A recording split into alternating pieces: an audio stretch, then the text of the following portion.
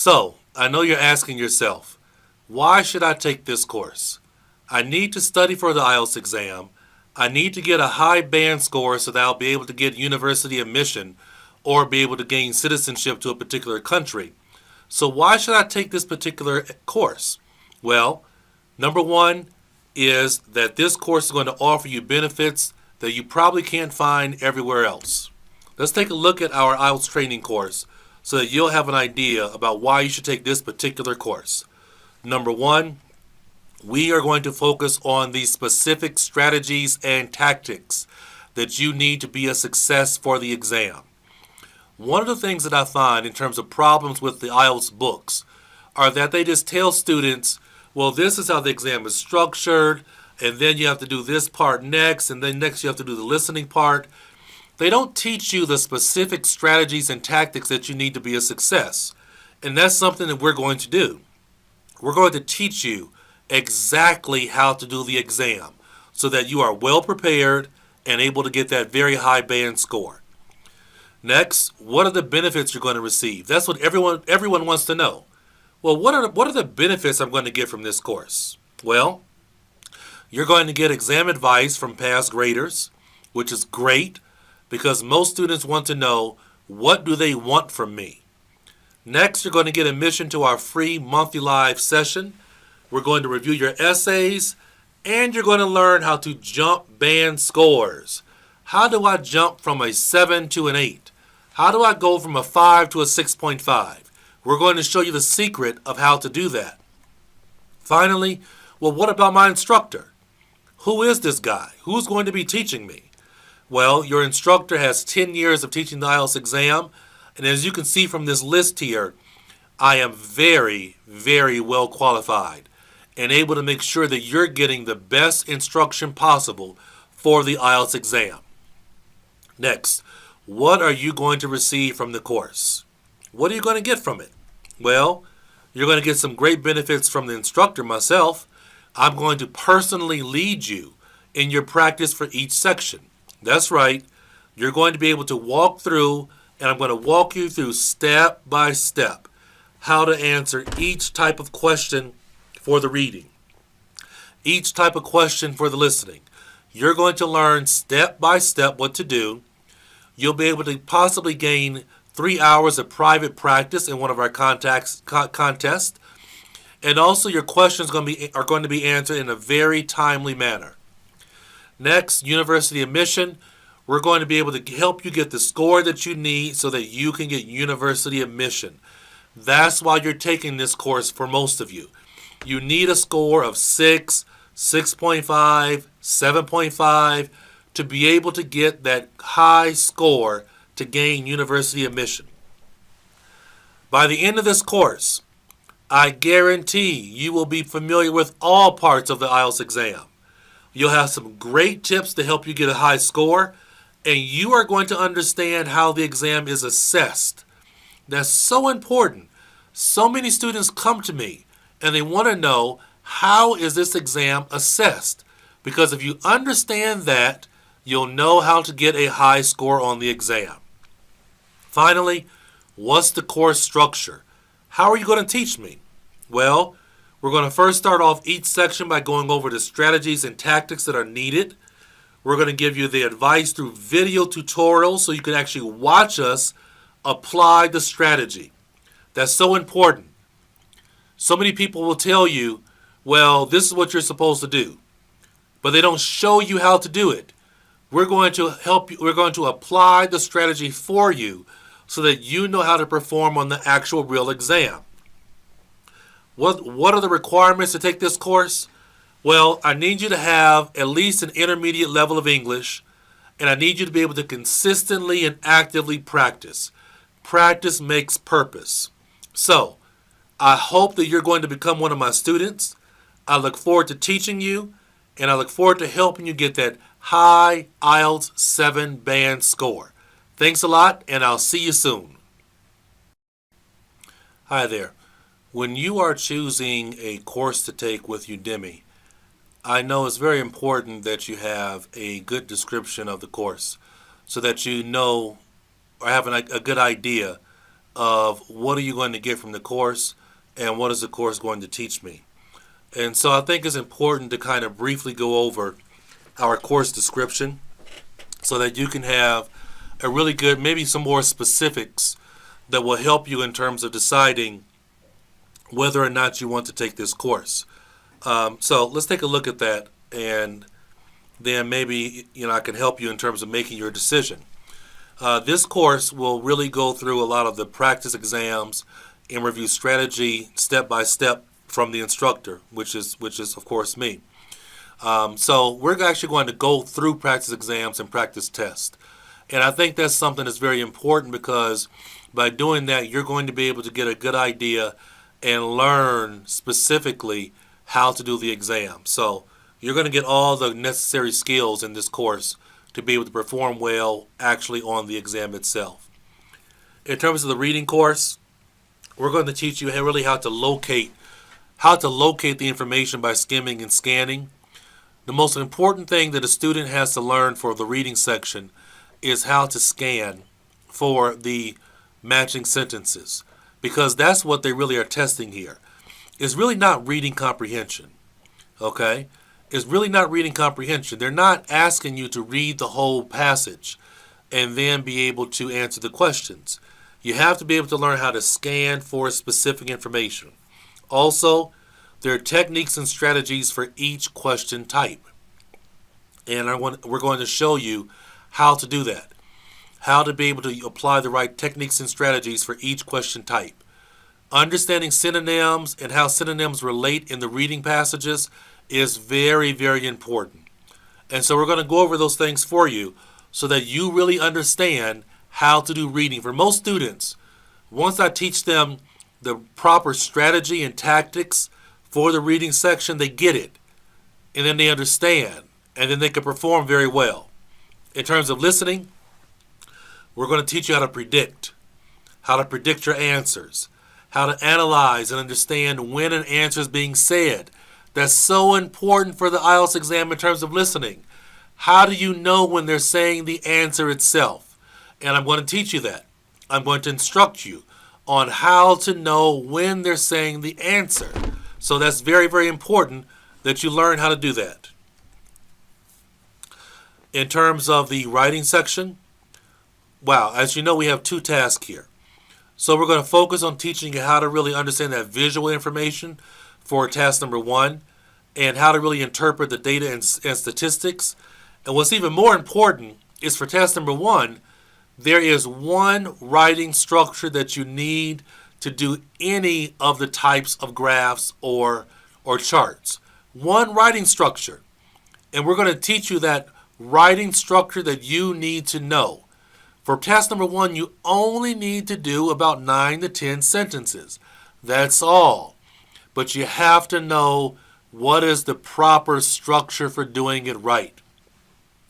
In terms of task number 2, we're going to be teaching you how to structure and organize the essay properly for the IELTS exam. Okay? Remember, it's a timed exam. And so we're teaching you how to properly organize an IELTS essay.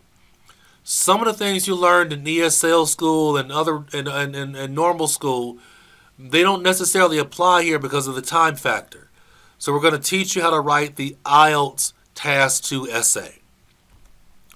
And finally, in terms of speaking, doing well on the speaking section is all about understanding what type of answer is the grader expecting from me. What type of answer are they expecting? You're not just sitting there answering questions.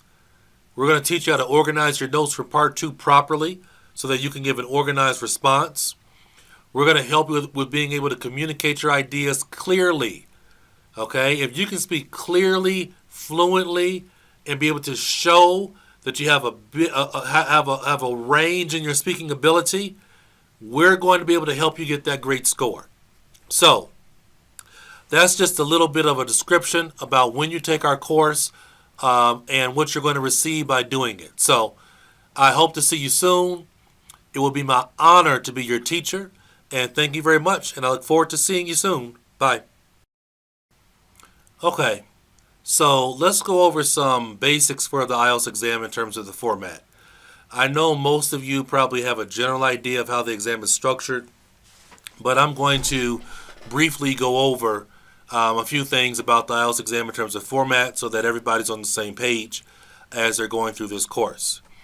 Number one, let's look at the format itself. Well, as you know, you do the reading first, then the listening and the writing, and your speaking is done separately. You're going to be able to get a score of 0 to 9 for each section of the exam.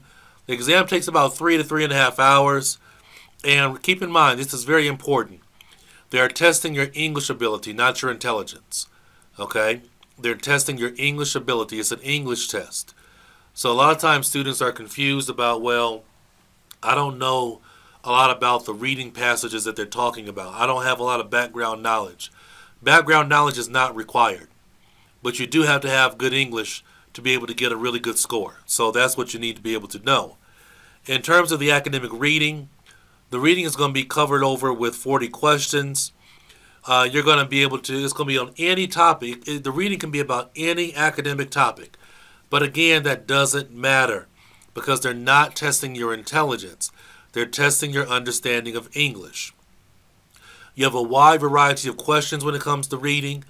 And also what's very important that you're going to learn for our reading section is that some of the questions go in order. Some of the questions don't go in order. And that's very important to know because then that gives you a good idea about which question set should be done first and which should be done last. So we're going to give you a lot of secrets for how to handle the reading section.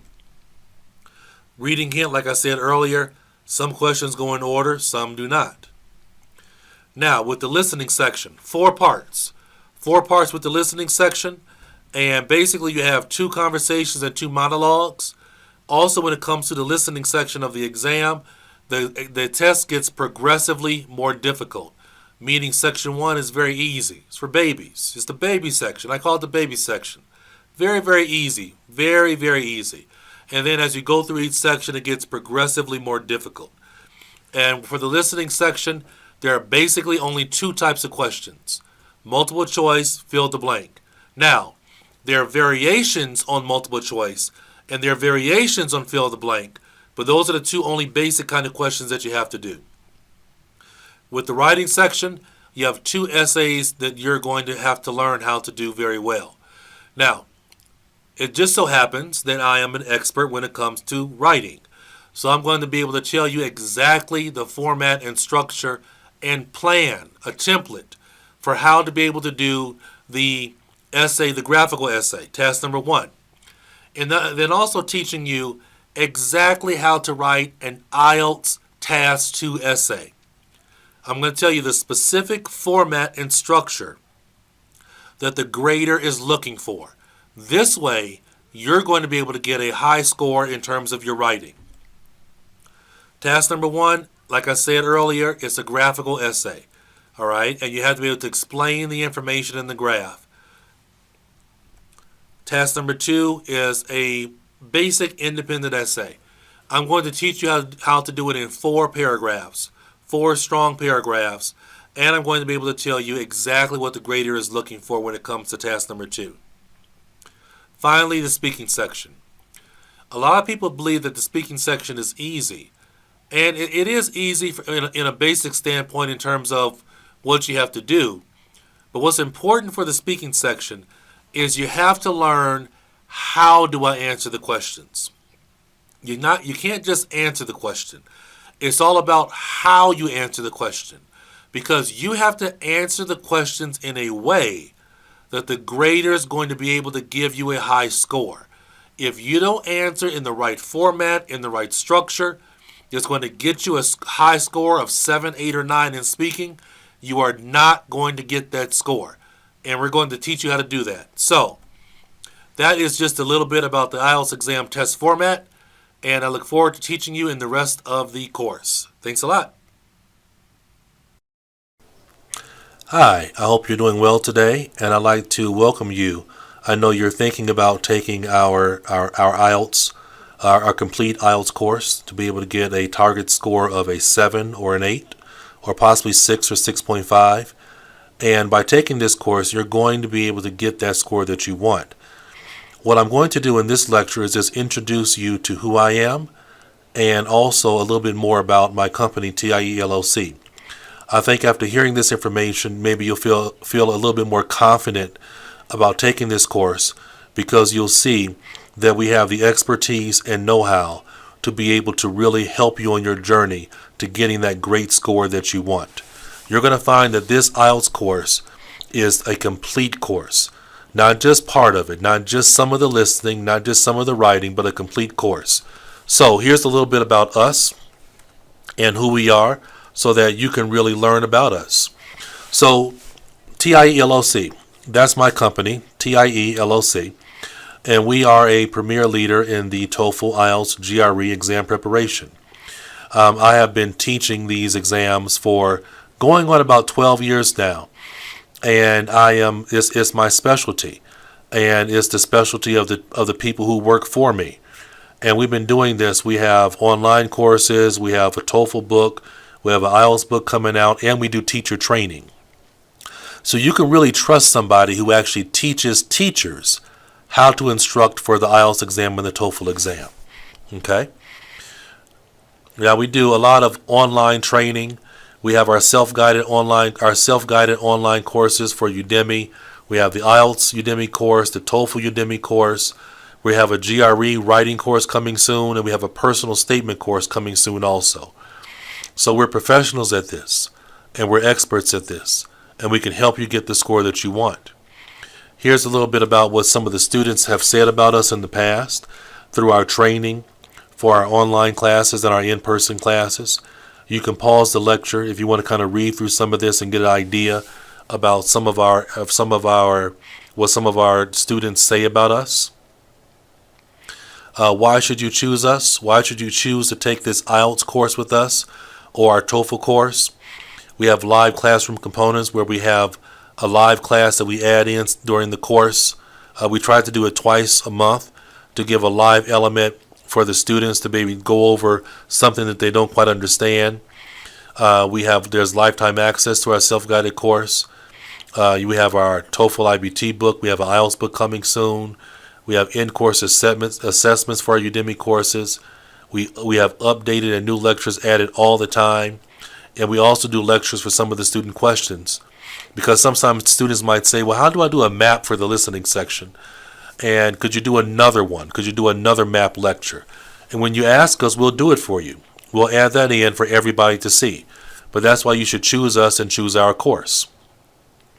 When you take our IELTS and TOEFL online courses, you're going to develop your speaking, reading, listening, writing skills. You're going to learn exam strategy and tactics.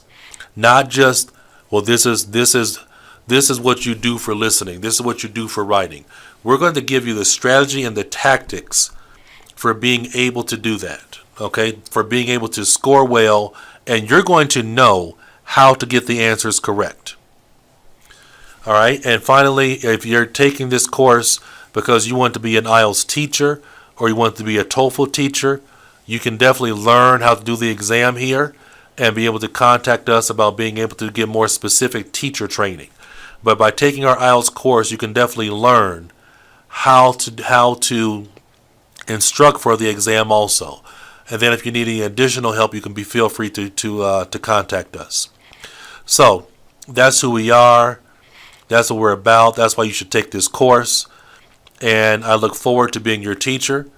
And if you have any questions, let me know. I'll talk to you soon. Thank you very much. Okay, so in our course that we have for you, the IELTS Complete course, where we're teaching you how to do the IELTS exam, we are big proponents. We really support using the Cambridge books for your practice material.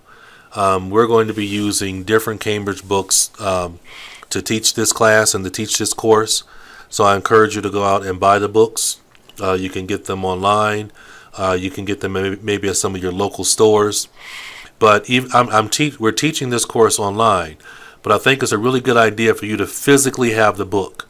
The reason why I say that you should physically have the book is because the IELTS exam is a paper-based test. And so when you're practicing, when you're doing your practice, right? You're going through our course and we're teaching you how to do it. We're explaining to you the best ways to do it. When you're going through our course, we want you to really, we're teaching you method, strategy, tactics, so you can get a really high score. But when you're practicing by yourself, you don't need to practice on a computer. You need to practice with paper, because the real exam is all about paper. So I tell students, as you're going through the course with me, and you're learning what to do, I think it's really good for you, IELTS Book 8, Book 9. I think it's really, really good for you to have the book with you, so that sometimes you can stop the lecture before I go through an example, and you can do it on your own. Okay, you can do it on your own, and then you can be able to then look at the lecture and see how I really explain the answers in terms of how you get the answers. Also, if you get your own books, you're going to be able to replay the audio again that I have. You can replay the tape again that I have, listen to it again, so you can really go through it slowly and listen to the things that I'm talking about in terms of answers and how to find answers. So there are a lot of really good benefits to your going through it. But the books that we really use are Cambridge books 7, 8, 9, and 10, and we use maybe a little bit of number 11 also. But I really think that you should get the books. I have all the books. I make all my students that I teach in person to have the books, so that we're doing things correctly and properly in terms of preparation for the exam. So again, get out there, get your books, have your physical copies of the books, so that you are able to really follow along with us. Play the audios over if you need to play them over, or you want to listen to them in a different kind of way, and you can have all the best practice materials. Because if you want to do well, you have to listen to the lectures that I give you and then go practice them. You can't just listen to my lectures, okay? In order for you to really get it, listen to my lectures, listen to the strategy that I teach, understand the strategy that I teach, and then go practice it, okay? Keep practicing it until you get it. If you have any difficulty in your practicing, if you have any challenges in your practicing, let me know what kind of questions you're having difficulty with. I'll be more than happy to kind of give additional video lessons on some of the problems that you guys have, so I can explain those problems for you. Okay, that I have no problem with that. I would love to do that for you. But I don't get paid by Cambridge. I'm not an employee of Cambridge. I just think that these are the best books, and that these are the books that you should get. And also, these are the books that we're using to teach this class. Okay? So let's get into the course. I'm ready to teach you how to get that score of 7 or 8 or even 9 for some of you if you have great English. So I'll talk to you soon, and it's been great.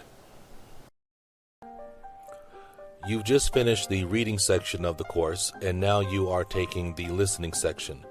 Our goal is to give you exactly what you've been looking for, which is knowing when the answer is being said during the exam. We're going to do this by teaching you all of our secret strategies that enable you to know when the answer is being said by the speaker. The listening section can be a little bit tricky and difficult for some students, but really, after you've taken the time to watch all the lectures in this section of the course, you'll realize that it's just a matter of technique and strategies. We're going to give you everything that you need to succeed on this section of the test. Good luck, and thank you for joining us.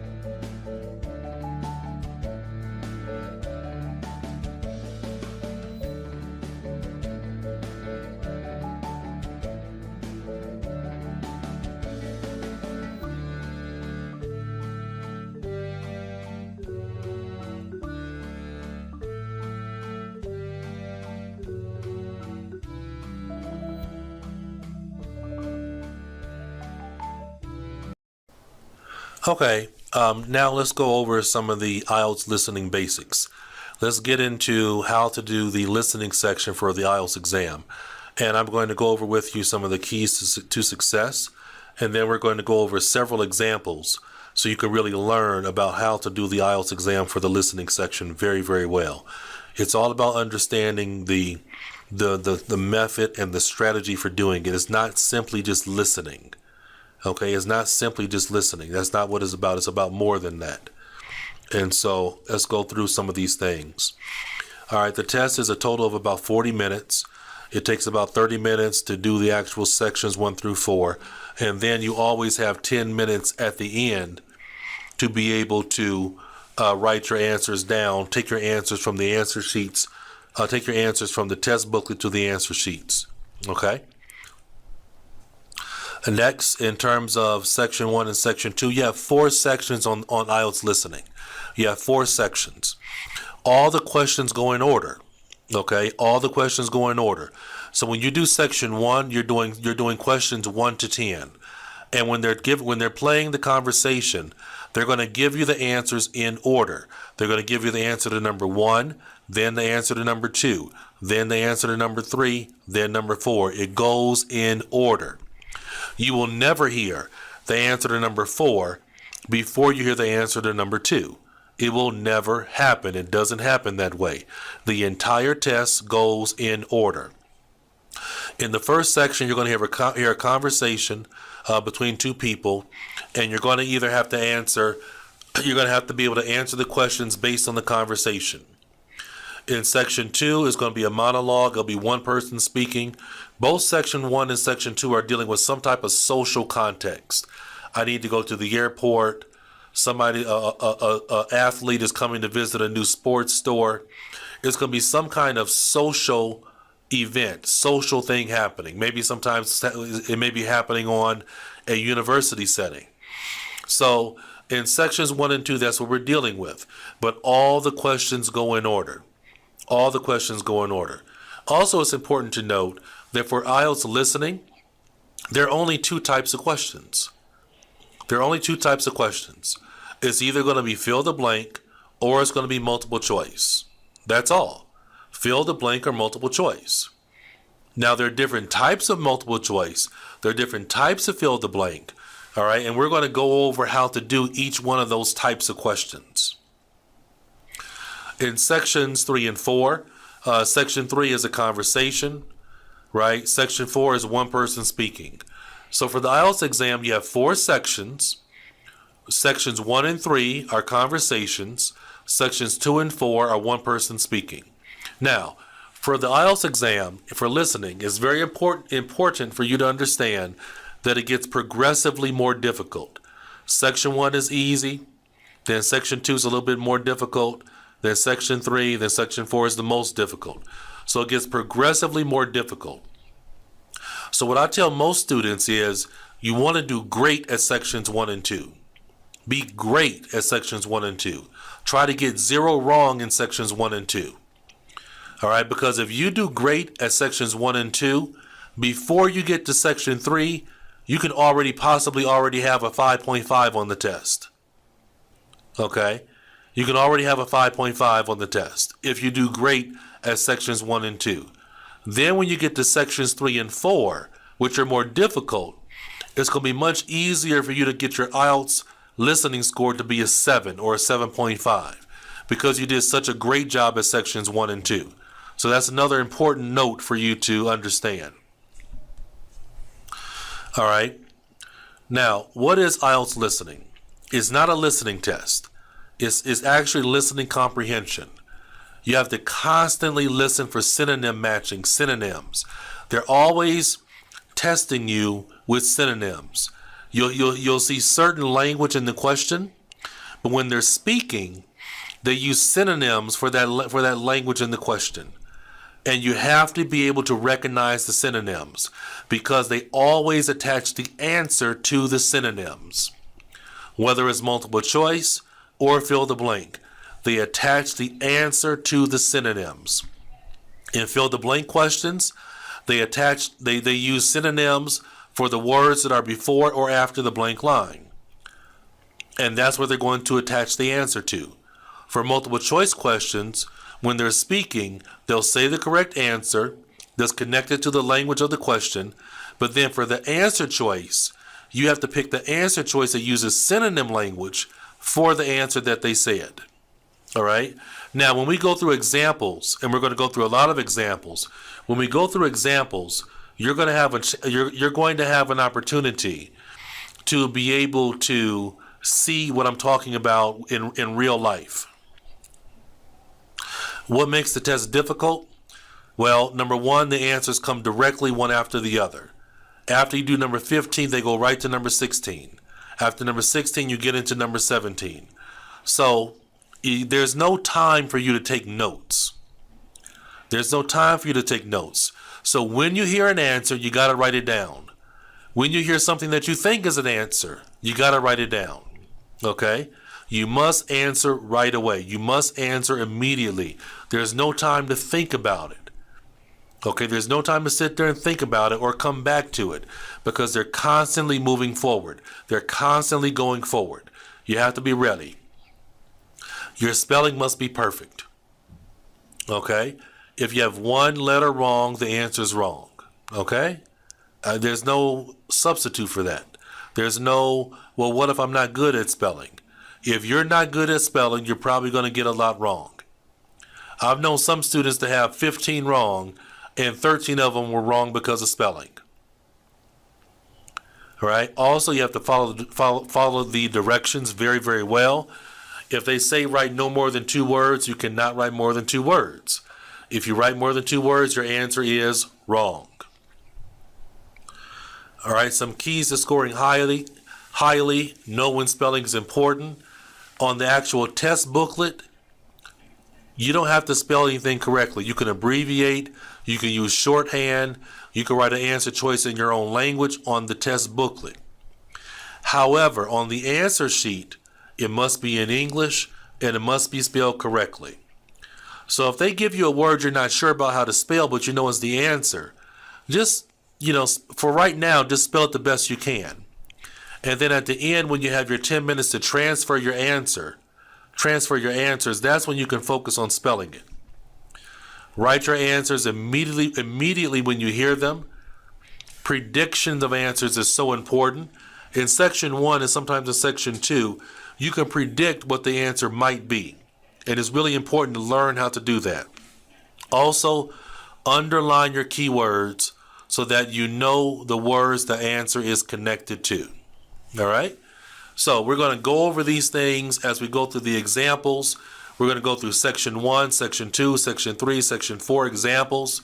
And you're really going to get a chance to really learn how to do the IELTS listening section with us. Okay? So thank you very much. And let's go forward on this journey to learning how to do IELTS listening. Thank you very much. Talk to you soon.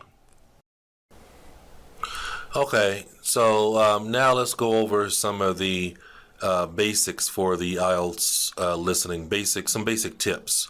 I'm not going to go over, there's a lot written here, and I'm not going to go over every single one of them. I'm going to highlight some of them. If you want to kind of take notes on some of the tips that you find are helpful, you can always just freeze or pause the lecture and look at the slide. You can pause the slide and look at it, and then you'll be able to kind of write down some of the tips. So I'm going to highlight some of the ones that I really like a lot that are helpful. One thing that's really important to do is you want to really use the time you have at the beginning of each section to be able to look over the answers. For example, what I mean by look over the questions, like at the beginning of section 1, they're going to give you, they always break it down. So like I said, there are 10 questions for each section. So in section 1, what they're going to do is they're going to split it in half, and they're going to first say something like, you now have some time to look at questions 1 to 5, right? And then they're going to stop the tape, and you have some time to look at questions 1 to 5. And then after that, they're going to play the tape, and you answer questions 1 through 5 while the conversation or the lecture is happening. And then after that, they stop the tape. They come back, then a voice comes back on, and the voice will say, you now have some time to look at questions 6 through 10. Okay? And they do that for section 1, section 2, and section 3. When it comes time for section number 4, it goes all the way through, directly from question 31 to question 40. There is no break. There is no do half and then stop and then do the next half. So when you have that time in the beginning to look at the questions, it's really important that you really look at the questions really, really well. Okay? You want to make sure you read the instructions very carefully so you don't make any simple mistakes. But actually know the form that your answer needs to take. Do you need to write a number, a letter, a word? And also what's really great is to be able to look at the questions and to be able to decide, what are you listening for? Well, I'm listening for somebody's name here. For number 4, I'm listening for a number. For number 3, I'm listening for them to say a color, right? So it's important to think about that. And also you want to think about synonyms and synonym language, especially for fill-the-blank questions and multiple choice questions, in fact. But you have to think about, well, what type of synonyms do I have to listen for here? So it's really important that you use those 30 seconds that you're given. Sometimes, maybe it's closer to 25 seconds, but that time that you're given to look over the questions before they start, you could really help yourself out a lot by doing that. All right. Now, while the listening is happening, right, while you're actually doing the listening, okay, keep in mind that your questions are going to follow the same sequence as the conversation. You want to make sure that you write something down. If you're not sure of what the answer is, put something down. Get something down on paper before you move on to the next question. Because if you don't get something down on paper, you're going to end up having a blank line there. And if it's a blank line, then it's wrong. Okay?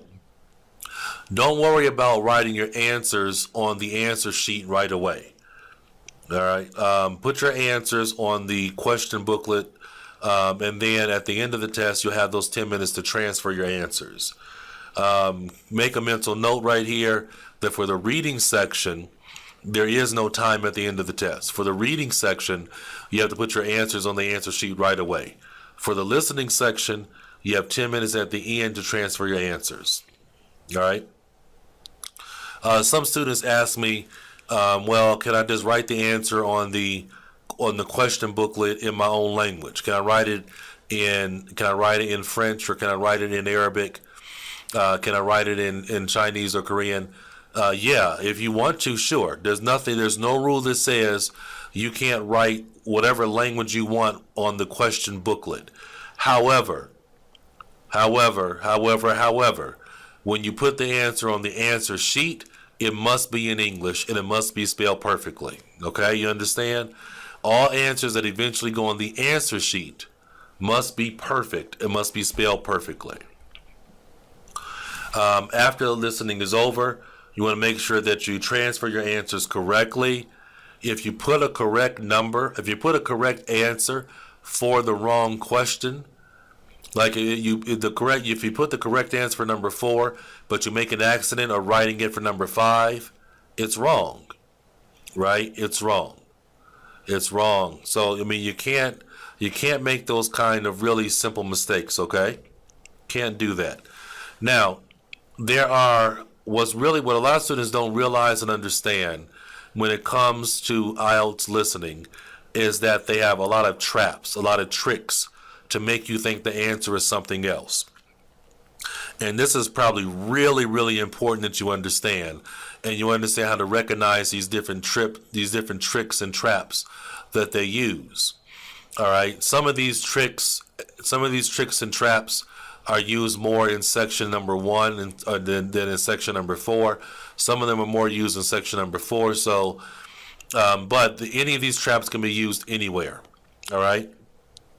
And what I'm going to do what I'm going to do as I'm going through the practice with you is I'm going to be helping you to understand how to recognize these traps and how to surpass them so that you can always get the right answer. All right, so here are our 8 standard traps that they use. Tricks, traps to make you get the wrong answer. One thing that they try to do on the IELTS exam is they try to trick you or fool you into believing that something else is the answer. All right? It's not just a straightforward listening test. They're trying to trick you. They're trying to fool you. They're trying to make you think the answer is something else. And I'm going to teach you how to not fall for the trick, fall for the trap. Oh, sentence reordering, synonym language, right? Self-correction is a trap. Delayed response, exact language is a trap. Giving multiple options is a trap. Something being positive or negative is a possible trap. So these are the things that you have to look out for or listen for when it comes to traps. And as we're going through the practice, I'm going to make a note to point out to you when these traps are happening, and so that you'll be able to learn how to recognize them. All right, here are some more tricks that they use to fool you, dealing with compound nouns, having you write words that have silent letters, which can be tricky, giving you words that are hard to spell, like definitely. Okay, so you should take some time and look through these tricks that they have here, because there is really important that you learn this. But these are some other kind of little tricks they do along the way.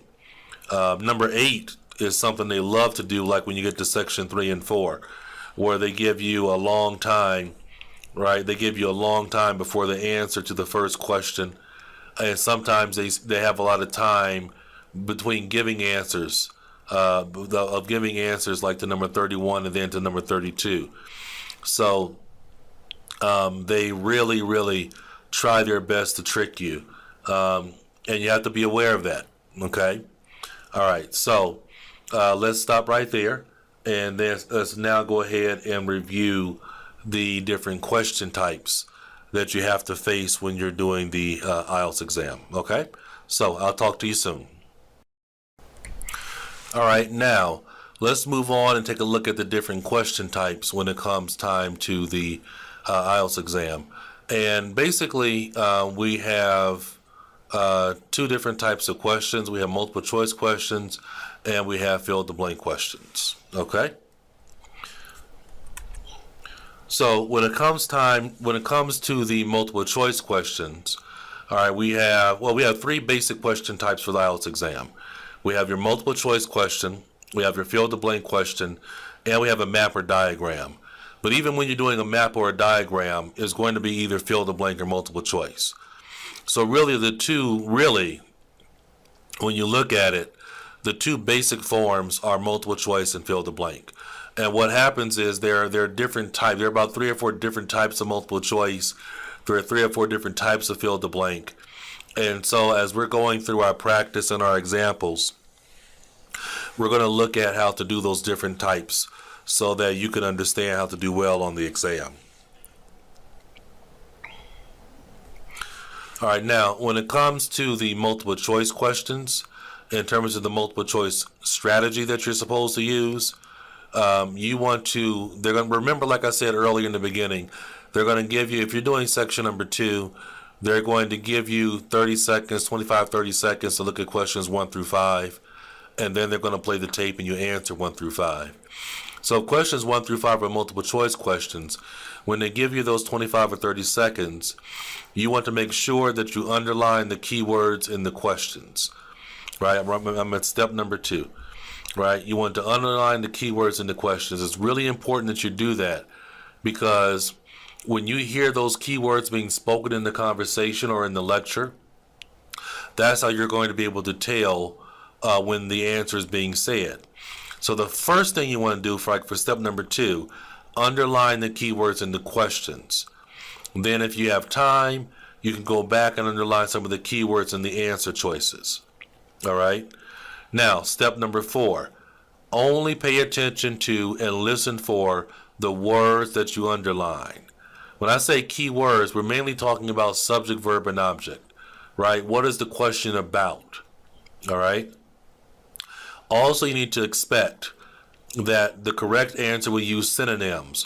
What they say in the conversation or what they say in the lecture, when you look at the possible answer choices, they're going to use synonyms. Okay, that is probably the main trick, or the main, not really trick or trap, but that's the main challenge they give you with a multiple choice question, is the language used to give the answer in the conversation or in the lecture. When you look at the correct possible answer choices, you have to look for synonym language for what was said. That's what makes it difficult. That's what makes it tricky for you. All right.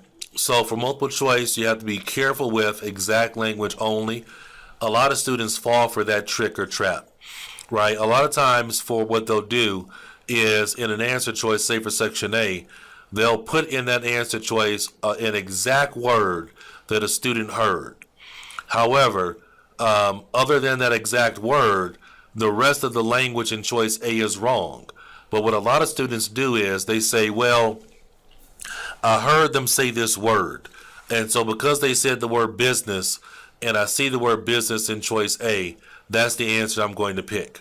And that's the wrong thing to do. That is the completely, utterly wrong thing to do, right? So another thing that they'll do in terms of with multiple choice tricks or traps, they might give you multiple possible answer choices. Like not really multiple possible answers. There's only going to be one answer, but they'll say all the answers. I guess that's the best way of saying it. Numbers 2 and 3 probably should be combined. They're going to say all the answers. Like you'll hear some of the information in choice A. You'll hear some of the information for choice B, some of the information for choice C. They'll put a lot of exact language in those different answer choices. But really what matters is which of the possible answer choices is the answer to the question being asked. Okay? That's what's important. That's what you have to be able to do. You're going to hear the language for all the possible answer choices. But which one of those is the given information for that question being asked? That's the best way I should probably say that. All right. So here is one type of our multiple choice question. Okay, and like it says, choose 2 letters, A through E. Which 2 facilities at the leisure club have recently been improved? Right. So which 2 facilities that you have to pick? You're listening to the conversation or the lecture, and you have to pick which 2 are being used here. So recently been improved. So, our first step is we're looking at the question, and we have to say, what's the key language I have to listen for? Well, I have to listen for recently been improved, because they're going to say all the possible answer choices. They're going to talk about the gym. They're going to talk about the tracks. They're going to talk about the indoor pool, the outdoor pool, the training for children. However, you have to listen for which of these possible answer choices, A, B, C, D, E, is connected to the language recently been improved. Now, how are they going to make it tricky for you? Well, they're not going to say the gym has recently been improved. They're going to use synonym language for saying that. So they might be talking in a conversation or a lecture, and they might say the gym has gotten some new upgrades. Okay. Well, new upgrades is synonym for recently been improved. That means gym is one of the answer choices. Okay? You get it? You have to listen for which answer choice is connected to the keyword language from the question. That's why when I said recognizing the keyword language from the question is so important, that's what I mean by that. You have to be able to recognize that so that you can get these answers correct. It's not just a straightforward listening test. There's strategy and there's tactics that you have to be able to use in order to do a great job. This is more of your standard type of multiple choice question, where they give you a question and they give you three possible answers, A, B, C. All right, so again, the strategy will be, what are the keywords in the question? Like in 21, we're talking about students, of course, but in the design competition, what do they have to do? Right, those are our key words. What do you have to do? Have to do for the design competition. Right? Okay. Now, like I said, when they give choices A, B, and C, they're going to talk about the information that's in all the answer choices. But which answer choice is connected to something you have to do for the design competition? Sometimes they'll talk about an answer choice as something that you don't have to do. So you have to be really careful. Okay? And it goes really, really fast. Right after they give the answer for number 21, they're going to jump down to number 22. But your process is, when they give you your time to prepare, first circle the keywords in each question, right? Circle the keywords in each question. Then you go back and maybe circle some of the keywords in the answer choices. But the keywords in the question are so important because when you hear them, then you'll know that the answer is being said. And then you have to be able to pick which answer choice uses synonym language for what they just said. And this is another type of multiple choice question.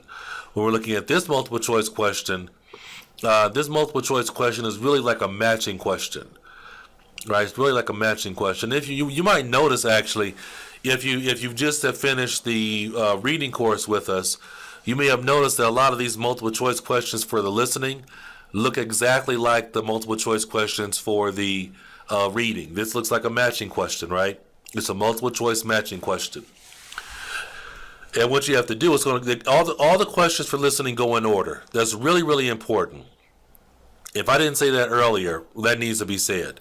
All the questions go in order. All the questions go in order. All the questions go in order.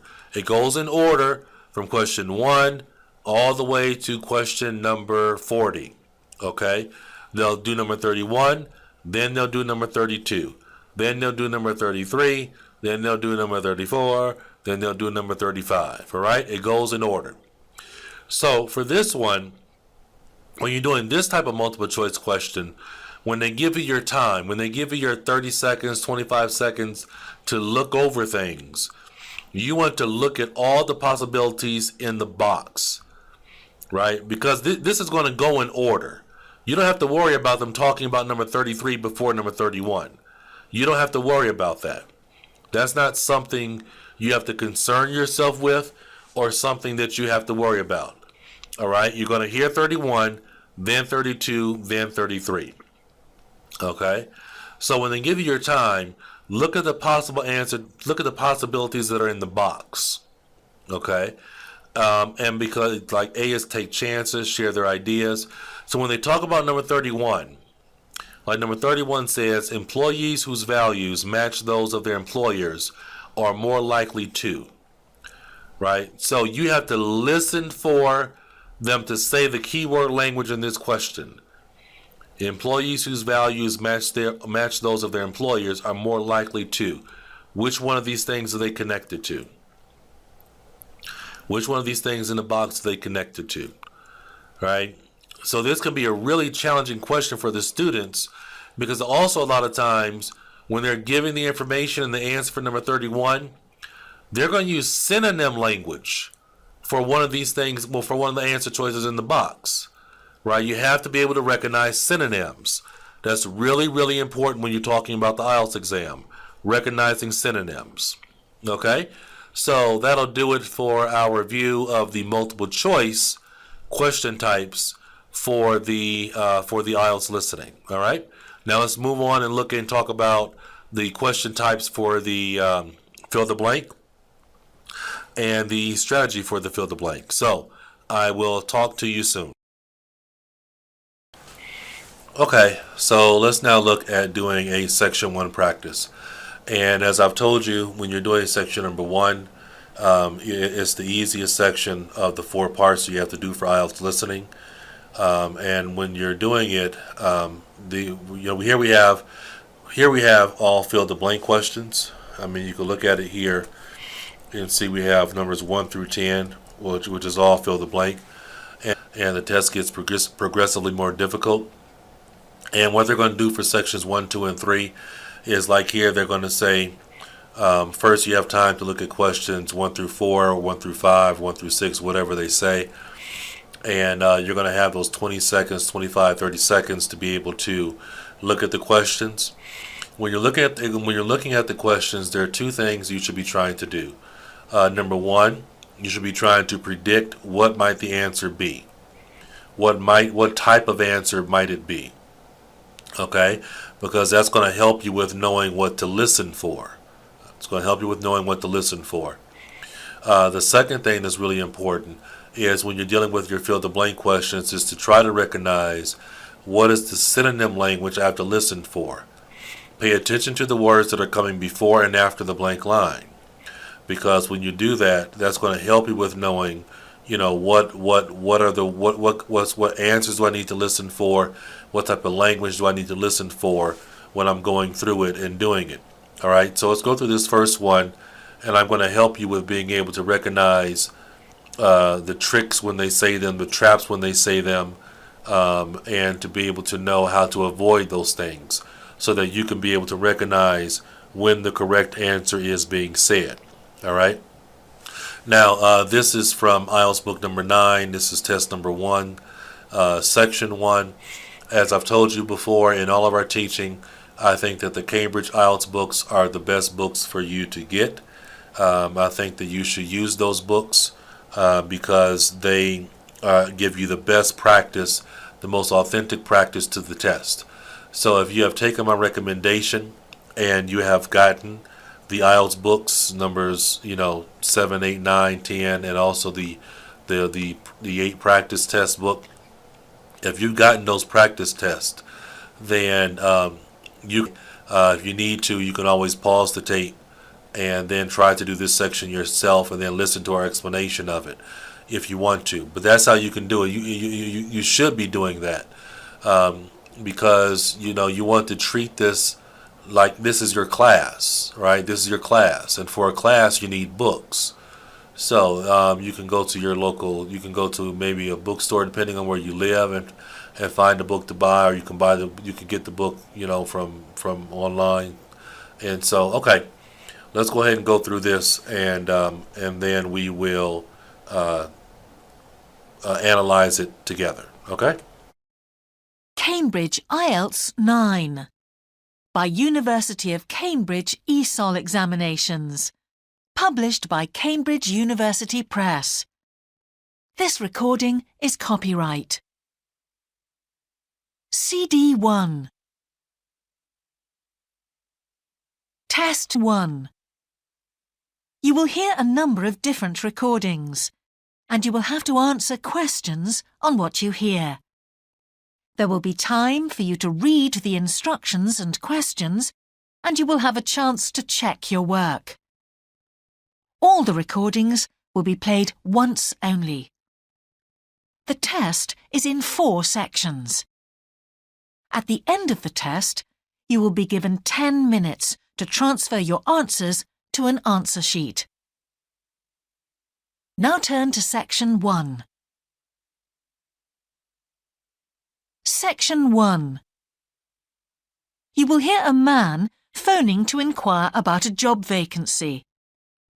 First, you have some time to look at questions 1 to 4. Okay, so there you have it. You see, they've told us that we have time to look at questions 1 to 4, right? We have time to look at questions 1 through 4. So when you look at number 1, right, you have to look and say, okay, well, we know number 1 is going to be a type of job, type of work. It says type of work. Accountant, dentist, lawyer. Kind of know what kind of answer am I listening for. All right, next you want to look at question number 1 and think about synonyms. Like when they're speaking, they may not say the word work. They may not say the word type. What are other kinds of words they might say? You have to listen for that, Because if you hear the synonyms, then you know that's when the answer is being said.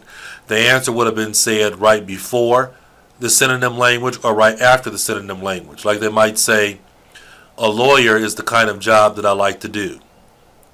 Right? There we have the word lawyer before the word kind or kind of job. Or they could say, the kind of job that I would like to do is as a lawyer. The keyword language, or for the answer to come after the keyword language. So that's really important to understand in terms of answer choices. It doesn't have to come in the exact same order that you see it on the page.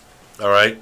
So you have to listen for the possible reordering of the language of the question, and also listen out for synonym language so that you're able to tell and know when the answer is being said. When are they telling me the answer? When are they saying the answer to me?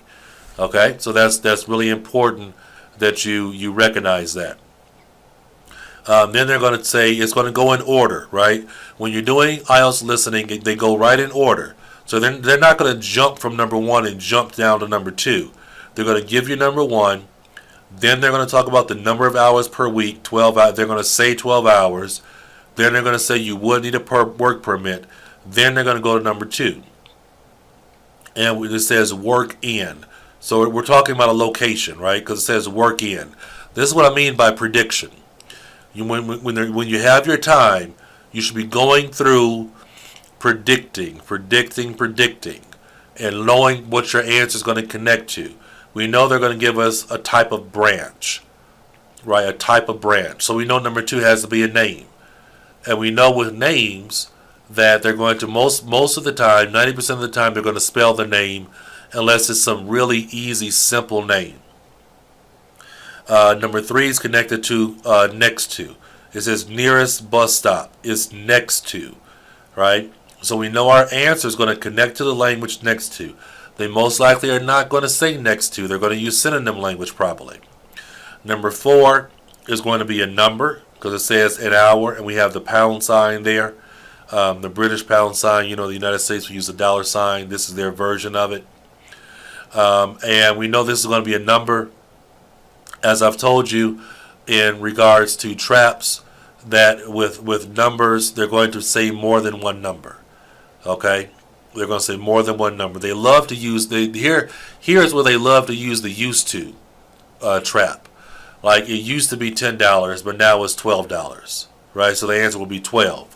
So yeah, it's important that you're able to recognize when these traps are being used on you so that you can avoid them and be able to go through it. Okay, so I'm going to now keep playing the tape, and you should listen carefully, and you can try to answer along with me, and then I'll go through it with you. All right, so they're giving you this time to look at the answers. If you're working along with us, you might want to have your paper mark numbers 1 through 10. If you have the book, you could just mark the actually still. You will see that there is an example that has been done for you. On this occasion only, the conversation relating to this will be played. Good evening, King's Restaurant. Good evening. I'm ringing about the job I understand you have vacant. Oh, yes. The job vacancy is at a restaurant, so a restaurant has been written in the space.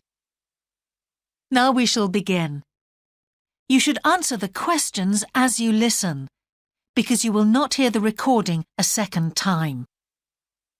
Listen carefully and answer questions 1 to 4.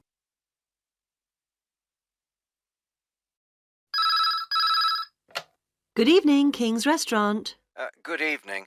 I'm ringing about the job I understand you have vacant. Oh, yes. I'd like to find out a few more details, if I may. Yes, of course. Can I take your name? It's Peter Chin. OK, Peter. Well, if you want to ask about the job, and then if we're both still interested, we could arrange for you to come for an interview. Great, thanks. I'm afraid I missed the advert for the job, but heard about it from a friend. That's no problem at all. What would you like to know? Well, what sort of work is it? Washing up? It's answering the phone. Oh, right, fine. And not waiting at table. That'd be good. And how many nights a week would it be? Well, we're really only busy at the weekend. So 2 nights? 3, actually, so it would work out at 12 hours a week. That'd be fine. It wouldn't interfere with my studies. Are you at the university? Yes, first-year physics student. Oh, right. Need a work permit? Yes, you would. Just get your tutor to sign it. That wouldn't be a problem if I were to get the job.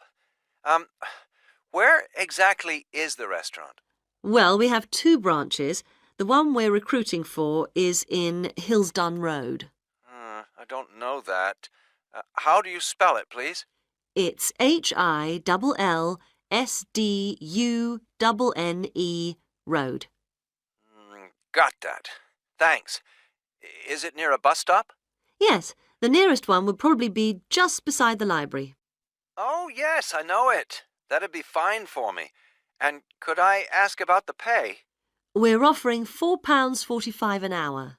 That's very good. My last job was £3.95 an hour.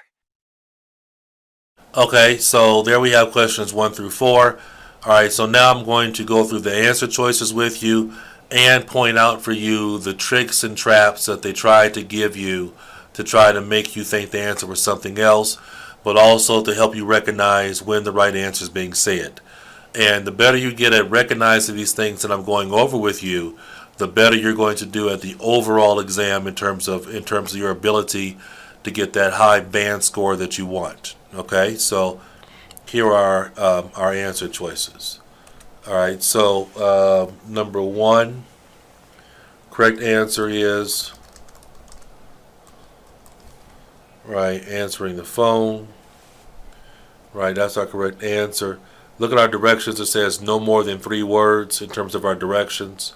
No more than 3 words and or a number. So if I'm writing answering the phone, that's okay. I can do that.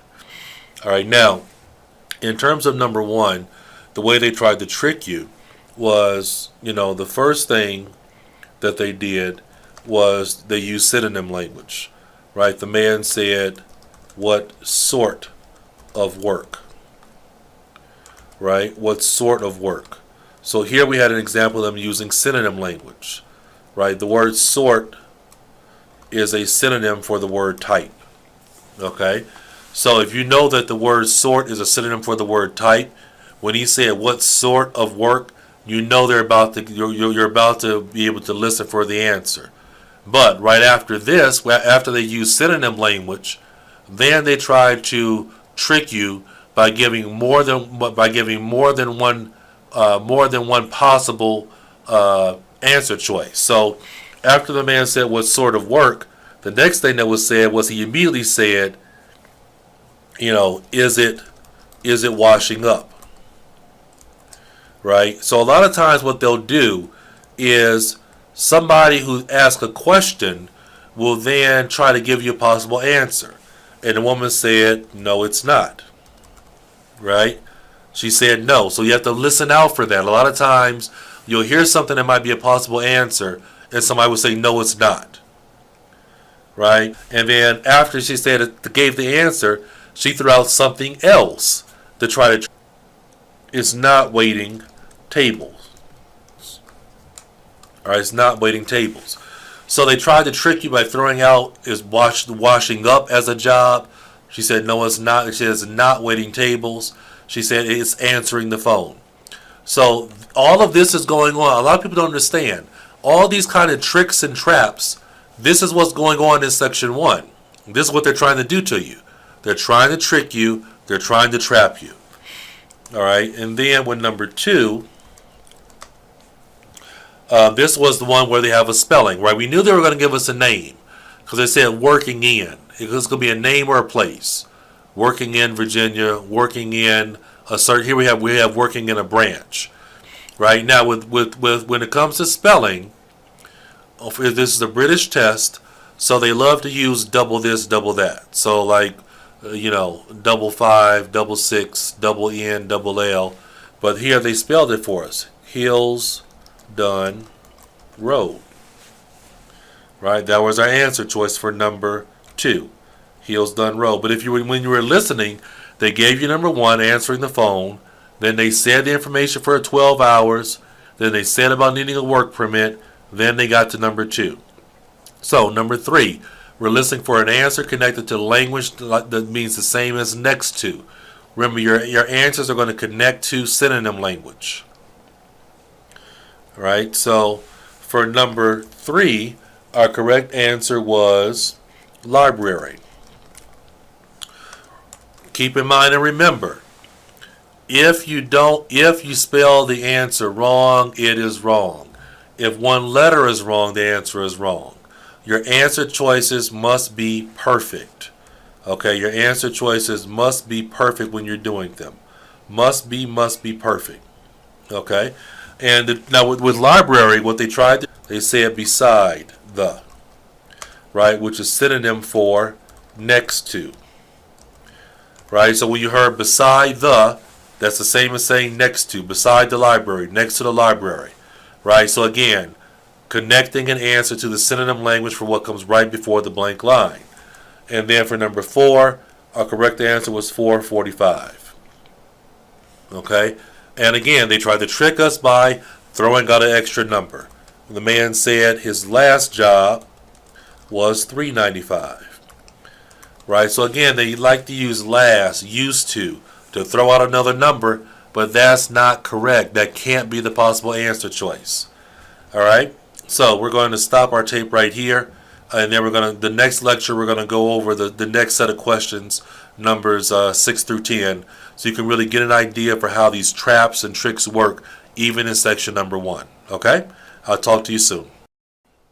Okay, so now we're still going through section number 1. This is test number 9, section number 1, and we're going through questions 5 through 10. Again, what they did was they stopped the tape, and now they're giving us time to look at questions 5 through 10. So we should be looking at what's the synonym language we have to listen for that's connected to the answer or the words right before the blank line, and also trying to predict what the answer is going to be. So we heard number 4 was 445. When they continue, they're first going to say extra benefits. They're going to say that. They're going to say extra benefits. Then they're going to say free dinner. Then they're going to give number 5. It says extra pay when you work on. Right? So we're listening for how do you get extra pay when you work on? Right? Number 6 is connected to transportation home. Okay? They're going to, after they give number 6, they're going to say quality. Listen for number 8 is going to connect to the language for ability. All right? Number 9, all right, it says interview arranged for. Number 9, we can predict that it's going to be a date because they give us a day, they give us a time. So we can predict that it's going to be a date. Okay, now, for dates, they're not going to spell it for you. They're not going to spell September. They're not going to spell November. Okay, you have to be able to spell your months. And you cannot abbreviate it. You cannot write SEPT for September. You cannot write 9 for September. Okay? You have to spell everything out 100% completely. You can never abbreviate. You cannot do that. All right? And now, then they're going to say bring the names of 2 referees.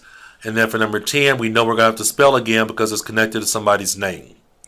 So let's go ahead. I'm going to play the tape. And we're going to write down the answers. And then like I did for the first 4, I'm going to try to point out for you and point out to you when they're saying things, when they're trying to trick you, how they're trying to trap you, how they're using synonym language to try to hide or disguise the answer choice. All right, so here we go. Now listen and answer questions 5 to 10.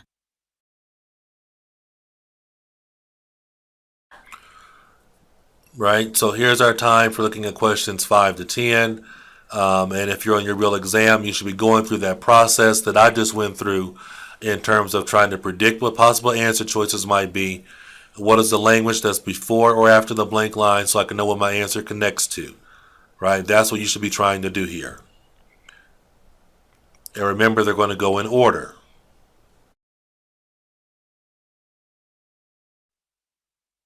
We feel it's pretty good, and we also offer some good fringe benefits. Really?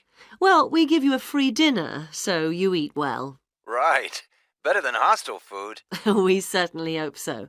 And we also offer extra pay for working on national holidays. Oh, that's a really good perk, isn't it? Yes, we think so. And then because of the difficulties of getting public transport, if you're working after 11 o'clock, we drive you home. Oh, that's good to know. Well, we'd certainly be interested in inviting you for an interview, if you're still interested. Oh, yes, certainly. Could I just also ask what qualities you're looking for? Well, for this particular job, we want a clear voice, which you obviously do have. Thanks. And you must be able to think quickly, you know. Well, I hope I... So, when could you come in for an interview? We're actually quite quiet tonight. Sorry, I couldn't come tonight. Or tomorrow, I'm afraid. Thursday's okay. That'd be 22nd of October? Fine. After 5 p.m.? Yes, fine. Would 6 o'clock be okay? Perfect. And could you bring along the names of 2 referees? Yes, that's fine. No problem. Good. I look forward to seeing you. Oh, by the way, who should I ask for? Oh, yes, of course. Sorry. My name is Samira Manuja. Can you spell that, please? Manuja. Okay. I've got that. Thanks very much. Look forward to seeing you later on then.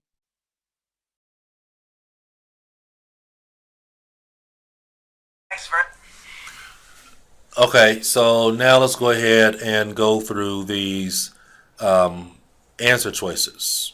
Okay, let's go through these answer choices. All right, so number 5, they started off by saying, do you have any fringe benefits, right?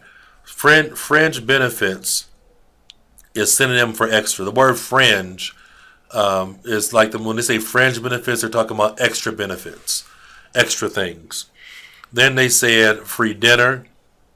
For number 5 was very straightforward. Because for number 5, she said, you get extra pay when you work on. She said the exact language for number 5. So number 5, it wasn't really about hearing the exact language. Number 5 was really a spelling test.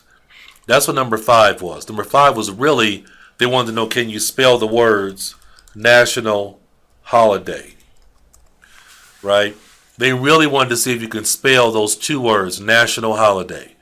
Right? That's what number 5 was about, because they gave you the exact language that ran up to number 5. Number 6, we heard about transport, right? They talked about transport, and she said when you work after 11, right? When you work after 11, and you could put also o'clock if you wanted to. That would be fine, because we could write 3 words as our answer after 11 o'clock, right? She said it. She said about when you work after 11, when you work after 11 o'clock, we give you transportation home. We'll drive you home, right? She said we'll drive you home. All right, but you have to work after 11. That's the answer for number 6. Number 7, remember, you see we're going in order. We're going directly in order. Number 7 and 8 are going to be connected. First they're going to give you 7, and then they're going to say and then they're going to give you number 8, and that's exactly what she did. That's exactly what she did here. For number 7, our answer that we should have written down was clear voice. Right, clear voice. There were no tricks or traps here. Right, she said you have to have a clear voice. So again, for number 7, just like number 5, they really are testing can you spell. Because they didn't try to trick you or hide the answer. Sometimes that's what they do. They give you an answer choice they think might be tricky for you to spell, and they want to see can you do it? Can you spell it? Okay. Number 8, the answer was think quickly.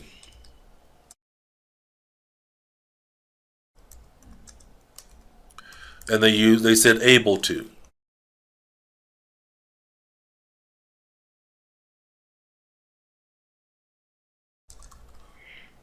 All right, able to is synonym for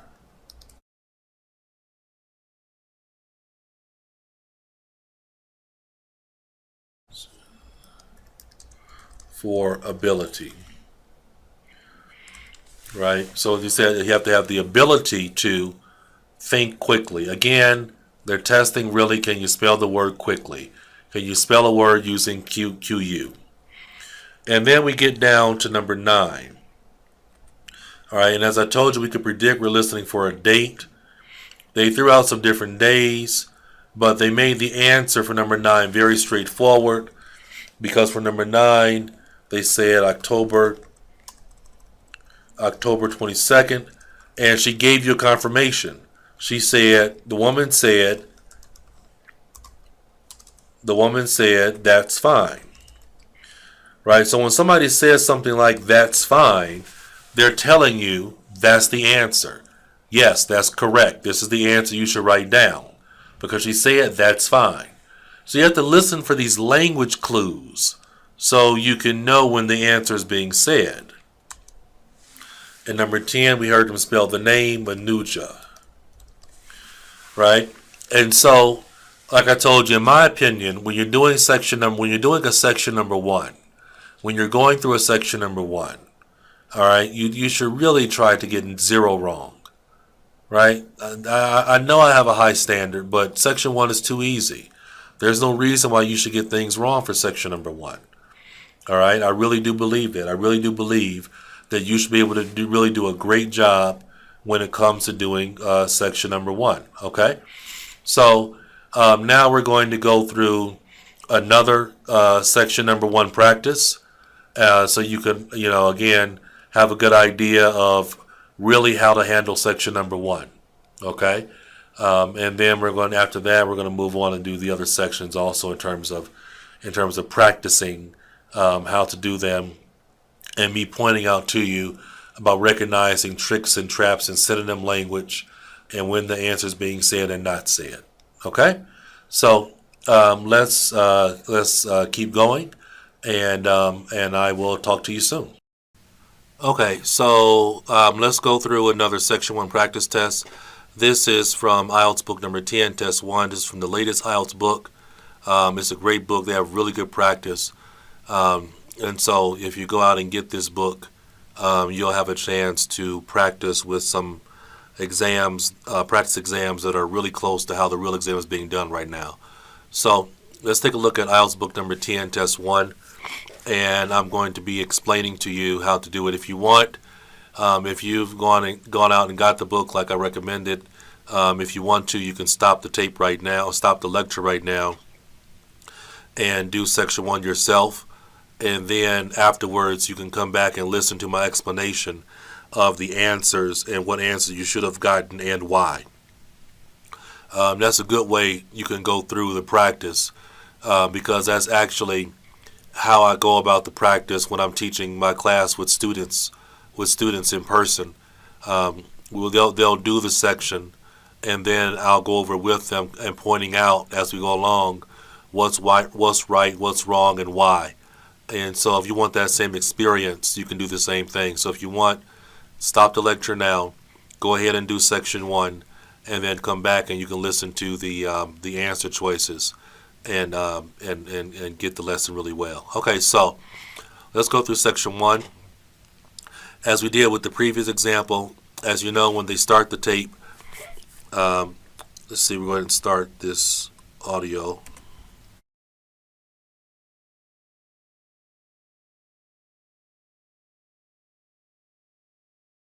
Cambridge English, IELTS 10, published by Cambridge University Press and Cambridge English Language Assessment, 2015. This recording is copyright. CD 1. Test 1. You will hear a number of different recordings, and you will have to answer questions on what you hear. There will be time for you to read the instructions and questions, and you will have a chance to check your work. All the recordings will be played once only. The test is in 4 sections. At the end of the test, you will be given 10 minutes to transfer your answers to an answer sheet. Now turn to Section 1. Section 1. You will hear a telephone conversation between a travel agent and a customer. First, you have some time to look at questions 1 to 6.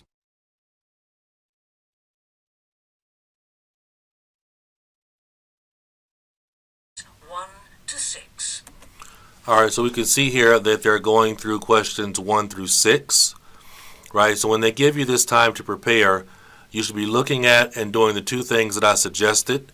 Number 1, predicting what the answers are going to be. And number 2, looking at the language that's before the blank line so you can listen out for that language and know when the answer is being said. Those are the two most important things that you have to be aware of. Also, as a side note, be aware of that many times for the question, the word order might not come in the same word order. And when they're giving you numbers, that they're going to very often give you more than one number. So when we're looking at this for number 1, we know it's going to be a name, right? Because it says 1 blank road. So they're going to most likely be spelling that name for you. You have to spell things exactly right. Then they're going to, everything goes in order, right? It goes in order from 1 to 10. It goes in order. You will never hear the answer to number 3 before you hear the answer to number 2. Doesn't work that way, okay? All right, so we'll hear the postcode, then we'll hear this phone number. Look at what the language of the question says so you know about the answer. Heard about the company from. So whatever this answer is, it has to be an answer connected to how somebody heard about the company. So just think about what might some of those possible answers be. Then they're going to say possible self-drive tours. Then they're going to talk about trip 1. You'll hear them say Los Angeles, right? It says customer wants to visit some parks with her children. Whatever this answer is, the key language that you should have circled on your answer sheet are visit some and the word parks. Parks and visit some. That's what should be outlined or circled on your answer sheet. Visit some and the word parks. Because whatever this answer is for number 3, it connects to that language. Okay? Now you have to be aware that you might have to listen out for synonyms. Number 4, it says Yosemite Park, customer wants to stay in a lodge, not a. Right? So keywords we're listening for is something about a lodge, but our answer connects to not. Right? Our answer connects to not. And so we have to listen for that language. Then they're going to say trip 2. Then it says customer wants to see the blank on the way to Cambria. All right? So whatever this answer is, right, is on the way to Cambria. Right? So that's our language you should have circled for number 5 is on the way to Cambria. See and on the way to Cambria. You're listening for an answer choice. We know it's a noun, right? Because it says see. See what? See a thing. All right? Then they're going to talk about Santa Monica. And then we're going to get down to number 6. And it's going to say at San Diego he wants to spend some time on. Right? What does he want to spend time on? All right, so listen out and try your best. And then we'll go through the answers together. And I'll point out for you what's wrong and right. Okay? So let's go back and let's get started with the audio. And right now he's giving the time for looking at the answers, but I just went through that with you so that you can, I really wanted to explain to you how to really spot keyword language and how to recognize the language that you need to listen out for that's connected to the answers. And that's what's going to really help you do a great job.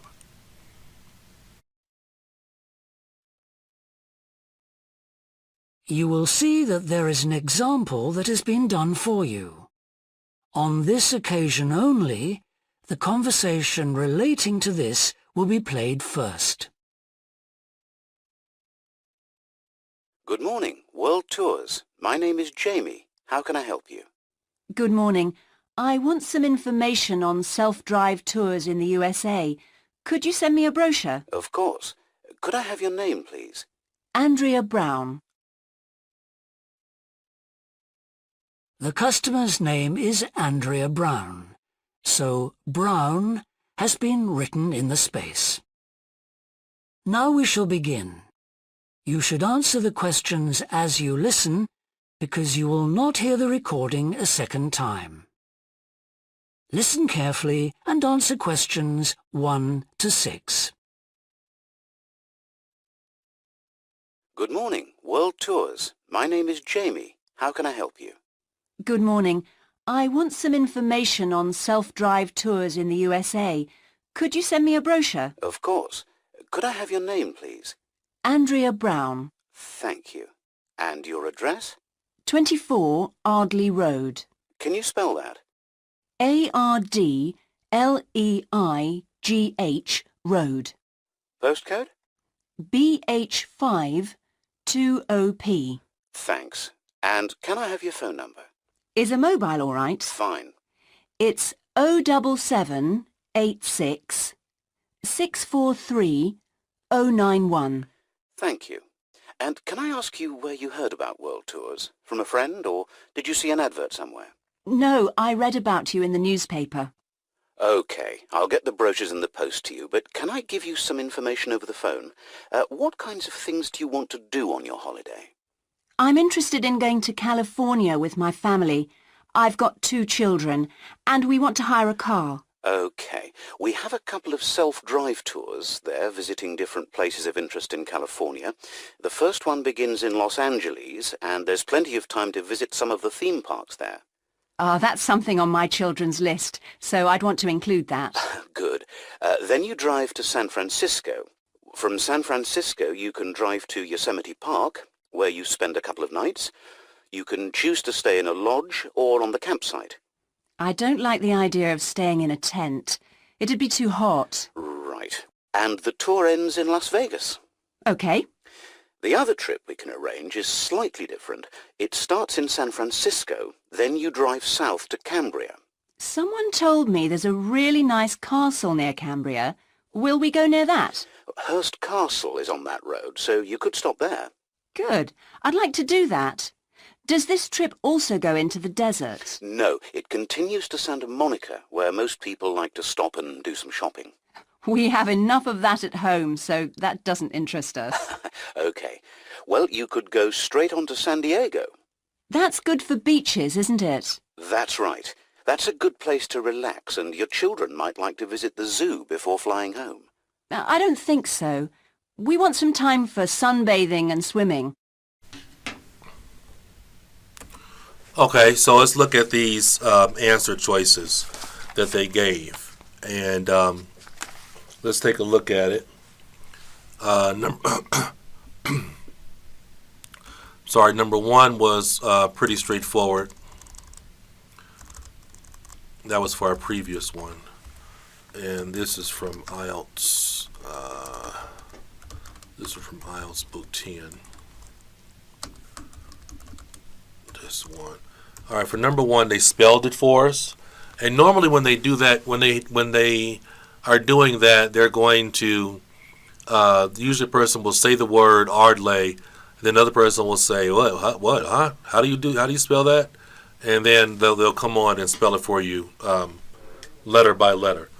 So A-R-D, capital, A-R-D, L-E-I-G-H. Number two, heard about company from. Right, number 2 was really straightforward. Number 2, the answer was newspaper. Right, and the guy said, where did you hear about us? Right, and then if you notice, what he did was he made some suggestions of possibilities. So that's what they do sometimes. Right? That's what they do sometimes. I'll play it again so you can kind of hear what I'm talking about. Ardleigh Road. Postcode?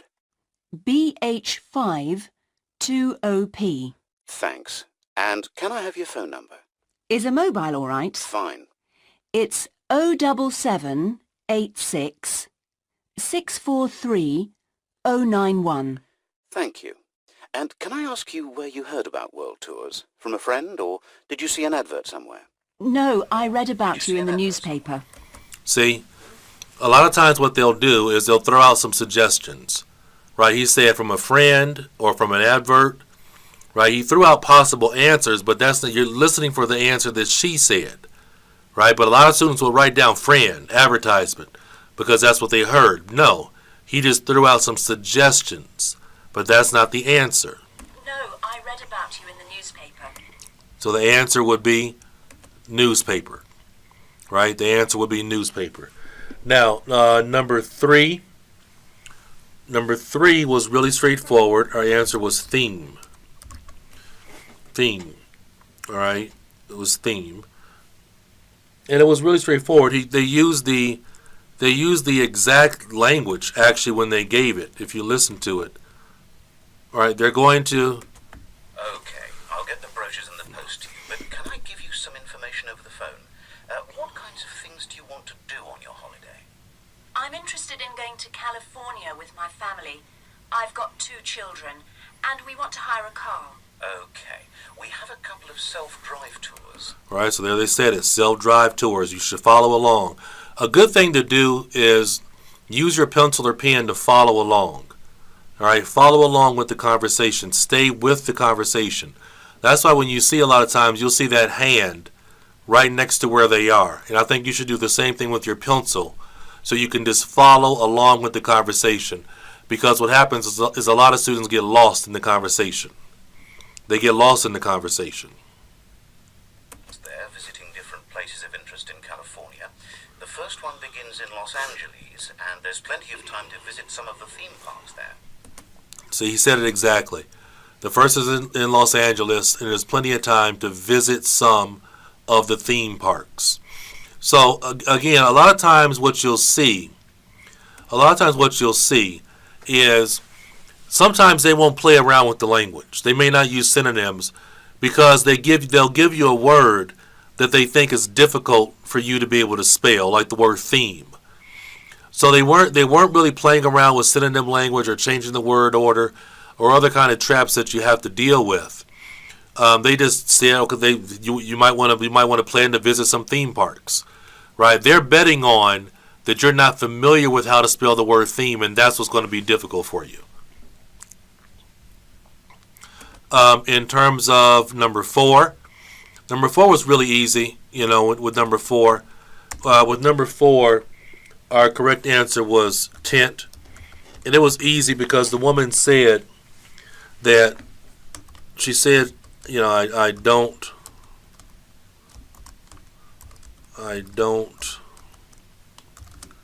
like a tent, right? Something like that. She said, I don't like a tent, right? Don't is synonym for not, and so what the language, what came directly after a word was the word tent. Again, with number 4, they tried to trick you and fool around. They tried to trick you and fool around by giving you some extra answers that you might not want to pick. Number 5 was castle. C-E-S-T-L-E. She said, let me move this down some. She said, will we go near? That was synonym for saying, is it on the way to? Right? Will we go near a castle? It's the same as saying that there's a castle on the way to. So that was our synonym language that we had to recognize there. That was our synonym language we had to recognize. And then for number 6, right, it said they want to spend some time on the, and you should have picked for number 6 the answer of beach. On the way to the beach. Okay. That's something on my children's list, so I'd want to include that. Good. Then you drive to San Francisco. From San Francisco, you can drive to Yosemite Park, where you spend a couple of nights. You can choose to stay in a lodge or on the campsite. I don't like the idea of... See, they gave answers. Lodge, campsite. Staying in a tent. I don't like the idea of staying in a tent. So the answer would be tent. It'd be too hot. Right. And the tour ends in Las Vegas. Okay. The other trip we can arrange is slightly different. It starts in San Francisco, then you drive south to Cambria. Someone told me there's a really nice castle near Cambria. Will we go near that? Hearst Castle. Right. So she said, there's a really nice castle. Will we go near that? Right. So a lot of times, another thing you want to be aware of sometimes is what they'll do is they'll use reference pronouns like this, that, these, and those. Like she said, there's a really nice castle. Will we go near that? Right? So that is a reference pronoun for the word castle. You see how that works sometimes. You have to pay attention to your reference pronouns because very often what will happen is they will use a reference pronoun to refer back to what the answer was that was just said. Okay? So just be aware of that also. All right, so we're going to go on to the next lecture, and we are going to focus on questions 7, 8, 9, and 10. If you see me checking the clock sometimes, it's because we have to make sure that we restrict each lecture to under 20 minutes, and so that's why we're doing it in different parts, because we have to make sure we're under that 20-minute mark. So, at any rate, take care. Talk to you soon. Listen out for the next lecture for questions 7, 8, 9, and 10. Okay, so when we look at questions 7 through 10, we can see that we're dealing with a table. All right, so now a table is, you treat a table exactly like like fill-the-blank questions. That's what they are. So the same rules apply for all fill-the-blank questions. We want to pay attention to the language as before and after the blank line, because that's what our answer will connect to. When you're doing a table, it goes in order. They're going to first talk about trip number 1, right? Then they're going to go and talk about 12 days. Then they're going to talk about distance and to give you number 7, which is going to be a number because it's connected to kilometers. Then they're going to say 525. Then they're going to go into what's included. They're going to say accommodation. Then they're going to talk about the car. And then number 8 is connected to the word one something, right? Now, keep in mind, they may not say the word some, right? They may use a synonym of the word some. So what are some synonyms of some? Single, right? You can use just, right? So just think about a. Think about synonyms for the word one. Then after that, they're going to go and talk about trip 2. Trip 2, then you're going to hear something about 9 days, and then you're going to hear something about, they're going to say 980 kilometers, you're going to hear that, and then they're going to give you price. It's going to be pounds, it's going to be connected to a number. Keep in mind, when they give you numbers, they most likely are going to say more than one number to try to trick you into putting down a wrong answer choice. And then they're going to move on to what's included. They'll say accommodation, they'll say car, and after they say car, listen for number 10, right? Number 10 has to be something that's included with the trip, right? It has to be something included with the trip. They're going to say accommodation, they're going to say car, and then for number 10, they're going to tell you something else that's included for a trip. So a lot of times, looking at the category names at the top can really help with giving you a good idea of what kind of answers to listen for. And keep in mind that your spelling must be perfect. Okay, your spelling must be perfect. So I'm going to go ahead and play the tape, and then we'll go through these questions. I'll go through these questions.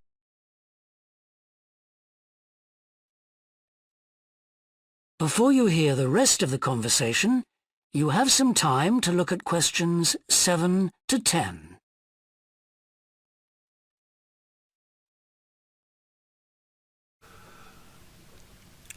All right, and so we're about to answer questions 7 through 10. And as I've told you before, it's so important that you understand all the questions for the IELTS go in order. So you're then number 9, then number 10.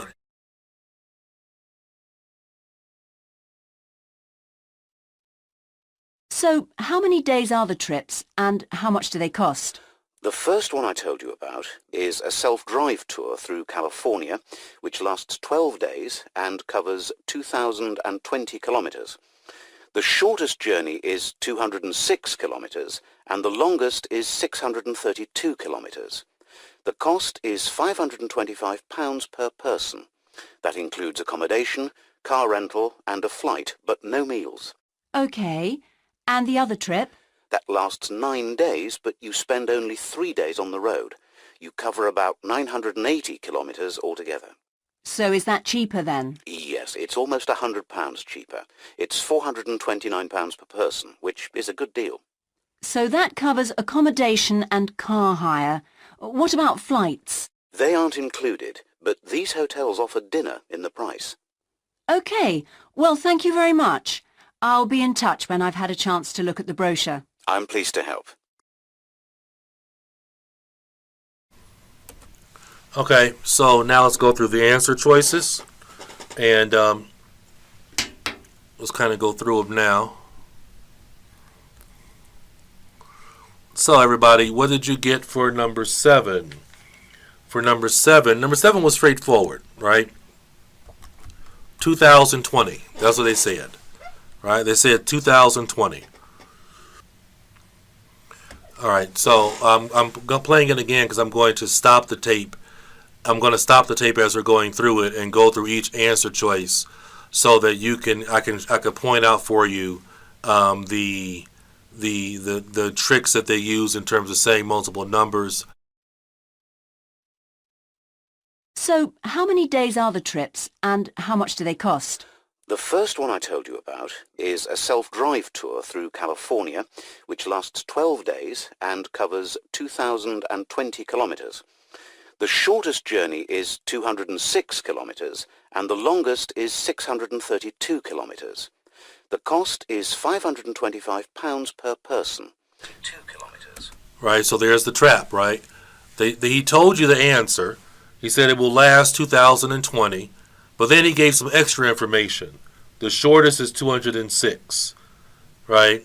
So I mean, you have to pay attention, because they're going to do that. They love to do that. They love to throw out extra numbers.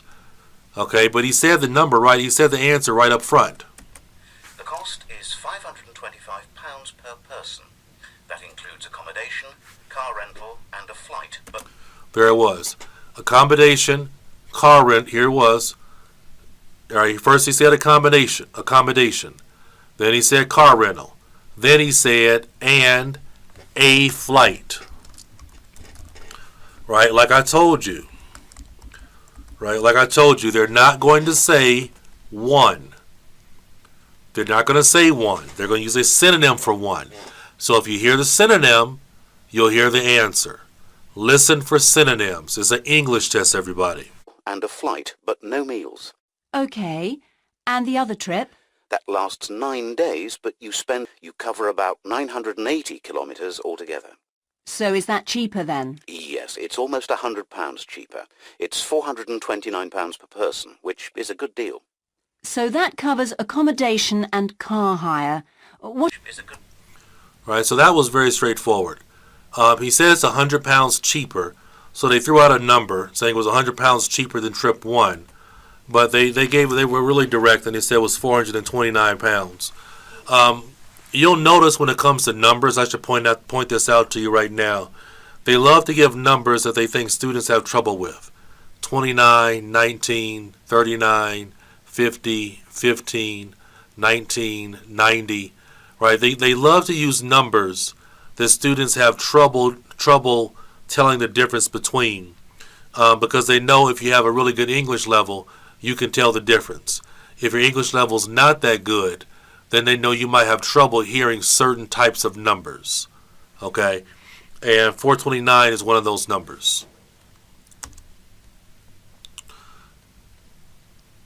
And then our last one, again, you're going to hear them say accommodation, and listen, we'll hear the trap again, or the trick. Here we have the trick of saying something, making a suggestion that's not the answer, and then them giving the answer. They love to do that kind of little trick. Hey, this is a suggestion. This might be the answer.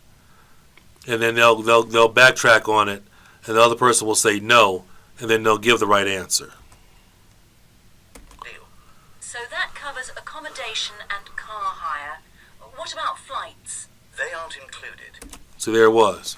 She said it covers accommodation, car, and then she said, what about flights? He said not included. But these hotels offer dinner in the price. But they offer dinner. Okay, so the answer you will put down on paper is dinner. Okay? All right, so that gives you a good idea of how it works in section 1 with tricks and traps in terms of your being able to understand what to do and how to do it. Okay? All right, so we'll move forward and I'll talk to you soon. Okay, so let's go through another test 1, section 1. This is from IELTS book number 8, and it's test number 1 from IELTS book number 8. Now, one thing you'll notice in this one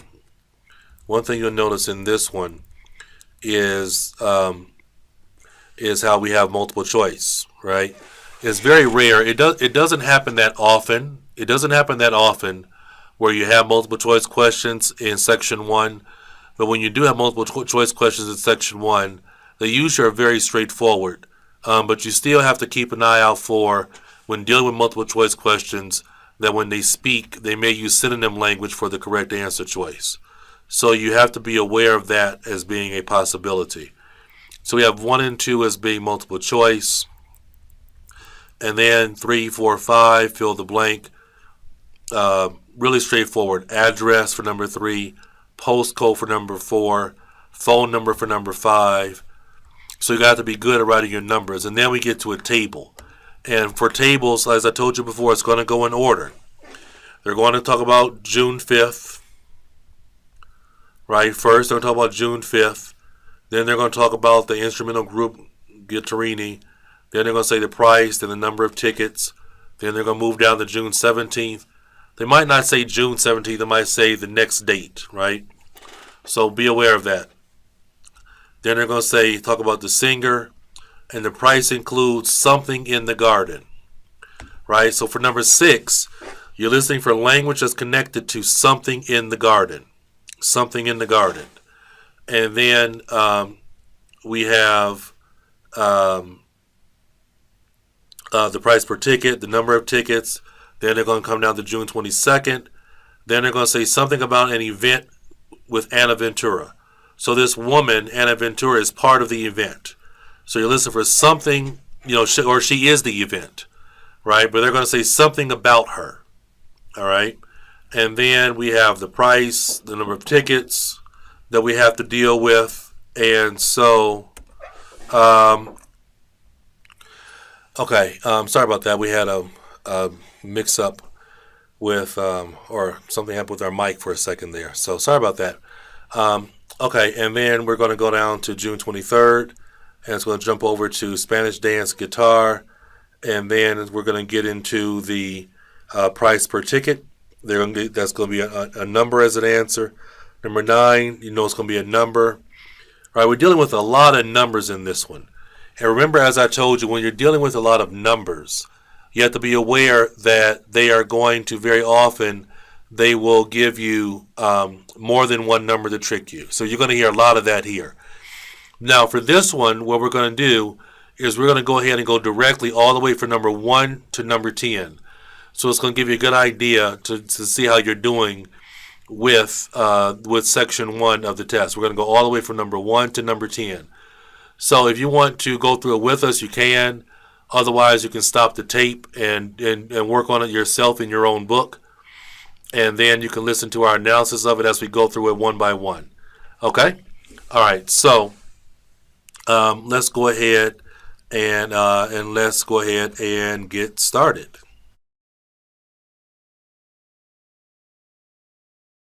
Cambridge IELTS 8 by University of Cambridge ESOL Examinations, published by Cambridge University Press.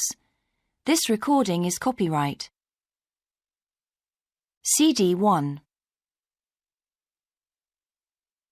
Test 1. You will hear a number of different recordings, and you will have to answer questions on what you hear. There will be time for you to read the instructions and questions, and you will have a chance to check your work. All the recordings will be played once only. The test is in 4 sections.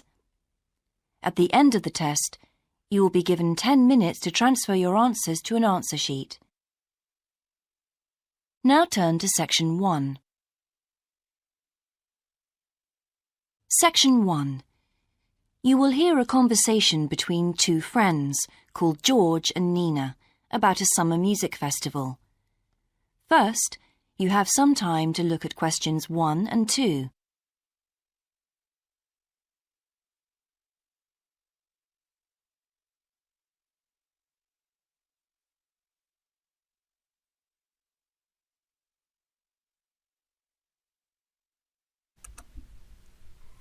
All right, so you see they're going to go through they're going to do 1 and 2 first. Here, they're doing 1 and 2 first. And then they're going to give you another pause and then do 3 through 10. So it's not always divided up evenly, like first look at 1 through 5, then 6 through 10.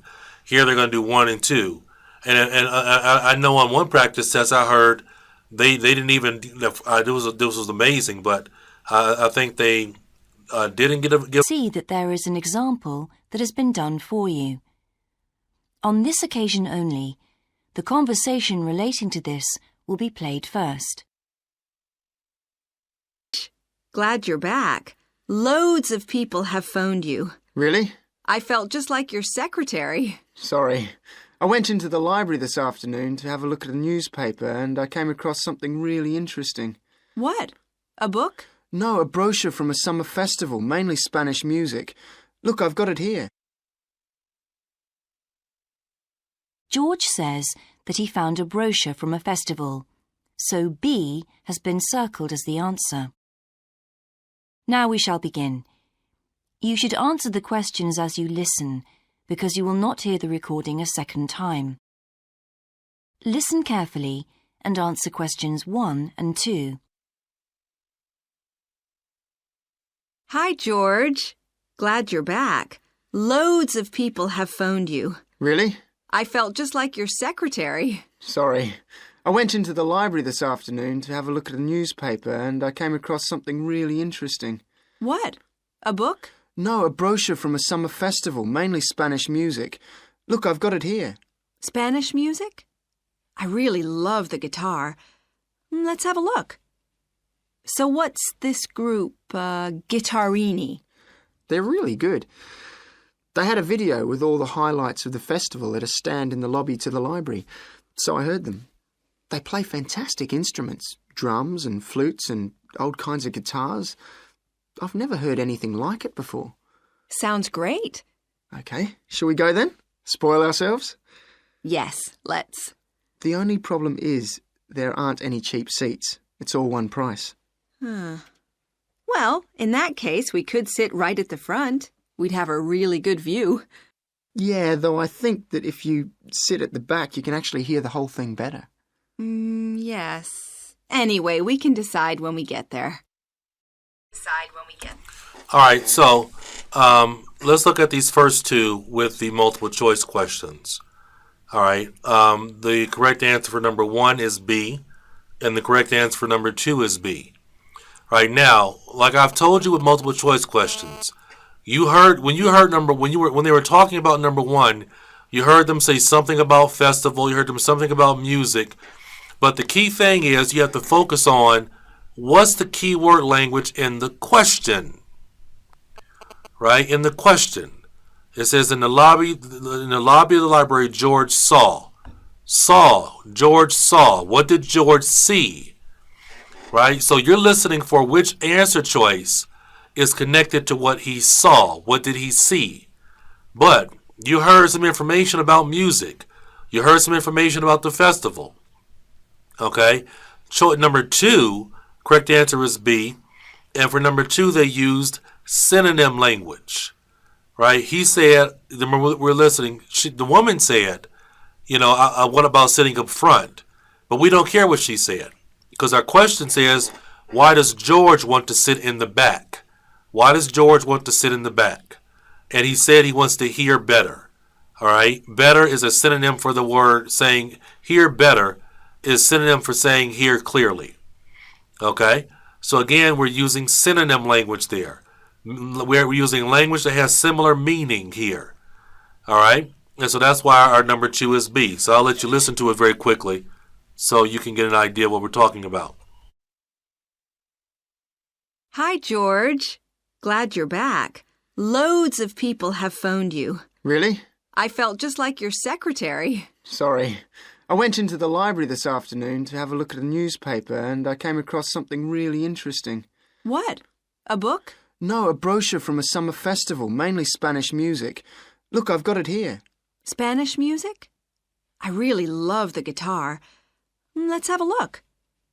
So what's this group, Guittarini?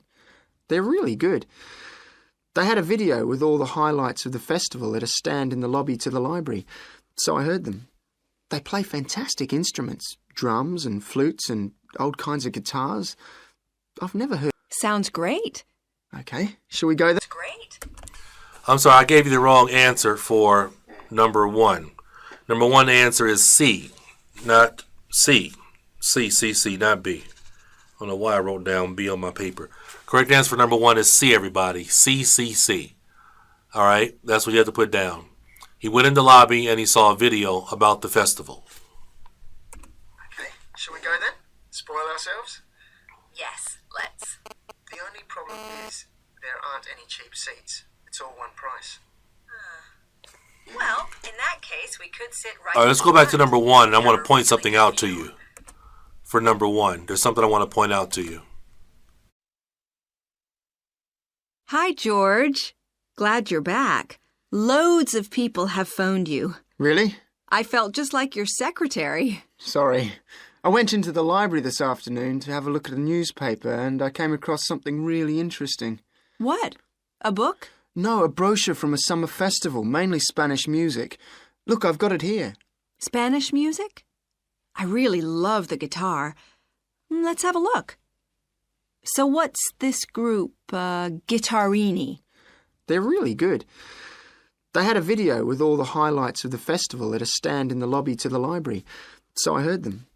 They play fantastic instruments, drums and flutes and old kinds of guitars. I've never heard anything like it before. Right, see there we heard the word group, which is in choice A. We heard the word group, but he didn't mention anything that he saw a group. Right, but this is what they do. They throw out language that you hear in different answer choices, but they don't connect it to the keyword language of the question. A video with all the highlights of the festival at a stand in the lobby to the library, so I heard them. They play fantastic instruments, drums and flutes and old kinds of... Right, again, we heard something about instruments, but he didn't say that's what he saw. He said he saw a video about the festival. Right, so this is what they do with multiple choice questions. They play around with it.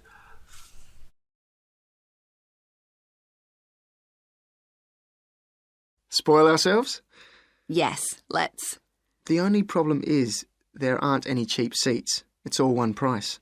Well, in that case, we could sit right at the front. We'd have a really good view. Yeah, though I think that if you sit at the back, you can actually hear the whole thing better. Yes. Anyway, we can decide when we get there. And so they're giving you this time to look through the questions. We've already done that. We know number 3 is going to be an address, a number, or a street name. Number 4 is going to be a postcode, a number you have to write down. Number 5 is going to be a telephone. Whenever you're dealing with numbers, you got to worry about them saying double this, double that, double 5, double 6. Now listen and answer questions 3 to 10. So will you fill in the form, or shall I? I'll do it. Name, George O'Neill. Address, 48 North Avenue, Westsea. Do you remember our new postcode? Still can't remember it. Just a minute. I've got it written down here. WS6 2YH. Do you need the phone too? Please. I'm really bad at numbers. 01674 553 242. So let's book 2 tickets for Guittarini. Okay. If you're sure $7.50 each is all right. How do you feel about the singer? I haven't quite decided.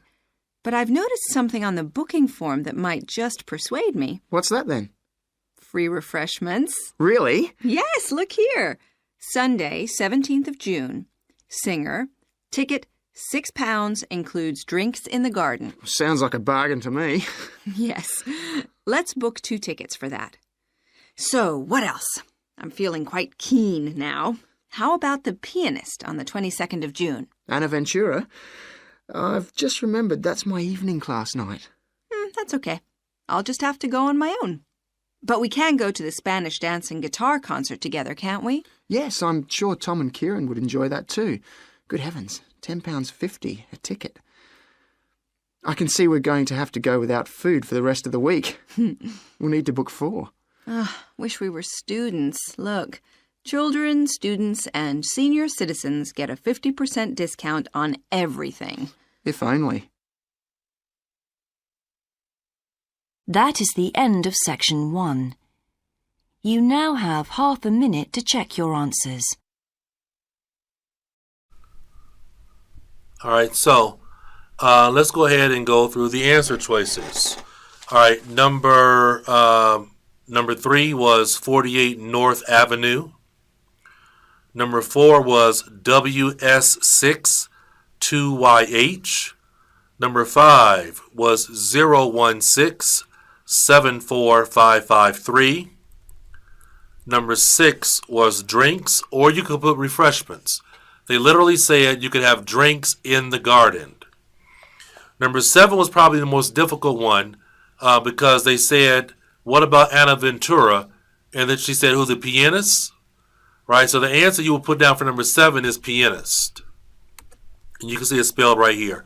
Pianist, pianist. Number 6 was drinks or refreshments. Number 7 was a phone number. 4 was a postcode. 3 was an address. Number 8 was £10.50. Number 9 was 4. And number 10 was 50%. Okay? And so when we're going through this one here, this one was a little bit different because they gave us a mixture here. They gave us a little bit of multiple choice. Then they gave us some normal fill the blank. Then they gave us a table to go through. But always what you have to be aware of is that even in section 1, there are going to be some questions that may be too difficult for you because they maybe are designed for somebody that can get a 9 or an 8 in listening. Like, for example, spelling the word pianist. A lot of students will miss that because what they did is they said the name Anna Ventura first, then they gave the answer the pianist. Right? So again, sometimes they will switch the order to try to mess with you in terms of being able to tell when the answer is being said. Okay? All right, but good luck on section 1, everyone. And now let's move on to doing some section 2 examples.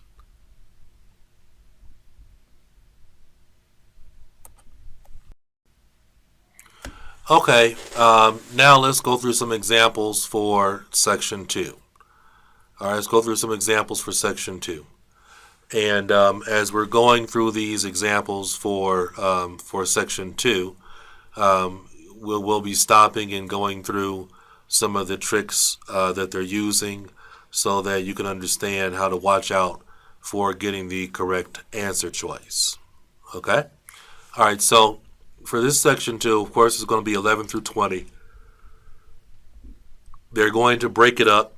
They're going to first say you have some time to look at questions. Let's see here.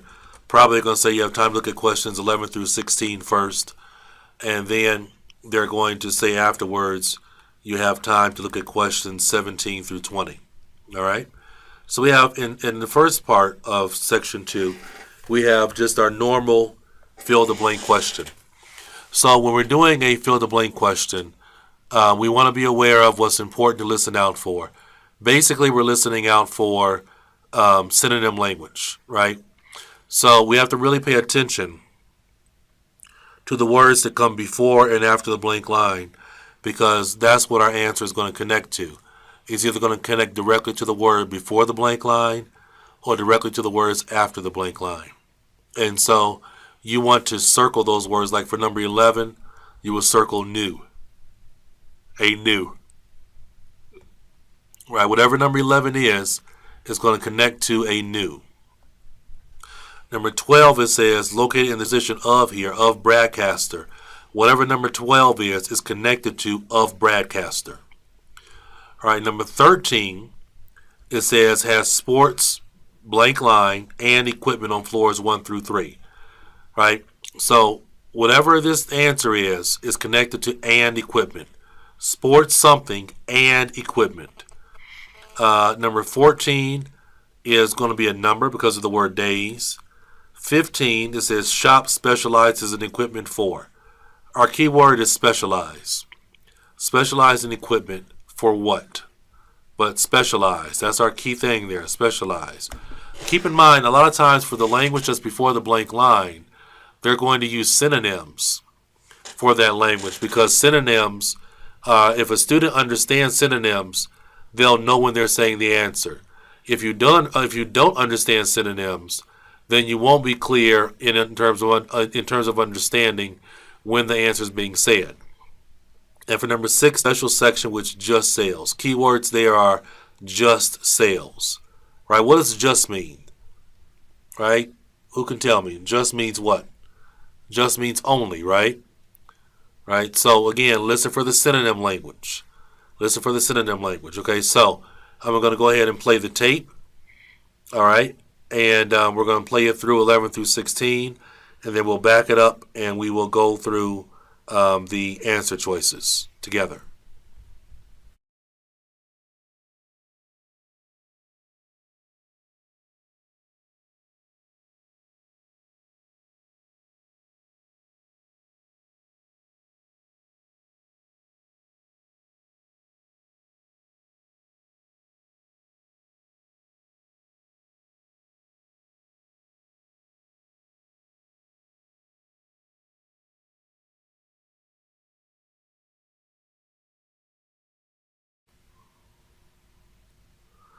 Right, so here they are giving your time where you would go through it and do exactly what I just did in terms of analyzing. Now we go to Jane, who is going to tell us about what's happening in town this weekend. Right, thanks, Andrew. And now on to what's new. And do we really need yet another sports shop in Bradcaster? Well, most of you probably know Sports World, the branch of a Danish sports goods company that opened a few years ago. It's attracted a lot of custom, and so the company has now decided to open another branch in the area. It's going to be in the shopping centre to the west of Bradcaster, so that will be good news for all of you who found the original shop in the north of the town hard to get to. I was invited to a special preview, and I can promise you, this is the ultimate in sports retailing. The whole place has been given a new minimalist look with the company's signature colours of black and red. The first 3 floors have a huge range of sports clothing as well as equipment. And on the top floor, there's a cafe and a book and DVD section. You'll find all the well-known names, as well as some less well-known ones. If they haven't got exactly what you want in stock, they promise to get it for you in 10 days. Unlike the other store, where it can take up to 14 days. They cover all the major sports, including football, tennis and swimming. But they particularly focus on running, and they claim to have the widest range of equipment in the country. As well as that, a whole section of the 3rd floor is devoted to sports bags, including the latest designs from the States. If you can't find what you want here... Before you hear the rest of the programme, you have some time to look at questions 17 to 20.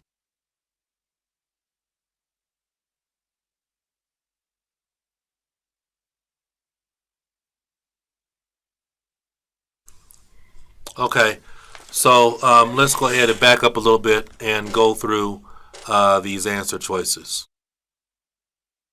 Now we go to Jane, who is going to tell us about what's happening in town this weekend. Right, thanks, Andrew. And now on to what's new. And do we really need yet another sports shop in Bradcaster? Well, most of you probably know Sports World, the branch of a Danish sports goods company that opened a few years ago. It's attracted a lot of custom, and so the company has now decided to open another branch in the area. It's going to be in the shopping centre to the west of Bradcaster. So that will be good news for all of you who found the original shop in the north of the town hard to get to. All right, so number 11 is branch. Branch, B-R-A-N-C-H. Because they said open another, right? Open another. When they say it, open another is synonym for saying a new. Okay, open another is synonym for saying a new. So number 11 is branch, B-R-A-N-C-H. It's going to be in the shopping centre to the west of Bradcaster. Number 12 was easy, right? They said it's going to be in a shopping center to the west of Bradcaster. So the answer for number 12 is west. Instead of saying located in, they said it's going to be in the shopping center to the west of Bradcaster. This is the ultimate in sports retailing. The whole place has been given a new minimalist look with the company's signature colours of black and red. The first 3 floors have a huge range of sports clothing as well as equipment. And on the top floor, there's a cafe. All right, notice something right here for number 13. For number 13, what they did here was they said the end of the sentence first. They said the first 3 floors, right? So here you can tell they're changing up the word order of how something is said. They're mixing up the word order of how it's said, right? They said so they start off by talking about the first 3 floors. This is the ultimate in sports retailing. The whole place has been given a new minimalist look with the company's signature colours of black and red. The first 3 floors have a huge range of sports clothing as well as equipment. And on the top floor, there's a cafe and a book and DVD section. As well as equipment. Right, so the answer is clothing. C-L-O-T-H-I-N-G. Sports clothing. Right, what they did was they mentioned the end of the sentence first 3 floors, then they said it has sports clothing and equipment. So the reason why I'm pointing that out to you as being important is you can't just sit back and wait and say it's going to go in this order. Has sports clothing and equipment on floor. They're not going to say it in that same order. They mix up the words, okay? So you have to be aware of that. Be aware. And a book and DVD section. You'll find all the well-known names, as well as some less well-known ones. If they haven't got exactly what you want in stock, they promise to get it for you in 10 days, unlike the other store, where it can take up to 14 days. They cover all the major sports. All right, so they said they promise to get it to you in 10 days. And then they tried to trick you by throwing out what they did in the past. A lot of times when they deal with numbers, they'll tell you what they did in the past. Here they said they'll get it for you in 10 days, unlike the other store where it was 14 days. We don't care about what they did at the other store, right? But a lot of times they use language like used to, or they said unlike in the past, or the last time. So they use that to try to trick you into maybe picking another number. But the correct answer here is 10. They cover all the major sports, including football, tennis and swimming. But they particularly focus on running. All right, answer is running. R-U-N-N-I-N-G. How do we know that? Because they said they particularly focus on running. Particular is synonym for specialize. I've told you, you have to know the synonym, you have to listen for synonym language. Right? The answer will connect to a synonym. It will connect to a synonym for a word that's in the question. So instead of saying specialize in equipment for running, particularly focus on equipment for running. Okay? I hope you're getting it. widest range of equipment in the country. As well as that, a whole section of the third floor is devoted to sports bags. All right, so number 16 is bags. B-A-G-S. Right, they said they have a whole section devoted to. All right, when they say devoted to, that is synonym for just sales. Devoted to just sales. All right, so the answer is bags. Now, some of you may say, well, what if I wrote sports bags? You're wrong, because the directions say you can only write one word. Write one word, right? So if you write sports bags, that's two words, and that will be wrong. So you can't do that. All right? So I'm going to write down these answers for you very quickly, and you'll see, just in case you wanted to see, like, check your own spelling. All right, we are in IELTS Book 9, Test 1, branch, because they said open another. Open another is synonym for saying a new. Right? That's how we know what the answer was. Number 12 was west. That was straightforward. Number 13 was clothing. And as I told you, here what they did was they mixed up the word order. Right? They mixed up the word order. Right? What they did was they said the end of the sentence first about the first three floors. Right? And then they said it has sports clothing and equipment. So they said the end of the sentence first and then went back to the beginning. So be aware of that in terms of them mixing up the word order. Number 14 was 10. Right? They'll get it to you within 10 days. And they said, unlike our other store. Was 14 days. Right? So again, they try to trick you by giving out some number from the past. Number 15 was running. And yet the particularly focus is synonym for saying specialize. And I'm going to use the American spelling of specialize. I know they have the British spelling with an S. Number 16 was bags. Right? And they said dedicated to, which is the same thing as saying just sales. Okay, so you can see they used a couple different traps here, tricks for you. They use synonym language, they use changing up the word order, and they use with numbers saying some other number from the past, which can't be the answer. All right, but if you can hear synonym language, like after you heard dedicated to, which means just sales, they said the answer bags. After they said open another, which is synonym for a new, you heard the answer branch. So if you can hear the synonym language, then you can really be able to focus and hear what the actual answer is. Okay? So now let's move on and do, we're going to go to the next lecture and do numbers 17, 18, 19, and 20. Okay? So I'll talk to you soon, and good job.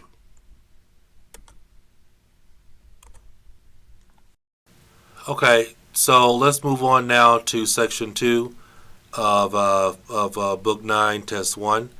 And we're going through 17 through 20. For 17 and 18, we have multiple choice questions. And then for 19 and 20, we also have another version of the multiple choice question where we have to pick two things from a list. So remember, for multiple choice questions, like 17 and 18, we want to pay attention to the keywords in the language. We want to pay attention to the keywords in the question, the language. Like it says for number 17, a champion athlete will be in the shop. Right? So we're listening for when he will be in the shop or she will be in the shop. Number 18, the first person to answer 20 questions will win. So, keywords in the question we're listening for. Answer 20 questions will win. Right? First, answer 20 will win. Okay, keep in mind, you may hear the language for all the answer choices, but you have to listen for which of the answer choices that they say is connected to the language of the question. That's what's so important.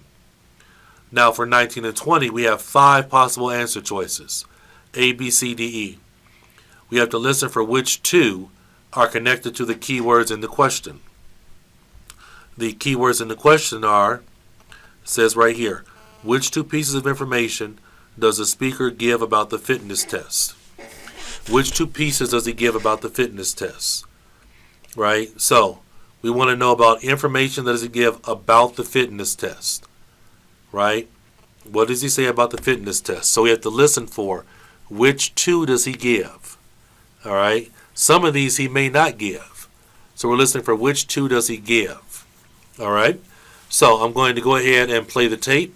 You can try to answer along with me as I'm answering, and then I'll back it up and back up the tape, and we will go through the answer choices. Okay?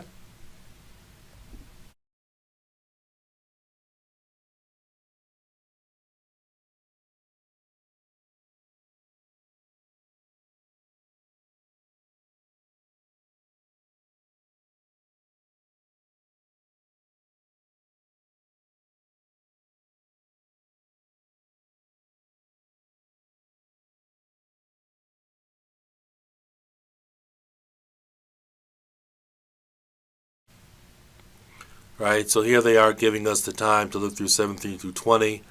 So what you would do is go through the process that I just went through with you in terms of what to pay attention for when answering. Okay, here it comes. Now listen and answer questions 17 to 20. The shop will be open from 9 a.m. this Saturday, and if you go along to the opening, then you'll have the chance to meet the national 400 metres running champion, Paul King, who's coming along to open the shop. And he will be staying around until about midday to chat to any fans who want to meet him and sign autographs. Then there will be a whole range of special attractions all weekend. There will be free tickets for local sporting events for the first 50 customers, and also a special competition open to all. Just answer 15 out of 20 sports questions correctly to win a signed copy of Paul King's DVD, Spring Tips, while the first person to get all the questions correct gets a year's free membership of the Broadcaster Gym. All entrants will receive a special sports calendar with details of all Broadcaster fixtures in the coming year. One of the special opening offers is a fitness test, a complete review of your cardiac fitness and muscle tone, actually done in the shop by qualified staff. This would normally cost £30, but is available at half price for this month only. There are only a limited number of places available for this, so to make a booking, phone 560 341. In addition, if you open an account, you get lots more special offers, including the chance to try out equipment at special open evenings. All right, so I'm going to now back up the tape and go through the answers with you and explain what they did to try to trick you and why you should have chosen these as your correct answers. Okay, so let's have a look. The shop will be open from 9 a.m. this Saturday, and if you go along to the opening, then you'll have the chance to meet the national 400 metres running champion, Paul King, who's coming along to open the shop. And he will be staying around until about midday to chat to any fans who want to meet him and sign autographs. Then there will be a whole range of special attractions all weekend. There will be free tickets for local sporting events for the first 50 customers, and also a special competition open to all. Just answer 15 out of... Right, correct answer is A, because she said that he will be around until he's only there in the morning. So again, this is an example of them giving the answer in the lecture, but then using synonym language in the answer choice. Staying until midday is synonym for on Saturday morning only. Do you understand? Do you understand? Do you understand? Do you understand? You have to understand synonym language. They're going to say the answer, and very often you have to pick which choice is using synonym language for what they said is the answer choice. They said he will be around until midday. Until midday. So he will be around is the same as saying he will be in. Right? So again, using synonym language for what words in the question and using synonym language for the correct answer choice. Right? That's what I'm trying to point out to you. That's what I'm trying to get you to understand. And this doesn't change.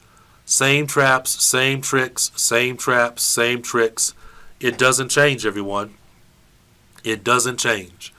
And so you have to be able to really pay attention so that you can really understand how to do it properly for IELTS listening. Keep going.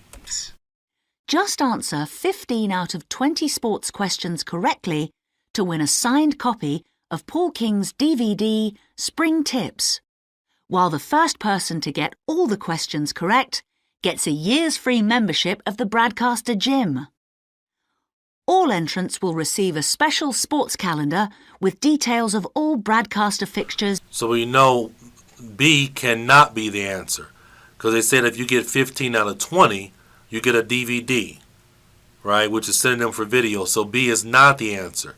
We have to listen out for the first person to get 20 correct. Spring Tips. While the first person to get all the questions correct gets a year's free membership of the Broadcaster Gym. So the correct answer is A. So the person who gets them all correct. So instead of them saying the first person to answer 20, they said the first person to answer all, because we know there are only 20 questions. All right, and so they said he'll get a gym membership. So the correct answer for 18 is A. So I hope you really are seeing how this works, okay? I hope you're really seeing how this works. It's really important that you understand. Okay, really, really important that you understand how to do this properly.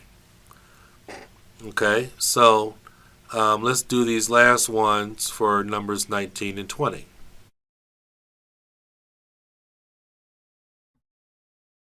One of the special opening offers is a fitness test, a complete review of your cardiac fitness and muscle tone, actually done in the shop by qualified staff. This would normally cost £30, but is available at half price for this month only. There are only a limited number of places available for this, so to make a booking, phone 560-341. This month only. Right, so one answer is E. She said it's available for half price this month. It's available, so that's information she gave us. It's available for half price this month. That means one correct answer is E. It's cheaper this month. Right? When she says it's half price this month, that is synonym for saying it's cheaper this month. Are you understanding? You have to listen for synonym relationships, synonym language. That's what it's all about here. All right? So one answer is E. It doesn't matter the order when you're talking about 19 and 20. There are only a limited number of places available for this, so to make a booking, phone 560-3. All right, the next thing she tells us is how to make a booking. Right, so look at your answer choices, A, B, C, D, E. Which one is synonym for how to make a booking? Correct answer is A. You need to reserve a place. Synonym for making a booking is reserving a place. Right? So for multiple choice questions, when it comes to multiple choice questions, you have to be able to recognize synonym language. If you're not able to recognize synonym language, you're going to have a really, really challenging time in terms of doing and handling these type of multiple choice questions. Because as you get to section 3 and section 4, it's only going to get more difficult, right? In terms of the language will become more difficult, but it's still going to be the same types of questions. Language, okay? So let's go ahead and do another section 2 example.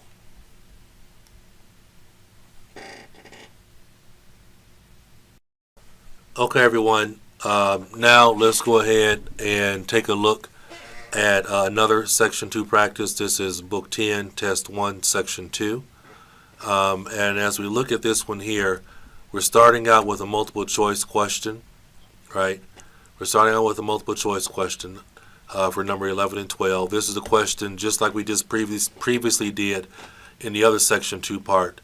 It says, which two facilities at the Leisure Club have been recently improved? Right? So we want to know which two facilities have been recently improved. Keywords we're focusing on are recently improved. They may mention all the answer choices, A, B, C, D, and E. We have to listen for which two have been recently improved. Also, you want to be aware of that they most likely will not use the language recently improved. They won't use that language. They're going to use synonym language for recently improved. Okay? So just be aware of that. That's for numbers 11 and 20. And then we have 13 through 20, which are all fill the blank. So with these fill the blank questions, really straightforward, right? But it's really important you do this. You have to focus on the keyword language before the blank line. Like for number 13, it says new members should describe any. Keyword language, describe any. Whatever this answer is for 13, it will connect to describe any. 14, this is going to be a noun, will be explained to you before you use the equipment. So we're listening for what will be explained. Keyword language, you should circle or underline what will be explained because we're listening for an answer connected to what will be explained. 15, you will be given a 6-week what, right? Whatever this answer is for 15 is connected to 6 weeks. So when you're listening, listen for that language. Listen for that language that's before the blank line. Sometimes it's a language after the blank line, but you're listening for that language. Or your answer is said right after that language. So listen for it. Okay, if you listen for it, you'll be able to pick up on it. Number 16, it says there is a compulsory $90 blank fee. So we know this is going to be a number. Right? We know number 16 is going to be a number. We know the tricks with numbers. They say more than one number, right? Compulsory $90 blank fee. No, that's not going to be a number. They gave us a number already. It's going to be a type of fee, right? It's going to be a type of fee. 17 says gold members are given blank to all the LP clubs. Gold members are given what? What are they given? Keywords are given. Gold members and given. Whatever number 17 is, it has to connect to given. 18, premier members are given priority during blank hours. Right? Number 18 is connected to the word hours and given priority. That's what you should circle. That's what you're listening for. That's what the ear has to pick up on. Your ear has to pick up on that. Number 20, it says members should always take their blank with them. Right? So for number 20, what should members always take? What should members always take with them? Okay? All right, so let's go ahead and get started. For this one, they're probably going to do 11 and 12 first, and then say, then give you time for 13 through 20. But let's go ahead and listen, and we'll go through it together in terms of our answer choices. Okay, so here we go. I was saying a lot of times if you have a multiple choice question up front like this and then a fill the blank question afterwards, that's where the natural break is. Another thing that you'll notice is since you're only doing 11 and 12, they didn't give you like 30 seconds to look at it, right? So that's why some of the times you'll hear me say a range. Like you'll give you 20 seconds, 30 seconds, 25 seconds.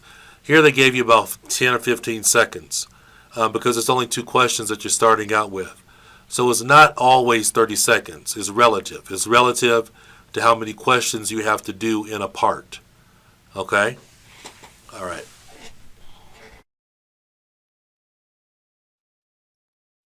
On behalf of LP Clubs, I'd like to welcome you all here today.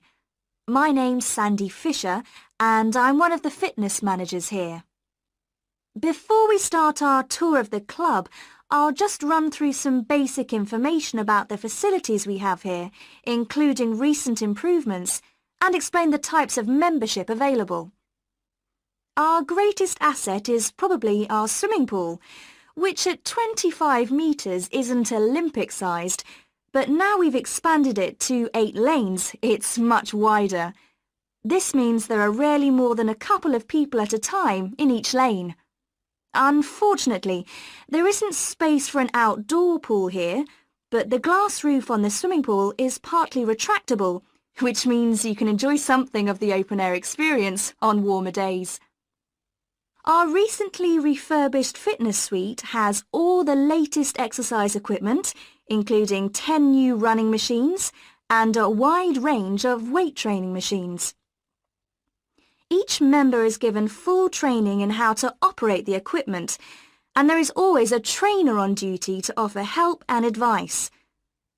Although we do have adult-only times after 6 and at certain times at weekends, children are well catered for. Older children continue to benefit from a wide range of tuition, anything from trampolining to yoga. All right, so let's back it up a little bit. And let's go ahead and listen for the answer choices. Remember, you have to listen for which answer choices connect to the words recently been improved, right? And like I told you, when we go over this, you're going to see how they're using synonym language to connect to the correct answer choices. All right, so let's back it up a little bit and have a look. Have a listen. On behalf of LP Clubs, I'd like to welcome you all here today. My name's Sandy Fisher, and I'm one of the fitness managers here. Before we start our tour of the club, I'll just run through some basic information about the facilities we have here, including recent improvements, and explain the types of membership available. Our greatest asset is probably our swimming pool, which at 25 metres isn't Olympic-sized, but now we've expanded it to 8 lanes, it's much wider. This means there are rarely more than a couple of people at a time in each lane. Unfortunately, there isn't space for an outdoor pool here, but the glass roof on the swimming pool is partly retractable, which means you can enjoy something of the open air. Right. So one answer is the swimming pool. Right. They said that it has recently been expanded to 8 lanes. Recently been it's saying that it's been expanded is saying that that's a recent improvement. So one answer you should pick is C. This means there are rarely more than a couple of people at a time in each lane. Unfortunately, there isn't space for an outdoor pool here. All right, so no space for an outdoor pool, so you cannot pick D. Right? It's an indoor pool. It's an indoor pool, and they said it's been expanded. If they say something has been expanded to include 8 lanes, that's synonym for saying recently been improved. So one correct answer is C. Our recently refurbished fitness suite has all the latest exercise equipment, including 10 new running machines and a wide range of weight training machines. Each member is given full training in 10... All right, so our other answer is A, gym. She said our recently refurbished fitness suite, right, has all the latest equipment. Our recently refurbished fitness suite. Recently refurbished fitness suite. Fitness suite is synonym for gym. And recently refurbished is synonym for recently improved. You see how it's working, everybody? Are you seeing this? They're using synonym language for what's in the question, and they're using synonym language for the answer choice. Recently refurbished is synonym for recently improved, and fitness suite is synonym for gym. So the other answer is A. All right, that's the way it works. Right? For multiple choice questions, you have to have a really good understanding of synonym language. If you have a really good understanding of synonym language, you'll be okay. machines. Each member is given full training in how to operate the equipment. All right, so they said each member's been given training, will be given training, but that's not something recently improved. They're just throwing the word training out there, right? But it's not connected to recently improved or synonym language for recently improved. Ice. Although we do have adult-only times after 6 and at certain times at weekends, children are well catered for. Older children continue to benefit from a wide range of... Right, so here they are talking about children. Children are well catered for. Older children can do this. Again, they're trying to make you pick choice E as a wrong answer choice. But when they're talking about children, they're not connecting that to any language about recently been improved or a synonym language for recently been improved. That's why the correct answers for 11 and 12 are A and C. That's what you would pick, are A and C. All right, so let's move on to the next lecture tape, and we're going to go through questions 13 through 20 so you can see how it all works and fits together. All right? I'll talk to you soon. Okay, so let's go ahead and now let's go through questions 13 through 20. Questions 13 through 20. These are fill in the blank. We just went over the strategy before in terms of we want to pay attention to the language that's before the blank line. For number 13, you should have circled describe any. 14 will be connected to the words will be explained. That's what you should have underlined. 15 will connect to the words 6 weeks. Number 16 will connect to the word fee and compulsory. Right? What does compulsory mean, everybody? It means have to, must. Okay. Number 18 will connect to given a priority during blank hours. Right? We know this is going to be related to the word hours. Whatever it is related to hours. So listen out for that. Number 19 is connected to bring. Premier members can bring some what? What can they bring every month? Bring and every month. And number 20, members should always take their blank with them. Right?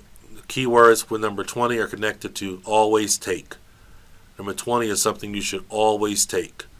Right? So it's important to be able to look at a question, and to be able to recognize what are my keywords connecting to.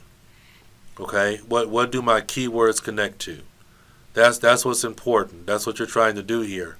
You're trying to figure out what are my keywords connecting to. All right? Because if you can do that and then listen out for the synonym language for those words before and after the blank line, you'll know when the answer is being said. Okay? All right.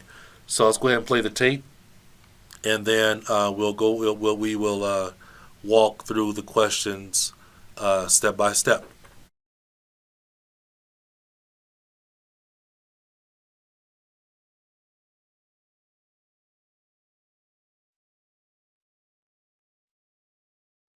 Now listen and answer questions 13 to 20.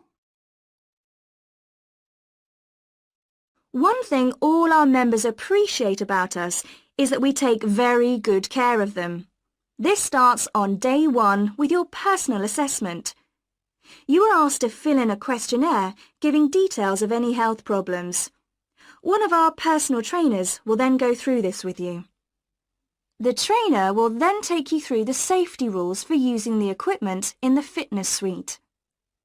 During your next exercise session, a personal trainer will work with you to make sure you understand these. It's very important to do this because we really do want to avoid having any sports injuries. There's a lot more to looking after yourself than simply lifting weights. At the end of the personal assessment, the trainer will draw up a plan outlining what you should try to achieve within a 6-week period. This will then be reviewed at the end of the 6 weeks. Now, I'll just quickly run through the types of membership we have available. All members must pay a joining fee of £90 in addition to the rates for the monthly membership fees. Gold membership entitles you to free entry at all LP clubs. There are now LP clubs in all major cities and towns, so if you travel a lot, this will be a great advantage. individual gold membership costs £50 a month, and joint membership for you and your partner will cost £75.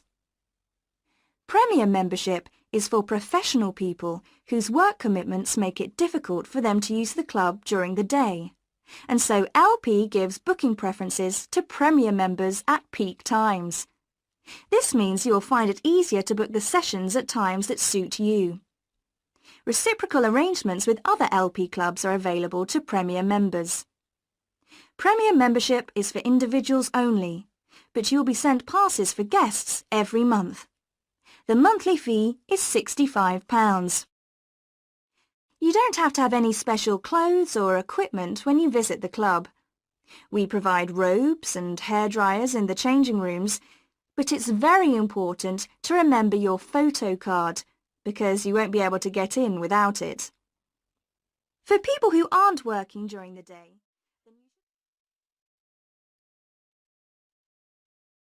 That is the end of section 2. You now have half a minute to check your answers.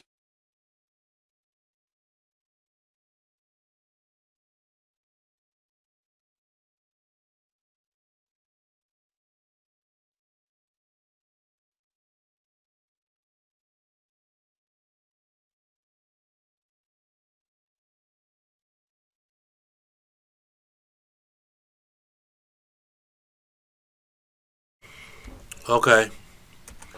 Let's go ahead and go through the answer choices.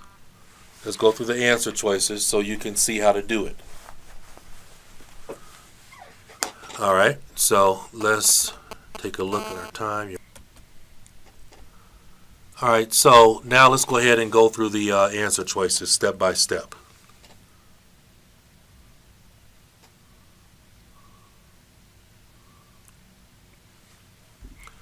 And it should be coming up.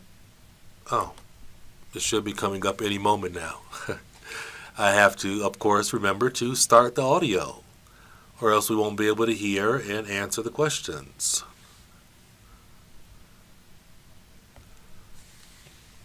All right, so I hope you'll notice that IELTS listening is not too complicated. You can handle it. You can do it. It just takes a little bit of work of practice and knowing how to watch out for the tricks and traps that they like to use on the exam. Now listen and answer questions 13 to 20. one thing all our members appreciate about us is that we take very good care of them. This starts on day 1 with your personal assessment. You are asked to fill in a questionnaire giving details of any health problems. Okay, so our answer, well, number 11 was A, number 12 was 16 was health problems. It said detail any health problems. Right, so remember, you have to write these answers down immediately. You can't sit there pausing and delaying and saying, well, is this the answer? I'm not sure. Maybe this is the answer. I'm not sure. Maybe it is. Maybe it is. Maybe it's not. Write things down. You have to get things down on paper. Okay, but you should have picked that up because of the language that they gave us. They gave us the language exactly almost. They said detail any instead of describe any. Synonym language, everyone. Detail and describe. Synonym language. One of our personal trainers will then go through this with you. The trainer will then take you through the safety rules for using the equipment in the fitness suite. All right. Answer to number 14 is safety rules. Safety rules. Safety rules. And how do you know that's the answer? They said he will take you through. He will take you through. He will take you through the safety rules.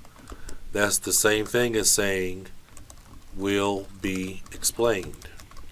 All right? So as I told you, you have to be able to listen for the synonym language. You have to listen for the synonym language relationships. Right? He will take you through is the same as saying will be explained. What words are connected to he will take you through? Safety rules. So safety rules will be explained. He will take you through safety rules. Right? You have to be able to listen for synonym language. That's the way it works. 15. During your next exercise session, a personal trainer will work with you to make sure you understand these. It's very important to do this because we really do want to avoid having any sports injuries. There's a lot more to looking after yourself than simply lifting weights. At the end of the personal assessment, the trainer will draw up a plan outlining what you should try to achieve within a 6-week period. All right. So, number 15 is plan. They said something to the effect, he will give a plan outlining the first 6 weeks.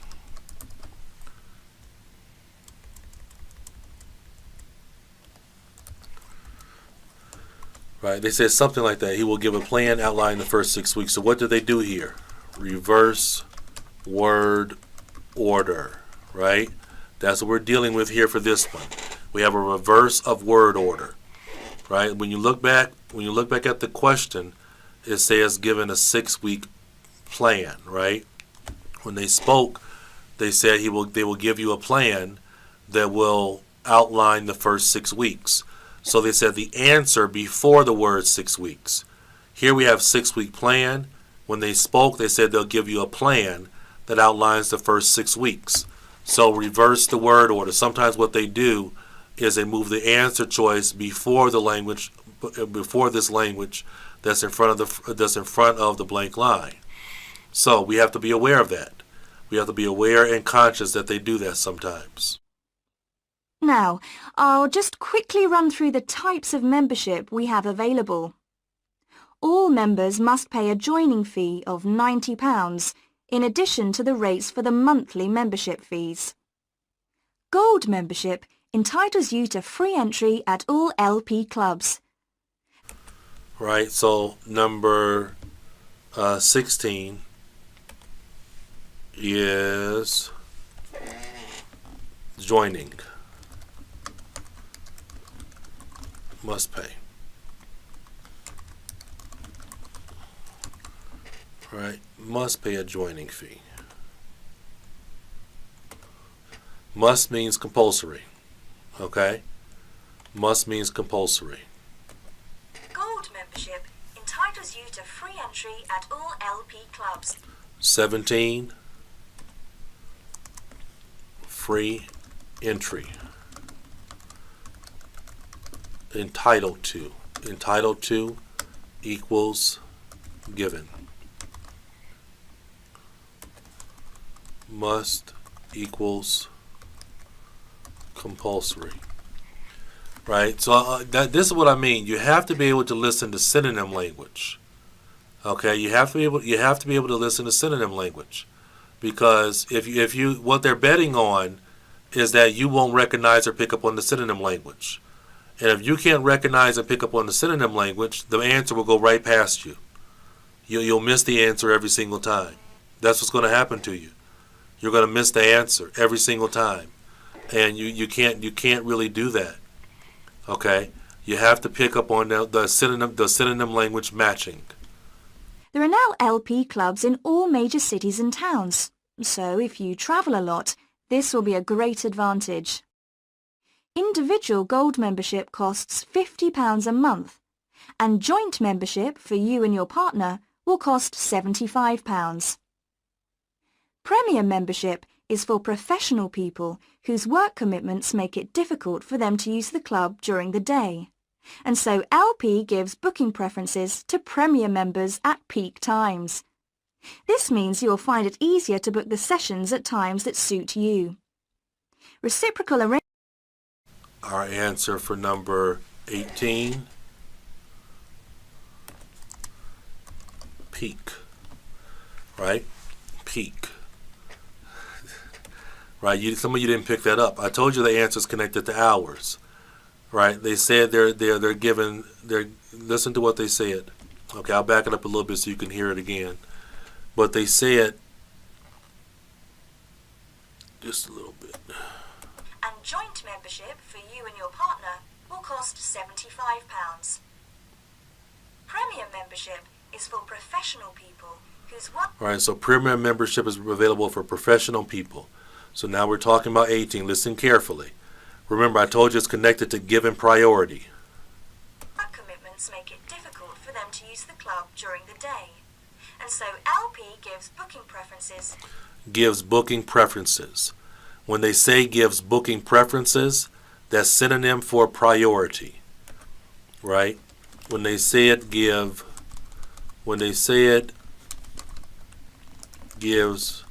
booking preferences, that's equal to given priority. Right? I told you, you have to listen out for synonym language. And then also they said peak times, all right, is equal to peak hours. So the correct answer is peak, right? Peak, because times and hours are synonyms. So you don't write the synonym. This means you'll find it easier to book the sessions at times that suit you.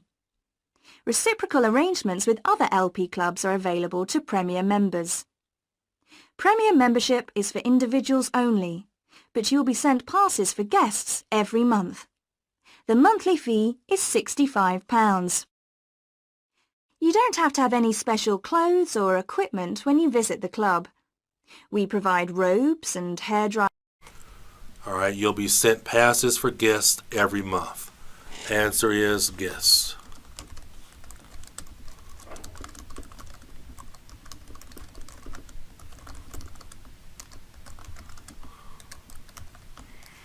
All right, what's connected to every month? The word guests. You don't have to have any special clothes or equipment when you visit the club. Very important to remember your photo card, because you won't be able to get in without it. For people who aren't working during the day. Right, very important to remember your photo card. You won't be able to get in without it. All right, so correct answer for number 20 is photo card. All right, so I hope you see, everyone, they keep doing these same tricks, these same traps over and over and over again. That's what they do. They keep doing it over and over and over again. The same tricks, the same traps they do. Reversing the word order, synonym language, moving the answer choice before the blank line, or so they reversing word order, or giving more than one number. They keep doing the same thing. The only difference is, as you're moving from section 1 to section 2 to section 3 to section 4, the language is getting more difficult in terms of English, right? The language is a little bit more difficult in section 2 than section 1, right? So, but the question types are the same. The tricks and the traps are the same. So none of that changes. Okay, none of that changes in terms of the tricks or the traps. Okay, so that's it for section 2. And now we're going to move on to looking at some section 3 examples. All right, so I will talk to you soon. It's been great. Okay, so now let's go through another section number 2 example for IELTS listening. And remember, when we're doing IELTS listening, we only have 2 types of questions that we have to deal with. It's either going to be multiple choice or fill the blank. That's it. That's all we have to deal with. Now in this one, when we look at this particular set here we have our standard multiple choice questions, 11 through 14. And then we have our multiple choice questions where it look like this. And with this kind of multiple choice question, I'll make it a little bit smaller, it might be easier to look at one time. With this multiple choice question, we have our questions down here, 15 through 20, right? Now remember, for IELTS listening, it goes in order. So they're going to do 15, then they're going to do 16, then 17. Okay, so when they're doing these questions, first they're going to talk about Asia. And when they talk about Asia, they're going to mention one of these answer choices in the box. Right? They're going to mention one of these answer choices in the box. Now, it's very important for you to understand how they go about trying to trick you or fool you as to what's the actual answer choice here. Many times what they'll do, instead of saying answers directly in the box, like jewels, maybe they'll say diamonds and rubies. Okay, so they'll use synonym language. They'll use synonym language for words, the correct answers that are in the box. Also, sometimes what they'll do is they'll say an answer choice, but say it's not it. Like they'll say, in Antarctica, we don't find any mountains, right? But we will find a lot of rubies and diamonds. Okay, so the correct answer you will put is D for jewels, because rubies and diamonds are a synonym for jewels. But you have to be careful with the traps and tricks that they try to use. Okay, so we're going to go ahead and play this audio. And then after we play this audio, I'm going to walk you through it. I'm going to play it again and walk you through it and try to point out for you what were some of the traps and tricks. Remember, for these kind of multiple choice questions, it's very important that you look at the question and look at the keywords in the question. And in terms of answer choices, remember they love to use synonym language for the correct answer choice. Right? So here it says the idea for the two new developments in the city came from. Right? Where did the idea for developments come from? Right? That's what you should circle. Right here it says what is unusual about Brackenside Pool. Keyword unusual in Brackenside Pool. What's unusual? Okay, and remember, listen for them to use synonym language for an answer choice. I've said that many, many times, and you have to be aware of that. Okay, so let's go ahead and play the audio, and then try your best to answer. Okay? All right, so here we go. Let me turn the audio up. Audio is up, and let's go ahead and get started, everyone.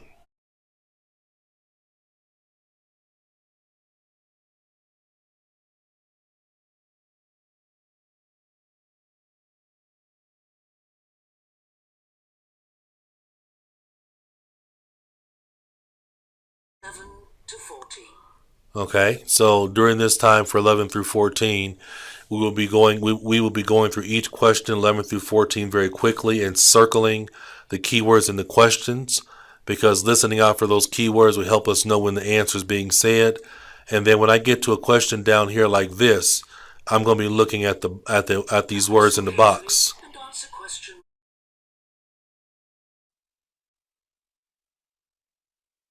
Good morning. I'm very pleased to have this opportunity to say a little about two exciting new developments in the city: the Brackenside open-air swimming pool and the Children's Adventure Playground in Central Park.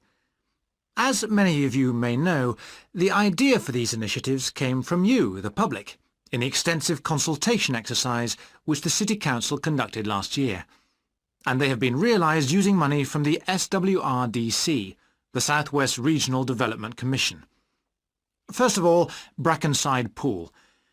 As many of the older members of the audience will remember, there used to be a wonderful open-air pool on the seafront 30 years ago, but it had to close when it was judged to be unsafe. For the design of this new heated pool, we were very happy to secure the talents of internationally renowned architect Ellen Wendon, who has managed to combine a charming 1930s design, which fits in so well with many of the other buildings in the area, with up-to-the-minute features such as a recycling system, the only one of its kind in the world, which enables seawater to be used in the pool. Now, there's been quite a bit of discussion in the local press about whether there would be enough room for the number of visitors we're hoping to attract, but the design is deceptive, and there have been rigorous checks about capacity. Also, just in case you were wondering, we're on schedule for a June the 15th opening date, and well within budget. A testimony to the excellent work of local contractors Hickman's. We hope that as many people as possible will be there on June the 15th. We have engaged award-winning actress Coral White to declare the pool open, and there'll be drinks and snacks available at the poolside. There'll also be a competition for the public to decide on the sculpture we plan to have at the entrance. You will decide which famous historical figure from the city we should have.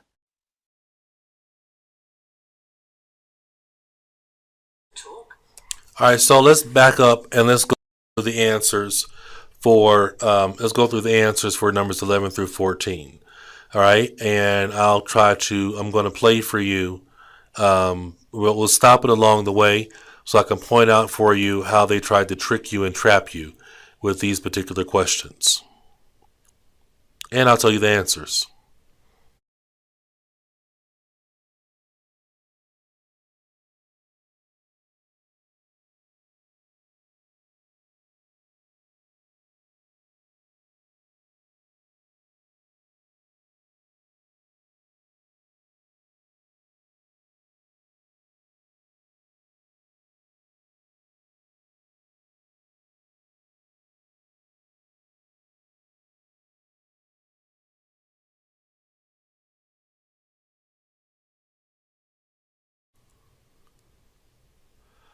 All right, so they really tried to do some things to try to trick you here, and I'm going to try to point that out for you. Good morning. I'm very pleased to have this opportunity to say a little about two exciting new developments in the city: the Brackenside open-air swimming pool and the Children's Adventure Playground in Central Park. As many of you may know, the idea for these initiatives came from you, the public, in the extensive consultation exercise which the City Council conducted last year. And they... Right, so that's our correct answer there for number 11. Right, that's our correct answer. The man said it came from you, the public. Right, and that's what we wanted. Those were the keywords we had circled for number 11. It came from you, the public. We wanted to know who it came from. Now, if you notice, you, the public, is synonym for what? Local people. You, the public, is synonym for local people. So the correct answer for number 11 is A. The correct answer for number 11 is A. However, keep listening. Keep listening, and you're going to hear them mention the City Council, mention SWRDC, but when they mentioned them, they said nothing about an idea coming from them. That's why understanding the keywords in the language keywords in the question are so important. And they have been realised using money from the SWRDC, the Southwest Regional Development Commission. First of all, Brackenside Pool. Right, so they mentioned SWRDC, they mentioned City Council earlier. There's nothing about that's where the idea came from, okay? In the beginning, they said the idea came from you, the public, okay? You heard the magic words idea. You heard the words from. We heard you, the public. You, the public, is synonym for local people. We're picking synonym matches, people. Picking synonym matches. That's how you know how to do this kind of question. For the design of this new heated pool, we were very happy to secure the talents of internationally renowned architect Ellen Wendon, who has managed to combine a charming 1930s design, which fits in so well with many of the other buildings in the area, with up-to-the-minute features.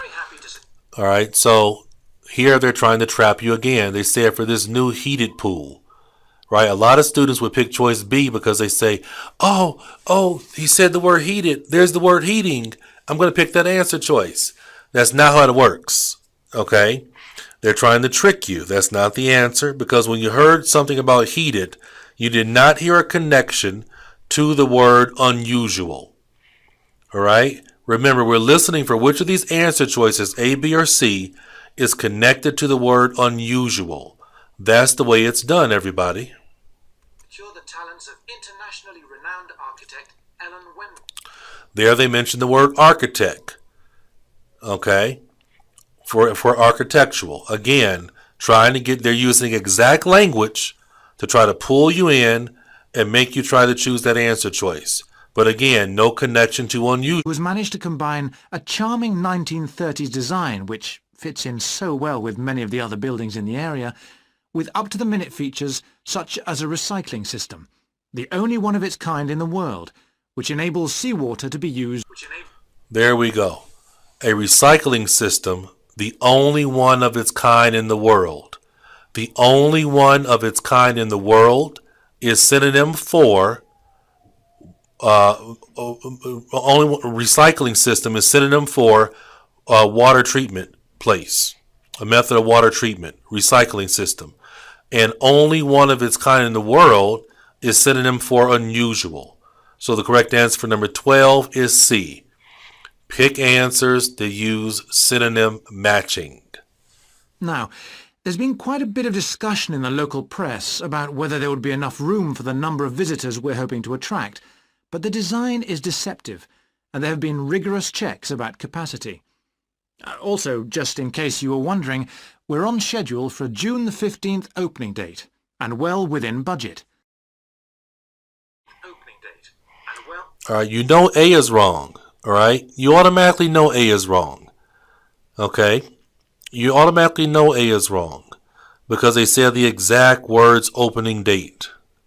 All right, that's how you can recognize wrong answers. The correct answer here for number 13 is C, because it talked about them. They were talking about the size and whether or not it would have enough capacity. Right, talking about whether or not it would have enough capacity or have enough room. We're talking about, that's synonym for talking about the size of the facilities. Okay, but be careful,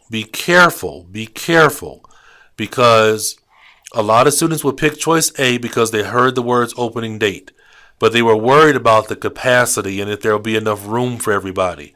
So the correct answer you would pick for number 13 would be C. A testimony to the excellent work of local contractors, Hickman's. We hope that as many people as possible will be there on June the 15th. We have engaged award-winning actress Coral White to declare the pool open, and there'll be drinks and snacks available at the poolside.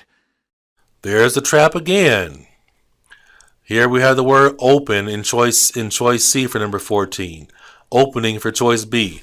Again, don't pick an answer choice just because you hear the same word. We're listening for what decision has not been made. Okay, listen for what decision has not been made. There'll also be a competition for the public to decide on the sculpture we plan to have at the entrance. You will decide. There's our answer. There'll be a competition for the public to decide the sculpture that will be at the entrance. Right? So there'll be a competition to decide it. So right now, they don't know. They don't know what sculpture is going to be at the entrance.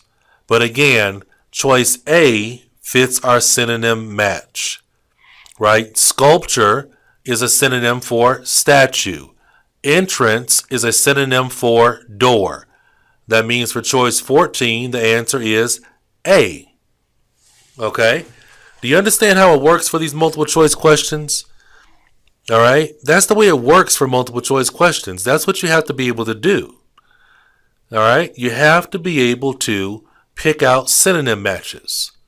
You have to be able to pick out synonym matches. Have to. All right, so let's play the tape. We'll go through it, and then we'll answer questions 15 through 20. But I hope you've learned something, because this strategy that I'm teaching you about how to answer these multiple choice questions like this, it applies throughout the whole test. It's the same way for section 3. It's the same way for section 4. The only difference is the language gets more difficult. That's what's really different. The language gets more difficult. All right. So we're going to stop this lecture tape here and then listen for the next lecture, as we're going to go in the next lecture. We're going to be going through questions 15 through 20 with me explaining them to you, and so that you can again see how it works in regards to synonym language. Okay, so I will talk to you very soon. Okay, so in the previous lecture, we went through questions 11 through 14, and now we're going to go through questions 15 through 20. And when we're looking at these questions, we're doing this type of question. It's a multiple choice question. It goes in order. So you don't have to worry about them talking about South America before they talk about Asia. Not going to happen. All right? It goes in order. But they're going to first talk about Asia, and then you have to pick the synonym match. Very often they're going to use synonyms for the correct answer choice in the box, or they're going to use some kind of negative language and say it's not this, but it's that. Okay, so I'm going to try to answer it the best that we can, and then I'm going to go through the answer choices with you. Just as if we were in class in person, we do it the exact same way. Okay, so here we go.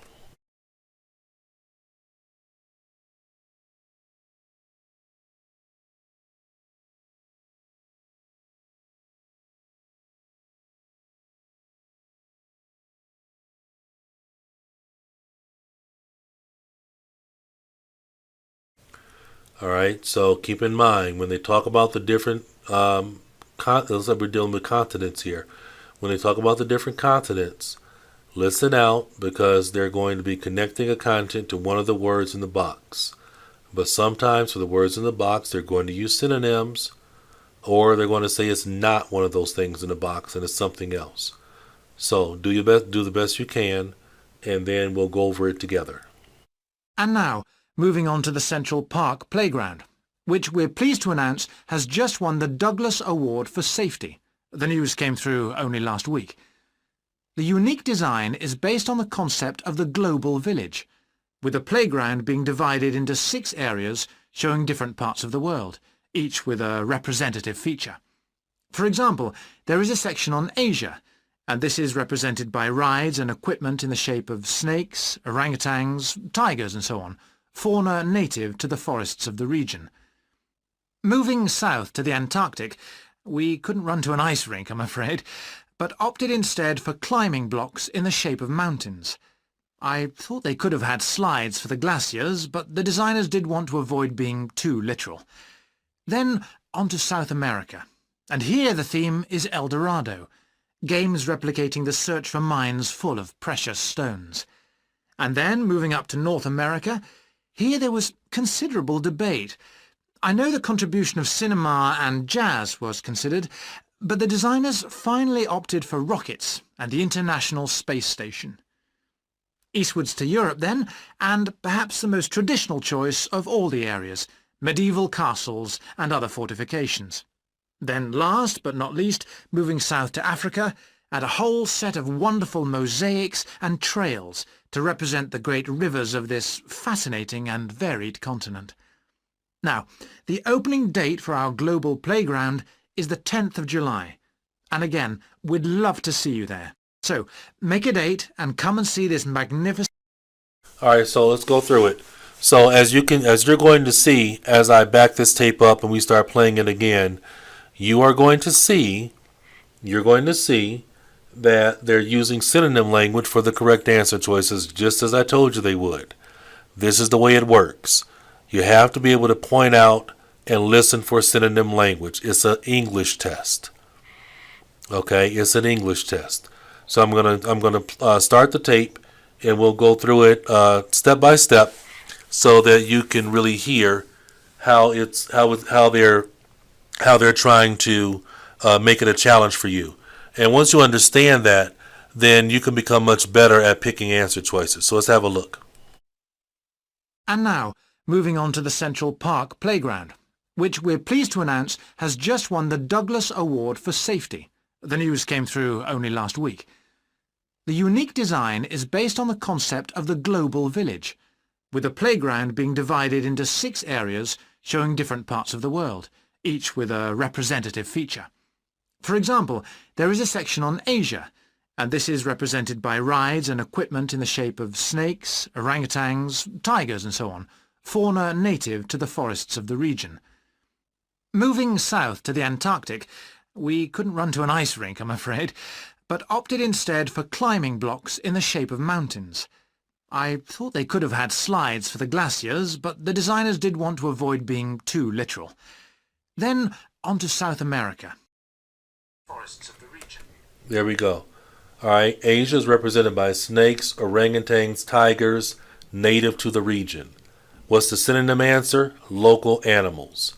Native is synonym for local, and then we had animals, snake, orangutan, tiger. Right? So you have to have a command of vocabulary because you have to understand synonym language. So the correct answer for 15 is E because of the synonym matching. Moving south to the Antarctic, we couldn't run to an ice rink, I'm afraid, but opted instead for climbing blocks in the shape of mountains. I thought they could... Right, now for number 16, it was very straightforward. Answer is F. Right, they said the word. They said climbing block. We opted for climbing blocks in the shape of mountains. Okay, so the correct answer for number 16 is F. Then on to South America. And here the theme is El Dorado, games replicating the search for mines full of precious stones. And then, moving up to North America, here there was considerable debate. There we go. All right, South America, represented by El Dorado, a search for mines and precious stones. Right? Mines deals with digging in the ground. Precious stones. Diamonds, rubies, right? So the correct answer for number 17 is D, jewels. Precious stones is a synonym for jewel. So the correct answer is D, synonym match. I'm telling you exactly how it works so that you can do a great job. And then, moving up to North America, here there was considerable debate. I know the contribution of cinema and jazz was considered, but the designers finally... All right, so cinema and jazz was considered, but, right, so you can't pick G as an answer. All right, cinema and jazz are synonym for music and film, but they said but. Okay, so now they're going to tell you what they actually chose. Then on to South America. And here the theme is El Dorado, games replicating the search for mines full of precious stones. And then, moving up to North America, here there was considerable debate. I know the contribution of cinema and jazz was considered, but the designers finally opted for rockets and the International Space Station. Eastwards to Europe then, and perhaps the most traditional choice of all the areas, medieval castles and other fortifications.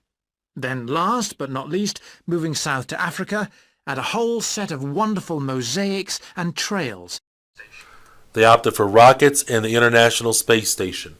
So synonym answer is H, space travel. Rockets, space station, International Space Station, space travel. Answer is H.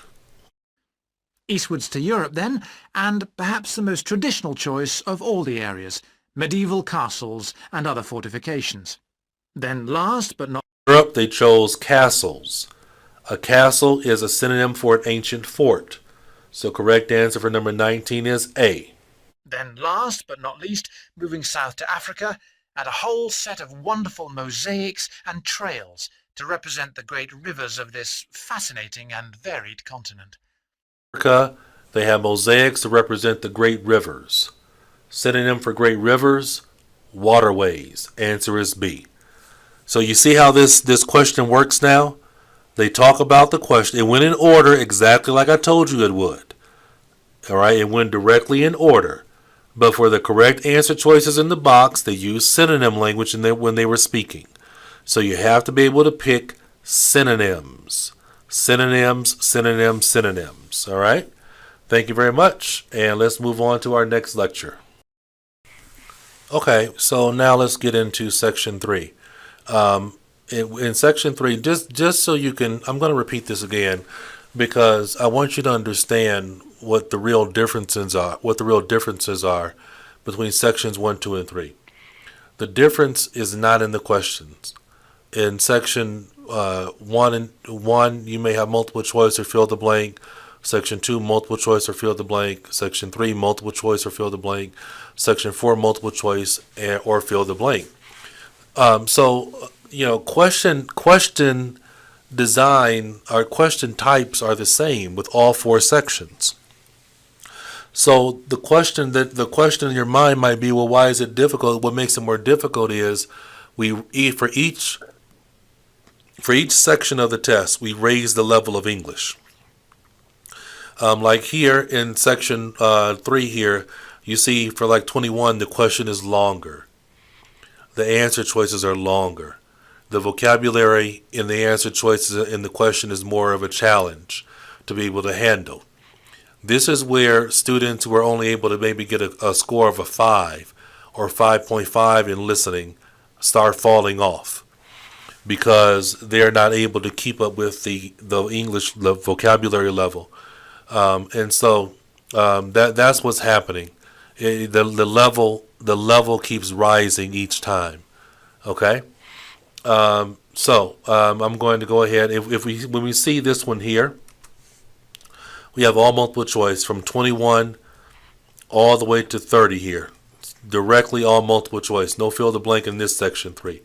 21 to 30, directly straight through. So we know what you have to do. I've gone over this with you before. Right? For multiple choice questions, you have to look at the question and circle the keywords in the question, and then listen for which answer choice do they use synonym language for that will be the answer to the question. Like 21 says, one reason why Spiros felt happy about his marketing presentation was that. Why did he feel happy about his marketing presentation?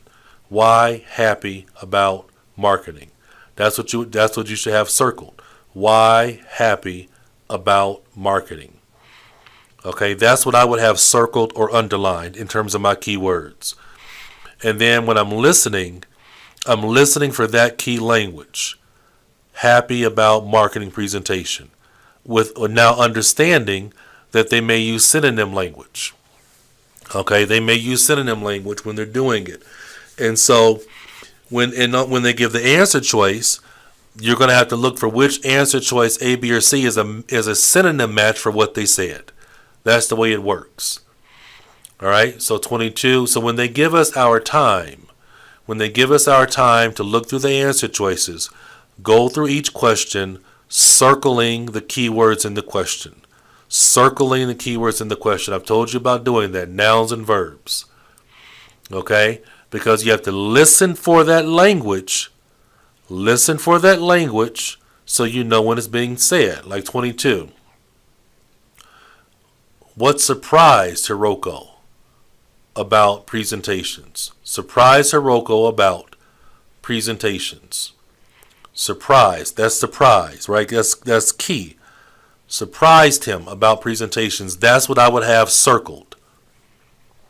All right. 23, I would circle after presentation Hiroko felt. That's what I'm listening for. I'm listening for the synonyms of that keyword language. And then my answer choice. Okay, so now we're going to play the audio. We're going to play the audio and go ahead and answer to the best of your ability. Section 3. 2 overseas students called Spiros and Hiroko have just finished the first semester of their university course. They are discussing with their English language teacher how they coped with the course. First, you have some time to look at questions 21 to 25.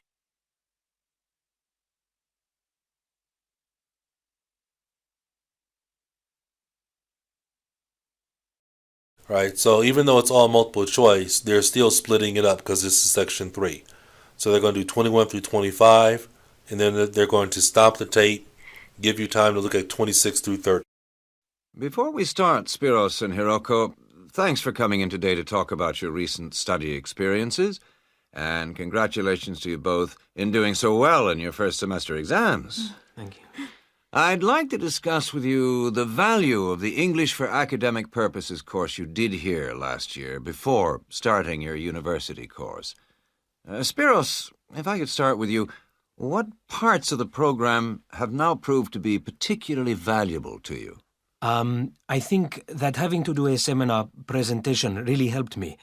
For example, a couple of weeks ago in our marketing subject, When it was my turn to give a presentation, I felt quite confident. Of course, I was still nervous, but because I had done one before, I knew what to expect. Also, I know I was well prepared, and I had practiced my timing. In fact, I think that in relation to some of the other people in my group, I did quite a good job, because my overall style was quite professional. What about you, Hiroko? That's interesting. In my group, I was really surprised by the way the students did their presentations. They just read their notes aloud. Can you believe that? They didn't worry about their presentation style or keeping eye contact with their audience. And I remember that these things were really stressed to us in the course here. So, how did you approach your presentation, Hiroko? Well, to speak frankly, I read my notes too. At the time, it was a relief to do it this way, but actually when I had finished, I didn't feel any real sense of satisfaction. I didn't feel positive about the experience at all. That's a pity. You know, although I was pleased with my presentation, I am not so pleased with my actual performance right now in the tutorials. During the whole semester, I've not said anything in our tutorial discussions. Not a word. Really, Spiros? Why's that? Do the other students talk too much? It's partly that, but it's mostly because I have had no confidence to speak out. Their style of speaking is so different. It's not the style we were used to during the course. They use so many colloquialisms. They're not very polite, and sometimes there seems to be no order in their discussion. Also, they are very familiar with each other, so because they know each other's habits, they can let each other into the discussion. You're right, Spiros.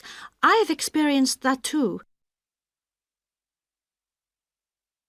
Before you hear the rest of the conversation, you have some time to look at questions 26 to 30. Okay, so I'm going to back it up now and go through questions 21 through 25 and point out for you what the correct answers are and why those are the actual correct answers. Okay? Before we start, Spiros and Hiroko, thanks for coming in today to talk about your recent study experiences, and congratulations to you both in doing so well in your first semester exams. Thank you. I'd like to discuss with you the value of the English for Academic Purposes course you did here last year before starting your university course. Spiros, if I could start with you, what parts of the program have now proved to be particularly valuable to you? I think that having to do a seminar presentation really helped me. For example, a couple of weeks ago in our marketing subject, when it was my turn to give a presentation, I felt quite confident. Of course, I was still nervous, but because I had done one before, I knew what to expect. Also, I know I was well prepared, and I had practiced my timing. In fact, I think that in relation to some of the other people in my group, I did quite a good job, because my overall style was quite professional. What about you, Hiroko? Alright, so he felt quite confident. He said he was still nervous. Now, choice A is a trap answer because you hear exact language, like the word nervous. Leave it alone. Learn to leave it alone. Right? Learn to leave it alone. Right? He said he was nervous. He didn't say he was not nervous, but the word nervous is a trap. Okay? Don't pick A. Don't fall for the trap. Don't fall for the exact language trap, please. Alright? Keep listening. Also, I know I was well prepared, and I had practiced my timing. In fact, I think that in relation to some of the other people in my group, I did quite a good job, because my overall style was quite professional. What about you, Hiroko? Alright, so correct answer here is B. He said he was confident. He said his overall style was professional. Right? So in choice B, we hear synonym language. Right? We hear the word style, which is fine, but like I've told you, the correct answer choice will use synonym language. Correct answer choice will use synonym language. So he said his style was quite professional. He was confident. His style was quite professional. Correct answer is B. Choice C was another trap answer because you heard the word group. You heard the exact word group, but they did not say that he was the best in the group. Right? They did not say he was the best in the group.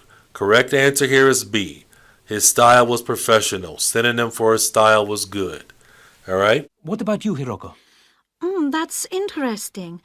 In my group, I was really surprised by the way the students did their presentations. Right off the bat, they try to trick you with the word interesting. Right? In choice A, it says the exact word interesting. They're trying to pull you to that as an answer choice. They just read their notes aloud. Can you believe that? They didn't worry about their presentation style or keeping eye contact with their audience. And I remembered that these things were really stressful. All right, so there's our correct answer is C. They didn't keep eye contact. Didn't keep eye contact is synonym for didn't look at. Right? That's what surprised her. All right, correct answer will use synonyms. All right, they did not keep eye contact with the audience. They did not look at the audience. Correct answer is C. And I remembered that these things were really stressed to us in the course here. So, how did you approach... Okay, in that last part, they tried to pull you to answer choice B by using the word stress. All right, so I hope you see a lot of times with incorrect answers, what they're doing is trying to pull you towards it with exact language, but not using any synonyms that will make it correct. Okay? So, how did you approach your presentation, Hiroko? Well, to speak frankly, I read my notes too.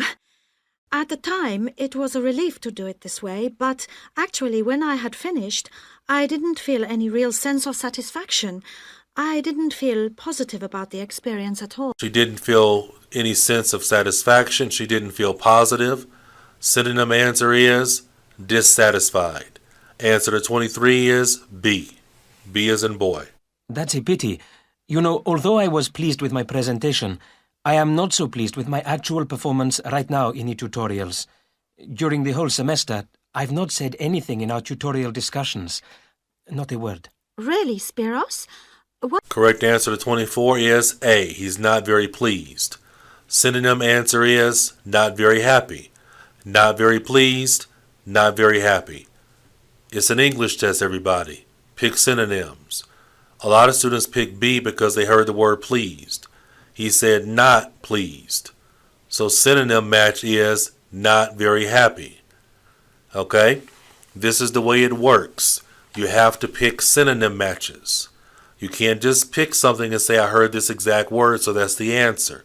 They're testing your English. Best way to test your English is if you understand synonyms. Really, Spiros? Why's that? Do the other students talk too much? It's partly that, but it's mostly because I have had no confidence to speak out.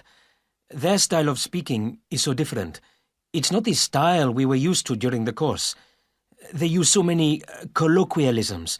They're not very polite, and sometimes there seems to be no order in their discussion. Also, they are very familiar with each other, so because they know each other's habits, they can let each other into the discussion. Again, they tried to trick you. They said they're not very polite. Here it says they are polite. So again, A is wrong. Avoid the exact language. Really, Spiros? Why's that?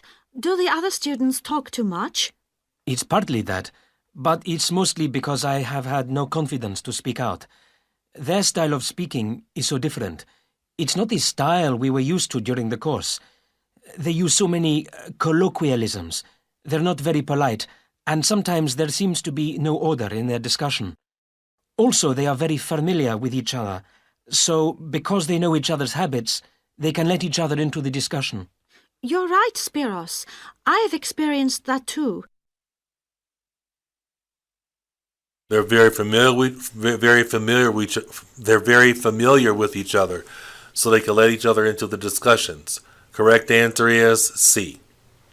Okay, you guys, are you getting it? Being very familiar with each other, they know each other very well. So for multiple choice questions, whether it's section 1, section 2, section 3, or section 4, that's what you have to do for multiple choice questions. You have to be able to pick synonyms. The better you are at picking synonyms, the better you're going to do at the exam. It's that simple. That's the way it works. All right, so now we're going to go ahead and answer questions 26, 27, 28, 29, and 30. But recently, I've been trying to speak up more, and I just jump in, and I've noticed an interesting thing.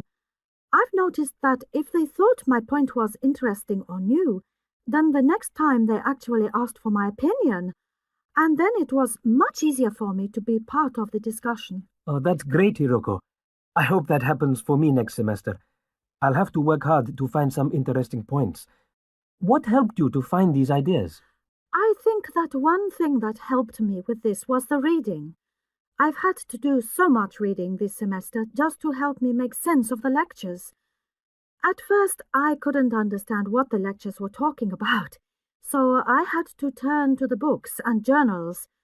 Every night I read for hours, using the lists of references that were given, and I made pages of notes. At breakfast, I read and read my notes again. This habit has helped me to follow the ideas in the lectures, and it's also given me some ideas to use in the tutorials. But I did so much reading anyway. I don't think there's any time left over for anything extra. My reading speed is still quite slow, though I'm much better at dealing with vocabulary than I used to be. What else do you think we could add to the course program to help with this reading problem? There's not really anything because it's my problem. I remember we were given long articles to read. We didn't like that, but now I realize that reading those long articles was good preparation for the things I need to read now. Also, in class, we regularly had speed reading tasks to do, and we kept a record of our reading speed, so the teachers were encouraging us to work on that. That's true, Spiros, but what we read could have been different. Sometimes in the English class, I felt frustrated when I had to read articles about the environment or health or education, because I wanted to concentrate on my own field, but we didn't read anything about engineering. So I think I wasted some time learning vocabulary I didn't need. But surely the strategies you were taught for dealing with that vocabulary were helpful? Yes, but psychologically speaking, I would have felt much better working on reading from my own field. What do you think, Spiros? Oh, I agree. That would have helped my confidence too, and I would have been more motivated. It was good, though, that we could work on our own topics when we wrote the research assignments. Okay, the answer to number 26 was B. 26 is B. 27 was A. 28 was B. And 29 is C for engineering. All right, so I hope that you were able to, as we were going through those last few questions, to be able to get them correct. Okay, so I'll talk to you soon, and good job, and I hope you understand now how to really handle these multiple choice types of questions. Thanks a lot. Talk to you soon. Okay, now let's do another section 3 for the listening section. We have another section 3 that we have to do here, and this is from book 9, test 2, section 3 that we're going to be doing. And like I've told you about the Cambridge books, you see those are the ones that I use when I'm teaching my classes. I have all my students buy those books for our classes that we teach in person, and I encourage you also to get those books as they are very helpful. They're very good. And I think that if you're using them as you're taking this course online with us, that you're going to be able to really benefit from it a lot. Okay, so let's go ahead and play the tape. As you can see with this section number 3, we're starting off with multiple choice questions. You've heard in the previous lecture already what we have to be able to do. Circle the keywords in the question, right? Circle the keywords in the question and then listen for synonym matching answers for multiple choice questions. That's what we're working on. That's what you should be able to do. That's what you should have an understanding of how to do right now. For numbers 25 through 30, we're dealing with fill the blank questions. All right, and remember for our fill the blank questions, we have the strategy doesn't change. We have to pay attention to the words that are before and after the blank line, right? Because when we're listening, that's what our answer is going to connect to. right? Number 25 has a connect to the word materials and the word level. 26 has a connect to the word collection, right? Whatever it is, it must connect to the word collection. But when they're speaking, they're not going to say the word collection. They're going to say a synonym of the word collection. 27 is connected to by some, and we know whatever they say is connected to dividing something up. Buying and dividing. Whatever this answer is connected to that language. 28 is connected to organizing, right? It says speak to the teachers and organize a blank for supervising the center. Keywords it's connected to is organize for supervising. What are we going to organize for supervising? 29, connected to the word install.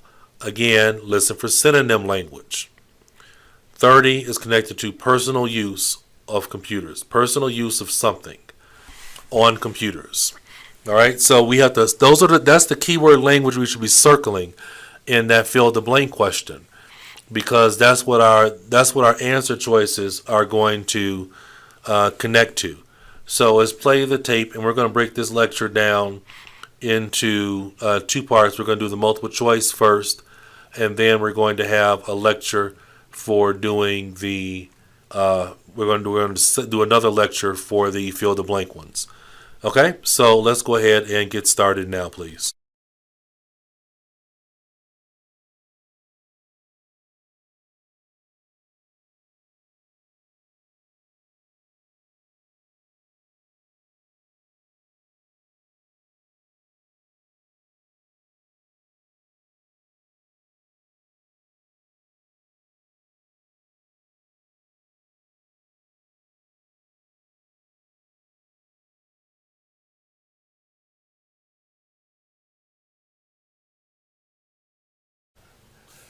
All right, you should be looking at the questions, circling the keywords so you know what to listen for, and you know when the answer is being said.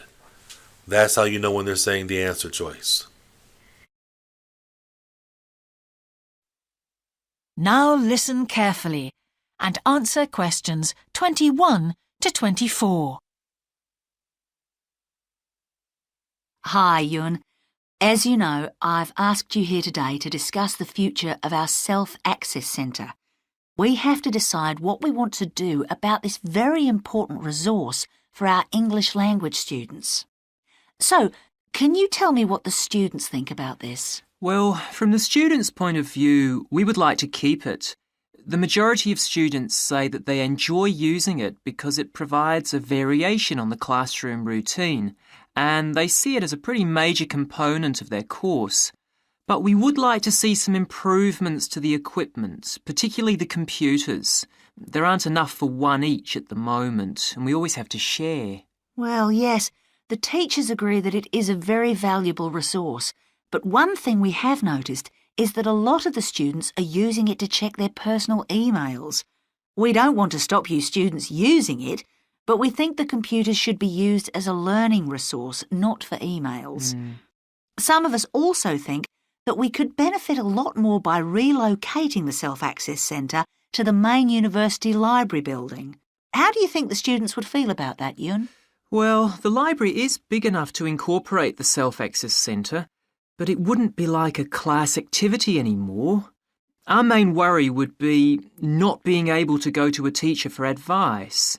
I'm sure there would be plenty of things to do, but we really need teachers to help us choose the best activities. Well, there would still be a teacher present and he or she would guide the activities of the students. We wouldn't just leave them to get on with it. Yes, but I think the students would be much happier keeping the existing setup.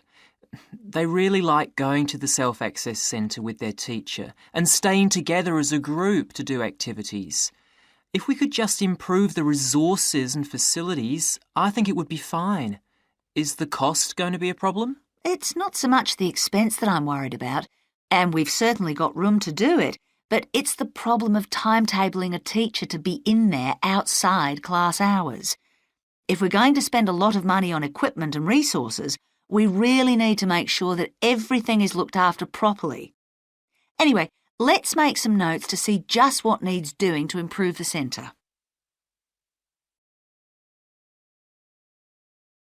Okay, so now I'm going to play it again and go over the answer choices with you and point out for you the synonym matching that you should have been able to do in order to get the correct answer choice.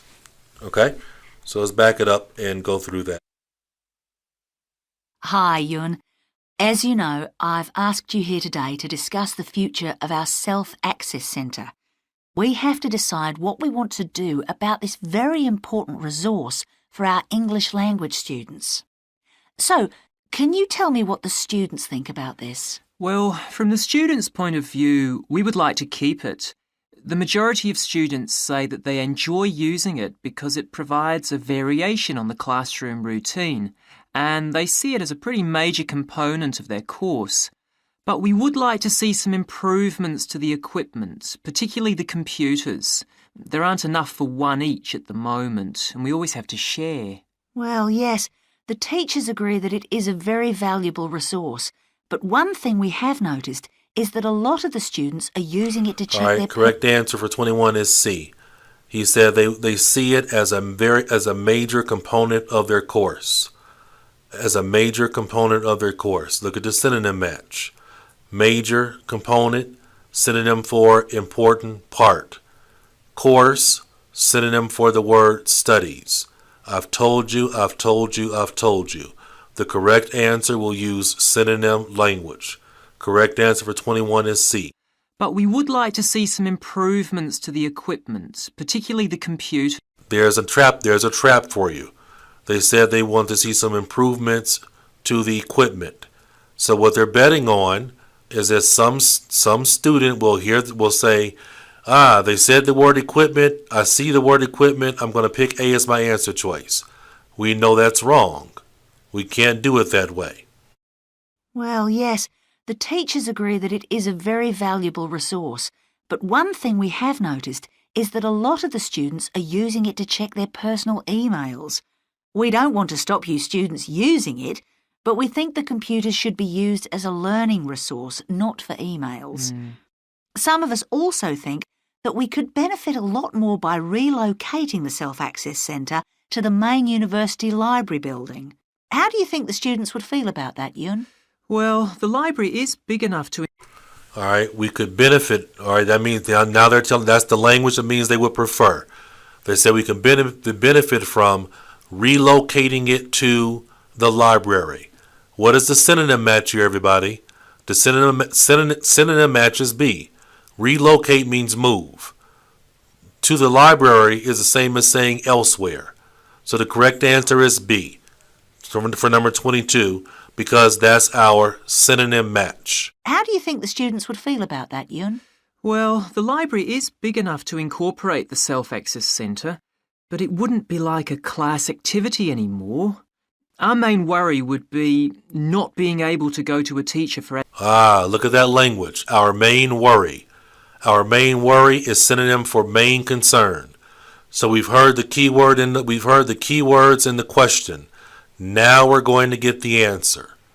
The question, then you'll be able to pick up on when they're saying the answer choice to you, everybody. But it wouldn't be like a class activity anymore. Our main worry would be not being able to go to a teacher for advice. I'm sure there would be plenty of things to do, but we really need... All right, their main worry would be not being able to go to a teacher for advice. That's their main worry. So what's the synonym help? What's the synonym answer? B.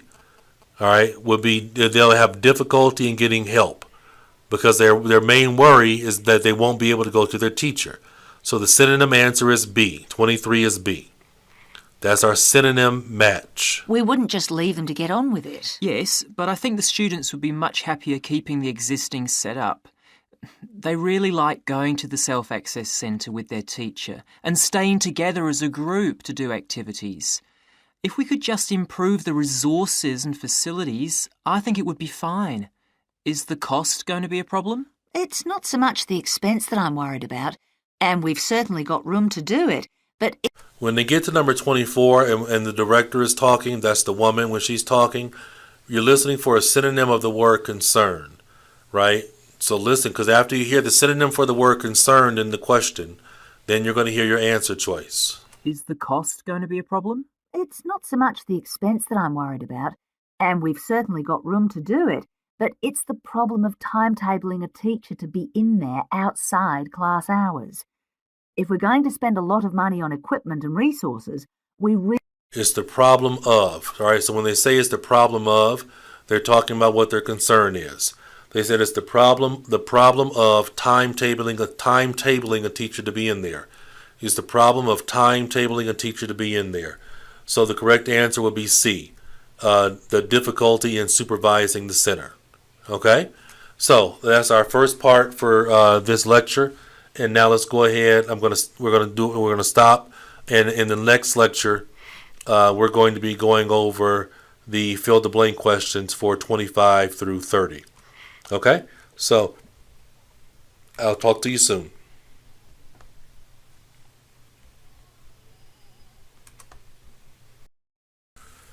Okay, so now let's go ahead and go through our second part, as we're going to go through questions 25 through 30. And as we're going through these questions, remember what I said about listening for the language that's before and after the blank line, because that's what our answer choice is going to connect to. It's very important that you're able to follow the conversation with the questions. If you get lost in the conversation, you're done for. All right, you're just completely done for, because if you get lost, it's hard to catch back up and find where they are in the conversation in terms of the question number. All right, so here we're going to keep playing the tape, and if you haven't already, you should have circled and you should be focused on that language before and after.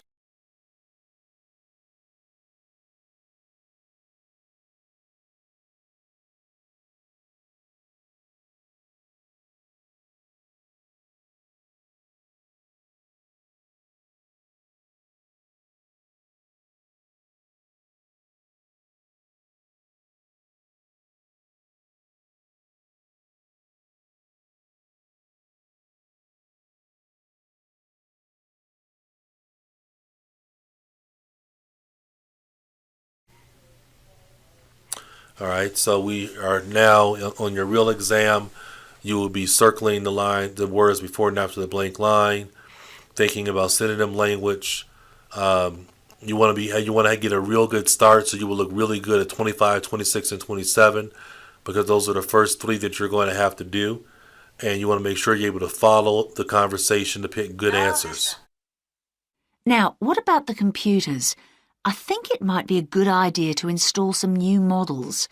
They would take up a lot less room, and so that would increase the workspace for textbooks and so on. That would be great. It is a bit cramped in there at times. What about other resources? Do you have a list of things that the students would like to see improved? So you hear them talk about equipment up here. They talk about replacing the computers for more space. It goes in order, everybody. It's really important also to pay attention to these headings, like equipment, resources, use of the room. Those headings in bold help you know when they're switching from one part to another part.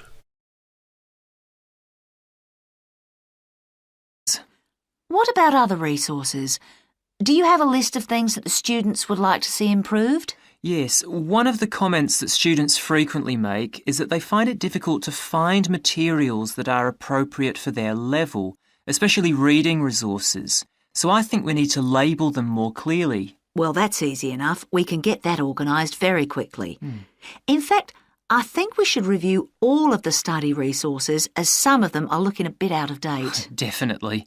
The CD section especially needs to be more current. I think we should get some of the ones that go with our latest course books and also make multiple copies. Good. Now, I was also thinking about some different materials that we haven't got in there at all. What do you think of the idea of introducing some workbooks? If we break them up into separate pages and laminate them, they'd be a great resource. The students could study the main course book in class and then do follow-up practice in the Self-Access Centre. That sounds good. OK. Now, finally, we need to think about how the room is used. I'll have to talk to the teachers and make sure we can all reach some agreement on a timetable to supervise the centre after class. But we also need to think about security too, especially if we're going to invest in some new equipment. What about putting in an alarm? Good idea. The other thing I'd like to do is talk to our technicians and see whether we could somehow limit the access to email. I really don't want to see that resource misused. What about if we agree to only use it before and after class? Yes, that would be fine. OK, anyway, that's great for now. We'll discuss it further when we've managed to...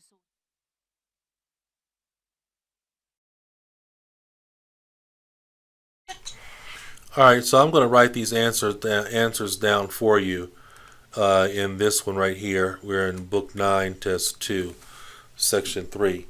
Number 21 we know was C, 22 was B, 23 was B, 24 was C, 25 is reading. I'll go over it with you guys. 26, CD. 27, workbooks. 28, timetable. 29, alarm. 30, email. Right? So those are the answers. C, B, B, C, reading, CD, workbooks, timetable, alarm, email. Hopefully you're able to get no more than 2 wrong. If you're able to get no more than 2 wrong, then you're on your way to getting a score of 7 or higher. All right. Now let's go back and I'll go through these answer choices for these fill-the-blank questions. What about other resources? Do you have a list of things that the students would like to see improved? Yes, one of the comments that students frequently make is that they find it difficult to find materials that are appropriate for their level, especially reading resources. So I think we need to label them more clearly. Well, that's easy enough. We can get that organised very quickly. In fact, I think we should review all of the study resources as some of them are looking a bit out of date. Definitely. The CD section especially needs to be more current.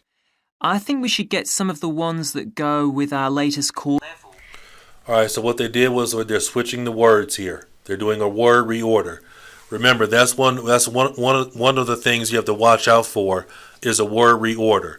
They said they're looking at the materials, the level of the materials, and the level of the. So they took this word materials, said it in the beginning, then they said the word level. They're changing up the word order. I'll back it up a little bit so you can hear. What about other resources? Do you have a list of things that the students would like to see improved? Yes, one of the comments that students frequently make is that they find it difficult to find materials that are appropriate for their level, especially reading resources. So I think we need to label them more clearly. Well, that's it. All right, materials appropriate to their level. Materials, here we said the word materials, appropriate to their level, especially reading resources. Synonym for materials. So the answer is reading. See how they really get tricky here? They switched up the word order. So you can't expect it to come in the exact same word order, the level of the reading materials. You're not going to hear it that way.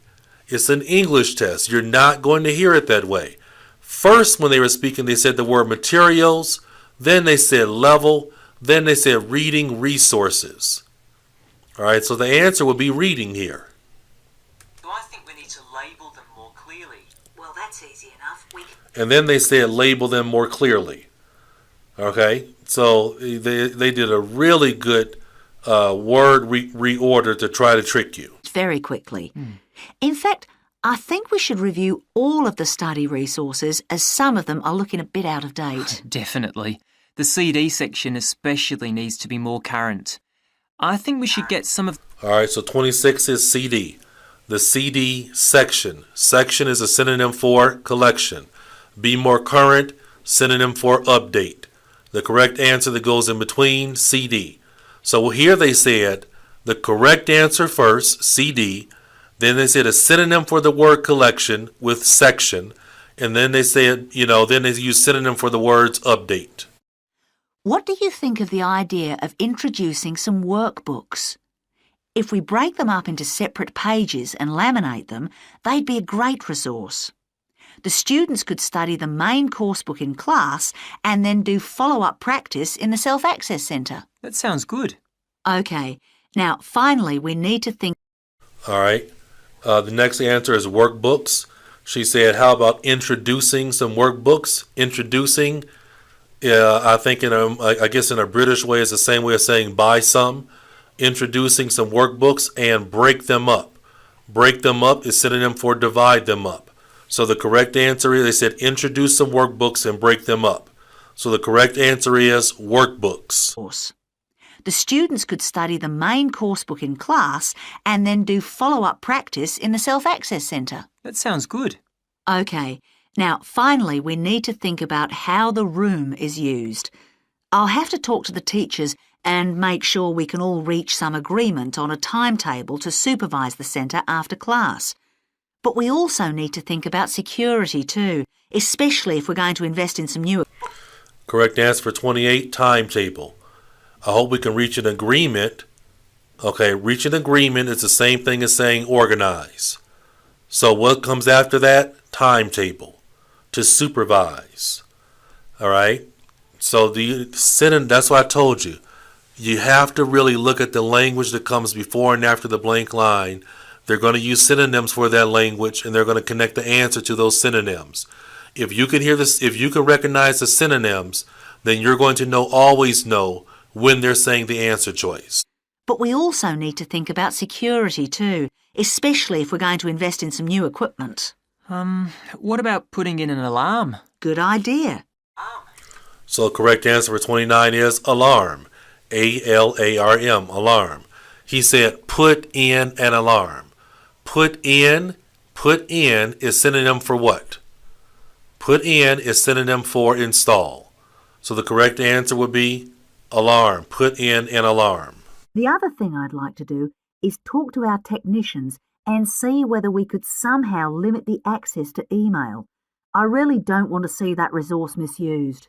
What about if we agree to only use it before... All right, now they said they want to limit the access to email, so the correct answer for number 30 is email. All right, so I really see how I really hope you see how this is working. All right, I've showed you the strategy. I've explained to you the strategy. In this next lecture we're going to do, I'm going to let you try out the strategy yourself. I'm going to play it from beginning to end for section 3. I want you to try to apply the strategy that I've taught you, and then afterwards I'll go ahead and tell you the answer choices. All right, talk to you soon. Okay, so let's go ahead and take a look at this let's take a look at this next section 3 practice for IELTS listening. In this practice, we have some multiple choice questions in a chart right here, starting at number 21. Then it will go to 22, then 23, 24, 25, 26. As you know, it goes in order, right? It goes in order. All right, so we know with the fill in the blank question, the most important thing is to pay attention to the language that is before or after the blank line, depending on how the question is written. For number 21, we're going to pay attention to the word surrounded. Whatever this is, it's surrounded by trees. Okay, so that's our key word, that's our key language there. Surrounded by trees. Whatever this answer is, it has to connect to surrounded by trees. Now, how are they going to try to trick us here? Well, they may have synonym language for surrounded, or they may change up the word order. Okay, they may change up the word order, meaning that they'll put the answer after they say surrounded by trees. So you have to watch out for them reversing the word order and watch out for synonyms. For number 22, our key word is noticing him. It says add Malcolm and a blank, noticing him. All right. 23, people who are blank outside the forest. Keywords are outside the forest. Whatever this answer is connected to outside the forest. Remember, we have to hear that language. All right, 24, add Malcolm sitting on a tree trunk and blank.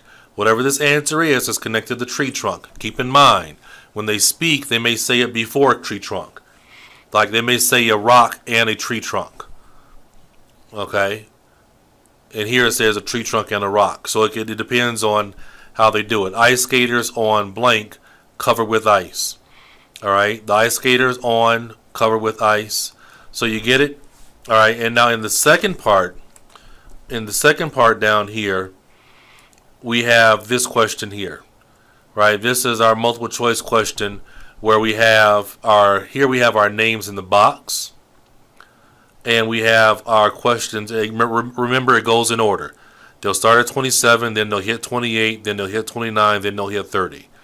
Right? So 27 says how they plan the project. And so we have to listen for which name or names plan the project. Helen only, Jeremy only, both Helen and Jeremy, neither Helen nor Jeremy. Keep in mind they get really, really tricky here when they're doing this. Really tricky. And what I mean by that is they're going to say, well, Jeremy didn't do it, and Jeremy didn't do it. So they'll say the name of a person who did not do it. Right? And then they'll say the answer of the person who did do it. Or they'll say both Helen and Jeremy did the project because Helen didn't want to do it alone. Right? So you see they said the correct answer, and then they gave you one of the answer choices that's wrong. So you have to keep in mind they're going to use synonym language for that word only, most likely. They're not going to say only. They're going to say alone, by herself, by himself, with no one else. There's a lot of synonym language that you can say instead of saying the word only. Okay? So, and then they'll go to 28. So it's all about, you have to be able to, again, look at the keywords in your question, plan the project, how they got ideas for their stories, and interpretation of their stories. You have to listen for that keyword language in the question so you'll know when they're going from one question to the next. Okay, so let's go ahead and play this, and then we'll go through it. All right, and this one is coming from Book 11. This is Test 3 from Book 11. I got Book 11 when it came out. Book 11 is a great book. It's very, very good practice. I encourage you to go out and buy that book. It's the latest practice book that you can get. I have my hard copy of the book, and I encourage you to get your hard copy also. I think it's good when you're practicing. I'm teaching this course online, but when you're practicing on your own, I think it's really good to use a hard copy and use actual paper, because for the IELTS exam, it is actual paper that you're going to be using. And I'm a big believer in your practicing in the same way that the test is designed. I also have a TOEFL course, and on the TOEFL course, it's okay. It's okay to do it in regards to, it's okay to do it on the computer and practice on the computer also if you're practicing because it is a computer-based test. So I encourage you to go out there and get the new Cambridge IELTS Book 11 because I think it's fabulous practice for you. All right, let's keep going.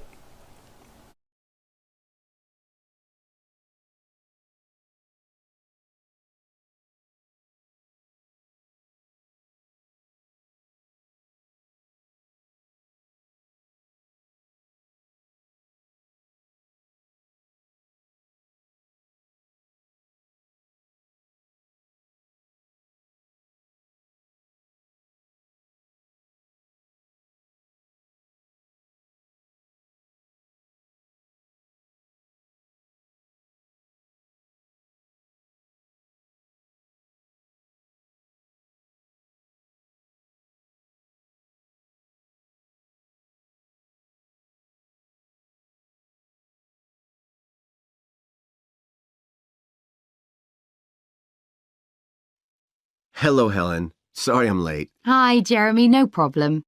Well, we'd better work out where we are on our project, I suppose. Yeah, I've looked at the drawings you've done for my story, The Forest, and I think they're brilliant. They really create the atmosphere I had in mind when I was writing it. Oh, I'm glad you like them. There are just a few suggestions I'd like to make. Go ahead.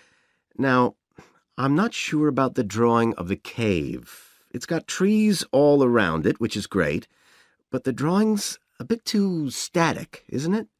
I think it needs some action. Yes, there's nothing happening. Perhaps I should add the boy. Malcolm, isn't it? He would be walking up to it. Yes, let's have Malcolm in the drawing. And what about putting in a tiger? The one that he makes friends with a bit later. Maybe it could be sitting under a tree, washing itself. And the tiger stops in the middle of what it's doing when it sees Malcolm walking past. That's a good idea. OK, I'll have a go at that. Then there's the drawing of the crowd of men and women dancing. They're just outside the forest, and there's a lot going on. That's right. You wanted them to be watching a carnival procession, but I thought it would be too crowded. Do you think it works like this? Yes, I like what you've done. The only thing is, could you add Malcolm to it without changing what's already there? What about having him sitting on the tree trunk on the right of the picture? Yes, that would be fine. And do you want him watching the other people? No, he's been left out of all the fun, so I'd like him to be crying. That'll contrast nicely with the next picture where he's laughing at the clowns in the carnival. Right, I'll do that. And then the drawing of the people ice skating in the forest. I wasn't too happy with that one. Because they're supposed to be skating on grass, aren't they? That's right, and it's frozen over. At the moment, it doesn't look quite right. I see what you mean. I'll have another go at that.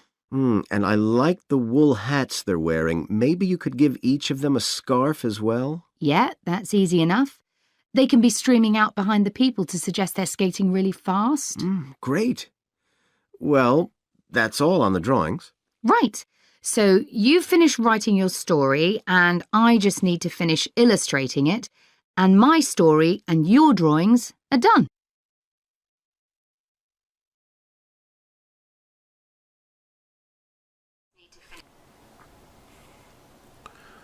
I think number 21 was pretty easy.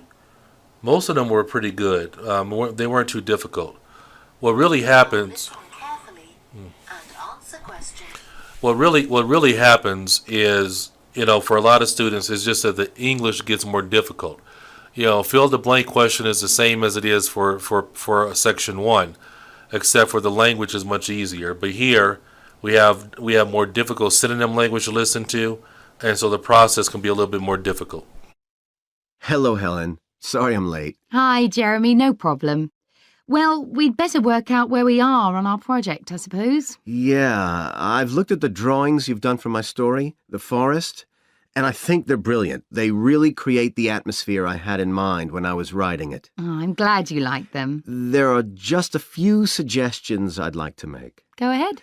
Now, I'm not sure about the drawing of the cave. It's got trees all around it, which is great, but the drawing's a bit too static, isn't it? All right, so the answer to number 21 is cave. C-A-V-E, cave. Because he said it has trees all around it. It has trees all around it. Okay? All right, and now, what's the synonym for the word surrounded? All around it. Right? I'm not sure about the cave because it has trees all around it. What else did they do here? They changed up the word order from the way it's written in the question. Here it says, here in the question, right? It says surrounded by trees. When they gave the answer in the conversation, the man said, I don't know about the cave because it has trees. So they said the word trees first. Then they said all around it, which is synonym for surrounded. So they used synonym language and they changed up the word order. Okay? And that's what you have to be aware of. It is not going to be, especially when you get into sections 3 and 4. Things are not going to just come in the same word order. Right here, they're using synonyms and changing the word order. And you have to be aware of that. So number 21 is cave. C-A-V-E. Isn't it? I think it needs some action. Yes, there's nothing happening. Perhaps I should add the boy, Malcolm, isn't it? He would be walking up to it. Yes, let's have Malcolm in the drawing. And what about putting in a tiger? The one that he makes friends with a bit later. Maybe it could be sitting under a tree, washing itself. And the tiger stops in the middle of what it's doing when it sees Malcolm walking past. That's a good idea. OK, I'll have a go at that. Then there's the drawing. So 22 is tiger. Okay, because they said, what about a tiger? And then later on they say the tiger stops washing himself as he's walking past. Right? So that's the same as saying noticing him. Right? If the tiger stops what he's doing and is looking at him, that's the same as saying noticing him. All right, so number 22 is tiger. Tiger. Tiger. All right, so there what they did was, it's very interesting. They gave you the answer because he said, and what about a tiger? Because it's Malcolm, right? It's Malcolm, and when he said, and what about a tiger? We know it's tiger. And then they said a few more things, and then they talked about the tiger stopping to wash himself as he was passing by. And that's the part that references noticing him. Okay? All right, so to do well on this listening part, you got to really show your ability to use synonym language. OK, I'll have a go at that. Then there's the drawing of the crowd of men and women dancing. They're just outside the forest, and there's a lot going on. That's right. You wanted them to be watching a carnival procession, but I thought it would be... All right, number 23 is dancing. There's the crowd of men and women dancing. They're just outside the forest. So that one, number 23, was direct. All right, now they didn't say people, right? They used synonym language. They said the crowd of men and women. That's synonym for saying people. Okay, and then he said dancing. Then he paused a little bit. He said just outside the forest. So we can see number 23 is dancing. Dancing. There's a lot going on. That's right. You wanted them to be watching a carnival procession, but I thought it would be too crowded. Do you think it works like this? Yes, I like what you've done. The only thing is, could you add Malcolm to it without changing what's already there? What about having him sitting on the tree trunk on the right of the picture? Yes, that would be fine.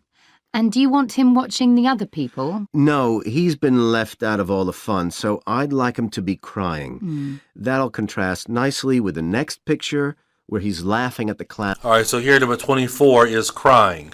So let's look at what we did here for number 20. Let's look at what they did for number 24 to make it difficult. Right? They talked. The woman said, "Here's a situation where we have it where one of the people say an answer choice. They say a possible answer choice, and the other person rejects it." Right? Because she said, "And what about?" Listen, I'll let you listen to it a little bit and at least see for yourself. What about having him sitting on the tree trunk on the right of the picture? Yes, that would be fine. And do you want him watching the other people? No, he's been left out of all the fun, so I'd... She said, and do you want him watching the other people? So she threw out a possible answer. And do you want him watching the other people? No, he's been left out of all the fun, so I'd... Said, no, I'd like him to be crying. So the correct answer for 24 is crying. So you can see here in section 3, as the same way in section 1 or section 2, they're using the same traps and the same tricks, right? And for this one, they said, okay, let's have one person throw out a possible answer. Then the other person will say, no, that's not it, and will say the correct answer. Okay? So crying, C-R-Y-I-N-G. That'll contrast nicely with the next picture where he's laughing at the clowns in the carnival. Right, I'll do that. And then the drawing of the people ice skating in the forest. I wasn't too happy with that one. Because they're supposed to be skating on grass, aren't they? That's right, and it's frozen over. At the moment... Right, so the answer is grass. They're supposed to be skating on grass, but it's frozen over. Frozen over is synonym for covered with ice. Frozen over, frozen. Frozen over is synonym for covered with ice. They said they're supposed to be skating on grass, G-R-A-S-S, but it's frozen over. Okay, so we know this answer choice has to be. We know this answer choice for 25 has to be connected to covered with ice, but they didn't say covered with ice. They said the grass was frozen over. The grass is covered with ice, so that's what that answer is. Grass, G-R-A-S-S. At the moment, it doesn't look quite right. I see what you mean. I'll have another go at that. And I like the wool hats they're wearing. Maybe you could give each of them a scarf as well? Yeah, that's easy enough. Give each of them a scarf. So the correct answer is scarf. Now in this situation, they didn't really play a lot. They didn't play a lot with the language, but they gave you a word that they think is tricky to spell. So how do you spell the word scarf? Right? Try to spell that word scarf and see if you're going to be able to spell it the same way as me when I write the answers down. But scarf. At the moment, it doesn't look quite right. I see what you mean. I'll have another go at that. And I like the wool hats they're wearing. Maybe you could give each of them a scarf as well? Yeah, that's easy enough. They can be streaming out behind the people to suggest they're skating really fast. Great. Well, that's all on the drawings. All right, so let's stop right there, and then we're going to go on to our next lecture. I'll talk to you soon. Okay, so let's go through the second part of this section 3. It says, the question says right here, who is going to write each of the following parts of the report? Who is going to write each of the following parts of the report? All right, remember, it's going to go in order. Okay, it's going to go in order. They're going to first talk about 27, and they're going to tell you who wrote it. But they're not just going to be very direct. They're going to try to trick you. They're going to try to fool you. They're going to try to attract you to the wrong answer. And after we go ahead and listen to the recording, I'll point out for you, as I've been doing, I'll point out for you how they were trying to trick you, how they were trying to make you think the answer was something else. Because it's really important that you really pay attention and really learn how to do that.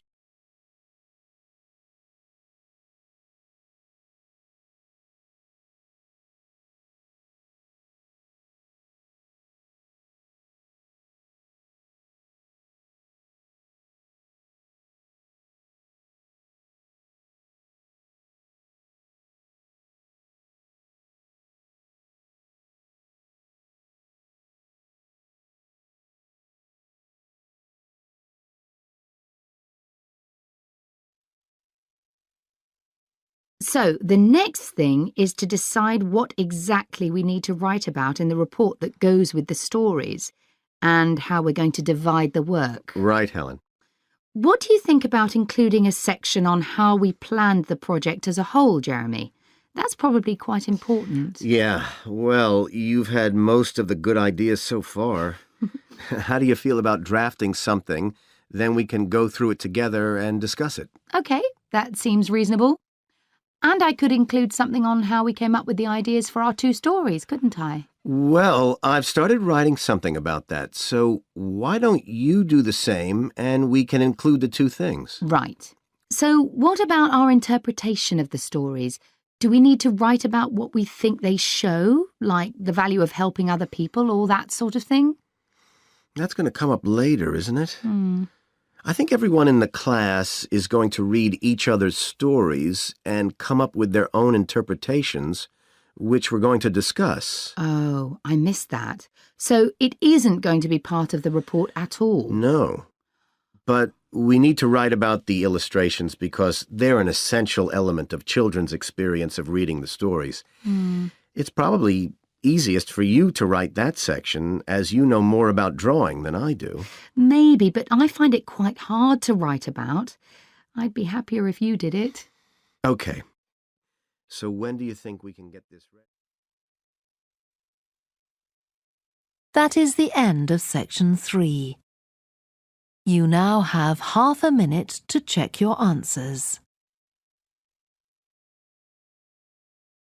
All right, so let's back up and listen to it. And as I thought, they tried to trick you and tried to fool you into thinking the answer was something else when it wasn't. And so I'm not surprised. But I'm going to go over with you right now what they were doing to try to mess with you and to try to make you think that the answer was something.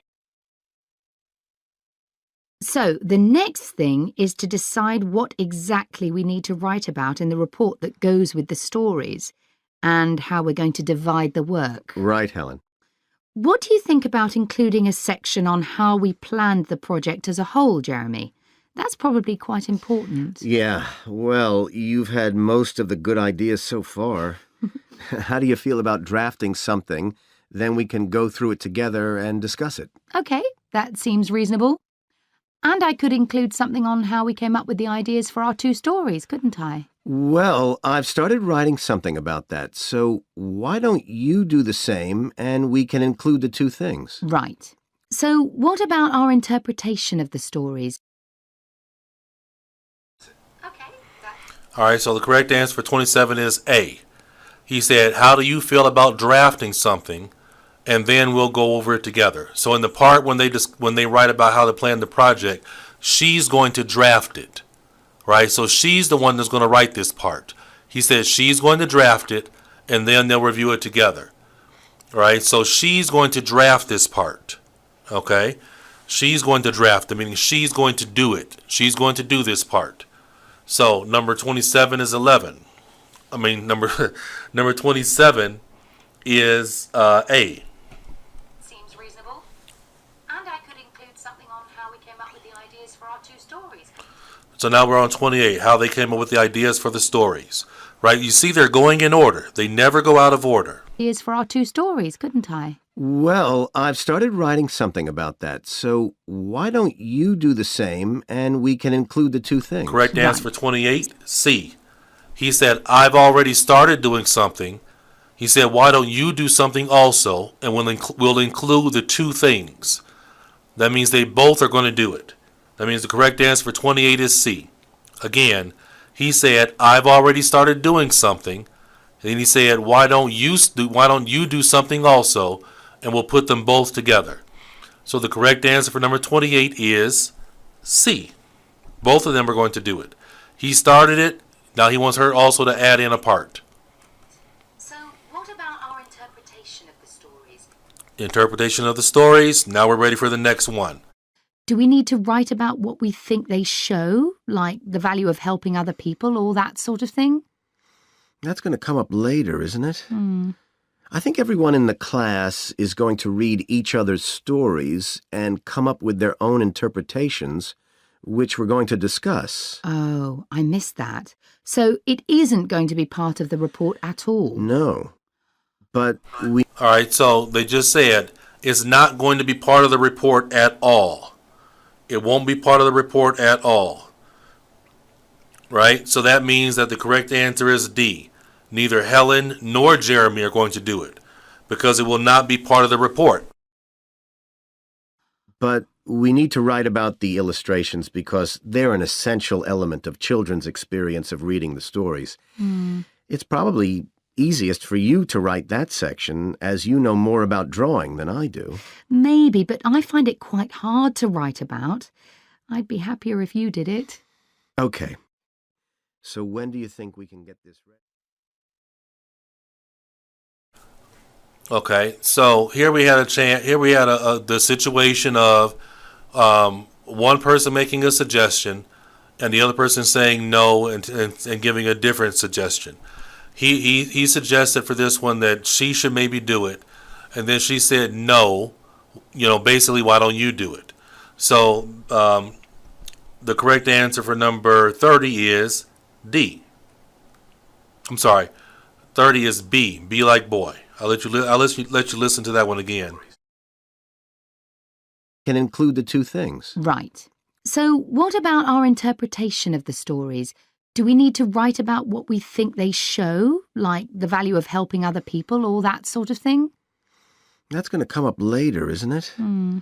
I think everyone in the class is going to read each other's stories and come up with their own interpretations, which we're going to discuss. Oh, I missed that. So it isn't going to be part of the report at all? No.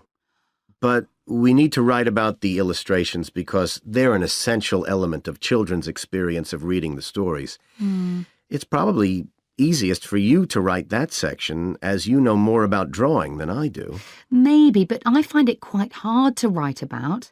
I'd be happier if you did it. Okay. So when do you think we can get this ready? See, he made a suggestion that she do it. Then she said maybe, but she'll be happier if he does it. Okay? So the correct answer would be, when it said he, we know that's Jeremy. All right? He is, Jeremy is a man and Helen is a woman. All right, so that will do it for this section number 3. Let me go ahead and put the answers on for you guys, just so you can make sure for some of them you check your spelling.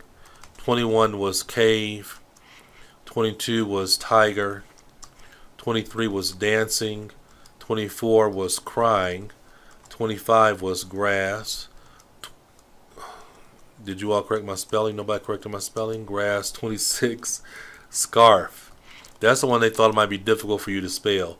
27 is A, 28 is C, 29 is D, and 30 is B. Okay? All right, so those are our answers.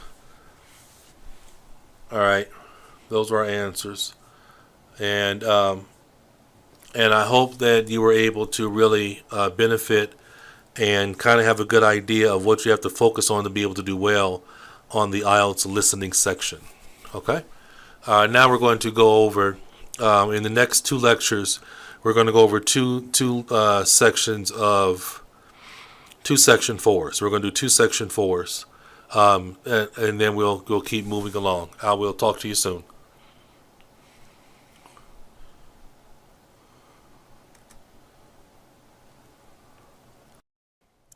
Okay, so let's keep moving along, and now we're going to go through 2 section 4s. Now with section 4, a lot of people really worry about section 4, but I don't worry so much about section 4. I really think that you need to really focus on your sections 1, 2, and 3, because sections 1, 2, and 3 for most of you are where you're going to make most of your points. You should try to be almost perfect when it comes to sections 1 and 2. Let's say like section 1 you have 10 questions, section 2 you have 10 questions. If you only get maybe 4 wrong between sections 1 and 2, that means you have 16 correct. And then for section 3, if you get 3 wrong, that means you're now at 23 correct. And then when you get to section 4, you only need to get if you get with 23 correct, you already have a 6. Yeah, you already have a 6 when you have 23 correct. And then when you get to section 4, if you got just 3 more correct in section 4, you have a 6.5. If you got 7 correct in section 4, you have a 7 because you have 30 correct. So you see, the key thing to really getting a good score is to make sure you're great at sections 1 and 2. And then good, really good, pretty good at section 3. And then section 4, you do the best you can. Now, if your English is already very advanced, then you should be able to do a pretty good job at section 4. But section 4 is just like the other sections. I mean, here in this section 4, we can see we have all fill-the-blank questions. 31, 32, 33, 34, 35, 36, 37. We're only going up to 37. We're not going to go all the way through it. I'm just trying to give you an idea. I'm trying to give you an idea of what the difficulty is like when you're doing section 4. We still focus on the same thing, right? Make sure we pay attention to the words before and after the blank line. Comment in areas where the blank can change quickly. Number 31 would connect to the language, can change quickly, right? That's what we would circle. Number 32, it says some parasites can affect marine animals, blank, right? The parasites can affect marine animals. Whatever this answer is connected to marine animals being affected by parasites. 33, this one should be pretty easy because we have 2 things that are connected, right? Poisons from blank or blank. Okay. 34, unlikely because the majority of animals were not when they stranded. Not this when they stranded. See, these are the key words we want to circle. These are the key words we want to circle because these key words are going to point to the answer choice. All right, so let's listen to it, and then I'll show you how the answer is connecting to that language before and after the blank line. That's what you have to really be good at listening for. Okay, here we go. Section 4. You will hear part of a lecture about a problem related to the behaviour of certain sea creatures. First, you have some time to look at questions 31 to 40.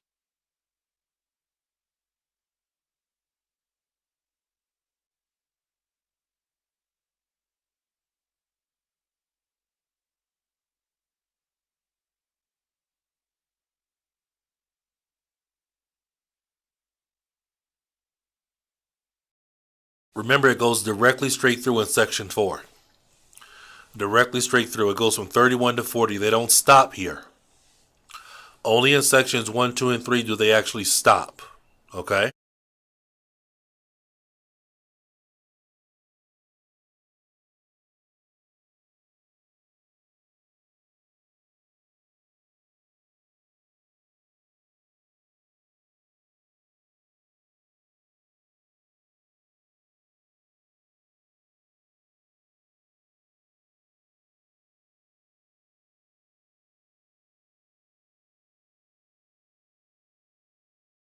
Good afternoon, everyone. Well, with some of you about to go out on field work, it's timely that in this afternoon's session I'll be sharing some ideas about the reasons why groups of whales and dolphins sometimes swim ashore from the sea right onto the beach and, most often, die in what are known as mass strandings. Unfortunately, this type of event is a frequent occurrence in some of the locations that you'll be travelling to, where sometimes the tide goes out suddenly, confusing the animals. However, there are many other theories about the causes of mass strandings. The first is that the behaviour is linked to parasites. It's often found that stranded animals were infested with large numbers of parasites. For instance, a type of worm is commonly found in the ears of dead whales. Since marine animals rely heavily on their hearing to navigate, this type of infestation has the potential to be very harmful. Another theory is related to toxins, or poisons. These have also been found to contribute to the death of many marine animals. Many toxins, as I'm sure you're aware, originate from plants or animals. The whale ingests these toxins in its normal feeding behaviour, but whether these poisons directly or indirectly lead to stranding and death seems to depend upon the toxin involved. In 1988, for example, 14 humpback whales examined after stranding along the beaches of Cape Cod were found to have been poisoned after eating tuna that contained saxitoxin, the same toxin that can be fatal in humans.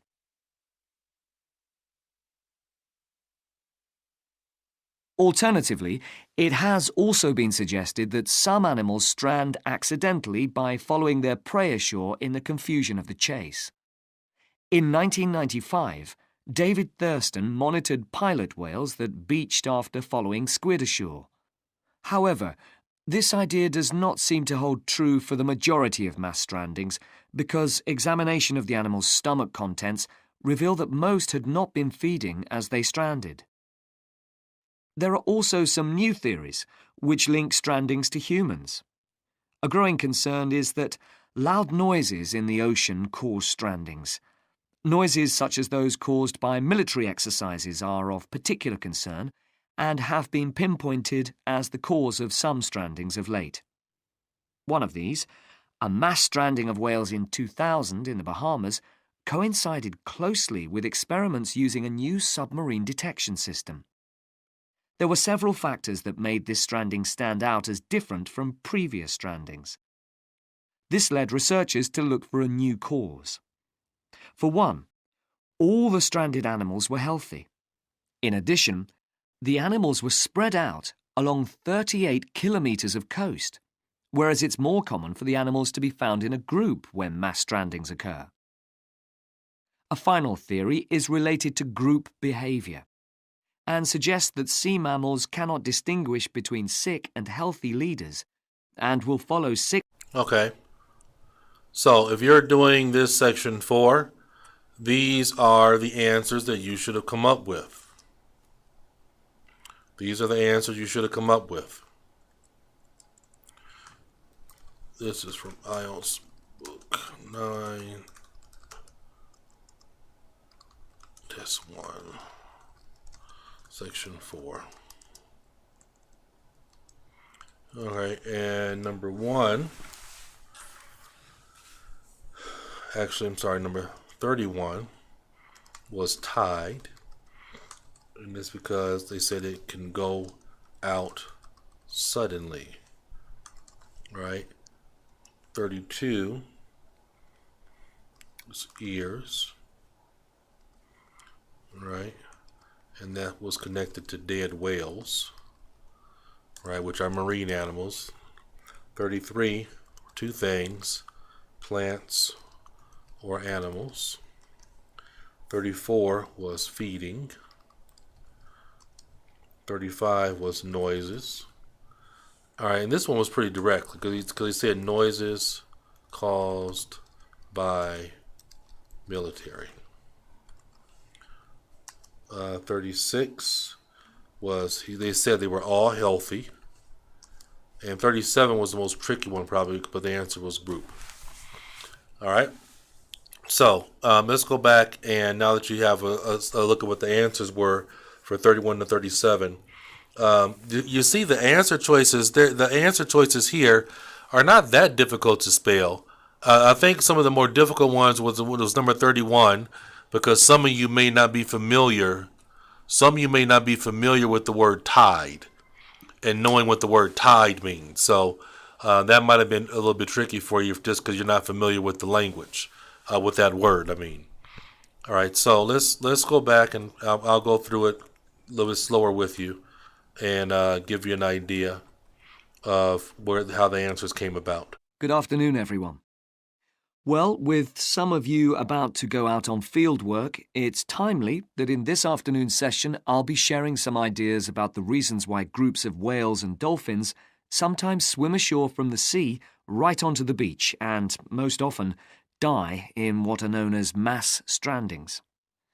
Unfortunately, this type of event is a frequent occurrence in some of the locations that you'll be travelling to, where sometimes the tide goes out suddenly, confusing the animals.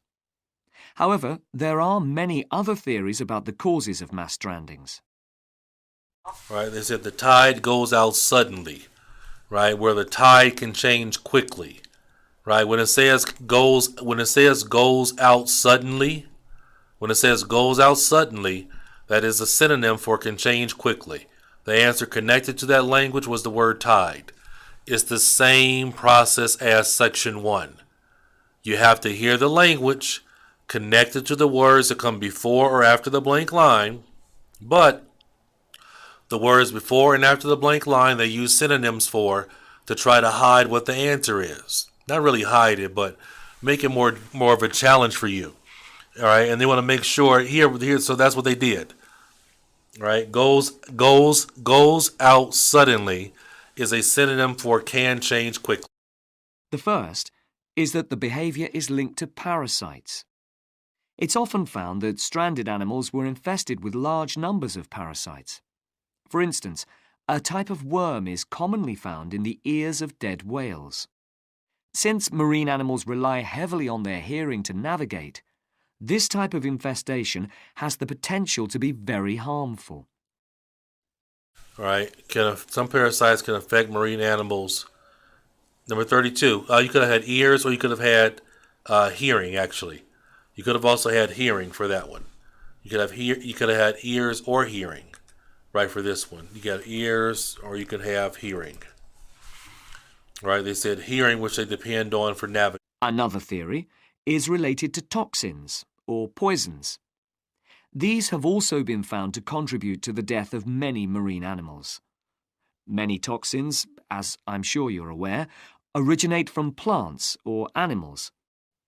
The whale ingests these toxins in its normal feeding behaviour, but whether these poisons directly or indirectly lead to strand... All right, poisons from plants or animals.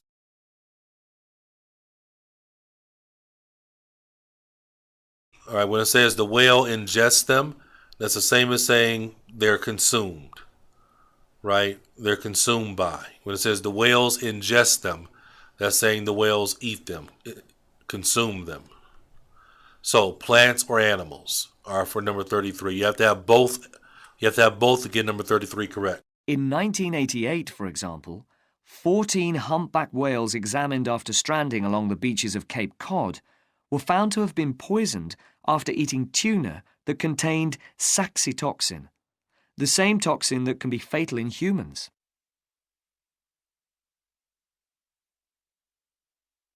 Alternatively, it has also been suggested that some animals strand accidentally by following their prey ashore in the confusion of the chase. In 1995, David Thurston monitored pilot whales that beached after following squid ashore. However, this idea does not seem to hold true for the majority of mass strandings. You notice how they're going in order, right? They say accidental strandings, then they say I follow the prey ashore, Thurston 1995. They're going to say everything. They're going in order, okay? However, this idea does not seem to hold true for the majority of mass strandings because examination of the animal's stomach contents reveal that most had not been feeding as they stranded. There are also some new theories which link strandings to humans. Most had not been feeding. Right? They talked about it wasn't for the majority of animals. Then they said most had not been feeding. There are also some new theories which link strandings to humans. A growing concern is that loud noises in the ocean cause strandings. Noises such as those caused by military exercises are of particular concern and have been pinpointed as the noises from military exercises. Right? So they answer for 35, noises. One of these, a mass stranding of whales in 2000 in the Bahamas, coincided closely with experiments using a new submarine detection system. There were several factors that made this stranding stand out as different from previous strandings. This led researchers to look for a new cause. For one, all the stranded animals were healthy. In addition, the animals were spread out along 38 kilometers of coast, whereas it's more common for the animals to be... So 36 is healthy. He said all, right? He said the word all. All the stranded animals were healthy. All were healthy. Animals were healthy. In addition, the animals were spread out along 38 kilometers of coast, whereas it's more common for the animals to be found in a group when mass strandings... All right, so that one was tricky. They said they were all spread out, you know, but it's more common for them to be in a group. So they were not in a group. A final theory is related to group behavior and suggests that sea mammals cannot distinguish... All right, so I hope you see that with Section 4, it's the same tricks and traps as Sections 1, 2, and 3, except for the questions are longer and the vocabulary is more difficult. Okay, that's all they're doing to make it more difficult or make it more tricky for you. That's all they're doing. They're not doing any more than that. That's it.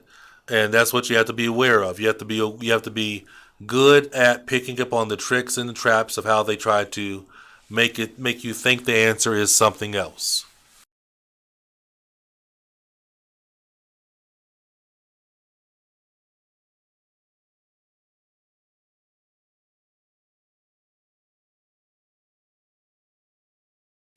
Okay, let's go ahead and get started with looking at another Section 4. As we know, in Section 4, it goes directly straight through from question 31 to 40. The way we do Section 4 is the same way we do Sections 1, 2, and 3 when it comes to fill the blank questions. We have to pay attention to the language that comes before or after the blank line, because that's what our keyword that's what our answer choice will connect to. All right? The answer choice always connects to that language. Another thing that you have to do when it comes to Section 4, and also this is what happens in Section 3, you have to make sure you follow with the conversation. Okay? You can't get lost in the conversation. So it's really important that you really, I like to tell students, if you see this hand on the screen moving around, think about this hand as being a pencil, like the tip of a pencil. and you want to take it and you move it with the conversation. Okay? They're going to say general facts. Then they're going to go through these 4 things giving answers. Then they're going to say habitat. And then they're going to go through these four questions, 4 sentences. And then they're going to say threats. All right, they're just going to go directly straight through it, step by step by step. Now, like I keep telling you over and over again, pay attention to the language when it's filled to blank. Pay attention to the language before or after the blank line. Like for number 31, it will connect to the words uncommon. Its color comes from an uncommon. Whatever this answer is, it connects to a synonym of the word uncommon. If you can recognize a synonym, then you'll know that then you'll know the answer is coming, or the answer was just said right before the word uncommon. Okay? But they're going to use a synonym. 32, unusual. 33, they protect the bear from. Protect bear from. Right? 34, roots stop. What do the roots stop? 35, small number of. Okay, you get it? And then as we move down, we have 36. It says habitat is being lost due to deforestation and construction of blank by logging companies. Construction of, so whatever this answer is, it will connect to the word construction, which is what you should circle, and it will connect to logging companies. Right? So whatever this answer is, 37 is connected to the word unrestricted. Remember, they're going to use synonym language. Right? Unrestricted, no restriction, affecting the salmon supply. Unrestricted. The bear's existence is also threatened by their low rate of. 38, connected to the words low rate of. Right? They're going to use synonyms. They might use reduced. Okay? So remember, when you're listening, you have to hear the synonym relationship, the synonym connection between the language before the blank line or sometimes after the blank line and the answer choice. 39 is connected to must improve their blank of logging. Must improve. Whatever 39 is, it's going to be connected to must improve. Right? They're going to say going forward, then they're going to go through these. 40 is straightforward. Maintenance and blank of the spirit bear's territory. So maintenance and something else. All right. So let's go ahead and play this. Let's play the tape now, and I want you to try to answer and do the best you can. And then I'm going to go over the answers with you and point out the synonym language that you should have picked up on, so that you can know when the answer is being said. All right. Here we go.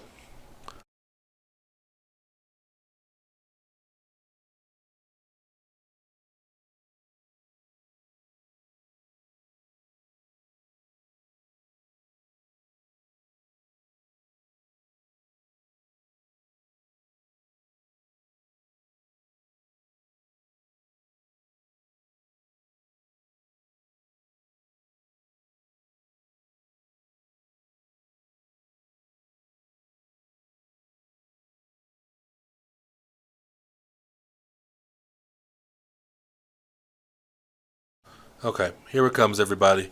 Get ready. Also, if you're not sure how a word is spelled, just spell it the best you can right away. Okay? Because remember, after the test is over, you have 10 minutes to transfer your answers, and then you can try to figure out the spelling. All right? But don't leave any answers blank. If you think something's the answer, write it down. And then if you later discover the answer is something else, write that down. But get things down on paper. Don't try to say, don't try to say in your head, was that the answer? Did they just say the answer? Was that the answer? Because so many times I have classes with students, and they'll tell me, yeah, I heard him say that. And then I'll say, well, why didn't you write it down? I don't know. Right? Write things down. Put things down. If you think that's a possibility, put it down on paper. Okay? Put it down on paper. Then maybe a few seconds later, you'll hear the correct answer, or you'll figure out that is the correct answer. But get things down on paper. Now listen carefully and answer questions 31 to 40. Today, we continue our series on ecology and conservation with a look at a particularly endangered member of the black bear family. 1 in 10 black bears is actually born with a white coat, which is the result of a special gene that surfaces in a few. Local people have named it the spirit bear, and according to the legends of these communities, its snowy fur brings with it a special power. Because of this, it has always been highly regarded by them, so much that they do not speak of seeing it to anyone else. It is their way of protecting it when strangers visit the area. The white bear's habitat is quite interesting. The bear's strong relationship with the old-growth rainforest is a complex one. The white bear relies on the huge, centuries-old trees in the forest in many ways. For example, the old-growth trees have extremely long roots that help prevent erosion of the soil along the banks of the many fish streams. Keeping these banks intact is important because these streams are home to salmon, which are the bear's main food source. In return, the bear's feeding habits nurture the forest.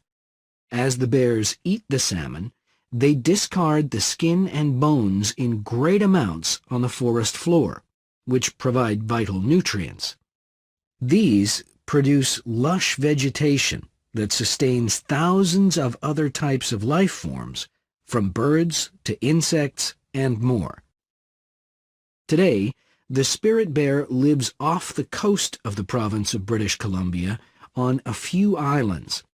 There is great concern for their survival, since it is estimated that less than 200 of these white bears remain. The best way to protect them is to make every effort to preserve the delicate balance of their forest environment. In other words, their ecosystem.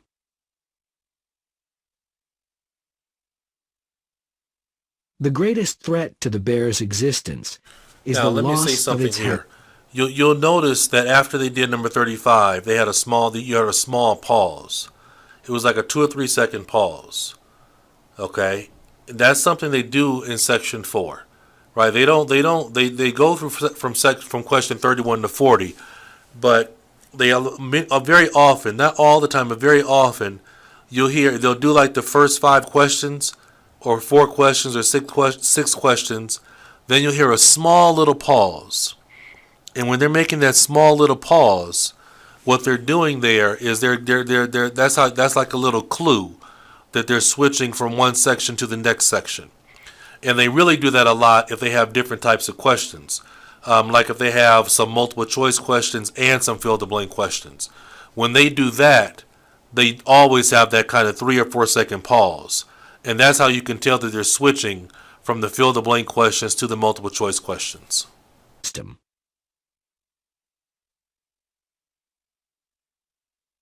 The greatest threat to the bear's existence is the loss of its habitat.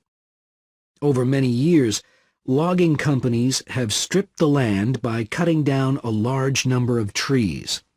In addition, they have built roads which have fractured the areas where the bear usually feeds, and many hibernation sites have also been lost. The logging of the trees along the streams has damaged the places where the bears fish. To make matters worse, the number of salmon in those streams is declining because there is no legal limit on fishing at the moment. All these influences have a negative impact on the spirit bear's very existence, which is made all the more fragile by the fact that reproduction among these bears has always been disappointingly low. And so, what's the situation going forward? Community organizations, environmental groups, and the British Columbia government are now working together on the problem. The government is now requiring logging companies to adopt a better logging method, which is a positive step. However, these measures alone may not be sufficient to ensure a healthy population of the spirit bear in the future. Other steps also need to be taken. While it is important to maintain the spirit bear's habitat, there also needs to be more emphasis on its expansion. The move is justified as it will also create space for other bears that are losing their homes to damage. That is the end of section 4. Okay, so let's back it up and let's go through the answer choices. All right, and as we're going through it, I'll point out for you some of the synonym language that they were using, so you can see how important it is for you to be able to recognize and understand synonym language. Today, we continue our series on ecology and conservation with a look at a particularly endangered member of the black bear family. 1 in 10 black bears is actually born with a white coat, which is the result of a special gene that surfaces in a few. Local people have named it the spirit bear, and according to the legends of these... So, number 31 is gene. It comes from a special gene, right? Is white color or white coat comes from a special gene. The word special is synonym for the word uncommon, right? The word special is synonym for the word uncommon.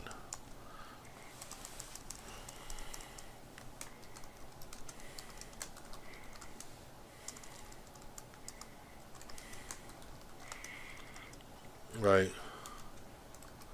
Gene. They said a special gene. Right. Special is synonym for uncommon. Right? So you have to hear the synonyms. You have to hear the synonyms. You have to hear the synonyms. Local people have named it the spirit bear, and according to the legends of these communities, its snowy fur brings with it a special power. Because of this, it has always been highly regarded by them. Right? So they use the word special twice as a synonym. Right? For number 32, the answer was power. They said he had a special power. All right, special, synonym for unusual.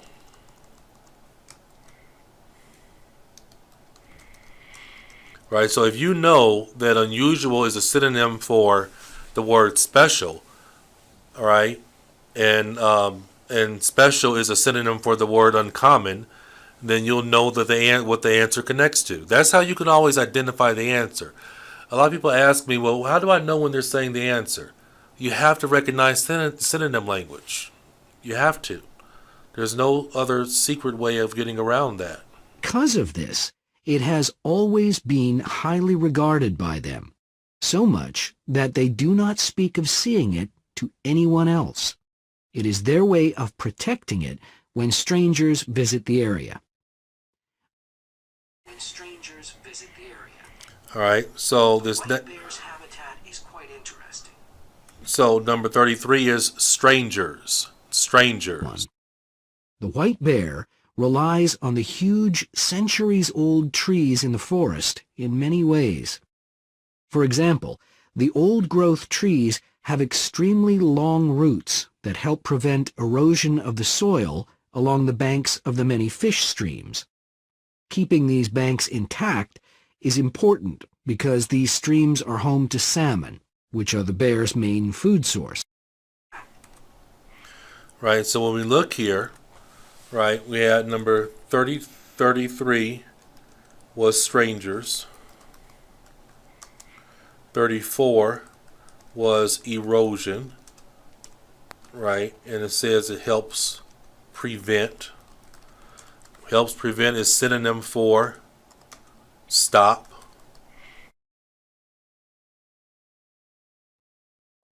In return, The bears' feeding habits nurture the forest. As the bears eat the salmon, they discard the skin and bones in great amounts on the forest floor, which provide vital nutrients. These produce lush vegetation that sustains thousands of other types of life forms, from birds to insects and more. Today, the spirit bear lives off the coast of the province of British Columbia on a few islands. There is great concern for their survival, since it is estimated that less than 200 of these white bears remain. The best way to protect them. Right, so 35 islands.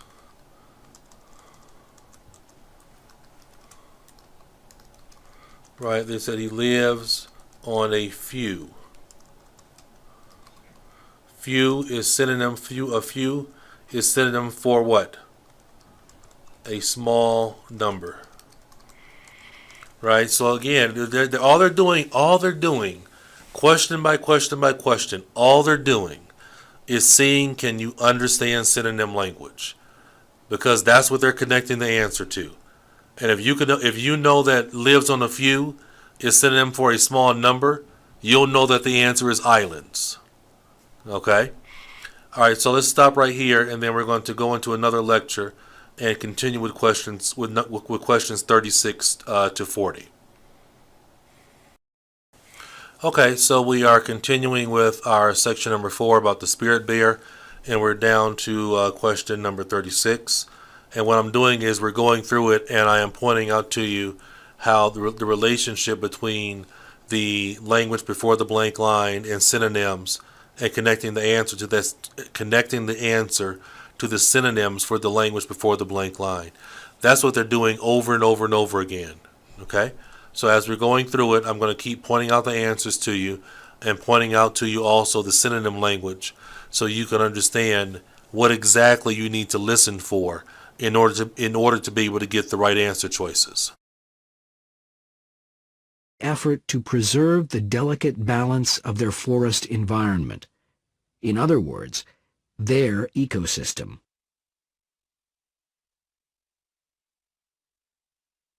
The greatest threat to the bear's existence is the loss of its habitat.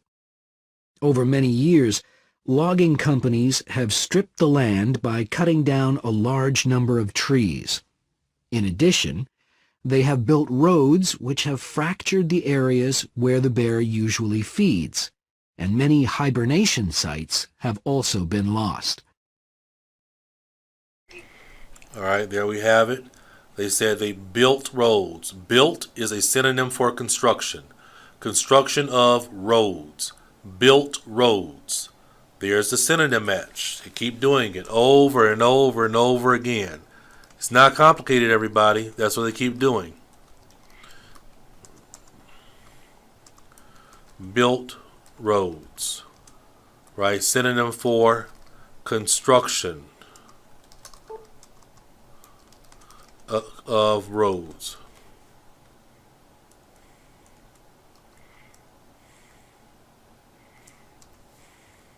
What am I doing?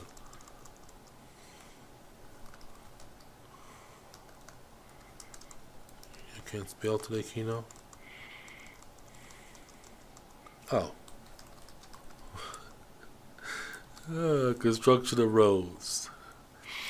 Right, built roads, construction of roads. That's our synonym match. Usually feeds, and many hibernation sites have also been lost. The logging of the trees along the streams has damaged the places where the bears fish. To make matters worse, the number of salmon in those streams is declining because there is no legal limit on fishing at the moment. All these influences have a negative impact on the spirit bear's very existence, which is made all the more fragile by the fact that reproduction among these bears. All right, no legal limit on fishing. No legal limit. All right, so 37 is fishing. Why? They said no legal limit on fishing. Right? That's the same thing as saying unrestricted fishing. Right? That's the synonym match. They said, so when they said no legal limit on fishing, if you know that no legal limit is synonym for the word unrestricted in the question, then you'll know the answer choice is fishing. At the moment. All these influences have a negative impact on the spirit bear's very existence, which is made all the more fragile by the fact that reproduction among these bears has always been disappointingly low. And so, what's the situation going forward? Community organizations, environmental groups. All right, so the answer for number 38, reproduction. And they said reproduction has been low. Right, so what did they do here? For this one, they changed the word order. Right, when they were speaking, they said reproduction has been low. In the question, it says low rate of reproduction.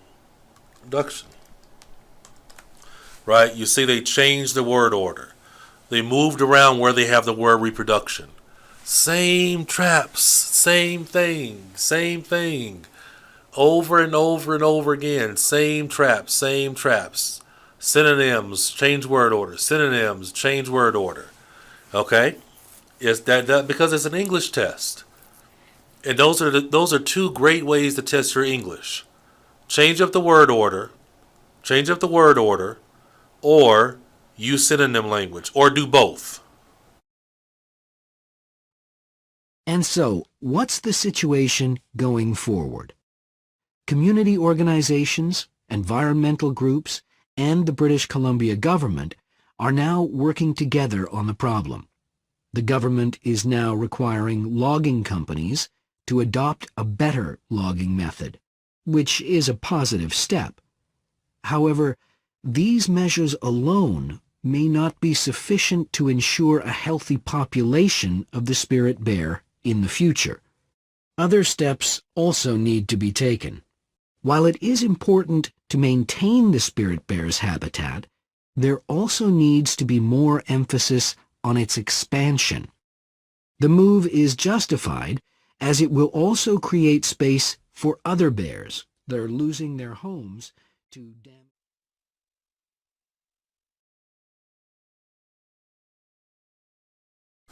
Right? Adopt a better logging method. Improve the logging method. The words better and improve.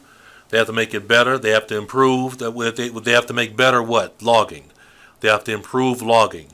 So the correct answer here is method. Right? They have to improve the better logging method. Improve the logging method. So the correct answer is method. METHOD. However, these measures alone may not be sufficient to ensure a healthy population of the spirit bear in the future. Other steps also need to be taken. While it is important to maintain the spirit bear's habitat, there also needs to be more emphasis on its expansion. The move is justified as it will also create space for other bears that are losing. Right. So after they talked about maintaining his habitat, they said also we need to talk about expansion. So for number 40, our answer is expansion. Right. So a lot of you may have heard the correct answer choices, but did you spell the words correctly? Right. That's what it comes down to. Did you spell the words correctly? Because your spelling has to get better.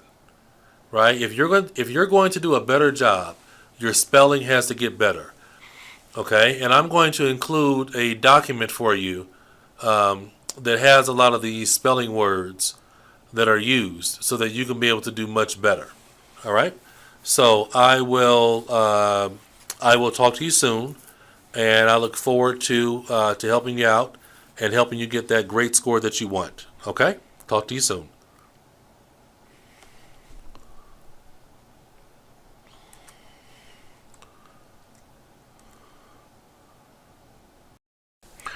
Okay, in this next lecture, we're going to be looking at doing a map. And when you're looking at a map, it's not very complicated to do. It goes in order, all right? It always goes in order. And what I mean by that is they're going to do 17 first for bird hide. Then they're going to talk about the dog walking area, then flower garden, then the wooded area. So when you have a map, you have to make sure that you have time.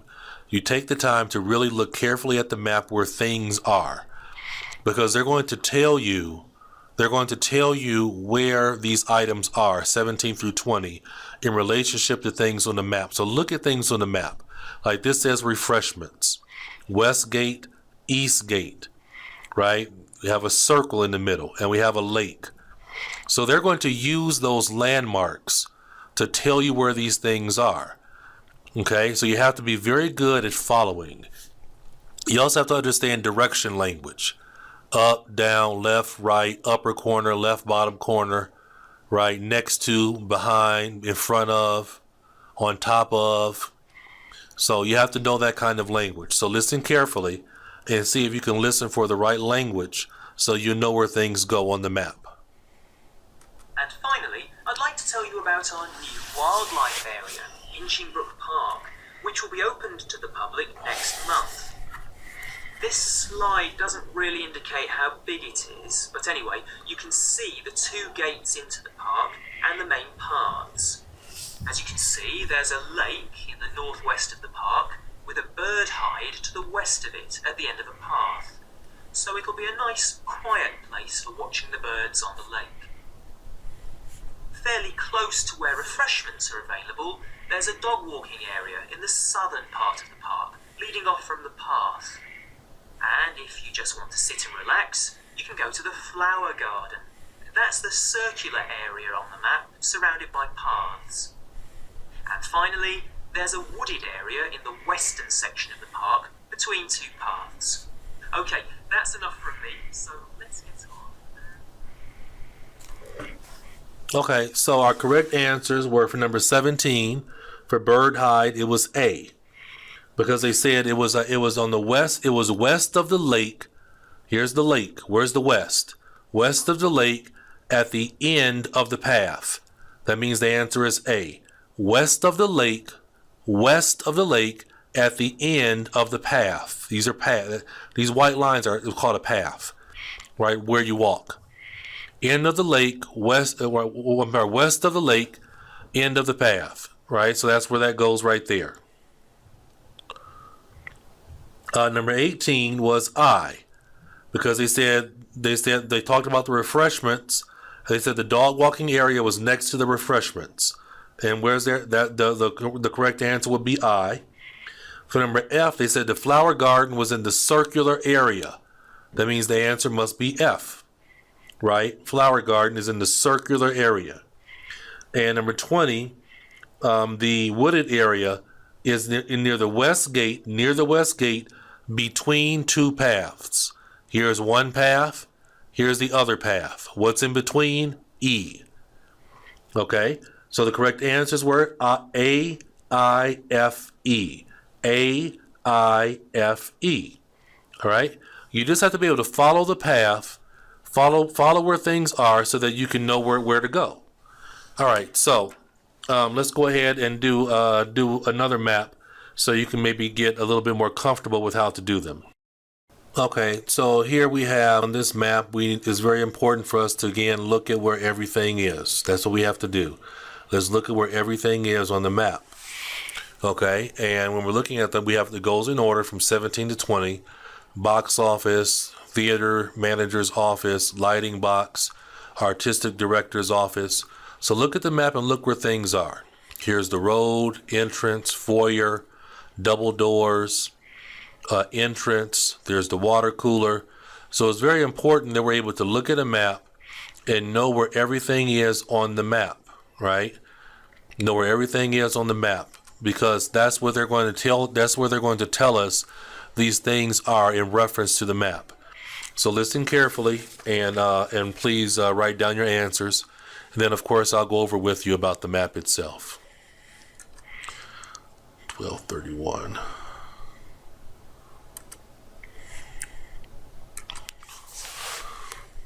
Before you hear the rest of the talk, you have some time to look at questions 17 to 20.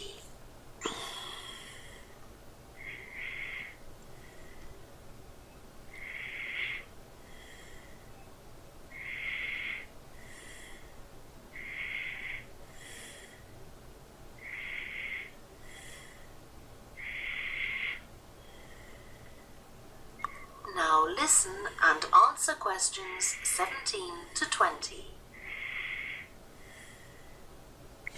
Now, a word about the layout of the building. The auditorium, stage and dressing rooms for the actors are all below ground level. Here on the ground floor, we have most of the rooms that the public doesn't see. The majority are internal, so they have windows in the roof to light them. Standing here in the foyer, you're probably wondering why the box office isn't here, where the public would expect to find it. Well, you might have noticed it on your way in. Although it's part of this building, it's next door, with a separate entrance from the road. For the theatre manager's office, you go across the foyer and through the double doors. Turn right, and it's the room at the end of the corridor, with the door on the left. The lighting box is where the computerized stage lighting is operated, and it's at the back of the building. When you're through the double doors, turn left, turn right at the water cooler, and right again at the end. It's the second room along that corridor. The lighting box has a window into the auditorium, which of course is below us. The artistic director's office is through the double doors, turn right, and it's the first room you come to on the right-hand side. And finally, for the moment, the room where I'll take you next, the relaxation room.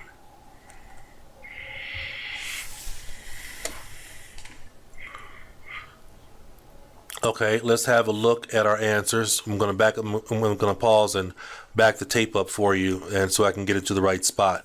And we'll listen to it again, and I'll kind of walk you through each one step by step. We fix the tape for you. Okay, so let's listen to it again, and I'm going to point out the answers for you. Now, when you're doing a map, you have to really, I really think you should use your pencil. Use your pencil to really follow where they're telling you to do. You have to follow the directions, follow the instructions. So I'm going to point this out for you step by step. 3 months. Before you hear the rest of the talk, you have some time to look at questions 17 to 20. All right, and what I'm going to do is I'm going to stop it for each one and kind of take you through what they're doing. But you have to be able to really follow directions, right? Turn left, turn right, go through the double doors. Okay, so we have to, here we go. And answer questions 17 to 20. Now, a word about the layout of the building. The auditorium, stage and dressing rooms for the actors are all below ground level. Here on the ground floor, we have most of the rooms that the public doesn't see. The majority are internal, so they have windows in the roof to light them. Standing here in the foyer, you're probably wondering why the box office isn't here, where the public would expect to find it. Well, you might have noticed it on your way in. Although it's part of this building, it's next door, with a separate entrance from the road.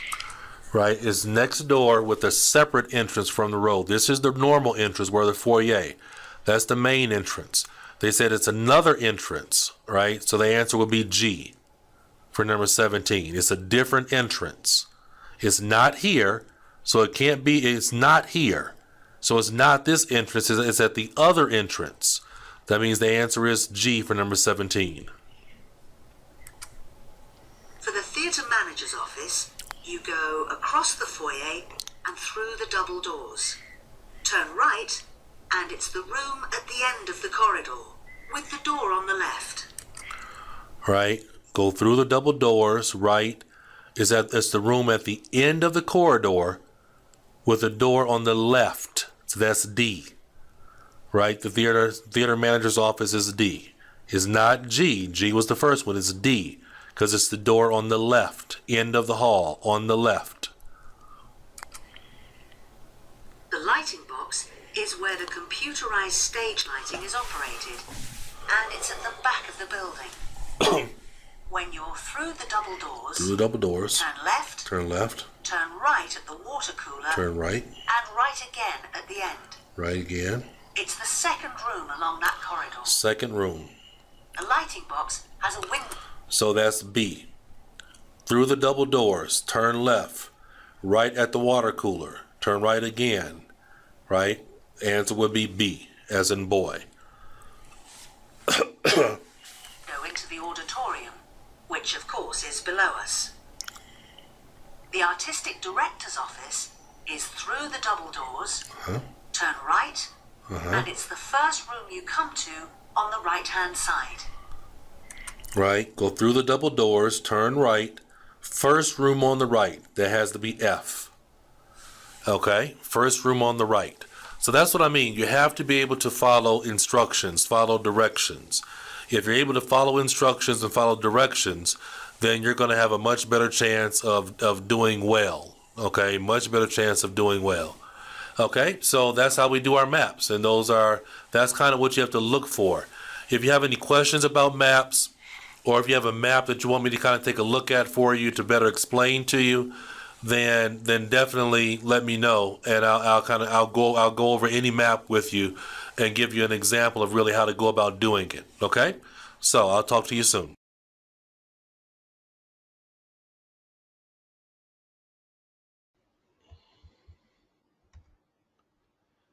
Okay, everybody, welcome to this live listening class for the IELTS exam. As you know, the listening section applies in equal measure to the academic and the general test. In fact, many of you might not know this, but if you look at academic 12 and you look at general 12, the listening part is exactly the same. If you look at book 13 and look at the academic 13 and the general 13, the listening section is exactly the same. So I know that I have said that very often to people, and some people may not believe me, but all you have to do is look at both books. And if you look at both books, you'll see that the listening parts are exactly the same.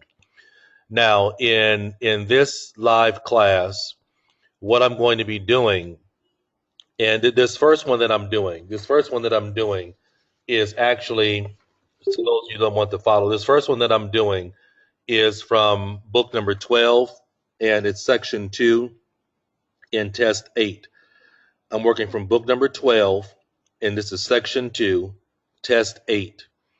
All right, so if you have this with you, it's much, much better if you have it with you, and that's why I told you guys to make sure you try to get these books. You should again open up book number 12, and I'm looking at test 8, and we're looking at section number 2. What I'm going to be doing here, everybody, is I'm not going in this live listening class. What I'm doing is I'm trying to go over some specific question types that students have told me in messages and in comments that they have trouble with in terms of the listening section. So I'm going to be looking at the map questions, because there are students that have trouble with how to handle and process doing a map. And also I'm going to be looking at some of the multiple choice type of questions and looking at also a section 4. And the purpose of this class is we're just working on the application of strategy. All right, the application of strategy. I'm going to be showing you how the incorrect answer. All right, and also how to recognize synonym language. Fill the blank or multiple choice. Right, fill the blank or multiple choice. It's all about synonym language.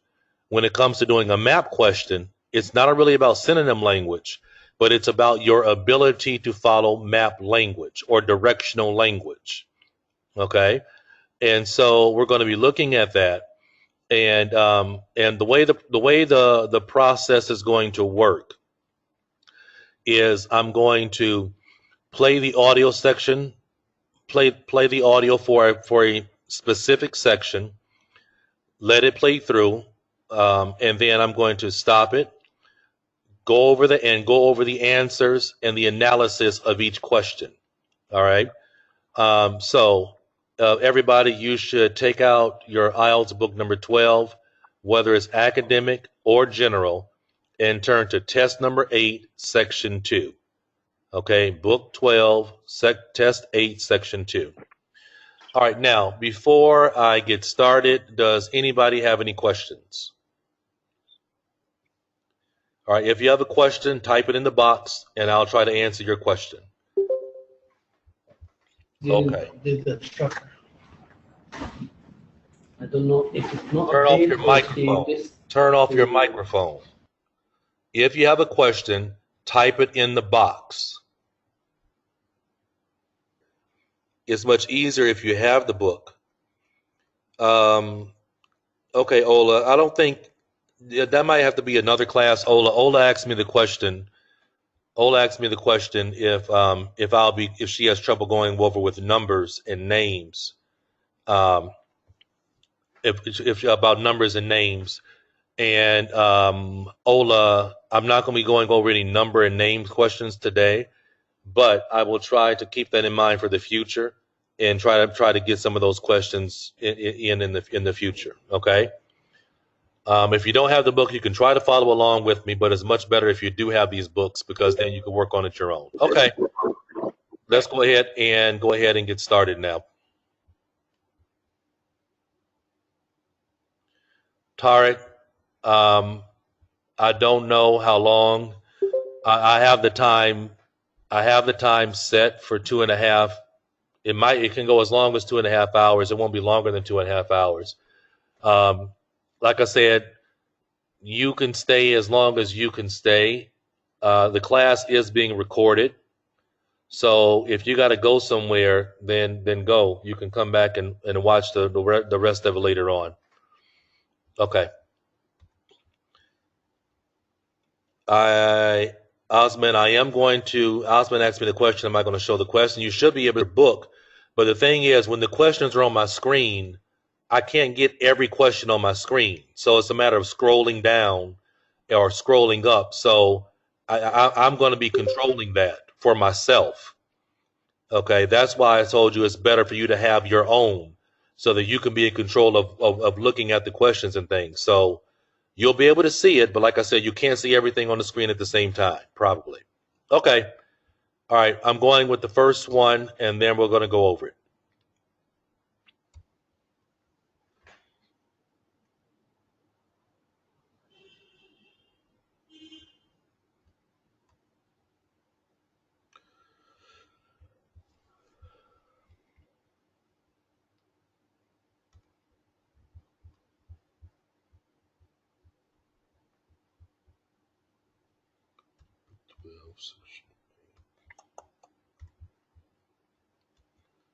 I'm trying to play it.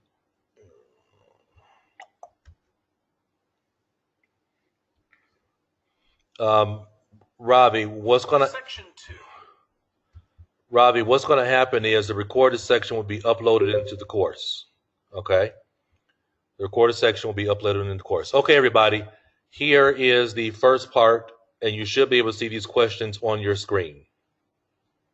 Section 2. You will hear a podcast about an area called the Sheep Market in a New Zealand city. First, you have some time to look at questions 11 to 14.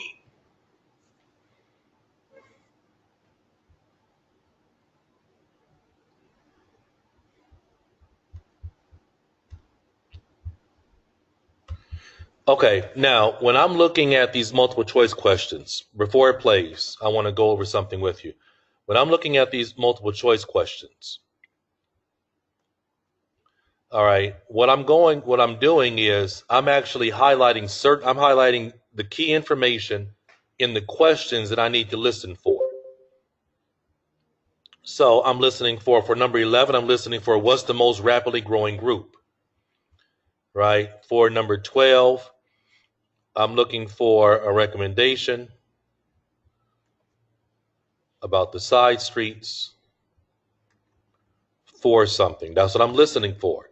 Because the key thing when you're doing multiple choice questions, and the reason why some people struggle with the multiple choice question is because they aren't able to recognize when the answer is being said. And the key thing for knowing when the answer is being said is your ability.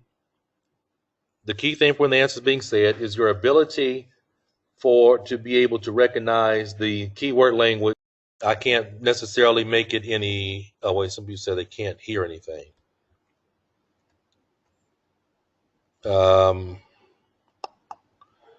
When I was just playing the audio. Okay, I'm going to play the audio again, and you let me know if you can hear anything. If you can't hear anything, let me know. All right, so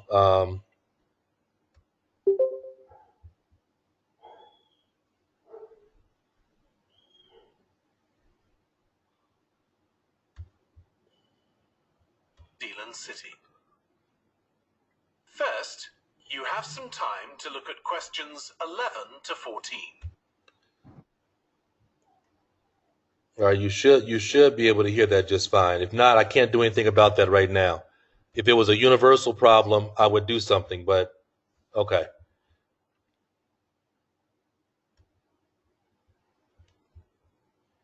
All right, I want to start. I can't keep going back and forth.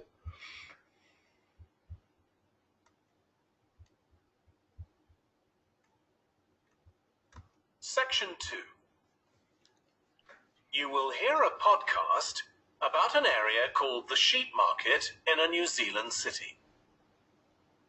First, you have some time to look at questions 11 to 14.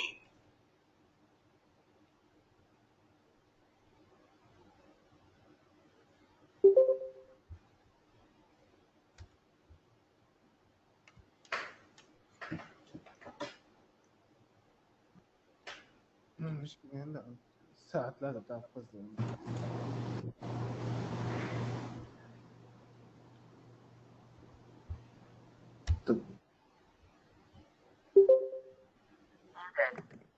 listen carefully and answer questions 11 to 14.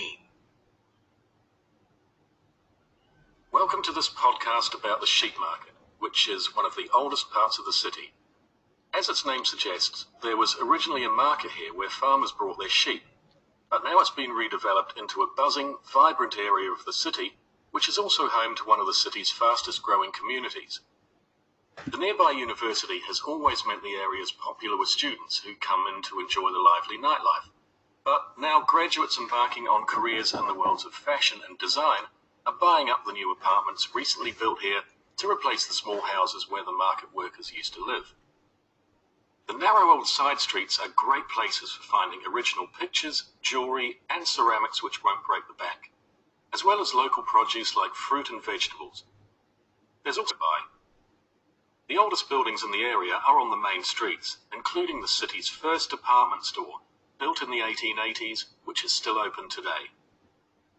The sheep market is a centre for fashion, and there's a policy of encouraging new young designers. The Young Fashion Competition is open to local young people who are passionate about fashion.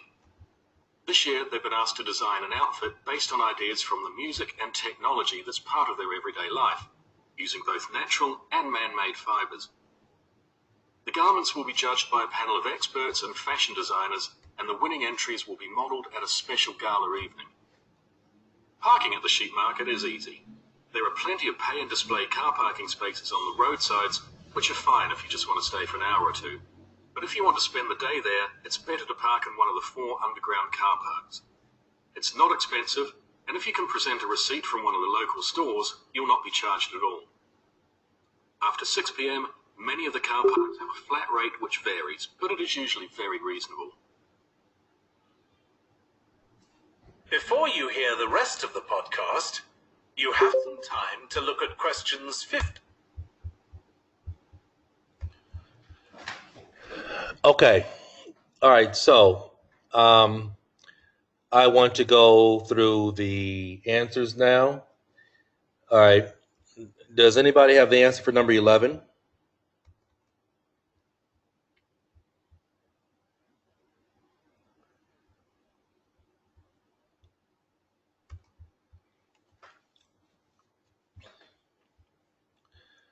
All right. So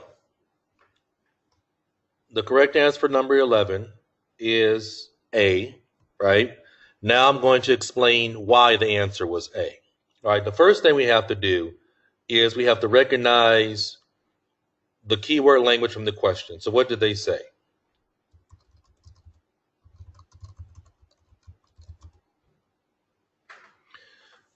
Right. When they said it was the home to the fastest growing, right? When I heard that language, right, I knew that was the synonym language for when they said most rapidly growing group, right? Most rapidly growing group. I knew that was that language. Okay. And actually, I'm going to put that up here. Home to fastest growing. Right. When they said that, I knew that was the right answer choice. Now, I'm going to back up the tape for a second because I want to point out something to you in terms of when they said this particular answer choice. 15 to 20. Philly, and answer questions 11 to 14. Welcome to this podcast about the sheep market, which is one of the oldest parts of the city. As its name suggests, there was originally a market here where farmers brought their sheep, but now it's been redeveloped into a buzzing, vibrant area of the city, which is also home to one of the city's fastest growing communities. The nearby university has always meant the area is popular with students who... Right now, this is where how they're trying to trick you. Right here, exact language. Right, they say exact language for the word university. Right. They also said exact language for the word students. Right. So what they're doing here is they're trying to pull people into this question. All right. But this is not the answer. But a lot of students, especially if you don't have a high level of English, what a lot of students are doing when they mess up on these multiple choice questions is they're sitting there and they're listening for them to say words in the answer choices. And so what a lot of students are doing is they're sitting there and saying, I heard the word student. I heard the word university. I'm going to pick that answer choice. The IELTS people know that when you do this, it doesn't represent a high level of English. Right? Now, after they say this, they're going to say the correct answer choice, but they're going to use synonym language. Right? They're going to say the correct answer choice, but they're going to use synonym language. So listen to it carefully, please. its fastest growing community here where farmers brought their sheep. But now it's been redeveloped into a buzzing, vibrant area of the city, which is also home to one of the city's fastest growing communities. The nearby university has always meant the area is popular with students who come in to enjoy the lively nightlife. But now graduates embarking on careers in the worlds of fashion and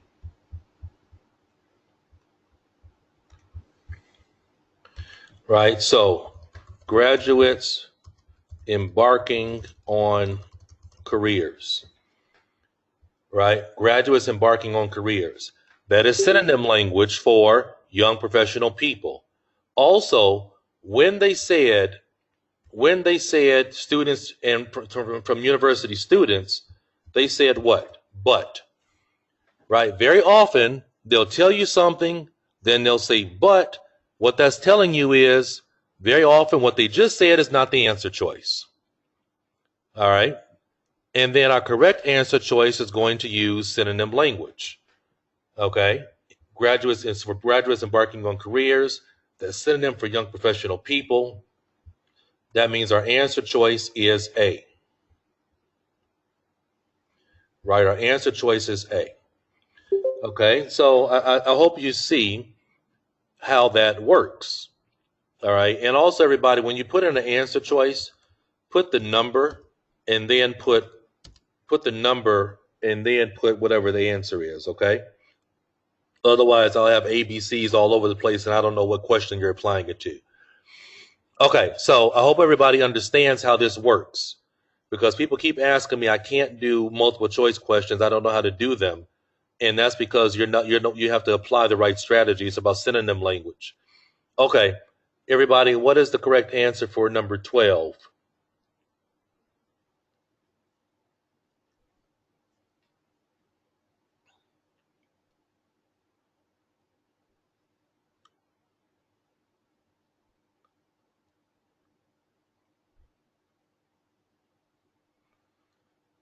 Okay, so let's listen to it, and I'm going to try to point this out.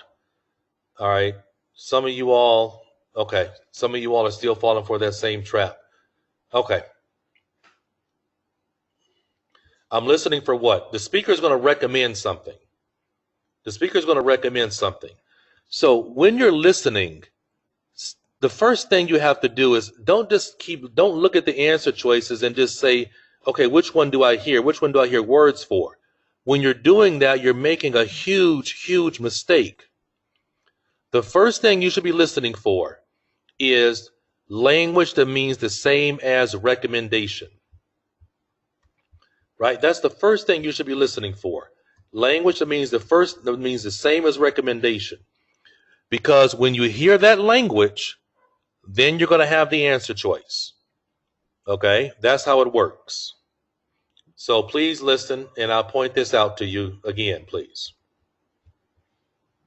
Design are buying up the new apartments recently built here to replace the small houses where the market workers used to live.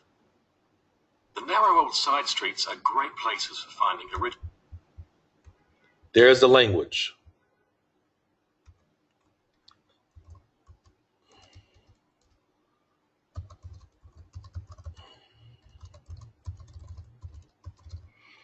Are great places for finding.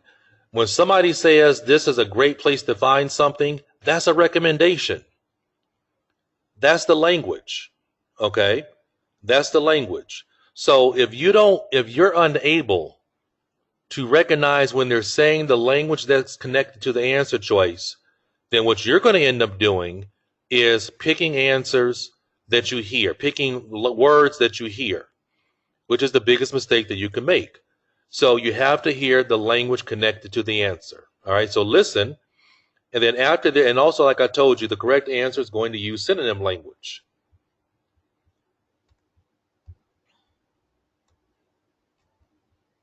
Built here to replace the small houses where the market workers used to live. The narrow old side streets are great places for finding original pictures, jewellery and ceramics which won't break the bank, as well as local produce like fruit and vegetables. There's also lots of pavement cafes where you can have a coffee and watch tourists from all over the world go by. The oldest buildings in the area are on the main streets, including the city's first department store, built in the 1880s. All right, now this is why some people picked choice B, because they heard the word buildings. This is an exact language trap, right? That wasn't a recommendation. What did they say? What did they say after they said are great places for finding? They said what? Great places for finding pictures. Great place for finding pictures, jewelry, and ceramics. Okay, what is that synonym language for?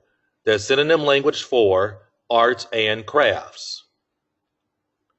Right? But again, you have to recognize, again, so when somebody else, I think the other one was said you can watch people from around the world, they said nothing about restaurants.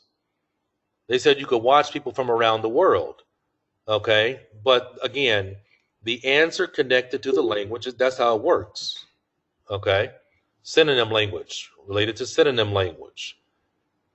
Okay? And now this is only in section 2. All right? Remember, the exam gets progressively more difficult. It gets progressively more difficult. This is only there, but they're going to do the same thing in section 3 with the multiple choice questions. All right, next one. What's the answer to number 13?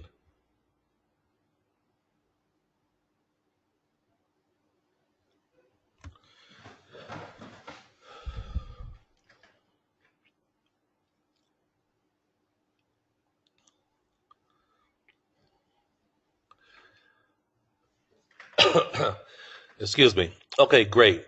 Most of you are getting it in terms of question number 13. Very good.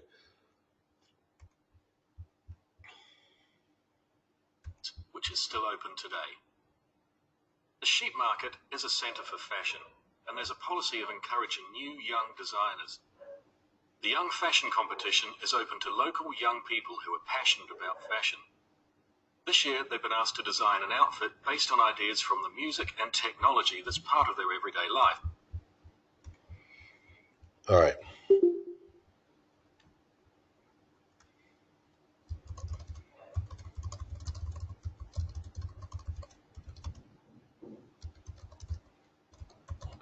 Right. They said they've been asked to design based on music and technology. What is the synonym? They've been asked to design based on. That means this is what you must do. Okay, this is what you must do. Been asked to design on music and technology. Synonym language for that. Answer choice is be inspired by aspects of contemporary culture. Okay, that is our synonym language match. Okay, synonym language for number 11, synonym language match for number 12, synonym language match for number 13. Okay, all right, answer to number 14, please.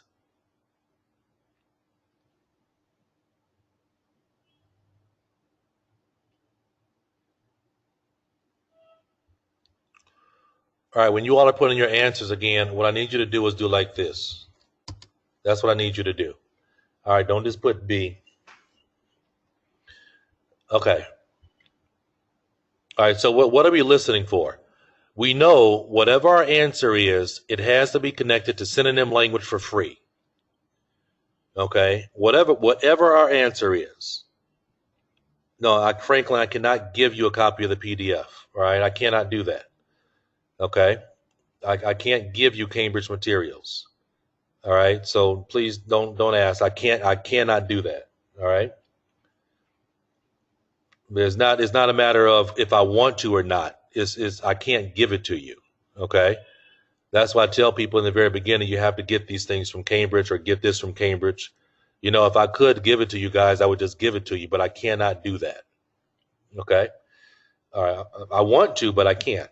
All right. So language, that means the same as free. Using both natural and man-made fibres. The garments will be judged by a panel of experts and fashion designers, and the winning entries will be modelled at a special gala evening. Parking at the sheep market is easy. There are plenty of pay and display car parking spaces on the roadsides, which are fine if you just want to stay for an hour or two. But if you want to spend the day there, it's better to park in one of the 4 underground car parks. It's not expensive, and if you can present a receipt from one of the local stores, you'll not be charged at all. All right, so what did they say? All right, what's the language they said? They said, if you can present a receipt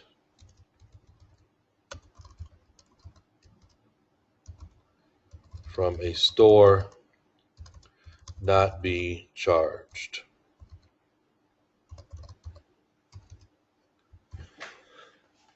Right? So that's our language that we have to be. That's the language that, yeah, Kareem, that's what you're listening for. Not be charged, free. All right. So if you could present a receipt from a store, you won't be charged. So I hope everybody has a good idea now.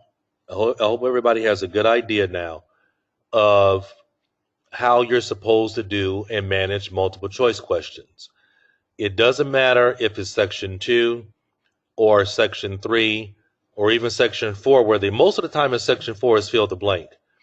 But even in section 4, sometimes you can have it as multiple choice. But the strategy is the same, whether it's section 2, 3, or 4. Section 1, sometimes if you have multiple choice, it could be more direct. But even there, they still are playing around with the language. But what I was trying to do is show you, in terms of when you're doing multiple choice questions, your job, your main job you have to do to be successful is being able to recognize the language in the question that's going to connect to the answer. If you're able to recognize the language in the question that's going to connect to the answer, then you know what you need to listen for. Okay? That might be something you're not doing right on your end. But if I have the questions on the screen right now, and when I'm playing the audio, you should be able to still hear everything. All right.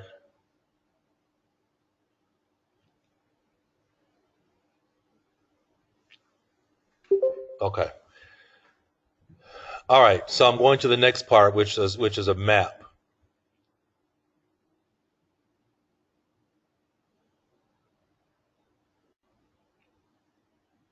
Okay. Now, when it comes to maps, a lot of students have trouble with the map. Okay. And when it comes to maps, you have to really start making sure that you're able to really recognize map language. Now, when I'm looking at a map, I'll tell you the things that I'm looking at when I'm looking at a map. I'm looking at everything I'm looking at markers, right? I'm looking at markers when I'm looking at the map. So I'm looking at, okay, here's the bank, right? I'm looking at that city road. I'm looking at what? That's Hill Road, right? Who knows what this is called right here, right? This little road up here above Hill Road, what is that called? Does anybody know? What kind of road is that called? Because if you know what kind of road that's called, that really helps you be able to listen. Nobody knows? Abdullah said curve one. All right, yeah, but you have to know, no, bumpy. All right, so yeah, this is the problem, guys. You have to know that this in English is called a winding road. That's what it's called. It's called a winding road, right? I know that there's the public garden. All right, I know that there's the station square, and I know there's Crawley Road. I also have to make sure that I know about west, north, east, and southwest, north, and east, or is north, east, southwest, right? I got to know my directions. But if you're not able to recognize, like for example, choice D, how would you describe this small road for choice D? Right? How is this described? Does anybody know? How would you describe that road? Narrow. Okay. So you might say what? Narrow.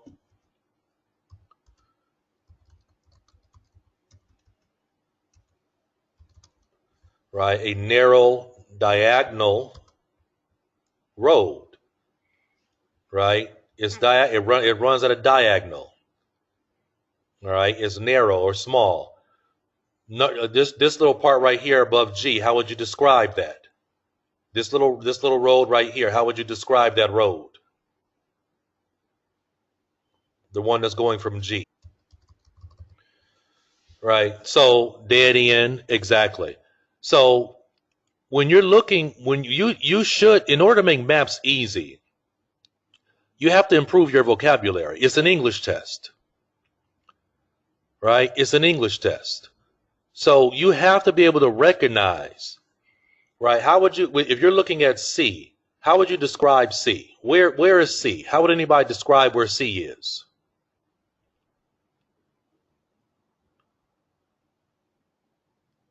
Where is C located? Does anybody know? No, not straight. All right, might be intersection. All right, but most of the time when you see something like C, right, it's going to be described as across from something. Right? It wouldn't be at the it wouldn't from a building. They're going to say across from. Right? Across from, or they opposite to the bank. Yes, they might say opposite to the bank. They may say what? South, on the south side from the bank, and they may use directional language. All right. Now, what's the English word?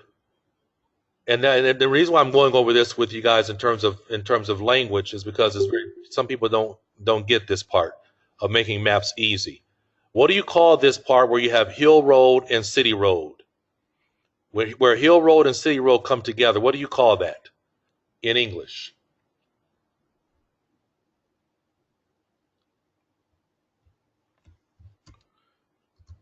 Also might say facing. What do you call that? No, it's not intersection. Yes, Ravi. All right, it's called a what? It's called a junction. Right? That's the English word they're going to refer to. So if you don't have the language, guys, that's what makes the map difficult. All right, this small part that's running right here along H. Right? This small part that's running along H. What do you call that part? This small little part going up from H into the garden. Does anybody know what that's called?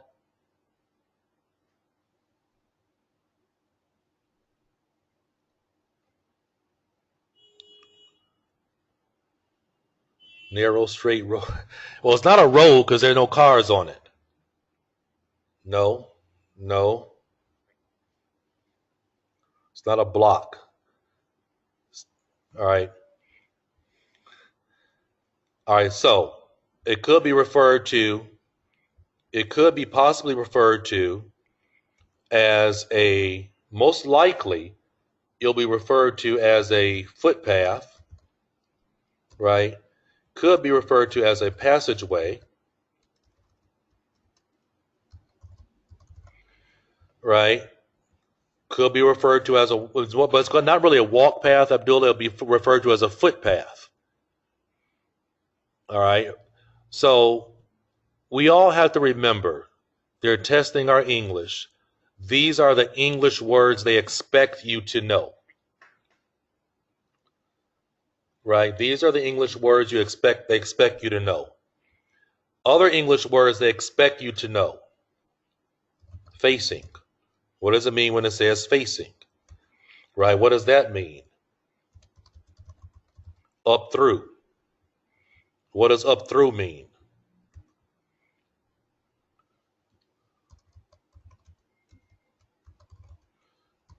Leads off. Right? There's a lot of language that relates to direction that you have to know. And if you don't know what facing means, or what does it mean to go up through, or what does it mean to lead off from, right? All this kind of language, this is all language. Same side, right? So all these words I've mentioned, all right, and there are more words. When you look at other maps, you come across different words. But that's why knowing how to practice is so important. That's why knowing how to practice is so important. A lot of you guys make the mistake of just taking one test and taking another test and taking another test and taking another test, and you keep getting the same result. You're not doing the things to be able to improve your score, right? So when you're looking at a map or you're practicing with a map, there's so many things you could be. We haven't even started answering the question yet, right? And I'm trying to really break down for you how you have to go about analyzing and looking at a question so that you can improve, right? It's not always about taking a practice test. Sometimes you're working on other skills. Sometimes you might listen to an audio and say, let me try and listen for all this. If I hear any type of new directional language or map language I've never heard before, let me just listen for that kind of stuff. I'm not even answering the questions. Because the better my vocabulary gets with these kind of questions, the easier it's going to be.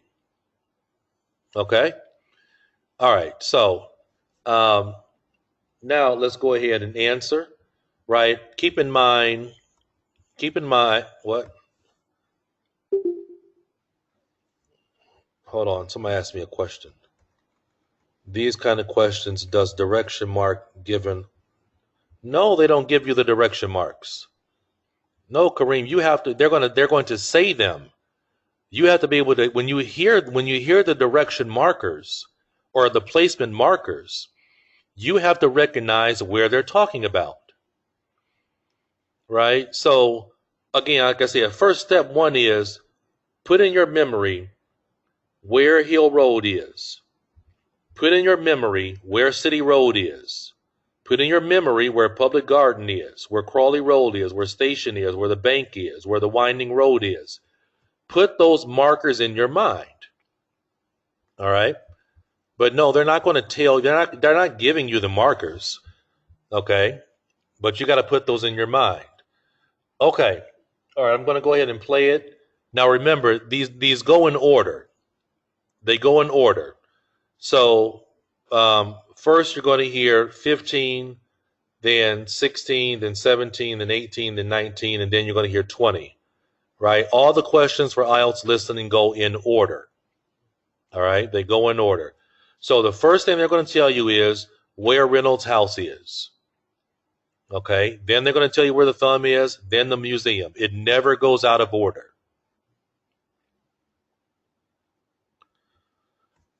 All right, Ibrahim.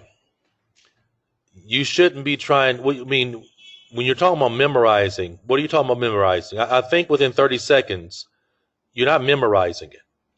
Okay? You're not, what are you trying to memorize? Where is City Road, Public Gardens, Hill Road? You're just you're looking at where things are on the map. There's nothing to memorize. The map is right in front of your face. Right? You're not required to memorize anything. Okay? But you should know all this vocabulary before you even walk in the test. Junction, footpath, passageway facing, up through, leads off, same inside, winding road across from, short, closed. Right? All that language you should already know. All right? But there's no requirement to memorize. Okay. I'm about to play the audio and answer the best way that you can, please. And then I'll go through everything and point it out for you.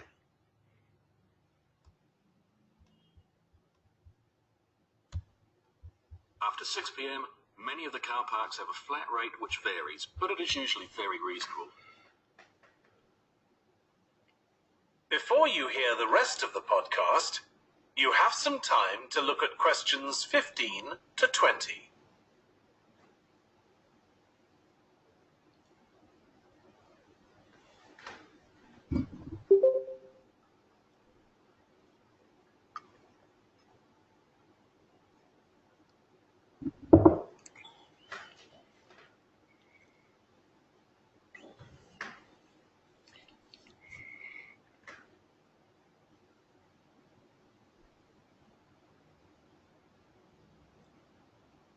Now listen and answer questions 15 to 20.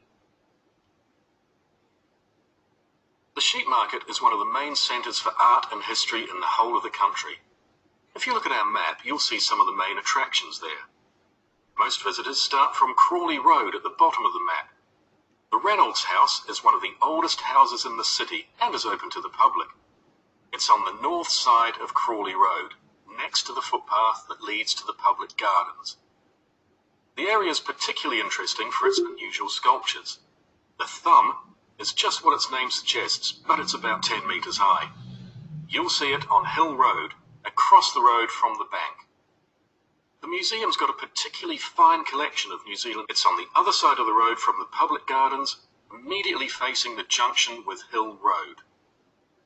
The Contemporary Art Gallery is on a little road that leads off Station Square, not far from the public gardens. The road ends at the gallery. It doesn't go anywhere else. That's open every day except Mondays. The Warner Gallery specialises in 19th century art. It's on City Road, near the junction with Crawley Road, on the same side of the road as the public gardens. It's open on weekdays from 9 to 5 and entry is free.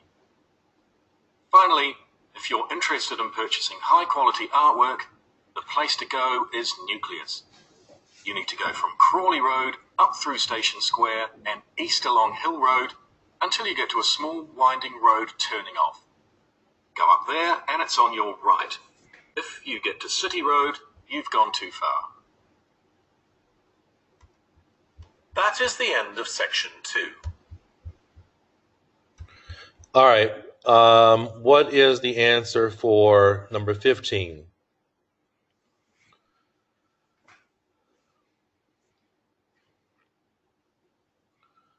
'15 is H, and what do they say?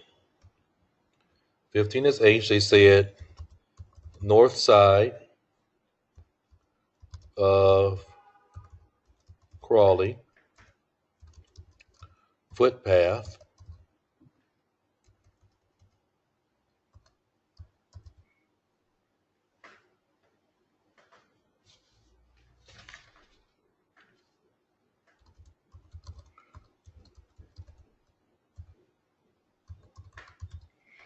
Look at what they said. You should be able to follow it.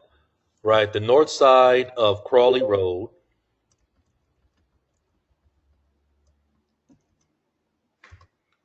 North side of Crawley. Right, that's the north side of Crawley right here. Up the footpath.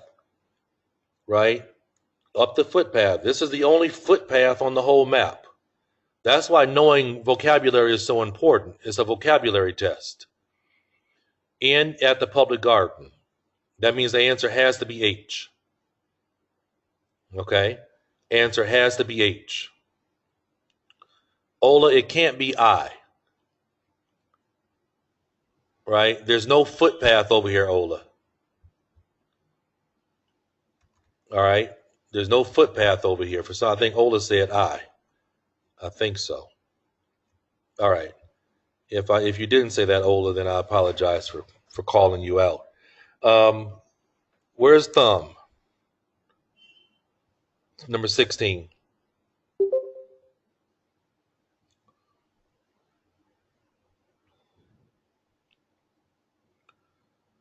All right, 16 is C. And this is what they said. Hill Road.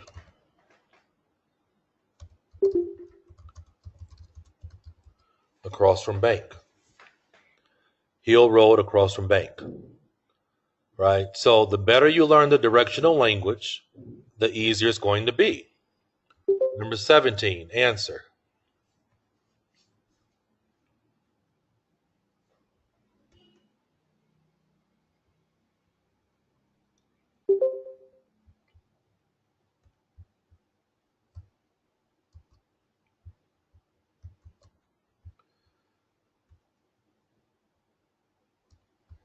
All right, 17 is F.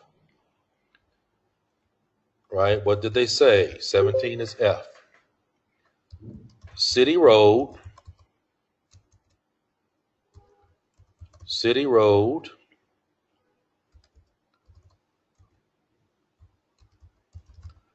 Facing the junction.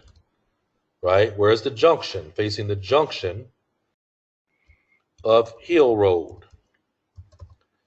City Road facing the junction. Here's City Road and Hill Road. Here's the junction. F is facing the junction. F is the only one that's at the junction right here. Junction is right here and it's facing it. Right? Right? It's facing it. The answer is F. Number 18.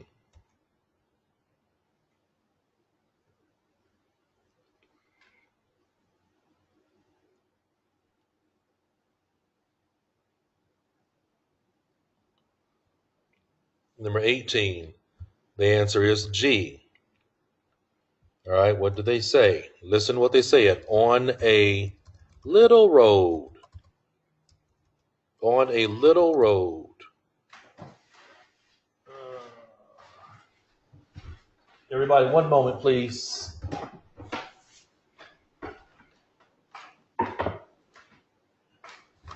Teacher needs his battery, or his computer's going to die and there'll be no class. Okay. All right, so they said on a little road leads off Station Square. On a little road, right? Little road that leads off Station Square. Where's the little road that leads off? Here's the short road, right? I told you it was called a short road. What's the synonym for short? Little. Right? Leads off Station Square. What does it mean when leads off? This road right here, this is what it means when they say leads off. Okay? Leads off Station Square. Right? Little road that leads off Station Square. So you have to know that this is the little road. Right? Or a closed road. It's a little road. All right? So it's about vocabulary recognition. Number 18. Who has 18? I'm sorry. Who has 19? What is 19?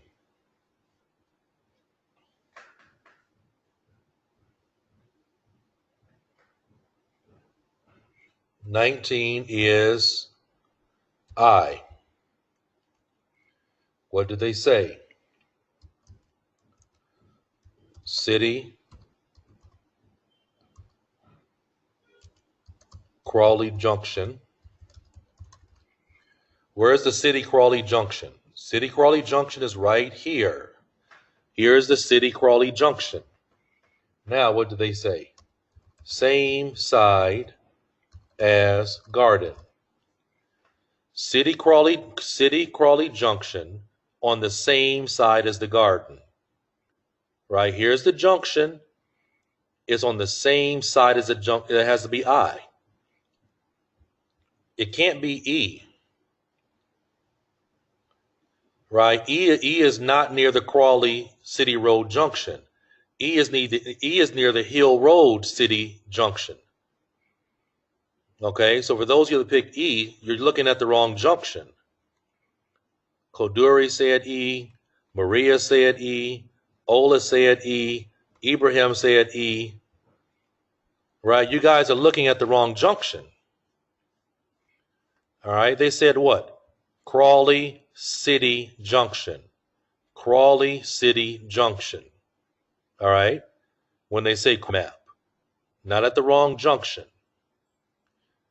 Okay, and number 20. What's number 20?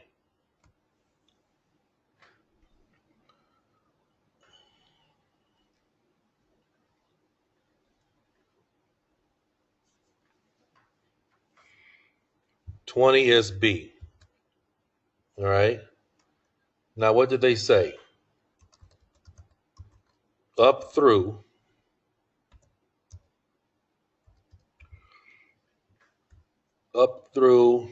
station, east on Hill, winding road, right.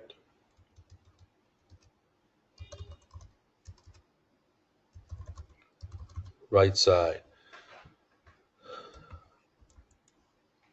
Up through. What does it mean, up through? Up through means going, here's the bottom, up through Station Square until we hit Hill Road, east on Hill Road until we hit the winding road, on the right side of the winding road. Right? So if you knew, that's why vocabulary is so important.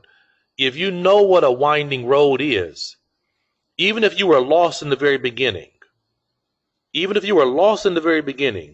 once they said winding road, and this is the only winding road on the map, your eyes should go directly to that winding road.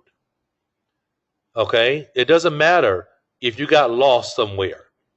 It doesn't matter if, you were over on City Road instead of going up through Station Square. It doesn't matter if you went west of the bank instead of going east of the bank on Hill Road. Once they said the words winding road, if you knew your vocabulary and know your vocabulary, you know where you should be going. Okay? And that's why vocabulary is so important. Okay? That's why vocabulary is so important. So what I wanted to do here was hold on, somebody has a question for me. I got the vocabulary from the audio, but when it comes to answer, I was missing somewhere, getting confused. All right, somebody asked me a question that they get the vocabulary, but they get confused. That's a matter of your practicing. That's a matter of you're just learning vocabulary better and recognizing when they're saying a particular vocabulary word. That comes from practice, right? It's not something that you're going to get one time, but sometimes you might play the audio for one map 10 times until you're able to recognize the vocabulary words and where they say the vocabulary words are. Okay, that's what you have to do. But there's no secret formula. All right, that's what somebody just asked me a question about. All right, so I hope it's more clear. I hope it's more clear on how to do how to do the map. Okay, now for the next one,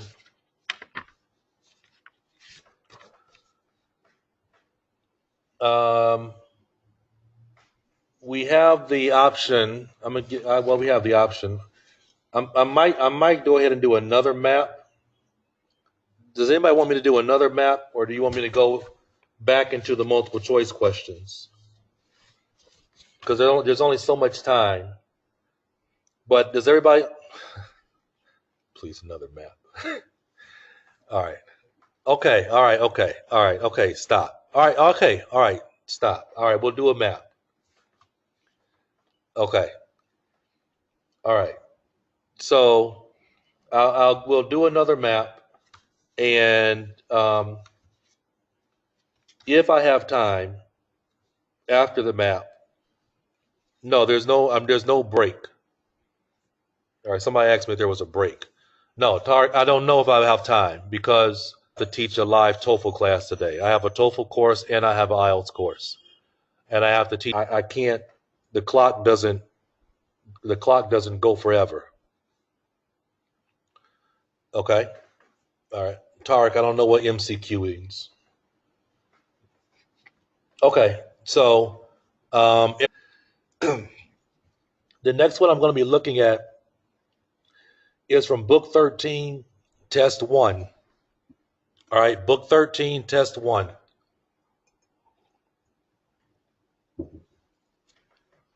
So if you have Book 13, Test 1, pull it out.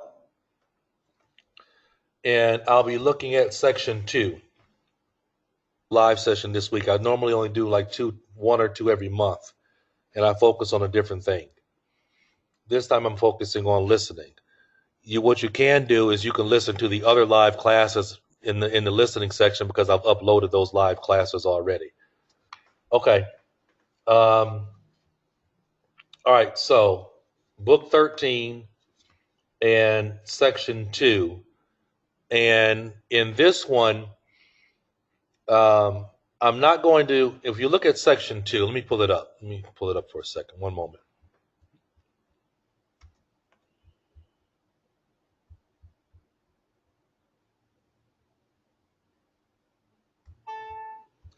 Everybody, hold on one moment. Give me 1 minute, please.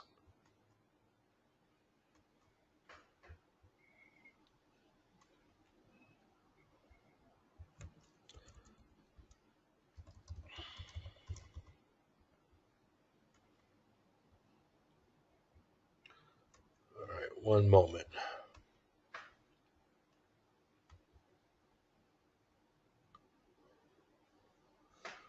Book 13.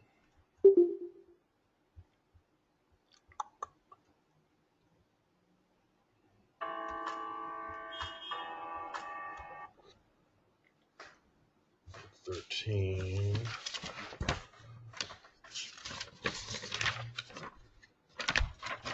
It's 6:54.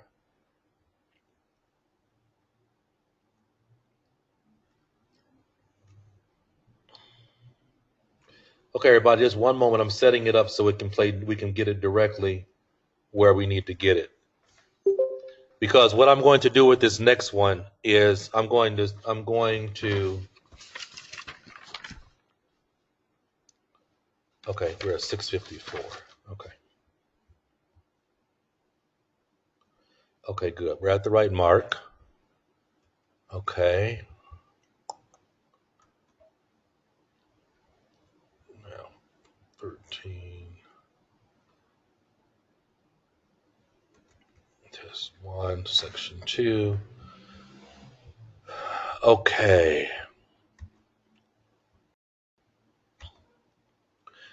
All right. Can you... No, I cannot upload copies of the IELTS Cambridge exams on the site. Does everybody understand that that's illegal?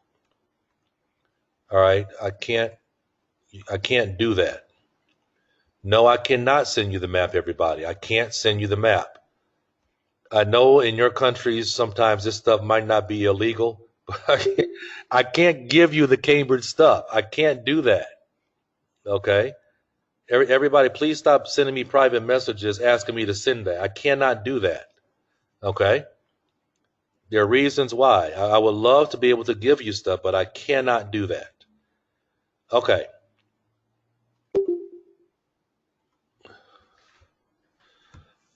Ibrahim asked me a question. Can I take a marker to highlight? No. What you have to do is get in the habit of using a pencil to underline or draw a box around, right? Draw a box around things. But that's why I really believe that you should practice how you're going to do things on the real exam. If you're practicing at home using a highlighter and then you go and take the real exam and try to use a pencil, you're going to mess yourself up. Okay, because you haven't been practicing the way you need to do on the real exam. So you can't bring in a highlighter. You got to use a pencil. Okay? All right. So I am in section 2 about traffic changes. And I'm going to go ahead and get started with the audio.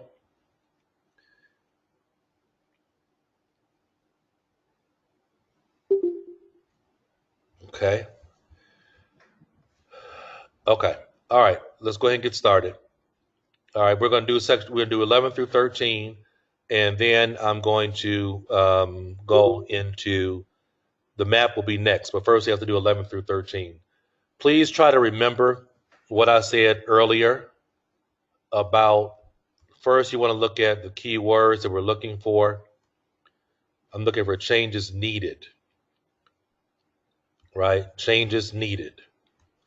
Why? Why changes needed?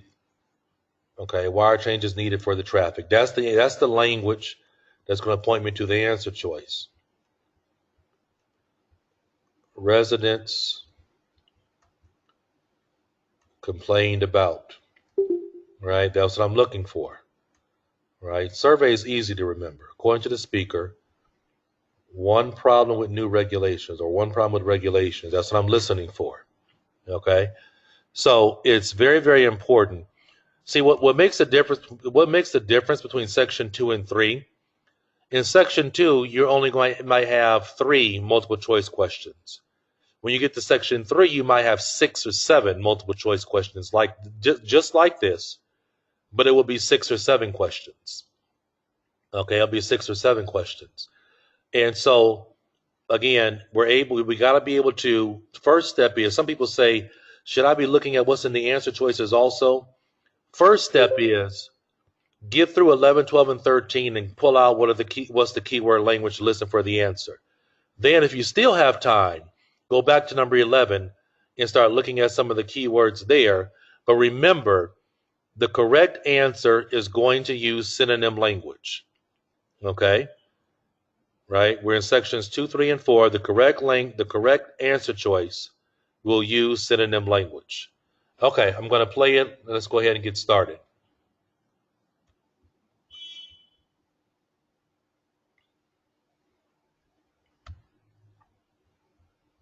That is the end of section 1.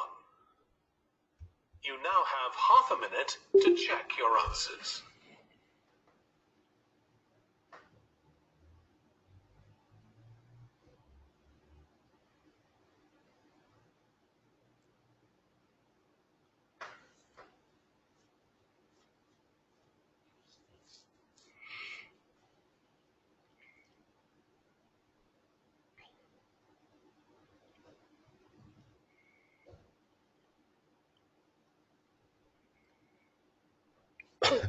All right, excuse me. To section 2.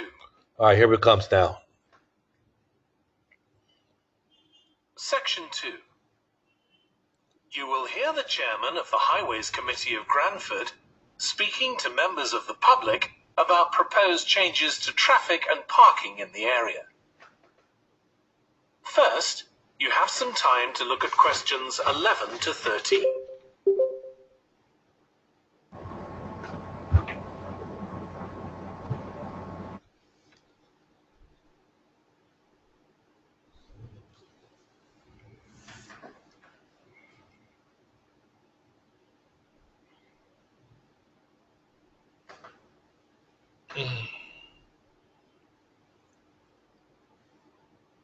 Now listen carefully and answer questions 11 to 13. Good evening, everyone. My name's Phil Sutton, and I'm chairman of the Highways Committee. We've called this meeting to inform members of the public about the new regulations for traffic and parking we're proposing for Granford. I'll start by summarising these changes before we open the meeting to questions. So, why do we need to make these changes to traffic systems in Granford? Well, we're very aware that traffic is becoming an increasing problem. It's been especially noticeable with the increase in heavy traffic while they've been building the new hospital. But it's the overall rise in the volume of traffic of all kinds that's concerning us. To date, there's not been any increase in traffic accidents, but that's not something we want to see happen, obviously. We recently carried out a survey of local residents, and their responses were interesting. People were very concerned about the lack of visibility on some roads due to cars parked along the sides of the roads. We'd expected complaints about the congestion near the school when parents are dropping off their children or picking them up. But this wasn't top of the list, and nor were noise and fumes from trucks and lorries, though they were mentioned by some people. We think these new traffic regulations would make a lot of difference, but we still have a long way to go. We've managed to keep our proposals within budget, just so they can be covered by the council. But of course it's no good introducing new regulations if we don't have a way of making sure that everyone obeys them. And that's an area we're still working on with the help of representatives from the police force. Before you hear the rest of the talk, you have some time to look at questions. Okay. All right. So, what is the answer for number 11?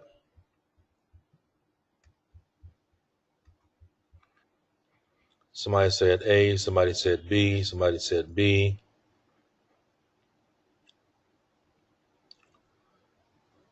All right. Correct answer is B. All right. So what did the person say? The person said, how do we recognize the language? So he said, why do we need to make changes? Right? That's what he said. Why do we need to make changes? So when he said, why do we need to make changes? Our ears should go up. Right? Now the answer is B, and this is what he said. But a lot of times answers follow the word but. Okay? But its overall rise is concerning us. Its overall rise is concerning us. Right? He didn't say, but its overall rise is concerning us. All right? That's synonym language here. Right? Now, some people chose A, and they chose A because they heard the word traffic and they heard the word accident, but they said what? The accidents have not risen. But a lot of people would pick A because they heard the word accidents. All right, but its overall rise is concerning us. Okay, that means that our correct answer that we should have chosen is B. Right? B is our correct answer choice. Choice B. All right, number 12. Excuse me, number 12.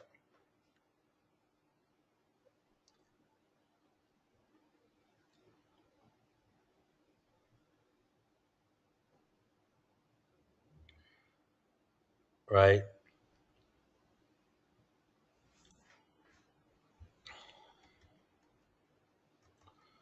All right, some of you are getting much better at doing it, which is very good. All right, so what did they say? All right, listen to what they said. I remember I'm listening for. It says residents complained about, right? That's what I'm listening for. What did they say? Residents complained about. People are very concerned with.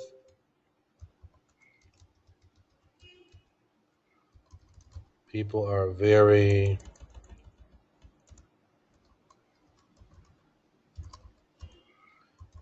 concerned with. And what are people very concerned with? Right? They said lack of visibility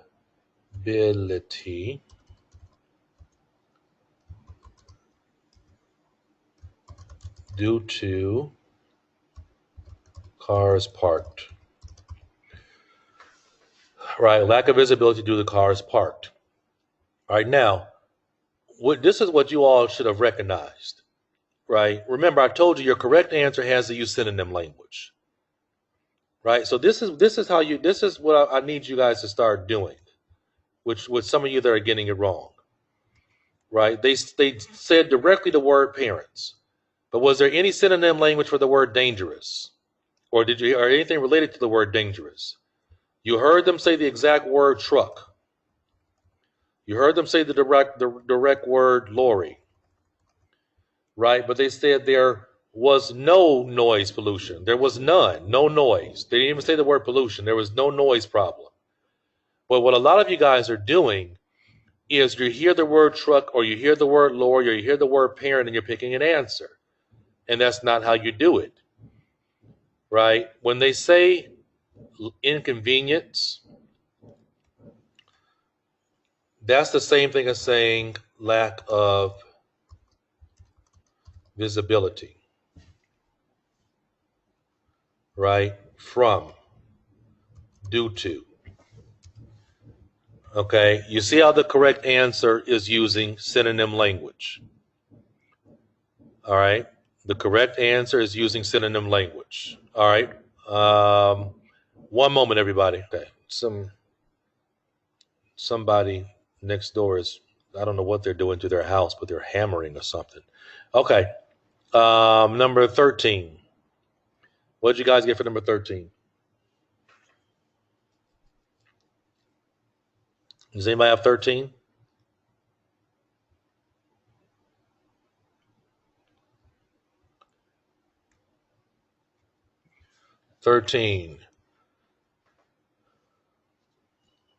All right. 13 is B. Very, very good. 13 is B.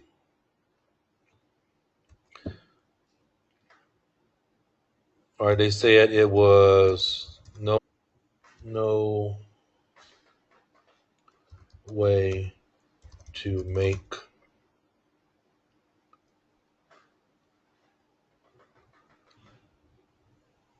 them. I'm paraphrasing. They said it's no good if there's no way to make them obey. Right? Synonym language is finding a way to make people follow them. No good if no way to make them obey. You heard them say the word police, right? But that wasn't the problem. Okay? What was the problem with the new regulations? The problem is there's no good way if there's no way to make them obey it. So correct answer is B. All right, so correct answer here. And B was the correct answer here. All right, so everybody, we're going to have a 5-minute pause, and then I'll be right back, okay? 5-minute pause. Okay, everybody, excuse me. Let's go ahead and get started. We're going to go to the next part of this question, which is a map.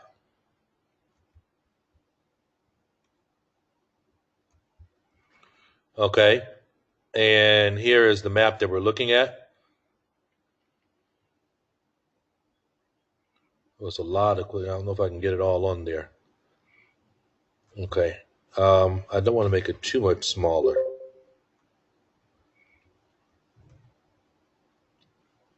Let's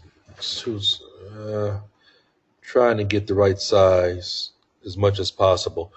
Okay, so when we are looking at a map, right? Like I said, we want to look at where the first thing you want to do is you want to look at, there's a library, there's the chemist, there's a supermarket, there's another supermarket, there's a school, and then also my roads. There's High Street, there's School Road, there's Station Road, right? So I'm looking for what everything is. Now, also what I'm looking at are there any specific vocabulary words? Are there any specific vocabulary words that I need to put in my mind? Oh, somebody's really banging on that trying to fix somebody's roof. Okay. Are there any vocabulary words I need to put in my mind that are going to be helpful? So where you see H and where you see G, does anybody know what that part is called? Where H is?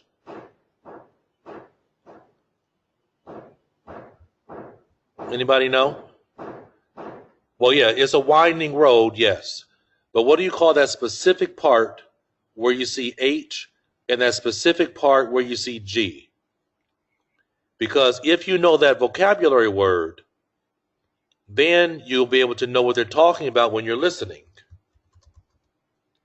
It's called a bend. Right? That's what it's called. It's called a bend in the road. It's called a bend in the road. Okay? It's not called a turning. So everybody, this is why vocabulary is so important. A lot of people say, well, I want to be able to, I can't do well in the exam. Well, you have to have the vocabulary. Otherwise, if during a map, they're saying things and you don't know what those things mean in English, you're not going to recognize or you're going to get lost on the map. That's why you have to know across from, short road, closed road, right? That's why you have to know all of that stuff. Okay? Sometimes people just keep taking tests and they're not improving because they're not working on improving their skills. And that's what you have to be able to do. All right, so remember, it's going to go in order. They're going to talk about the new traffic light first. Then they're going to talk about the pedestrian crossing, then parking allowed, then new no parking signs, and so forth and so on. So it's going to go in order. All right, so let's remember that. Okay, so I'm going to go ahead and play the audio now. And hopefully the people next door won't keep fixing their roof while the audio is playing, but we'll have to see. Okay, all right, here we go. Afterwards, I'll go ahead and walk you through it.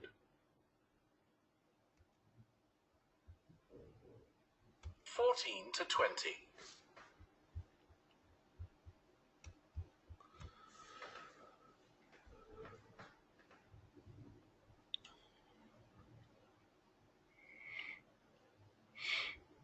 Right, so when they're giving you this time, this is when you would be doing what I just did. Marking what everything is, where everything is, and what are some of the specific English words I need to make sure I'm familiar with to listen for. Bends and roads, winding roads, short roads, leads off from, across from, next to, junction. Now listen and answer questions 14 to 20. Okay, so this slide shows a map of the central area of Cranford with the High Street in the middle and School Road on the right. Now, we already have a set of traffic lights in the High Street at the junction with Station Road, but we're planning to have another set at the other end at the School Road junction to regulate the flow of traffic along the High Street. We've decided we definitely need a pedestrian crossing. We considered putting this on School Road, just outside the school, but in the end we decided that could lead to a lot of traffic congestion. So we decided to locate it on the High Street, crossing the road in front of the supermarket. That's a very busy area, so it should help things there. We're proposing some changes to parking. At present, parking isn't allowed on the High Street outside the library, but we're going to change that and allow parking there, but not at the other end of the High Street near School Road. There'll be a new no parking sign on School Road, just by the entrance to the school, forbidding parking for 25 metres. This should improve visibility for drivers and pedestrians, especially on the drivers are concerned. At present, they have parking outside the supermarket, but lorries also use those spaces. So we've got 2 new disabled parking spaces on the side road up towards the bank. It's not ideal, but probably better than the present arrangement. We also plan to widen the pavement on School Road. We think we can manage to get an extra half metre on the bend just before you get to the school, on the same side of the road. Finally, we've introduced new restrictions on loading and unloading for the supermarket, so lorries will only be allowed to stop there before 8 a.m. That's the supermarket on School Road. We kept to the existing arrangements with the High Street supermarket. Okay, so that's about it. All right. People do us. Yeah, I am going to. I'm not going to send it to your email, but I am going to process it and I'm going to upload it into the course. Okay. I am going to process it and upload it into the course. So that's what's going to happen with this video. Okay. I'm answering a question by Mr. Kanani, I think it is. But that's what I'm going to do. Okay. First, I'm going to have to try to process it and try to get that, whoever's banging next door on their roof, get that reduced in the video if I can. Okay. Choice number 14. Does anybody have number 14?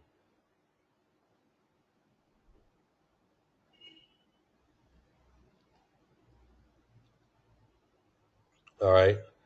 Number 14 is E. All right. 14 is E. All right. And what they said is planning to have. Planning to have is synonym language for what? Planning to have is synonym language for new. Planning to have at the School Road Junction. Right? They're planning to have at the School Road Junction. Wang Ying, I'm going to upload it into the course for all 20,000 people. All right, so Wang Ying, everybody's going to get it, man. All right, everybody's going to get it. I'm going to upload the thing into the course. So just wait a day or so, and I'll have it uploaded in there, okay? All right. Now, let me point out something to you, what they did with number 14 in terms of how some people got it wrong. In the very beginning, they said already have at Station Road. Right? Now, if they said they already have it at Station Road, that means it's not new. All right? Now, some people tried to put A as an answer choice, but they said they already have it at Station Road. So, right? So you have to keep in mind what language means the same as new. All right? Now, number 15, answer, please.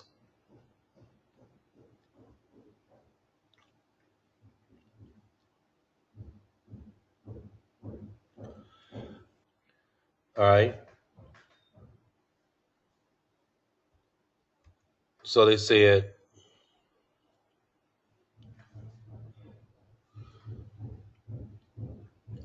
so High Street.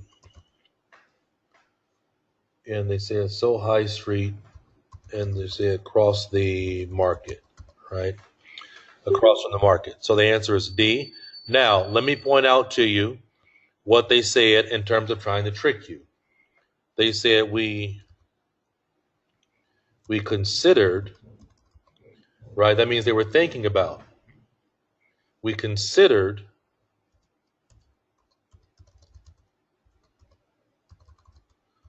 putting it outside the school, right? And then they said what? But, right? So one thing with the IELTS in terms of listening that you want to be aware of is when they're talking about the word or get outside the school, but, and then after the but you hear the answer choice. All right. Now, number 16.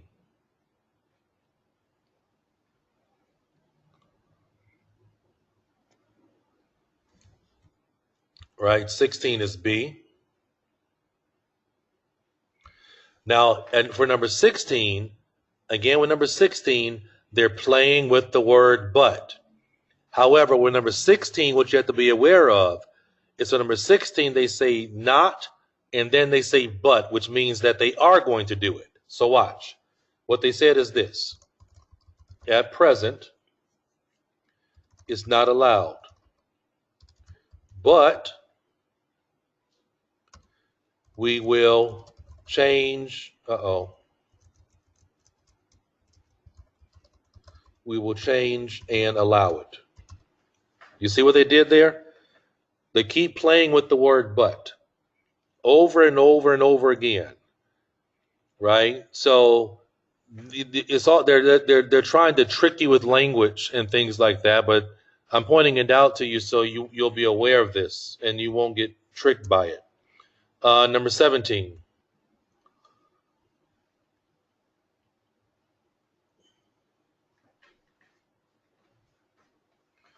All right, number 17. We got some answers that are all over the place on 17. 17 is G. Right, and then we have to look and see what did they say? Just by the entrance. Just by the entrance to the school.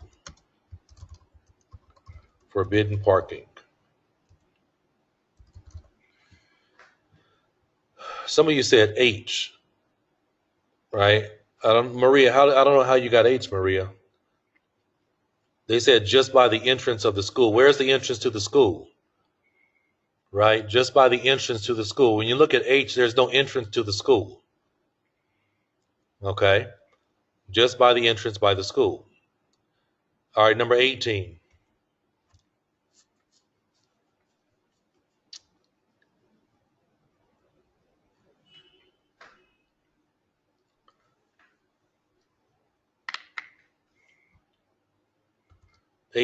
I'm sorry, I put 18.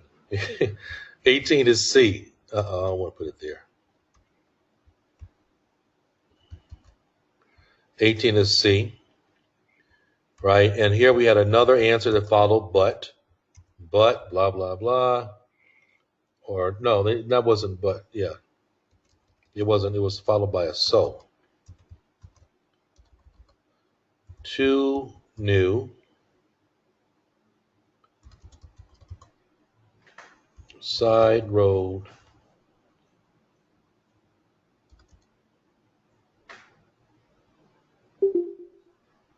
up near the bank. Side road up near the bank. Okay. Number 19.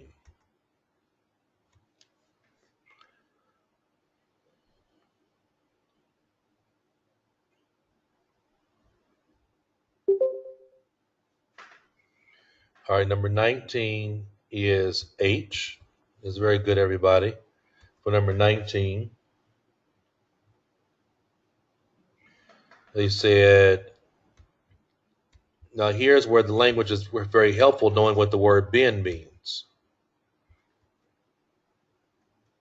I don't know why I won't. I don't want that.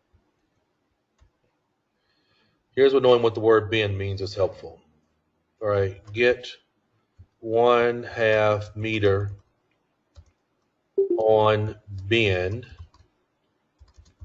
before school. On the bend before the school. Okay, on the bend before the school. That would be H. Now, if you know what the word bend means, that's very helpful, right? And that's why learning this map vocabulary, don't keep taking the test over and over and over again, or practice over and over and over. Take the time.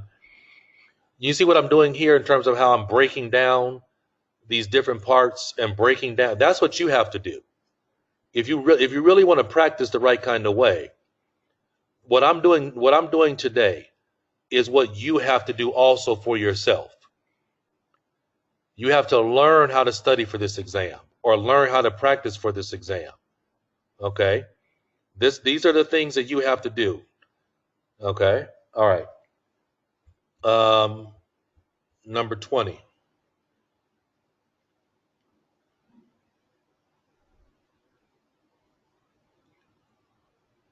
Number 20 is I. And what did they say? Supermarket on School Road. There's a supermarket on School Road. This other market is on High Street. So it has to be I, because they said supermarket. There are two supermarkets, right? There are two supermarkets. So when they say a supermarket on School Road, you had to recognize that. Okay? You have to recognize that. You have to recognize where they're talking about. You have to recognize where they're talking about and where they're going to put this stuff. But that's what you have to be able to do. Okay? That's what you have to be able to do. If you're able to do that, then it makes a big, big difference. And it makes a big, big difference in what you're doing. All right? Big, big difference in what you're doing. Okay. All right. So somebody asked me to go through a matching question, and I have time to go through a matching question. And so that's what I am about to do. All right. So when you have a matching question, and you're dealing with the matching question that's coming out of a box, okay, like this one, what you have to recognize is where are they going to play with the synonym language, right? Because it's always about synonym language. That's what it's about, right? It's always about synonym language. For 26 through 30, they're going to go in order. They're going to go in order, right? So it's not going to be direct to direct. They're going to play with synonym language. So the first thing you want to be able to do is just quickly look at the answer choices and highlight what's the synonym language they're going to play with. What is the synonym language you have to listen for? This one is actually total, not enough. That's a total one. Distracting, originality, wide range, not technical, really technical. All right, so I already know when I look at this question, when they talk about the word structure, they're going to say something about the word structure, and what they say about the word structure is going to connect to synonym language for one of the answers. So again, you have to be able to quickly recognize synonym language. That's what you have to be able to do. Okay? You have to be able to quickly recognize synonym language. The more you're able to recognize the synonym language, the easier it's going to be. Okay? So I'm going to play the audio, listen to it, but that's what you're listening for. They're going to say structure. They're going to say something about the structure. Pick the synonym answer that matches. Then next they're going to say something about eye contact. Pick the synonym answer that matches for what they said. Next, body language. They're going to say blah, blah, blah, blah, blah about body language. What's the synonym match? Choice of words. Blah, blah, blah, blah. What's the synonym match? Right? That's what you're doing over and over and over again. Okay? All right, so here it is. Please listen.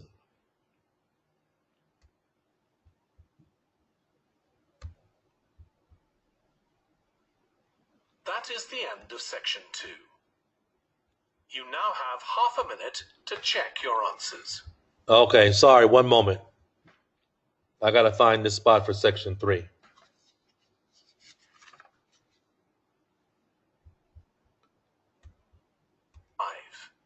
Plant science eventually. Yeah, but practically everything we do is going to feed into that. No, there's an optional module on seed structure and function in the 3rd year that I might do. So I thought it might be useful for that. If I choose that option, I don't have to do a dissertation module. Good idea. Well, I thought for this experiment, we could look at the relationship between seed size okay. and the way the seeds are planted. So All right, one moment. Wrong audio. Hold on. I need the audio for test. For test 2. That's what I thought I had. Computer and a mobile phone, but these tended to be out. Make them water repellent and additives to make motorcycle helmets stronger and lighter. Exactly. Or another way would be to focus on its impact in one particular area, say medicine. But you might find that you can't do anything with the answers you get, and it simply eats into the short time that's available. So maybe I should mention a particular way that nanotechnology is used to focus all presentation. It can be something as simple as, nanotechnology is already improving our lives. Then start planning the content around that. You can always modify that sentence later if you need. You can always modify that sentence later if you need to. Okay. Before you hear the rest of the discussion, you have some time to look at questions 26 to 30. Okay, now it's coming. Sorry about that. I had to find where I needed to play it, the audio for this one that Maria asked me about. Okay, now it's coming. Just wait 30 seconds, please.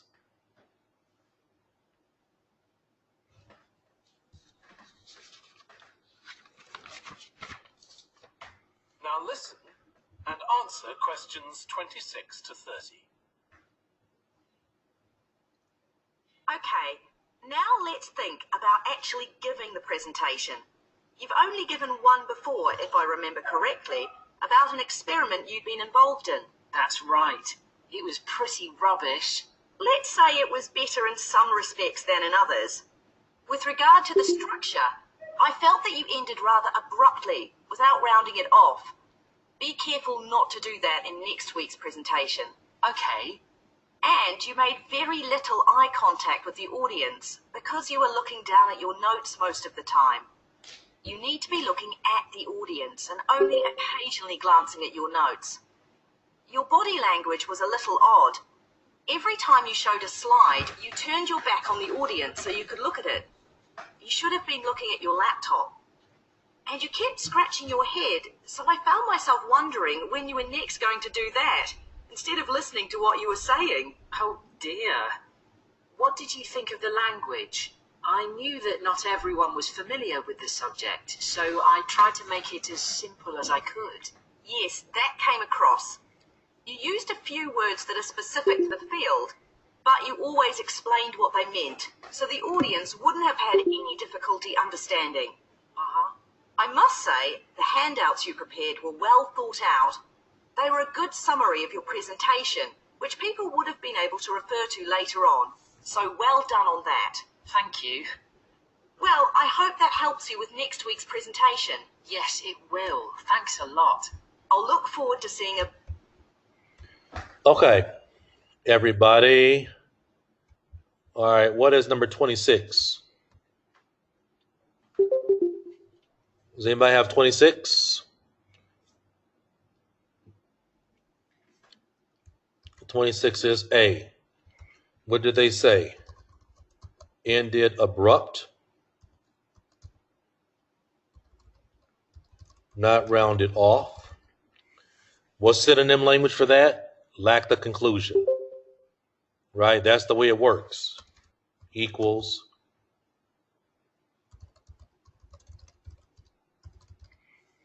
That's what they're doing here. Okay? That's what they're doing here. They're asking you to match synonym language. What's number 27? 27 is C. What are they doing? What they say? May very little. That's equal to what? Not enough. Synonym matching. 28. 28 is D. All right.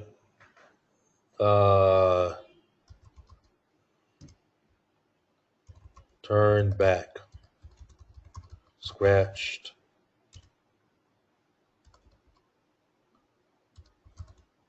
Not know what to do next. Equals what? Distracting. All right, 29.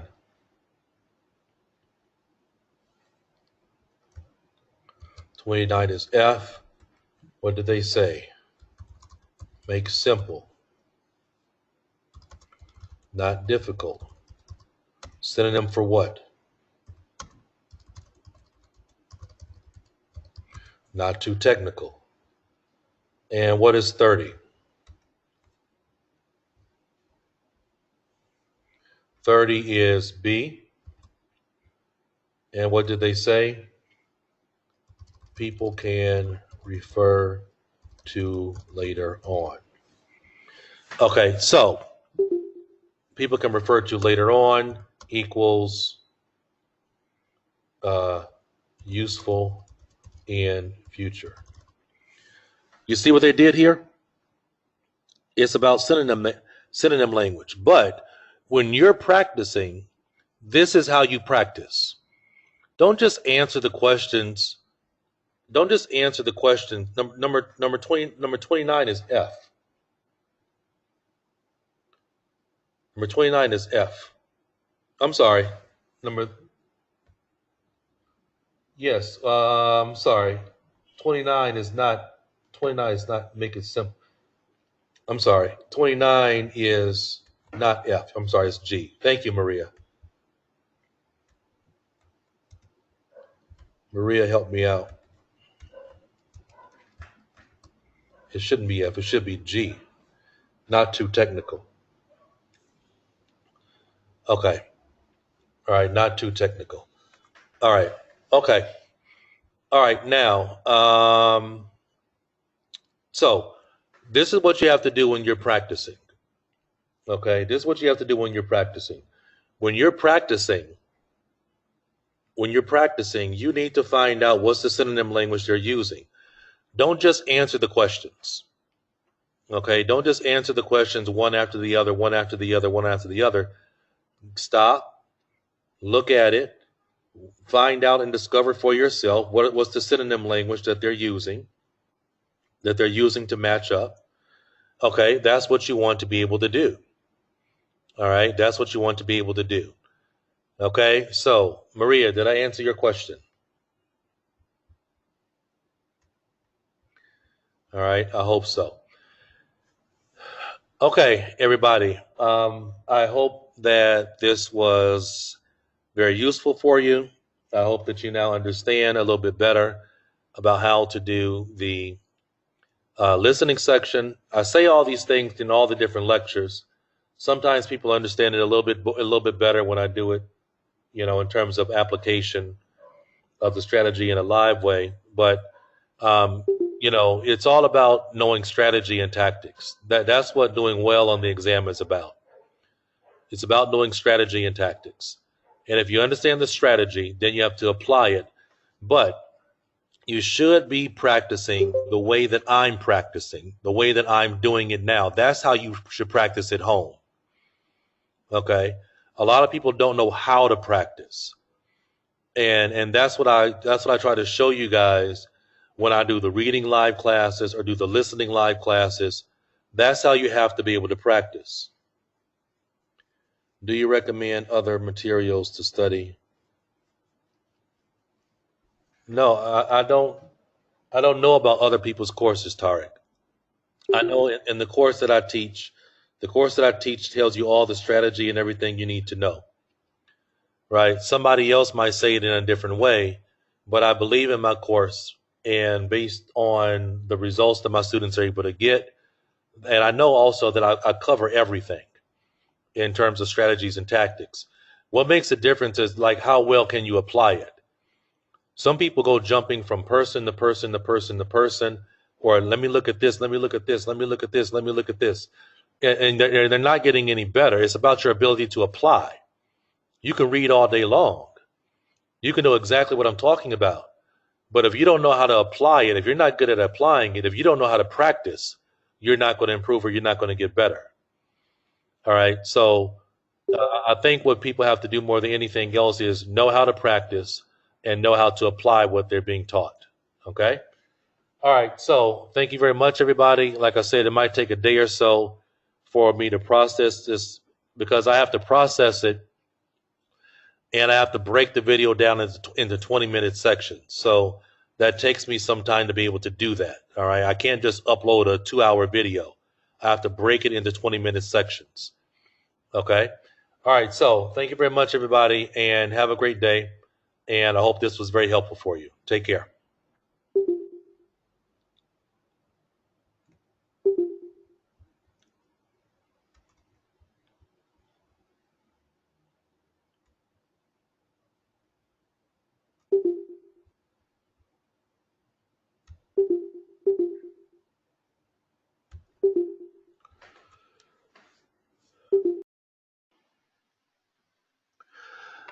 Okay, so we're going to get started now. This is a live class, and we're going to be working on the listening section of the IELTS exam. As you know, the listening section is the same for the general and the academic. There is no difference. It's the exact same listening section. So there are some people here that are for the general exam. There's some people here that are for the academic exam. It does not matter. Okay. What we're going to be doing today is we're going to be working on the application of strategy. I'm not going to be teaching strategy. I'm not going to be teaching you what are the strategy and what are the tactics. Why? Because there are already lectures in the course that tell you what are the strategies and what are the tactics. So hopefully, if you are doing this class, you have already watched those lectures. If not, you're going to have to go back and watch those lectures on the strategies and tactics. Okay. Because the most important thing actually is application of strategy. All right. That is the application of strategy. And that's sometimes the most difficult thing for some students to do because they can understand, what the strategy says on paper, what it says in the lecture, but they have trouble applying it. So that's going to be the goal today. So if you're just joining, as I've said earlier, in a little while, we're going to start the listening test, and I'm working from book number 12, and it's test 5 in book number 12. And you will see if you don't have book number 12, there's no problem. You're going to see the questions come up on the screen. All right, when the questions come up on the screen, I'm going to be explaining some things in terms of strategy and things that you should be looking out for. Then I'm going to start the audio, and you should write down what your answers are. And then I'm going to go over a breakdown of what the answers are and why those are the answers, and also explain to you what they tried to do to trick you or fool you. Okay? All right. So let's get started.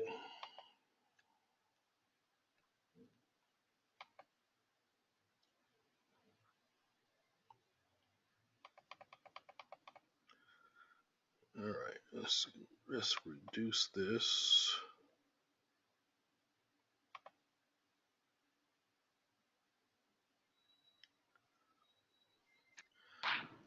All right.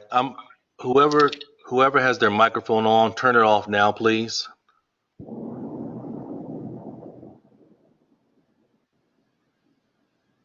Sinan, I don't think you need to leave there. You might hear some of the strategies and I am going to talk about it a little bit, right? So I don't think you should leave. All right.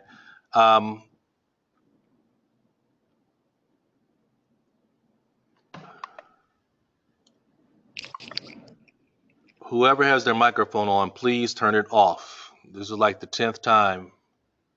I can't. I don't know why I have to repeat myself. Okay. All right. Can everybody see my screen, please? Okay, good. If you're looking at it, you should be able to see questions 1 through 7 on the screen right now. All right. Now, I went to a full screen. Can you see the full screen?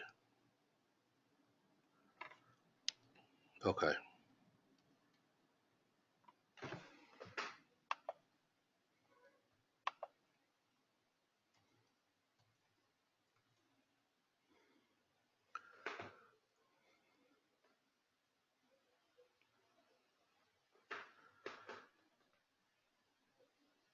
Without full screen. Yeah, I know. I just wanted to see.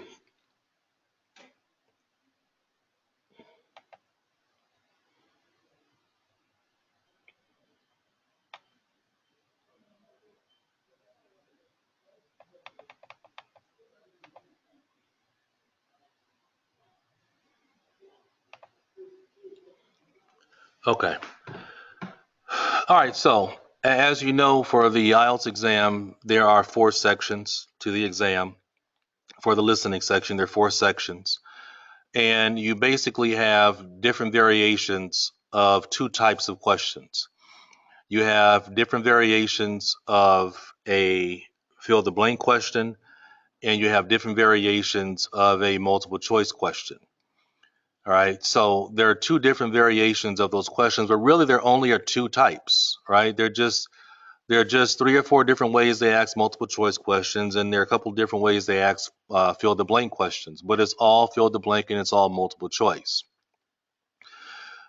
What helps in doing well on the IELTS listening is you have to be able to understand what they're doing to try to get you to not see the answer or to try to trick you or to try to fool you, right? It's not very direct in terms of answering these questions. So in our first section here, we have fill the blank questions. And one of the things that I recommend that students do is that you underline. Mine is highlighted. Yes, the answers do go in order, right? The answers go in order. You're going to hear the answer for number 1, then number 2, then number 3, then number 4. It goes in order, okay? Always from section 1 all the way to section 4. It goes in order. In sections 1, 2, and 3,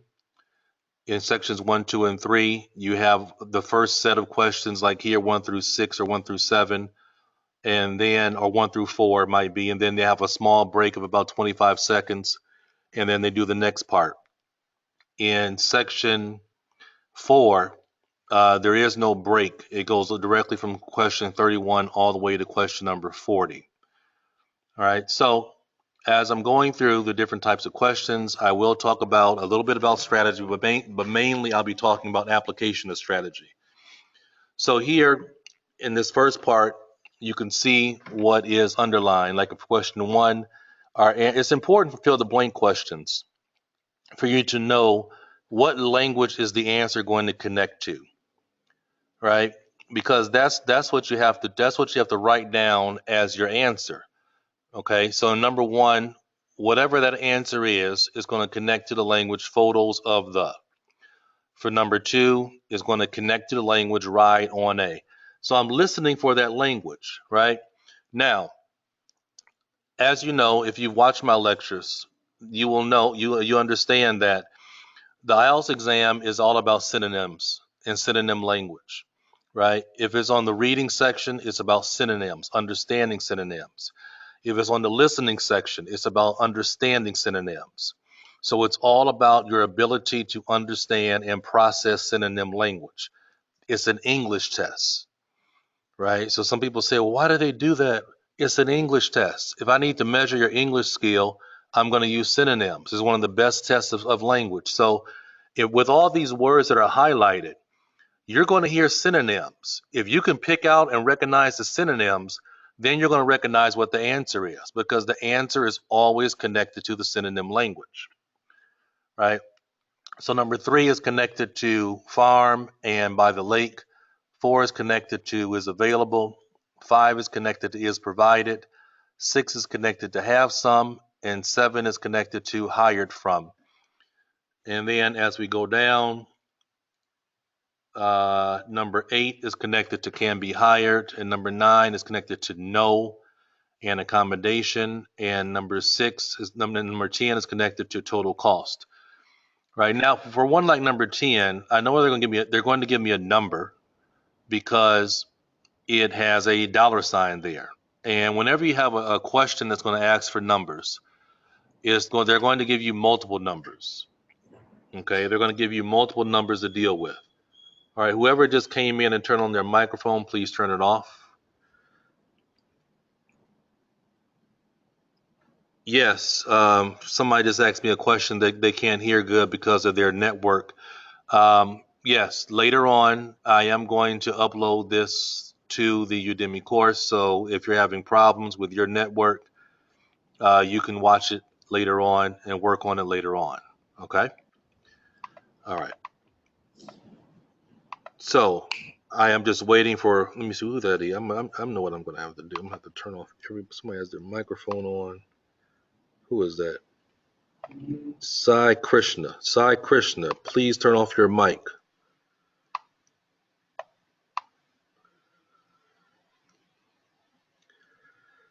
All right. Okay, so let's get started. Here's the first part. You go up to the top.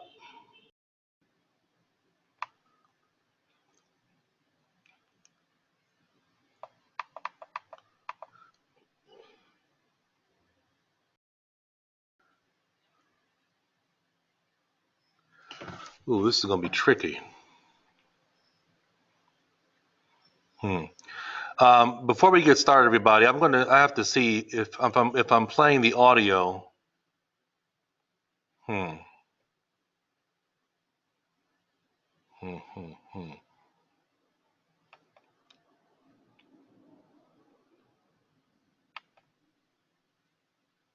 turn to section 1. Can you hear that audio? Section 1. Can you still hear it? You will hear a man inquiring Okay, good. All right, let's go. about activities suitable for families. First, you have some time to look at questions 1 to 4.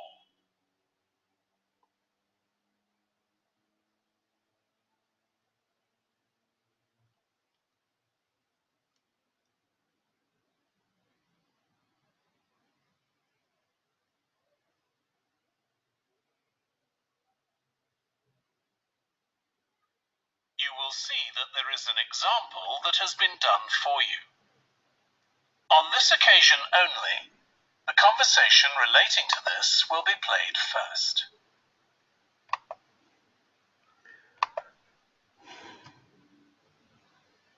One word and or a number, okay? One word and or a number.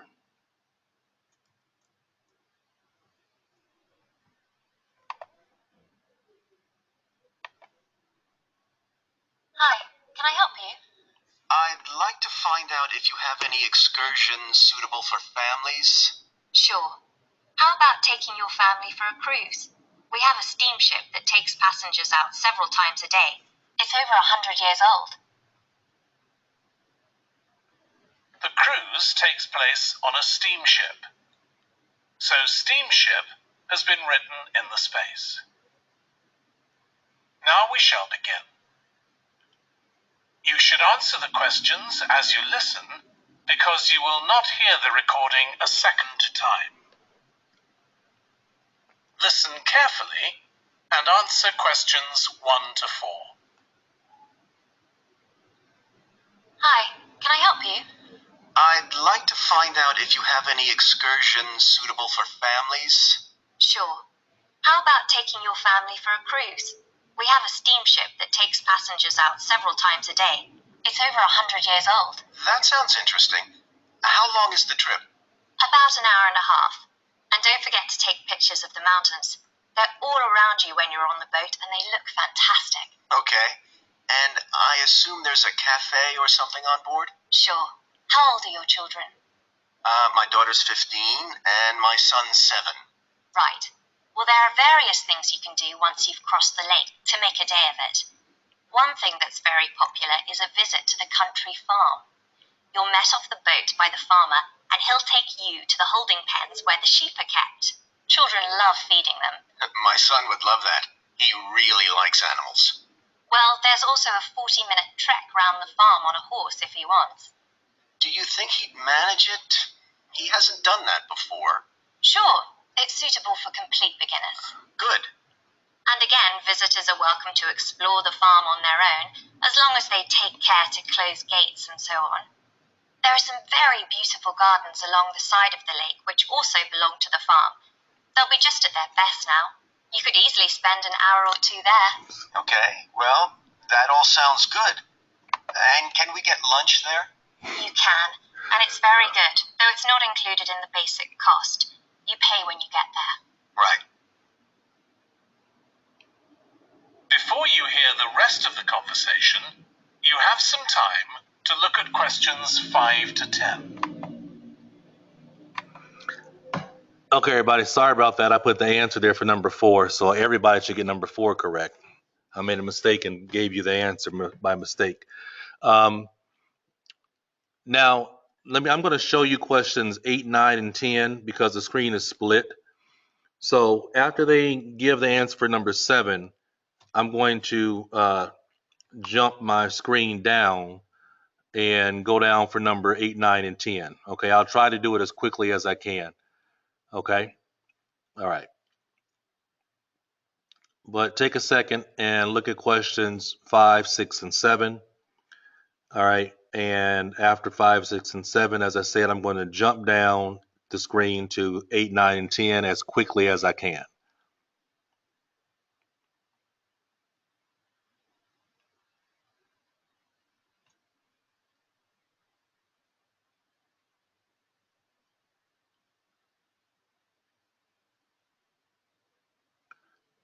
Yeah, I know what you might be saying. I can hide the ribbon. I'm not that computer literate to hide the ribbon. I know what you're asking me to do, but I don't know how to hide the ribbon.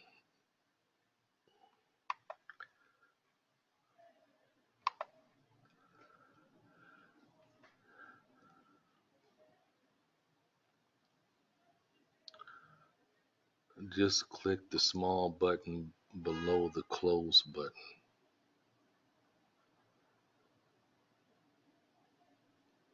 All right, hold on one second. Some people are trying to give me some advice. You should have answered questions 1 to 4 on paper. I'm already done with questions 1 to 4. Above the document transformation number. I don't know where, above the document.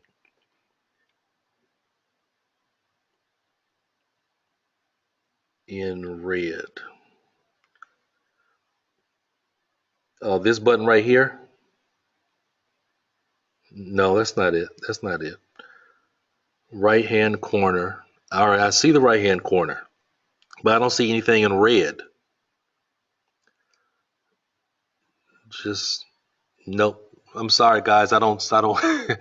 You all are trying to give me some advice about eliminating the ribbon. Okay, let's just continue. All right. I'll try to figure that out later on. Okay. Now listen and answer questions 5 to 10. So, is there anything else to do over on that side of the lake? Well, what you can do is take a bike over on the ship and then go on a cycling trip. There's a trail there called the Back Road. You could easily spend 3 or 4 hours exploring it, and the scenery's wonderful. They'll give you a map when you get your ticket for the cruise. There's no extra charge. What's the trail like in terms of difficulty? It needs someone who's got a bit more experience. Well, my daughter loves cycling, and so do I, so maybe the two of us could go, and my wife and son could stay on the farm. That might work out quite well. But we don't have bikes here. Is there somewhere we could rent them? Yes, there's a place here in the city. It's called Ratcheson's. I'll just make a note of that. How do you spell it? Ratchesons.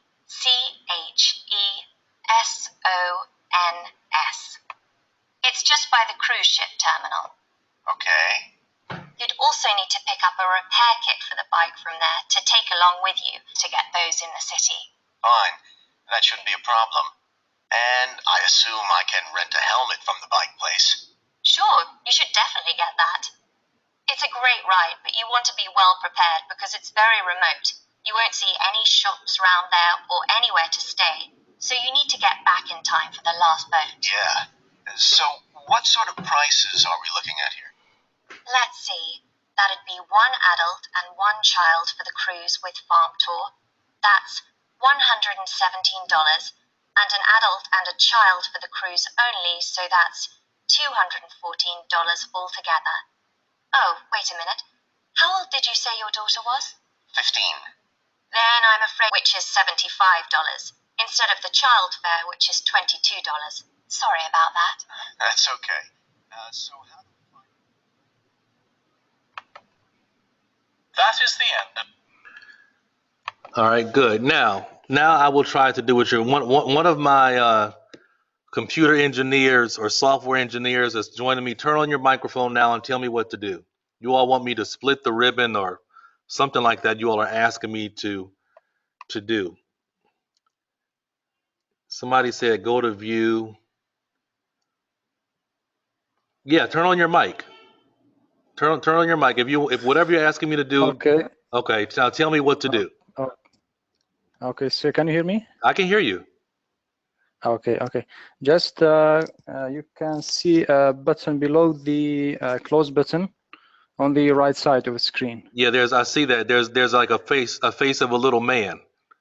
Okay. Below that, even below that, above the scroll bar. Uh-huh. Okay, just click on that. It says collapse the ribbon. Oh, collapse the ribbon. Yeah, just click that. Okay. I did it. Yeah, okay. Wow, if you wanted, huh? if you wanted to get it back, if you wanted to get it back, just click on one of the menu, for example, home or comments or something.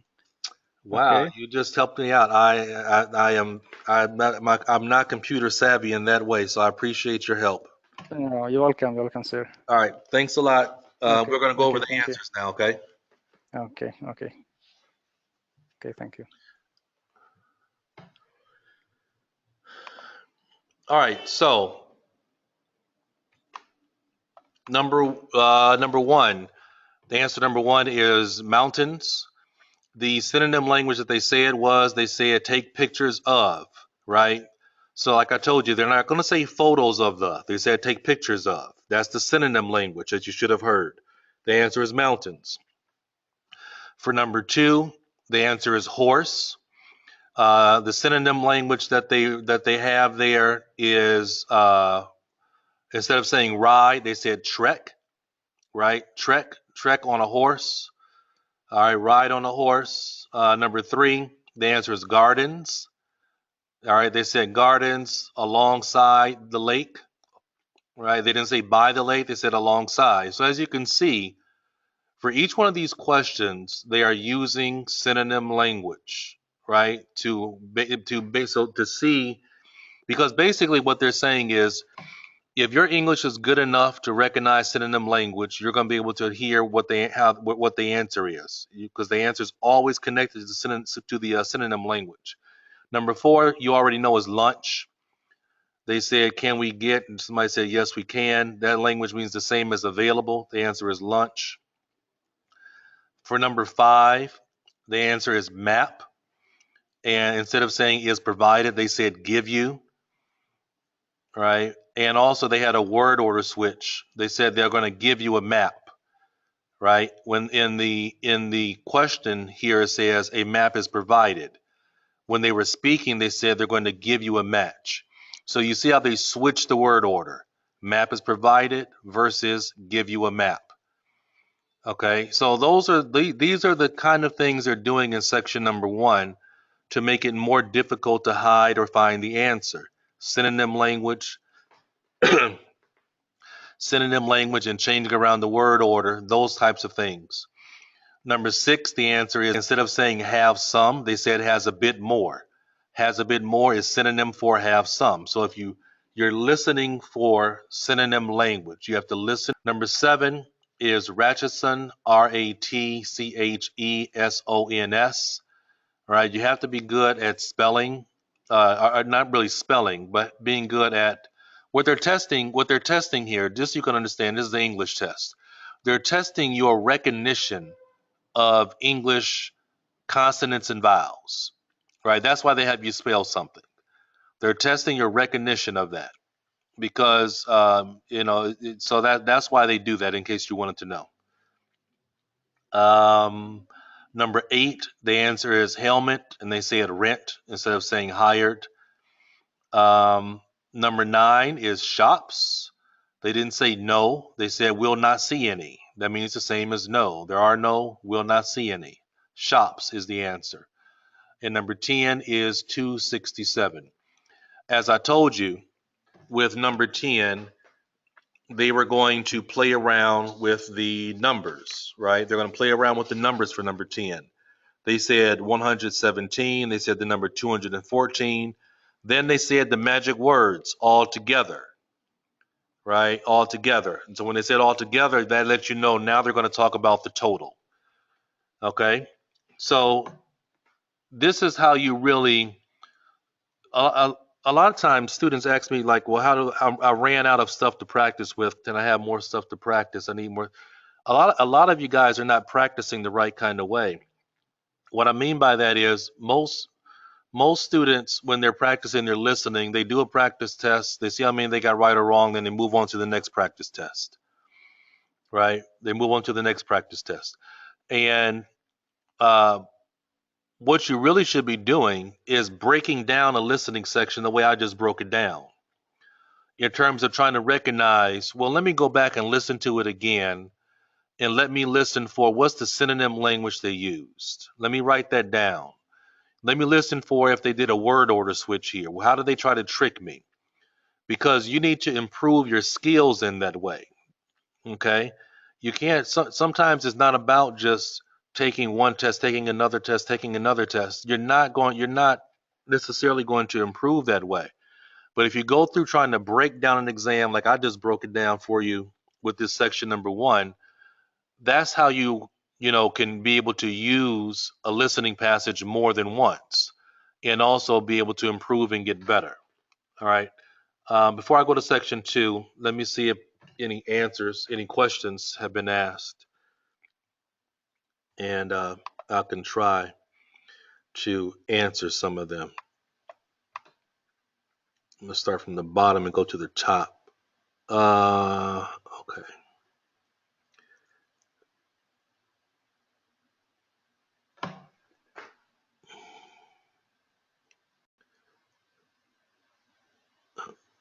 A lot of this is people giving me advice for a ribbon.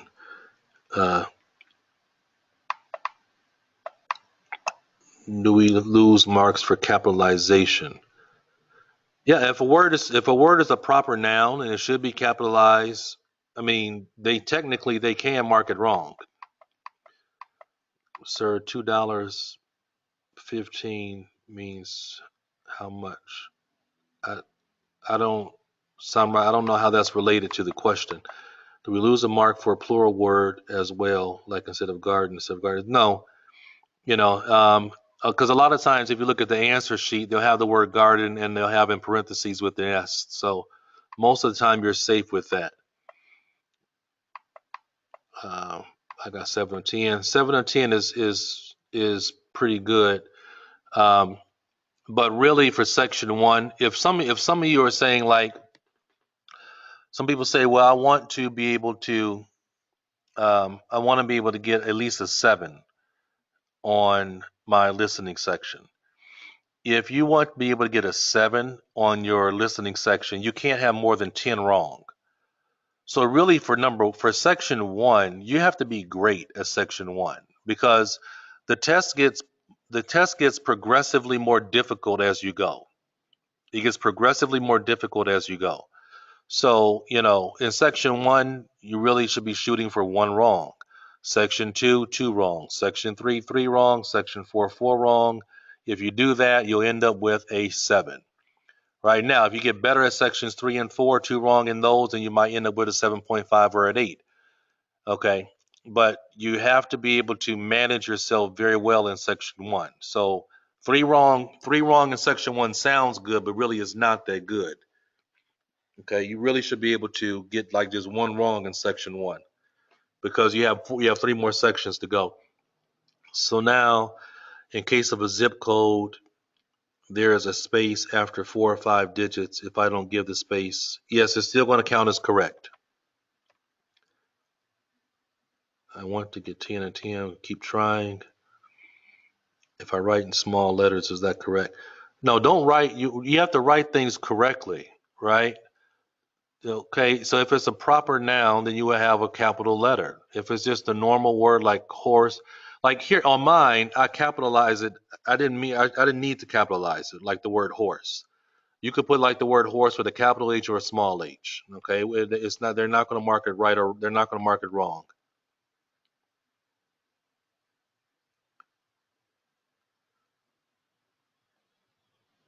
IELTS is pencil only. How many mistakes are allowed for listening? 8 or 8.5? 5 mistakes total. Arbon, 5 or 6 mistakes total. All right, so let's move on to section 2. Somebody asked multiple choice questions. I'll get to that a little bit later on.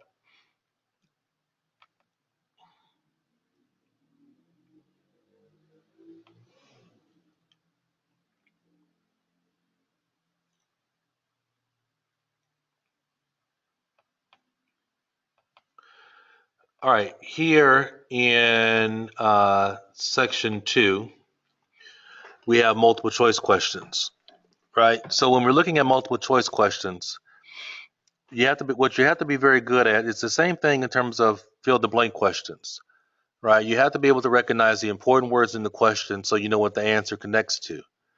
Okay, a lot of times where people make a mistake with their multiple choice question is that they're looking at the answer choices and you're listening for an answer choice that has words they hear. And when you're doing that, you're going to automatically choose the wrong answer every single time, because it's all about synonym language. Okay, it's all about hearing the answer choice. The answer choice is always going to be said using synonym language. Right? So for number 11, the important words from the question are most people like about the job. What do most people like about the job? Number 12, what is the manager's concern about the new staff? Number 13, the day is busy because. And number 14, only 18 or older are allowed to use. So that's the language in the question that I am going to be listening for to be able to know when the answer is being said. Okay, to know when the answer is being said. The only time where sometimes they don't play with synonym language is when you have one like number 12. I highlighted the words because what you're supposed to do is you're supposed to underline the keywords in the question. Right? That's what you're supposed to do. Just like in section 1, in section 2, in section 3, and section 4. Right? I'm highlighting, but if you're doing this on paper, you would underline the keywords in the question, because that's what you have to listen for. That's what the answer connects to. All right? As I was saying, with one like number 12, you sometimes will hear the direct words. Okay, because there's single words there. Okay, so we have multiple choice, and then we have question 15 and 16, which is a multiple choice question also, right? It's a multiple choice question also. And there you have to listen for two things that make the job stressful. Okay. What two things do they say make the job stressful? And then we come down and we have this also is a multiple choice question. Right. Now, whenever you have this kind of question, what you're dealing with in terms of strategy is they have four names down there, right? 17, 18, 19. They have four names. They're going to go in order, right? So you automatically know they're going to talk about Joy Parkins first, but you have to be able to tell which of these answer choices in the box is she connected to. So, how do they make this difficult? They're going to use synonym language for the words in the box. They're going to use synonym language for the words in the box. They're not going to say Joy Parkins trains courses. That's not what they're going to say. Right? They'll say something like Joy Perkins helps people understand courses. Right? They're going to use synonym language. So you have to be able to listen for synonym language. Okay? All right. Let's get started with part 2.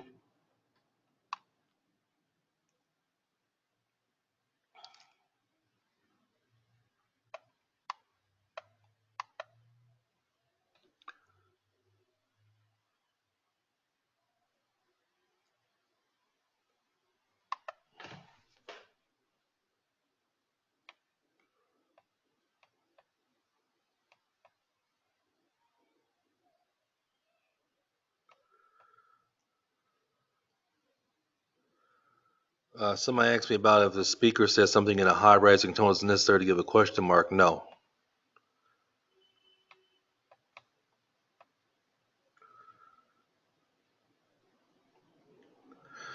All right, you're going to lose the screen for one moment. Okay, I'll bring the screen back. One moment, please.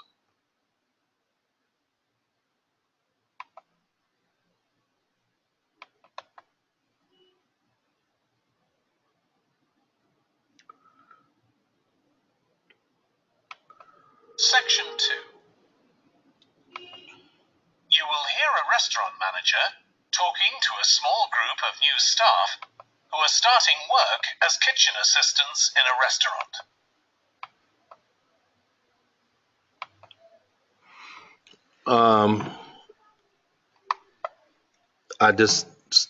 The screen will come back in one moment.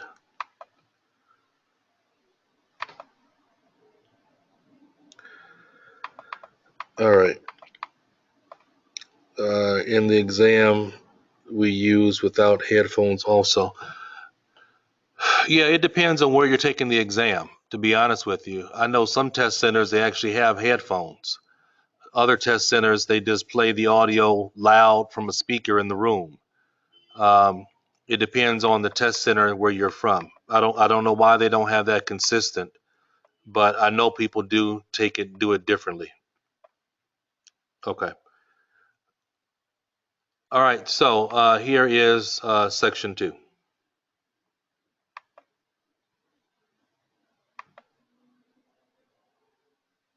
Section 2. You will hear a restaurant manager talking to a small group of new staff who are starting work as kitchen assistants in a restaurant. First, you have some time to look at questions 11 to 16.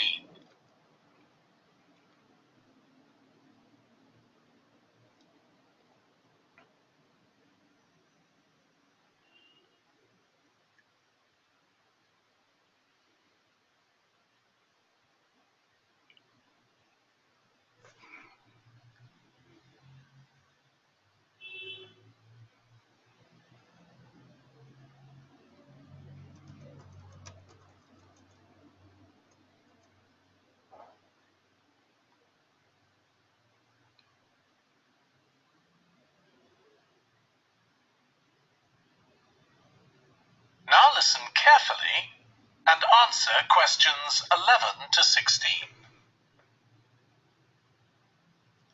Good morning, everyone. My name's Joy Parkins, and I'm the restaurant manager. And I understand that none of you have had any previous experience as kitchen assistants. Well, you might be feeling a bit nervous now, but most of our kitchen assistants say they enjoy the work. Okay, they might get shouted at sometimes, but it's nothing personal, and they're pleased that they have so many different things to do, which means they never get bored. And I'll tell you straight away that if you do well, we might think about moving you up and giving you some more responsibility. Right, well, you've all shown up on time, which is an excellent start. Now, I'm glad to see none of you have unsuitable footwear, so that's good. You need to be careful as the floors can get very wet and slippery. Those of you with long hair have got it well out of the way, but some of you'll need to remove your rings and bracelets. Just put them somewhere safe for today, and remember to leave them at home tomorrow, as they can be a safety hazard. Now, it's going to be a busy day for you all today. We don't have any tables free for this evening, and only a few for lunch. Fortunately, we've got our head chef back. He was away on holiday all last week, which meant the other chefs had extra work. Now, I'll tell you a bit more about the job in a minute, but first, some general regulations. For all of you, whatever your age, there's some equipment you mustn't use until you've been properly trained, like the waste disposal system, for example, for health and safety reasons. Then I think there are two of you here who are under 18. That's Emma and Jake, isn't it? Right, so for you two, the meat slicer is out of bounds, and of course none of you are allowed to use the electric mixer until you've been shown how it works. Now, you may have heard that this can be a stressful job, and I have to say that can be true. You'll be working an 8-hour day for the first week, though you'll have the chance to do overtime after that as well if you want to. But however long the hours are, you'll get a break in the middle. What you will find is that you're on your feet all day long, lifting and carrying. So, if you're not fit now, you soon will be. You'll find you don't have much chance to take it easy. When someone tells you to do something, you need to do it straight away. But at least we do have a very efficient air conditioning system compared with some kitchens. Before you hear the rest of the talk, you have some time to look at questions 17 to 20.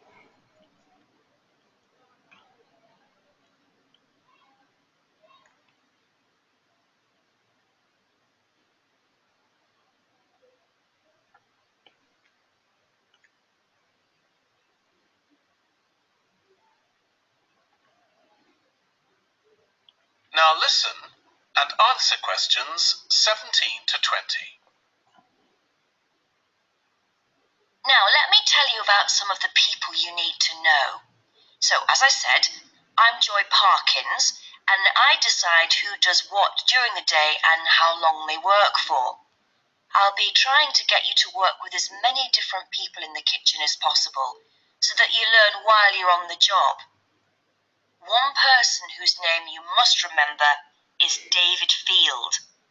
If you injure yourself at all, even if it's really minor, you must report to him, and he'll make sure the incident is recorded and you get the appropriate treatment.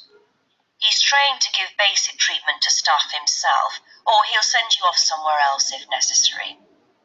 Then there's Dexter Wills. He's the person you need to see if you smash a plate or something like that. Don't just leave it and hope no one will notice. It's really important to get things noted and replaced, or there could be problems later. And finally, there's Mike Smith.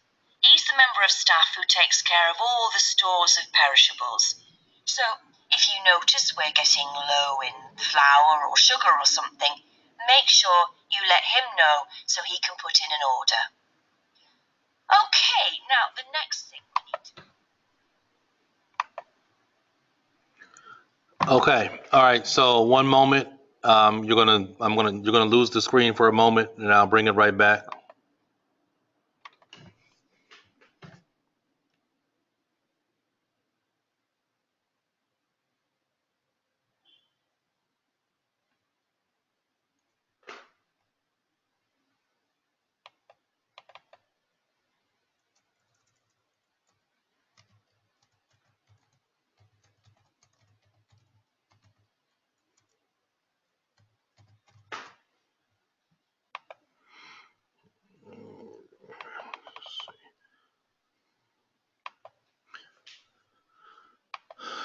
All right. So let's go through the answers.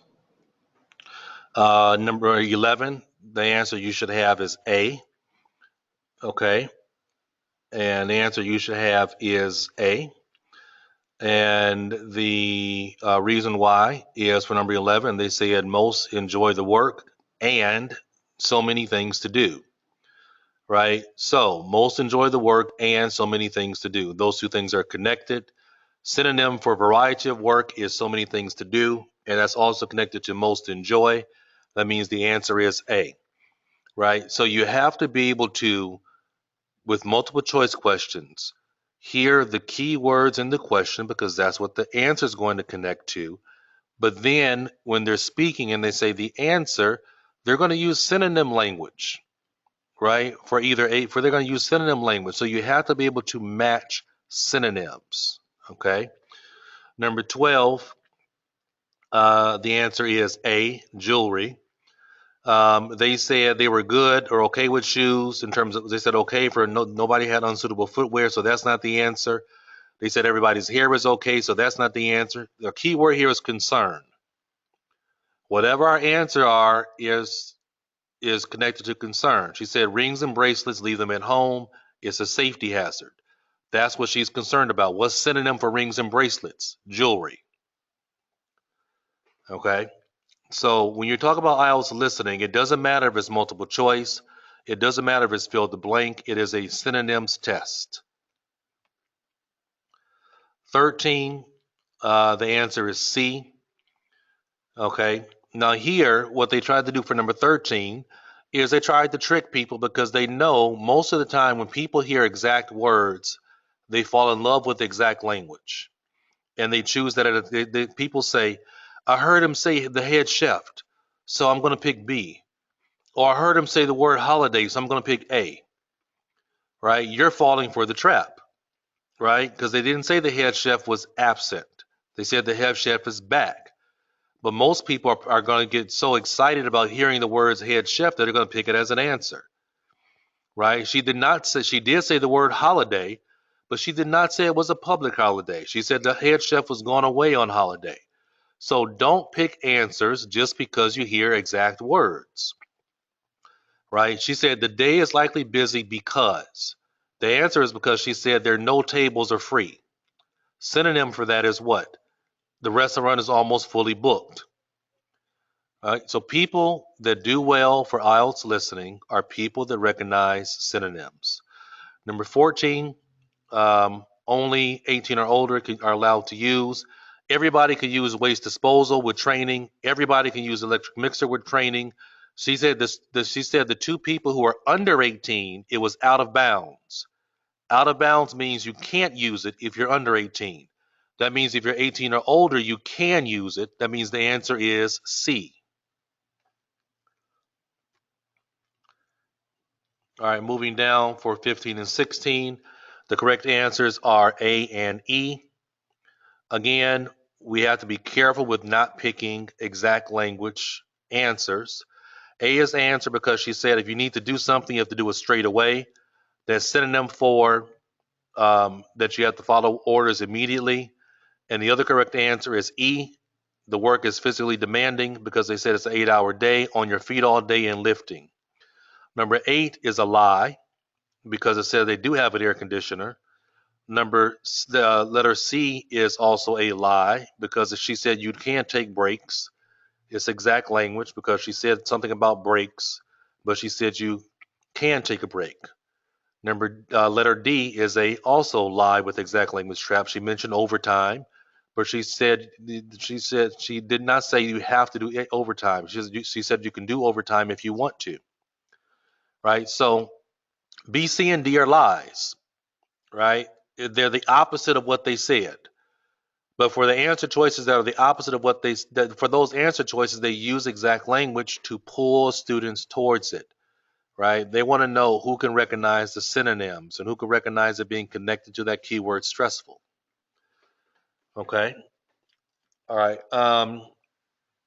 So just to go over for those of you, number 11 is A, 12 is A, 13 is C, 14 is C, 15 and 16 are A and E. It doesn't matter the order. You can have E and A and E. It doesn't matter in terms of the order. Okay.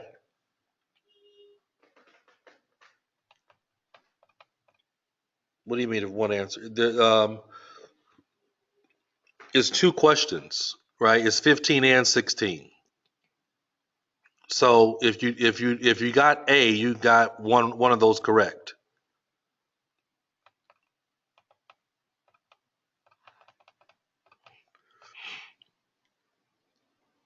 Okay.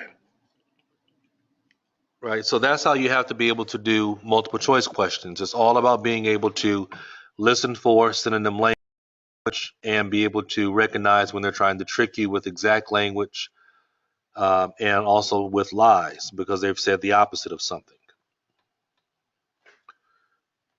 All right, let's go down to the next section.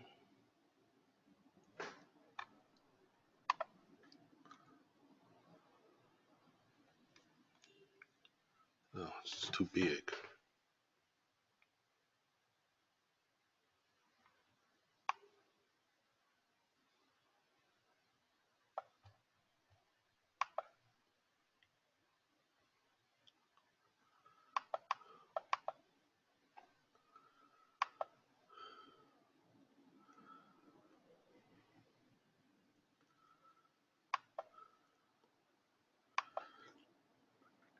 Okay.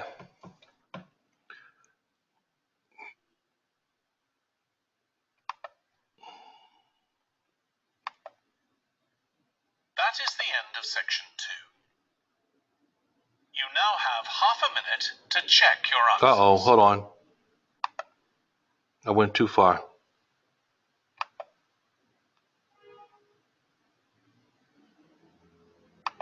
And answer questions 17 to 20. Okay, here we go. Now,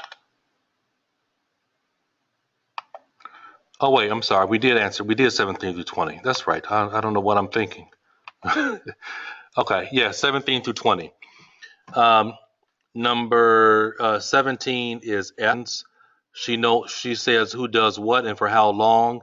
The synonym connection is the word timetables. Next for David Field, the answer is C, because they said David Field, if you're injured, you need to know David Field. He gives basic treatment.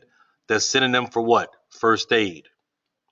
Next is Dexter Wills. He is D, because they said if you smash a plate, you got to see Dexter Wills. Smash a plate is synonym for breakage. And Mike Smith is B, because they said he takes care of the stores and perishables. So do you see? They said the name, and they said synonym language for the answer. They said synonym language for the answer. All right. That's what you have to be able to do. All right. That's also why I said, really, if you want to be able to practice more, you have to be able to go back and analyze a test, break a test down when you're practicing. Look at synonym language. Don't just see if you got it right or wrong and move on to the next test. Break a test down, and that's going to help you to learn better. All right. Before I move on to section number 3, does anybody have any questions at all so far for anything that I've covered? You did not mark 15, 16 question list. Do you need to mark that? I don't. You did not mark. I didn't. What do you mean I didn't mark it? 15 is A and 16 is E. It doesn't matter what order you put it in, okay? It doesn't matter what order you put it in. In the measurement answer, is it okay to write meters? No, you can't write M or CM. Right, you can't do abbreviations. Please repeat number 11. Okay, hold on.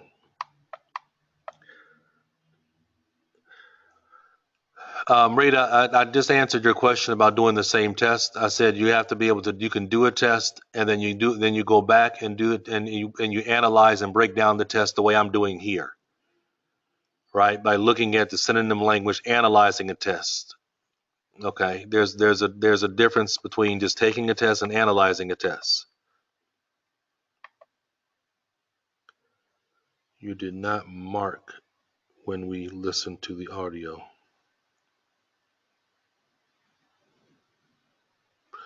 I'm sorry, I still don't know what you mean by that. I'm saying something in a way that I'm not understanding you.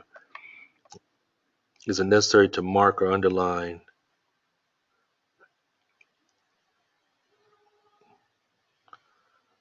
Well, you mean like in the question, Amit? You mean like in the question, do I underline it?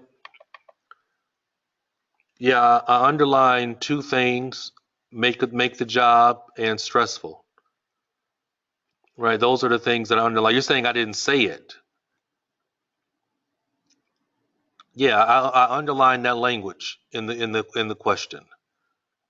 Right, that's what I would do, is underline that language in the question, because that's what I have to pay attention to. All right, let's move on to section number 3.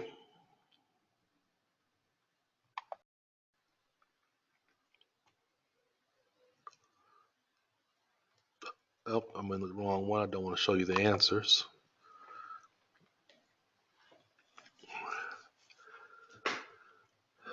All right, so we're dealing with more multiple choice. So we have our 21 through 23 are multiple choice, and our 24 through 30 are fill the blank. Right. So as I've told you, it's all multiple choice and fill the blank. What's the difference? In each section, the language progressively gets more difficult in each section. Right. That's what they're doing here. The language will get progressively more difficult as you move on. So, in section 3, it's still multiple choice, same as in section 2, but now you see the answer choices are longer. Right? The questions are longer. The answer choices are longer. The words for fill the blank questions, the words you have to spell are going to be more difficult. But the strategy is still the same. For 21, we're listening for the main topic of the paper. For 22, we're listening for the disadvantage they agree on. For 23, we're listening for what Stewart expects. Right now, you're expected to know the difference between male and female names. I understand that it may not be your culture, but you have to know that Stewart is a man's name. Okay, because in a conversation, if they say Stewart expects, there's probably going to be a conversation between a man and a woman. You have to know that Stewart is a male name. Okay. In the fill the blank questions, all right, we have the language that is connected to the blank words. 24 has something of its own. 25, affected by in all aspects. 26, take the and blank of customers. 27 is required. 28 is something that belongs to a famous person. 29 is has a and local organizations. And 30 is library in a. Okay.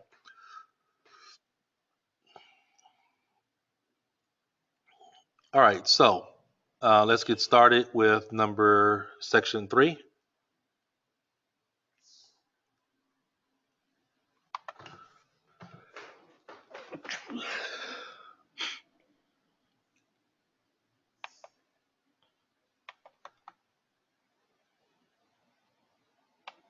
Section 3. You will hear two students called Trudy and Stuart who are both studying to be librarians, discussing a paper that they are going to write together. First, you have some time to look at questions 21 to 23.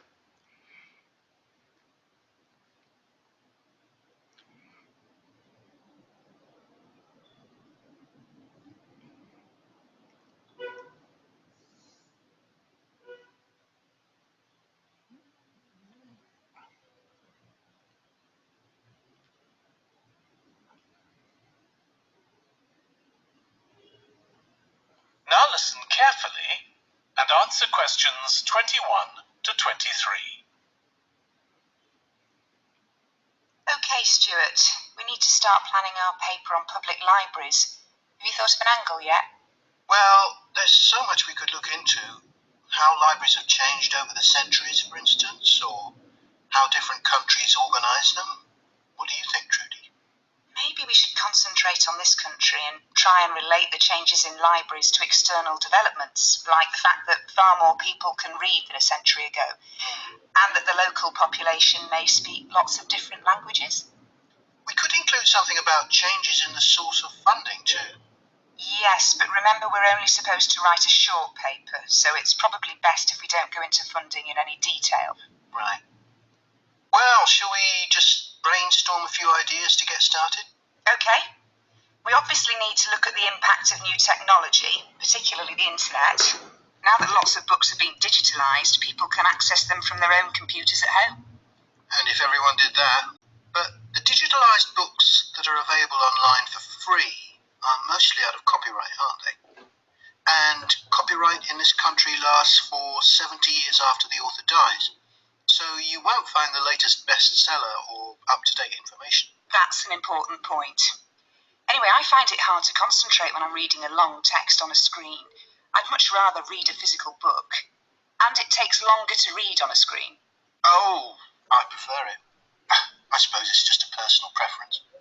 I expect the libraries will go on evolving in the next few years. Some have already become centres where community activities take place, like local clubs meeting there. I think that'll become even more common. I'd like to think so. And that they'll still be serving their traditional function, but I'm not so sure. There are financial implications after all. What I'm afraid will happen is that books and magazines will all disappear and there'll just be rows and rows of computers. They won't look anything like the libraries we're used to. Well, we'll see. Before you hear the rest of the discussion, you have some time to look at questions 24 to 30.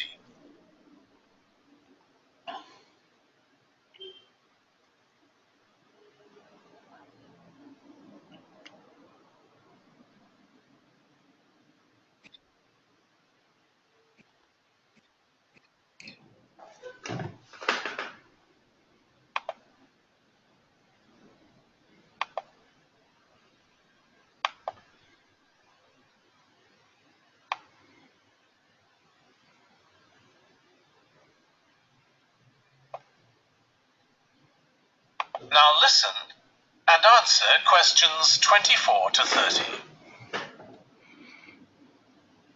I've just had an idea. Why don't we make an in-depth study of our local public library as background to our paper? Yes, that'd be interesting. And raise all sorts of issues. Let's make a list of possible things we could ask about, then work out some sort of structure. For instance, we could interview some of the staff and find out whether the library has its own budget or if that's controlled by the local council. And what their policies are. I know they don't allow food, but I'd love to find out what types of noise they ban. There always seems to be a lot of talking, but never music. I don't know if that's a policy or it just happens. I've often wondered. Then there are things like how the library is affected by employment laws. I suppose there are rules about working hours, facilities for staff and so on. Right. Then there are other issues relating to the design of the building and how customers use it. Like, what measures does the library take to ensure their safety? They'd need floor coverings that aren't slippery, and emergency exits, for instance. Oh, and another thing, there's the question of the kind of insurance the library needs to have, in case anyone gets injured. Yes, that's something else to find out. You know something I've often wondered? What's that? Well, you know they've got an archive of local newspapers going back years. Well, next to it, they've got the diary of a well-known politician from the late 19th century. I wonder why it's there. Do you know what his connection was with this area? No idea. Let's add it to our list of things to find out. Well, I've just thought, you know, people might ask in the library about local organisations like sports clubs. Well, I wonder if they keep a database or whether they just look online. Right. I quite fancy finding out what the differences are between a library that's open to the public and one that's part of a museum, for example. They must be very different. Then something else I'd like to know is... That is the end. All right. So as you see, it gets much more difficult. That's why I tell you, sections 1 and 2 be great. Sections 3 and 4 be good. Sections 1 and 2 be great, right? Super great, okay? Because it gets more difficult and the language gets more difficult as you progress. But it's still fill the blank. It's still multiple choice. All right, let's take a look at the answers.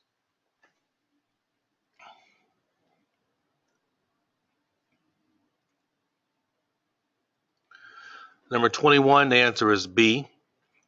Now, for number 21, did anybody pick A or C?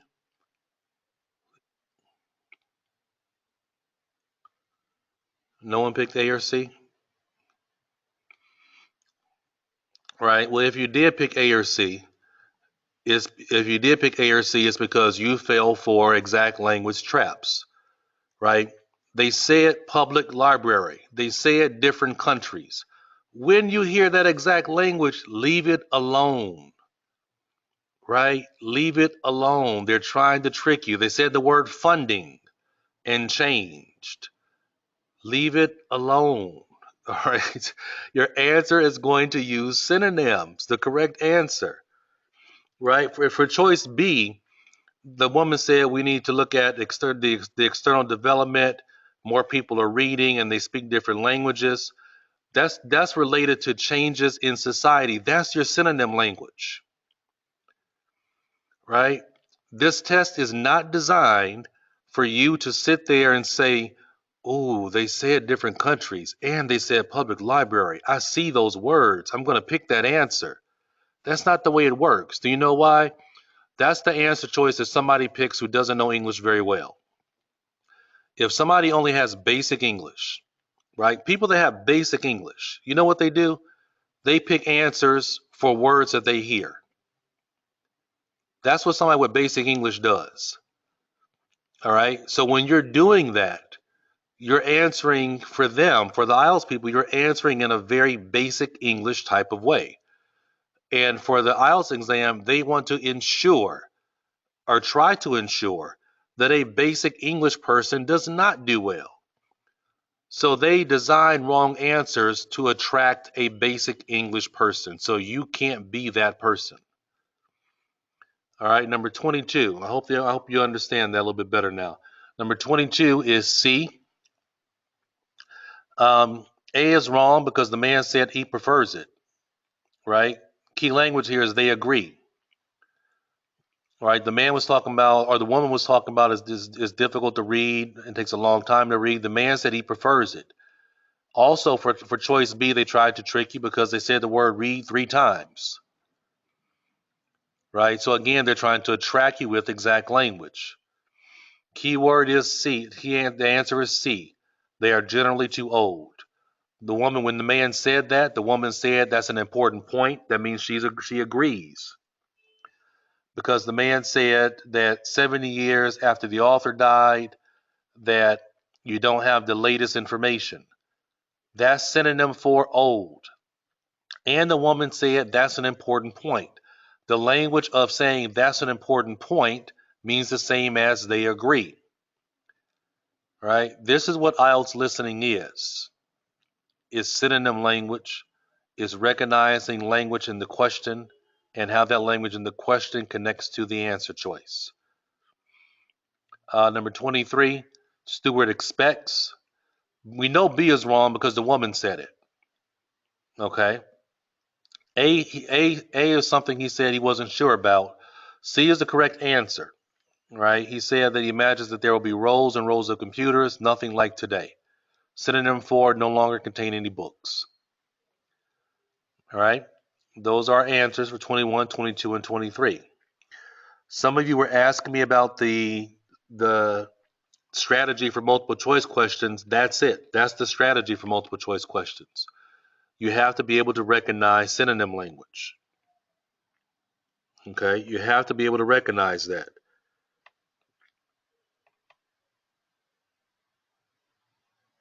Okay? So, does anybody have any questions about multiple choice questions? I've gone through it a couple of times now, and the strategy is the same. It's recognizing question language, matching it to an answer, picking a synonym. Okay? It's that same thing over and over and over again.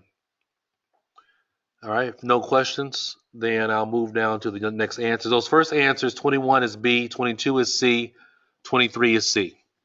All right, let's go down.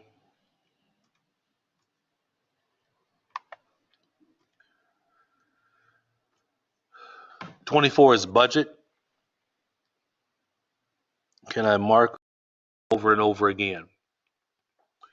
All right, if no questions, then I'll move down to the next answers. Those first answers, 21 is B, 22 is C, 23 is C. All right, let's go down.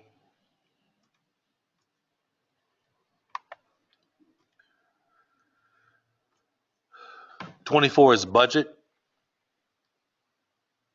Can I mark, underline multiple choice answers?"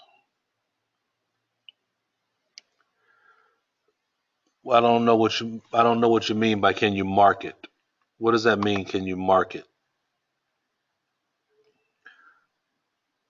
You have to put your answers. You could write on the test paper, but then you have 10 minutes at the end to transfer your answers to an answer sheet. You understand that, right? Yeah, when the audio is playing, you could write whatever you want to write on the test booklet, right? But then you have 10 minutes at the end of listening to transfer your answers from the test booklet to the answer sheet. You could write whatever you want on the test booklet.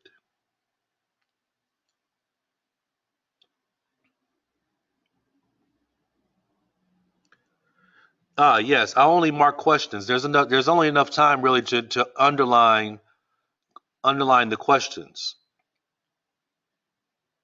What is the best way to learn synonyms? You have to study a vocabulary list that uses synonyms. And really, to be honest with you, the best thing to get better at doing it is analyzing exams like I'm doing now. Right? When you do an exam, a practice exam, go back and listen and pull out the synonym language. Right? You have to get better at recognizing it.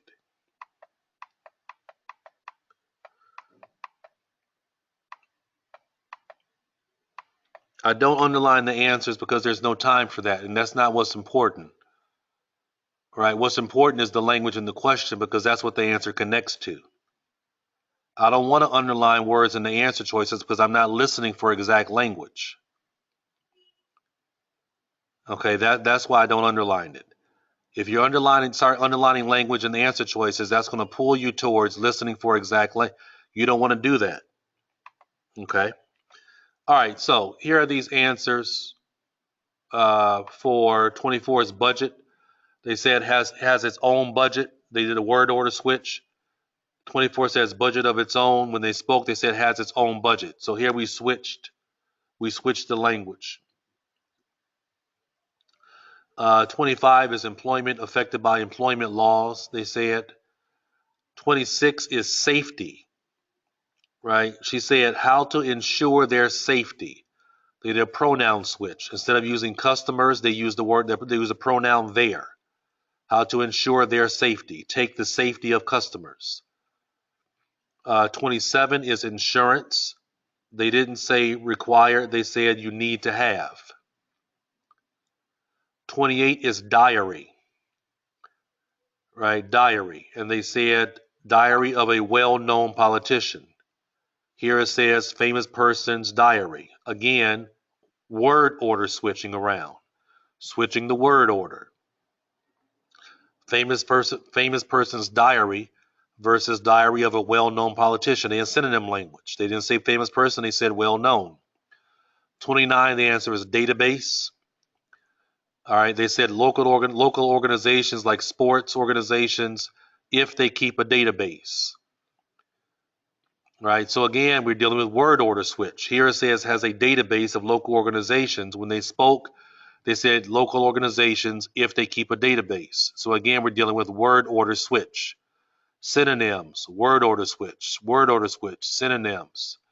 Right? That's what they're doing to you over and over and over again. It's not a long list of skills you have to master. Right? It's not a long list, but you have to master those strategies and tactics. Number 30 is museum. And they said part of a. That's the same thing as NA. NA, part of a museum. Right? That's our synonym language there.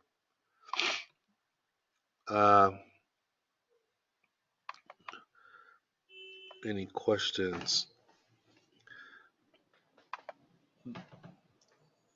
You can study synonyms. There is a vocabulary list that has synonyms on it. Also, one thing I think is good in terms of studying vocabulary is studying the vocabulary words that are studying the vocabulary words from the answer keys.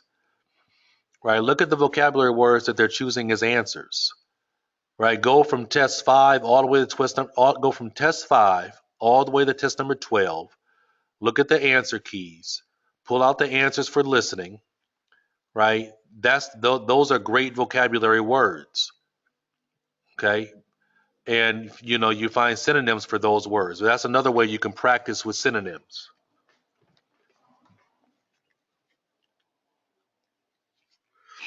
Okay.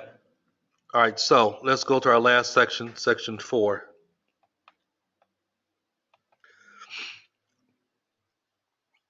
You can do the same test over and over to improve your listening. Somebody asked me that question.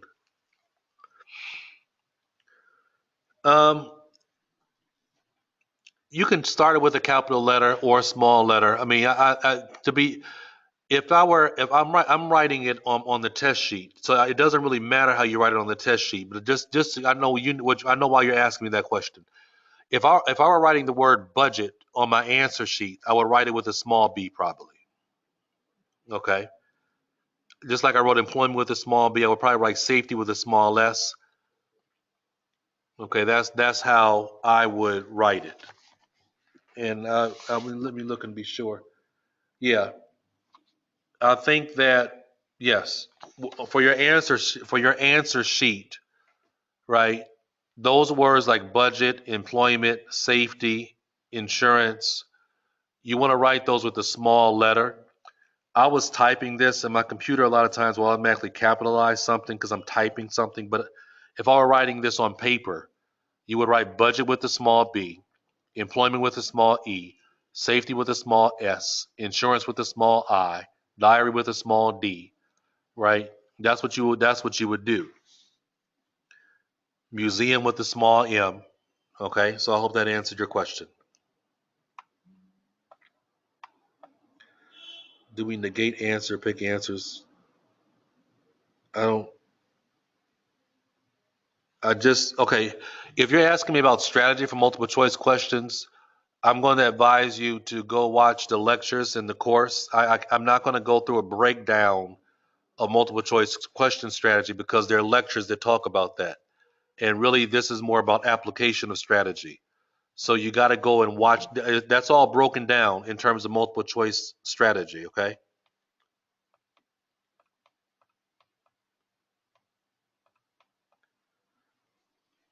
How am I, Tim? How am I calculating what? Your question is, how am I calculating?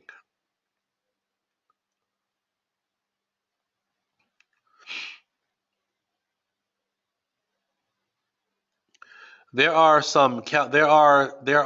calculators online that will calculate your reading score and calculate your listening score. I will send a link to those online calculators, and you can then look at it that way. Okay. 28 out of 40 is like a 6.5. Okay. I know what they are because I've been doing this such a long time. The 28 out of 40 is 6.5.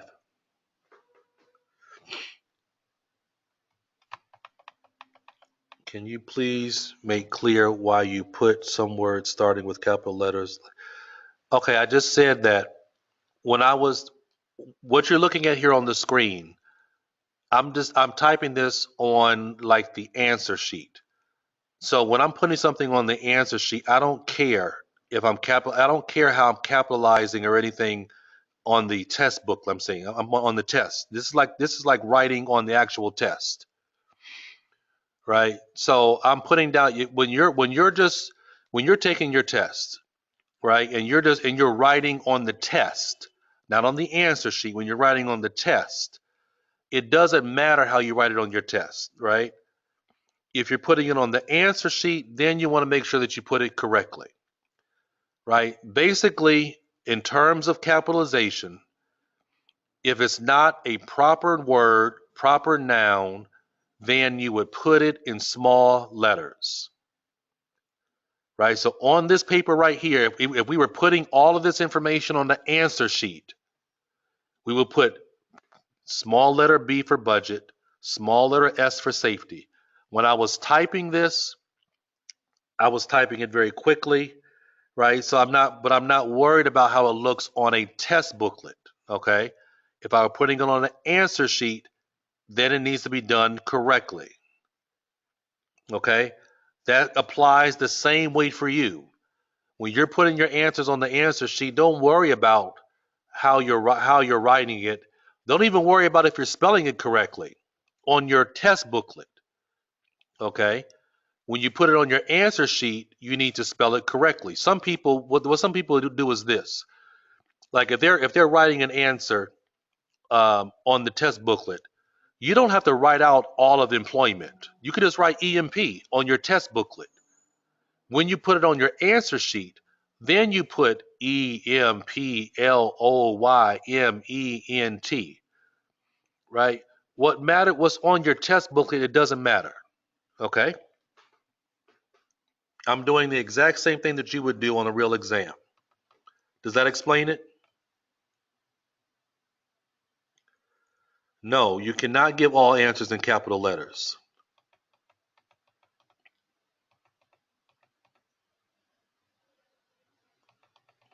I don't know where you're getting that from. I don't know why you all are saying that. If you look at any answer sheet, go to the back of any Cambridge book and look at the answer sheet. They're not written in all capitals. Right? Technically, a grader can mark you wrong for doing that. They might not do it. They might do it, they might not do it, but technically they can. All right, I got to move on to section 4, everybody.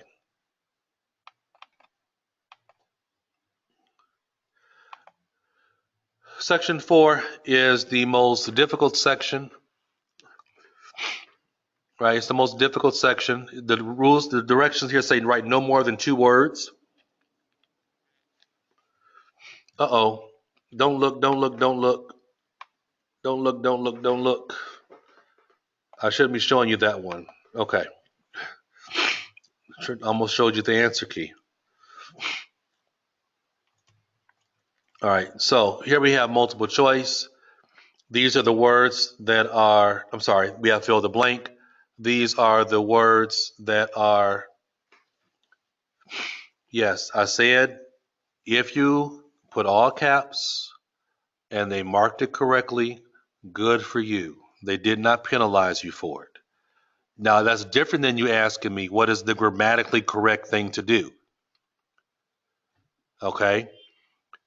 Now, if some grader could look at that and somebody was asking me about what words you should or should not capitalize. There's nowhere where it says in the rules that I've seen that you could write in all caps. Now, if a grader doesn't mark it wrong for that, fine. That's good. You had good fortune for doing that.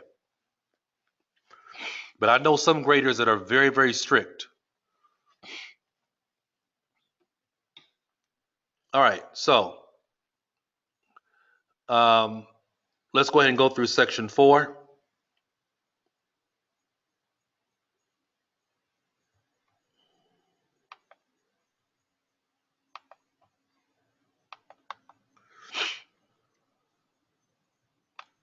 Section 4. You will hear part of a lecture for business students about business values. First, you have some time to look at questions 31 to 40.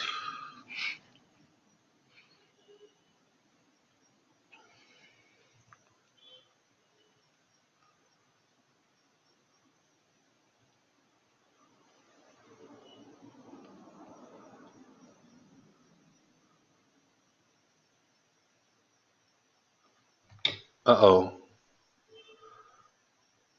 Sorry.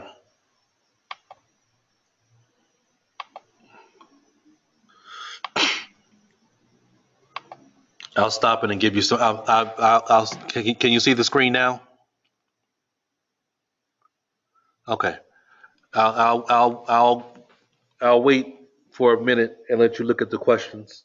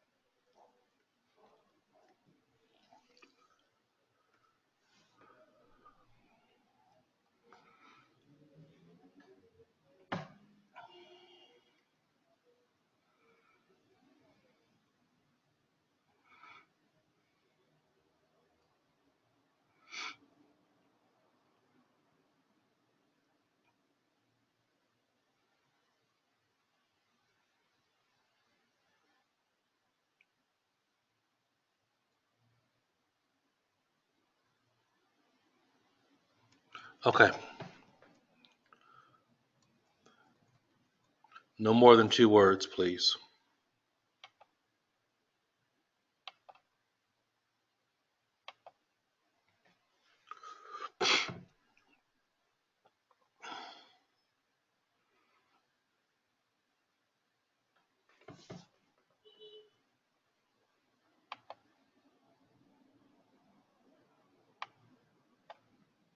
Now listen carefully and answer questions 31 to 40. In public discussion of business, we take certain values for granted. Today, I'm going to talk about 4 of them: collaboration, hard work, creativity, and excellence. Most people would say they're all good things. I'm going to suggest that's an oversimple view. The trouble with these values is that they're theoretical concepts, removed from the reality of day-to-day business. Pursue values by all means, but be prepared for what may happen as a result. They can actually cause damage, which is not at all the intention. Business leaders generally try to do the right thing, but all too often the right thing backfires. if those leaders adopt values without understanding and managing the side effects that arise. The values can easily get in the way of what's actually intended. Okay, so the first value I'm going to discuss is collaboration. Let me give you an example. On a management training course I once attended, we were put into groups and had to construct a bridge across a stream using building blocks that we were given. The rule was that everyone in the team had to move at least one building block during the construction. This was intended to encourage teamwork. But it was really a job best done by one person. The other teams tried to collaborate on building the structure and descended into confusion, with everyone getting in each other's way.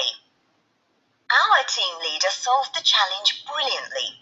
She simply asked everyone in the team to move a piece a few centimetres to comply with the rule, and then let the person in the team with an aptitude for puzzles like this build it alone. We finished before any other team. My point is that the task wasn't really suited to team working, so why make it one? Teamwork can also lead to inconsistency, a common cause of poor sales. In the case of a smartphone that a certain company launched, one director wanted to target the business market, and another demanded it was aimed at consumers.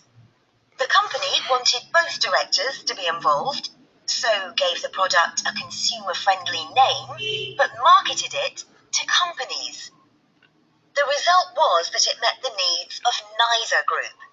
It would have been better to let one director or the other have his way, not both.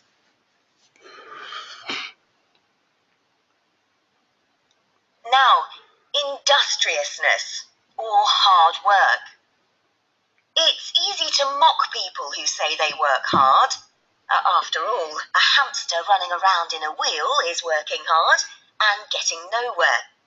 Of course, hard work is valuable, but only when properly targeted.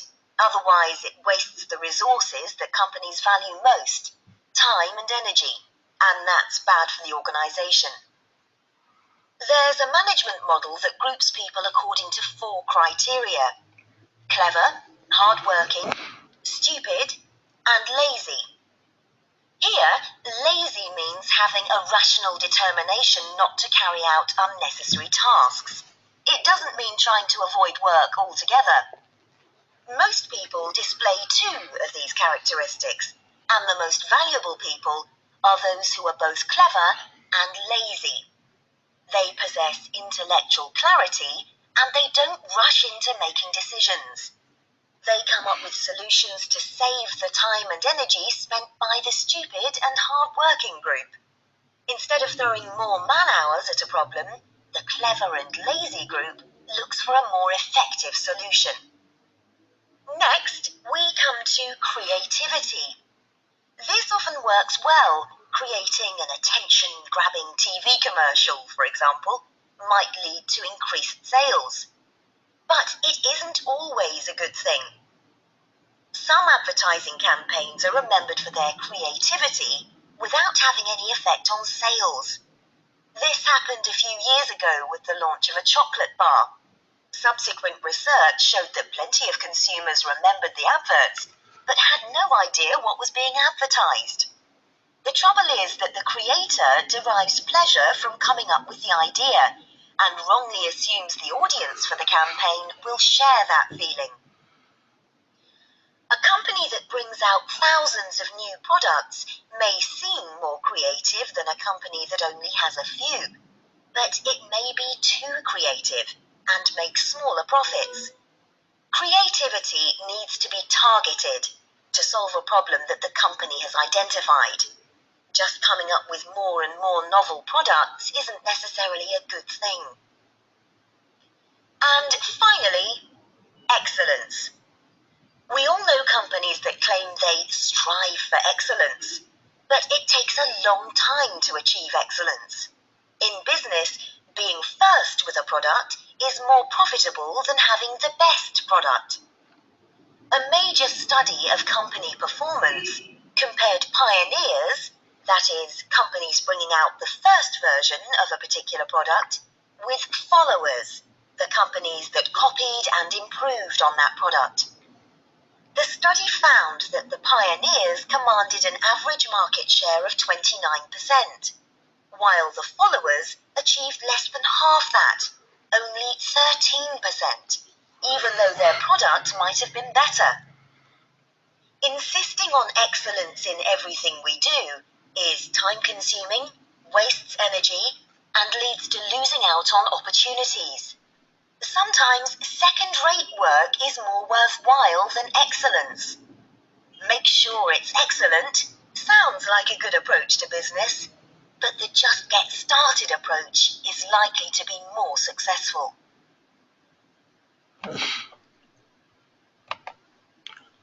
Okay, so that will do it for section 4. Let's take a look at the answers. As you can see, with section 4, the language level is much higher. The words you have to write down is much higher, but it's still fill the blank. It's still listening for synonym language and answers that connect to the synonym language in the question. So the strategy doesn't change. Okay, the same strategy that's for section 1 is the exact same strategy that's for section 4. The only difference is the level of language is higher. The level of English is higher. That's the only difference. Okay? All right, so let's take a look. Boy. Number 31 is damage, right? And the synonym language that results in. Number 32 is side effects.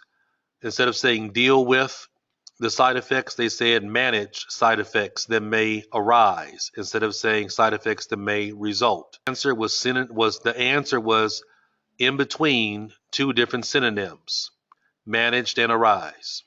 Manage side effects that arise. Number 33, the answer is bridge, and the synonym is construct. 34, the answer is confusion. And instead of saying experience, they said descended into. Descended into is synonym for experience. Now I know that's very high level synonym, right? But descended into is the same as experienced. 35 is smartphone. 36 is resources, bad use of. Synonym is waste of. They said bad use of company resources, waste of company resources. So the answer is resources. 37, the answer is unnecessary or not necessary. The synonym language they're using there, instead of saying avoid doing tasks that, they said not carry out unnecessary task. Here they switched the words task and unnecessary. In the question it says avoid doing tasks that are unnecessary. When they were speaking, they said avoid doing unnecessary tasks. So you see how they switched those two words around in terms of word order. Number 38 is chocolate bar. They said the chocolate bar was something the customers remembered. Number 39 is problem. They said a response to a particular problem. They said targeted to solve a problem. Synonym for a is particular, like specific. Number 40, the answer is market share. Right? Instead of saying had, they said commanded. The pioneers commanded a market share. The pioneers had a market share. So as you see, it's all related to synonym language. Right? All related to synonym language. All right. So we just went through an entire exam for the listening section. I wanted to go through and really break down for you application of strategy in terms of application of strategy for fill the blank questions, application of strategy for multiple choice questions, to give you a better and deeper understanding of how to really do well and what you need to look for and what skills you need to get better at when it comes to the listening section of the IELTS exam. If you put a hyphen between side and effects, it'll be okay.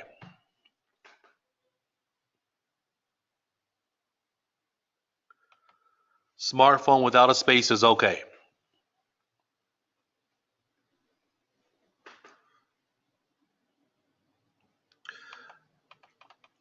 All right, so thank you everybody for joining me today.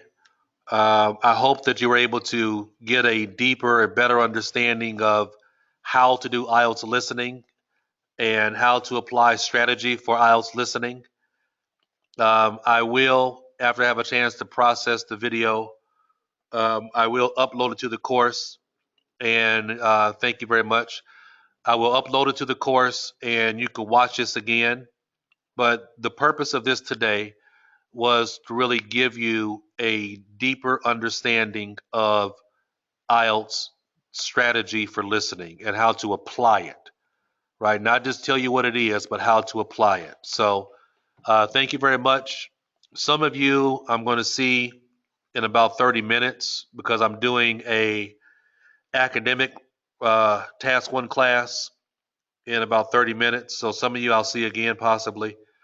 But in the meantime, take care. I wish you the best. And I want you to do very, very well on your exam. So study hard and do your best, okay? 5 wrong out of 40 is great. Okay, everybody, take care. And thank you for the compliments. I appreciate them. And in the future, I'll have more classes that I will review application of strategy. Yeah, I'm going to do another one for the Task 1 General. I'm going to do another one for the Task 1 General probably next week. Okay? There'll be an announcement for it. But that probably will be next week when I do one for the Task 1 General. However, if you want to watch the previous classes for the Task 1 General, you can do that. You can send me an email and I'll send that to you. There is a reading. I did one for the academic reading, and I did one for the general reading before. I am going to do other ones, but we'll see. I am going to do more.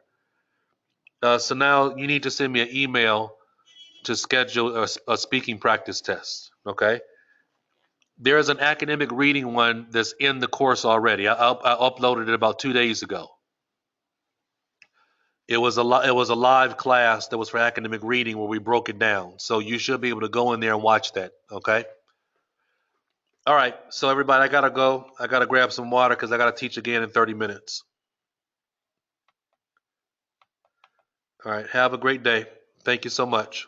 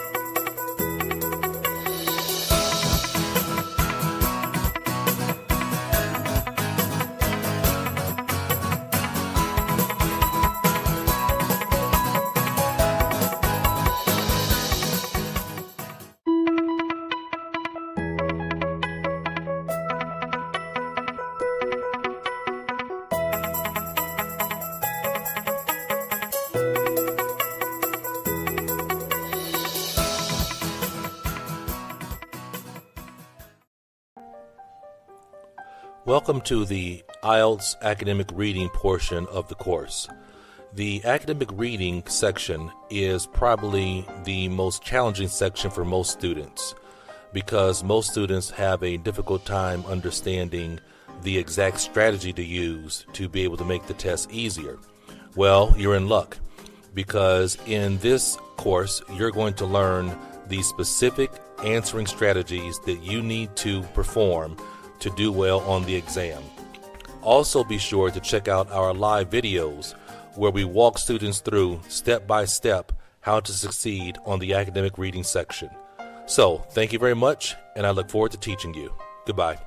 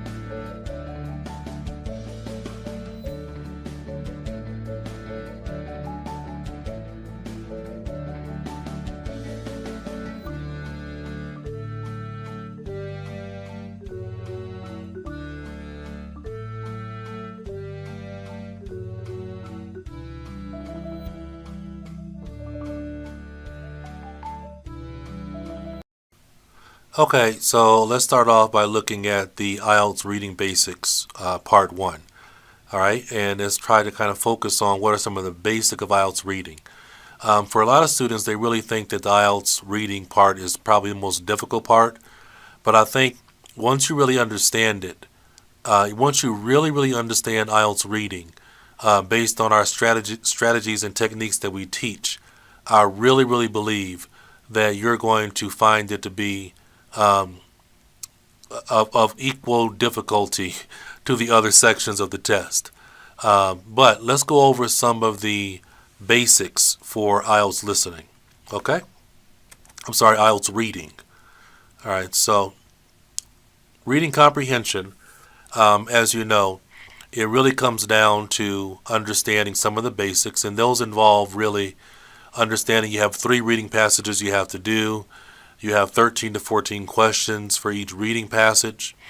There really are only 2 basic types of questions that you have to deal with for reading comprehension. It's really almost all multiple choice or fill the blank.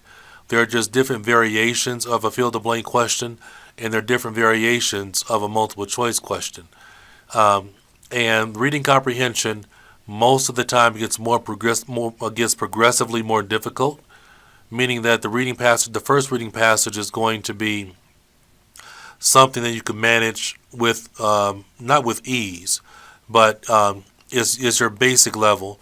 And then you have reading passage 2, which is more difficult, and reading passage 3 is actually more difficult also.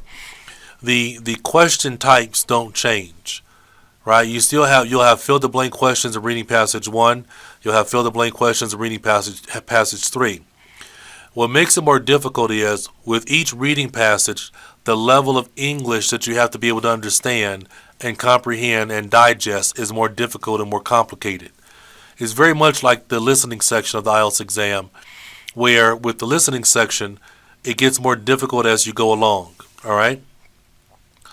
So, we went over this in terms of the basics. You have a total of 60 minutes. So that means you only have 20 minutes to do one passage. A lot of students don't understand 20 minutes is a short amount of time. And for IELTS reading, there really is no time for you to read the passage and then answer the questions. You have to understand that you can actually start with the questions. You can start with the questions because the questions are going to tell you what information is important to scan for and locate within a reading passage. That's how students are able to finish in 20 minutes time. Okay? And as you go through the video lectures with us, you're going to learn how to do that. Next, some of the keys to doing well. Definitely learning academic vocabulary. I can't say enough how important it is that you learn vocabulary. Really, you have to. Some students come to me sometimes and they say, well, what if I don't know vocabulary? What am I supposed to do? How can I still do very well on the exam? You can't. You can't. Okay? You're not going to be able to do that. You're not going to be able to do very well. That's like somebody who doesn't have legs ask how can he run in the 100-meter dash. You can't run. You don't have any, so you need vocabulary. All right, and next you have to learn how to scan. Okay, you have to learn how to IELTS scan. And when I say IELTS scan, I say that because very often what you have to be able to do is understand the keywords in a question and then be able to scan for synonyms of those keywords in the reading passage so you know what's the right sentence to read. All right, I'm going to give you a little bit of a breakdown and explanation of test design, of test design in terms of the IELTS exam. For the vast majority of the time, what they're doing is when a person creates the test, what they're doing is they are looking at a sentence in a paragraph, and then from that sentence in a paragraph, they create a question. Okay. And so, but when they create the question, they use synonym language. They don't use the exact language that's in the passage. And also within that sentence, very often, is where the answer is located. Sometimes what they do is they'll take 2 sentences from the passage two sentences from a paragraph in the passage, and then when they make a question, they combine those two sentences into a question.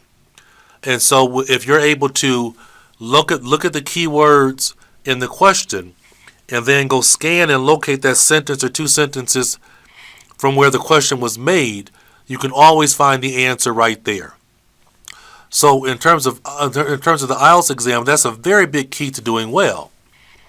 Time management is very important. Most students don't finish because they read and they read and they read and they read. They read the whole paragraph. The answer is always coming from one or two sentences maximum. And probably I would say 75% of the time is coming from one sentence. Okay? And our question strategy. A lot of students just do the exam and they have no idea of strategy, and that's why they waste so much time. Some other things that are really important. You don't have to do the questions in order from 1 to 40. All right, some students just start at number 1 and try to go all the way to number 40. Some question types are easier than others. All right, and you want to maybe start and do those first, because your overall goal is to try to get as much right as possible. This is what your general reading looks like for your reading scores you need. You can look down here for most of you that are doing academic. If you want to get a 7, like a band score of a 7, that means you can only get 30. You can only get 10 wrong. You have to get 30 out of 40 correct. That means on average, for the average reading passage, you're not getting more than 3 wrong. 3 wrong, 3 wrong, 3 wrong. That's 9 wrong. That's how you end up with getting a 7. Okay? That's how you get a 7. Some students try to just guess their way through. No real way to do that. You have to be able to have good academic and understand the proper strategy. All right, IELTS reading is really a test of 2 things. That's all. Can you locate the part of the text that has the answer? Do you comprehend that part of the text? You have to be able to find the information and understand the information. And they're doing that over and over and over again. Find the information, understand the information. Find the information, understand the information. Everybody knows that. Everybody who teaches IELTS exam should know that. They should understand that. However, I have seen very few teachers that actually understand that. Maybe I can count on one hand of the teachers that, other than myself, that really understand that the IELTS exam is about finding and understanding information. Okay? And that's it. So that's why I say you have to be very good at scanning so you can find the right information. And then you have to have really good vocabulary so you can be able to understand very well. All right. So also, this is where these are our basics for IELTS reading. These are our basic set number 1. And in the next lecture, we're going to be going over a few more basics for IELTS reading. So I look forward to teaching you, and I think we're going to have a great success. I'll talk to you soon. Okay, so we've gone over IELTS reading basics part 1, and now let's go over basics part 2 for the IELTS reading comprehension, and let's go over these keys to success so that you're going to be able to get that awesome, great, super good score that you've been trying to get. So, as I told you earlier in part number 1, what's important to understand is that some of the questions go in order. And for the questions that go in order, there's a basic strategy that you need to do or use when doing those questions that go in order. Number 1, you want to underline or circle the keywords in the question, which are the nouns or the verbs, and ask yourself, what is this question asking me about? Number 2, scan the passage and find those keywords within the passage. Remember, you have to keep an eye out on looking for synonyms. And then you have to apply that specific question strategy for that in order question. When I say questions that go in order, what I mean is this. If question number 1 is in paragraph 2, that means question number 2 is going to be found after question number 1. Okay? All right. Now, what that also means is that if question number 1 is in paragraph 2 and question number 3 is in paragraph 4, that means question number 2 has to be in between those two. It has to be in between question 1 and question 3. Okay? So it's really important to understand which question types and which question styles go in order. That's so important to understand. Okay? So, some of the questions that go in order. Your fill-the-blank question goes in order. Your short answer questions go in order. Your yes, no, not given question goes in order. Your multiple choice question goes in order. And your flowchart question goes in order. These are the question types that go in order. Also, these question types that go in order are probably going to be the easiest ones to do in your question set for a particular reading passage. Because if you know where question 1 is, and you know where question 4 is, then it's really easy to know where questions 2 and 3 are. They're in between. And the reason why I say question 1 and question 4 is, sometimes you might do question 1 first and then do question 4 next, because question 1 and 4 are maybe the easiest ones to find, because those questions have a date or a proper name or a proper noun. So the information for those questions is easiest to find. All right, but the in-order questions, it is very important to understand which question types and question styles are in order, because those are going to be the easiest ones to do first. Now, your question types that are not in order. Your paragraph location question. That question is probably one of the hardest questions to do. I would definitely save that one for last. You have your matching question, which is easy to do. It doesn't have to go in order, but it is easy to do. Your classification question is also easy to do, even though it doesn't go in order. Your sentence completion question. Sometimes this question will go in order, sometimes it won't. I've seen it happen both ways. So, a lot of times with this question, it will go in order, but just watch out for it. Your table questions mainly go in order, unless you have 2 questions back to back, like if number 6 and 7 are in the same paragraph and it's a table question, then maybe number 6 will come after number 7. So you have to be aware of that with a table question. Your summary question doesn't go in order. Well, sometimes it does, but the summary question is very difficult. That's another one that I would save for last. Your diagram sometimes goes in order, and that question that says pick 2 or 4 or 3 from a list, really difficult to do. Okay, so the questions, these are the questions that don't go in order. All right, so it's important to understand which questions go in order, which questions don't go in order. Really important to understand that. All right, so some of the questions that I would save for last, like I said, in a question set, I would do the headings question last, the paragraph location question, the pick from a list, and the summary question. I would do my other question types first for a particular reading passage, and then if I have one of these, I would do it last. Because if you save them for last, what will end up happening is, if you have a yes, no, not given question, and you have a fill-the-blank question, those both go in order. So if you do those 2 question types first, you'll get a lot of answers correct, and also you'll have a chance to look at a lot of the reading passage while you're answering those questions.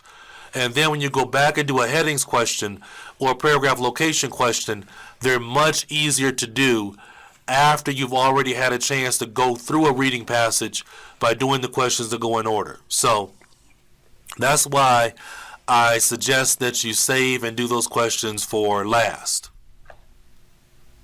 All right, so that'll do it in terms of our reading comprehension basics number 2.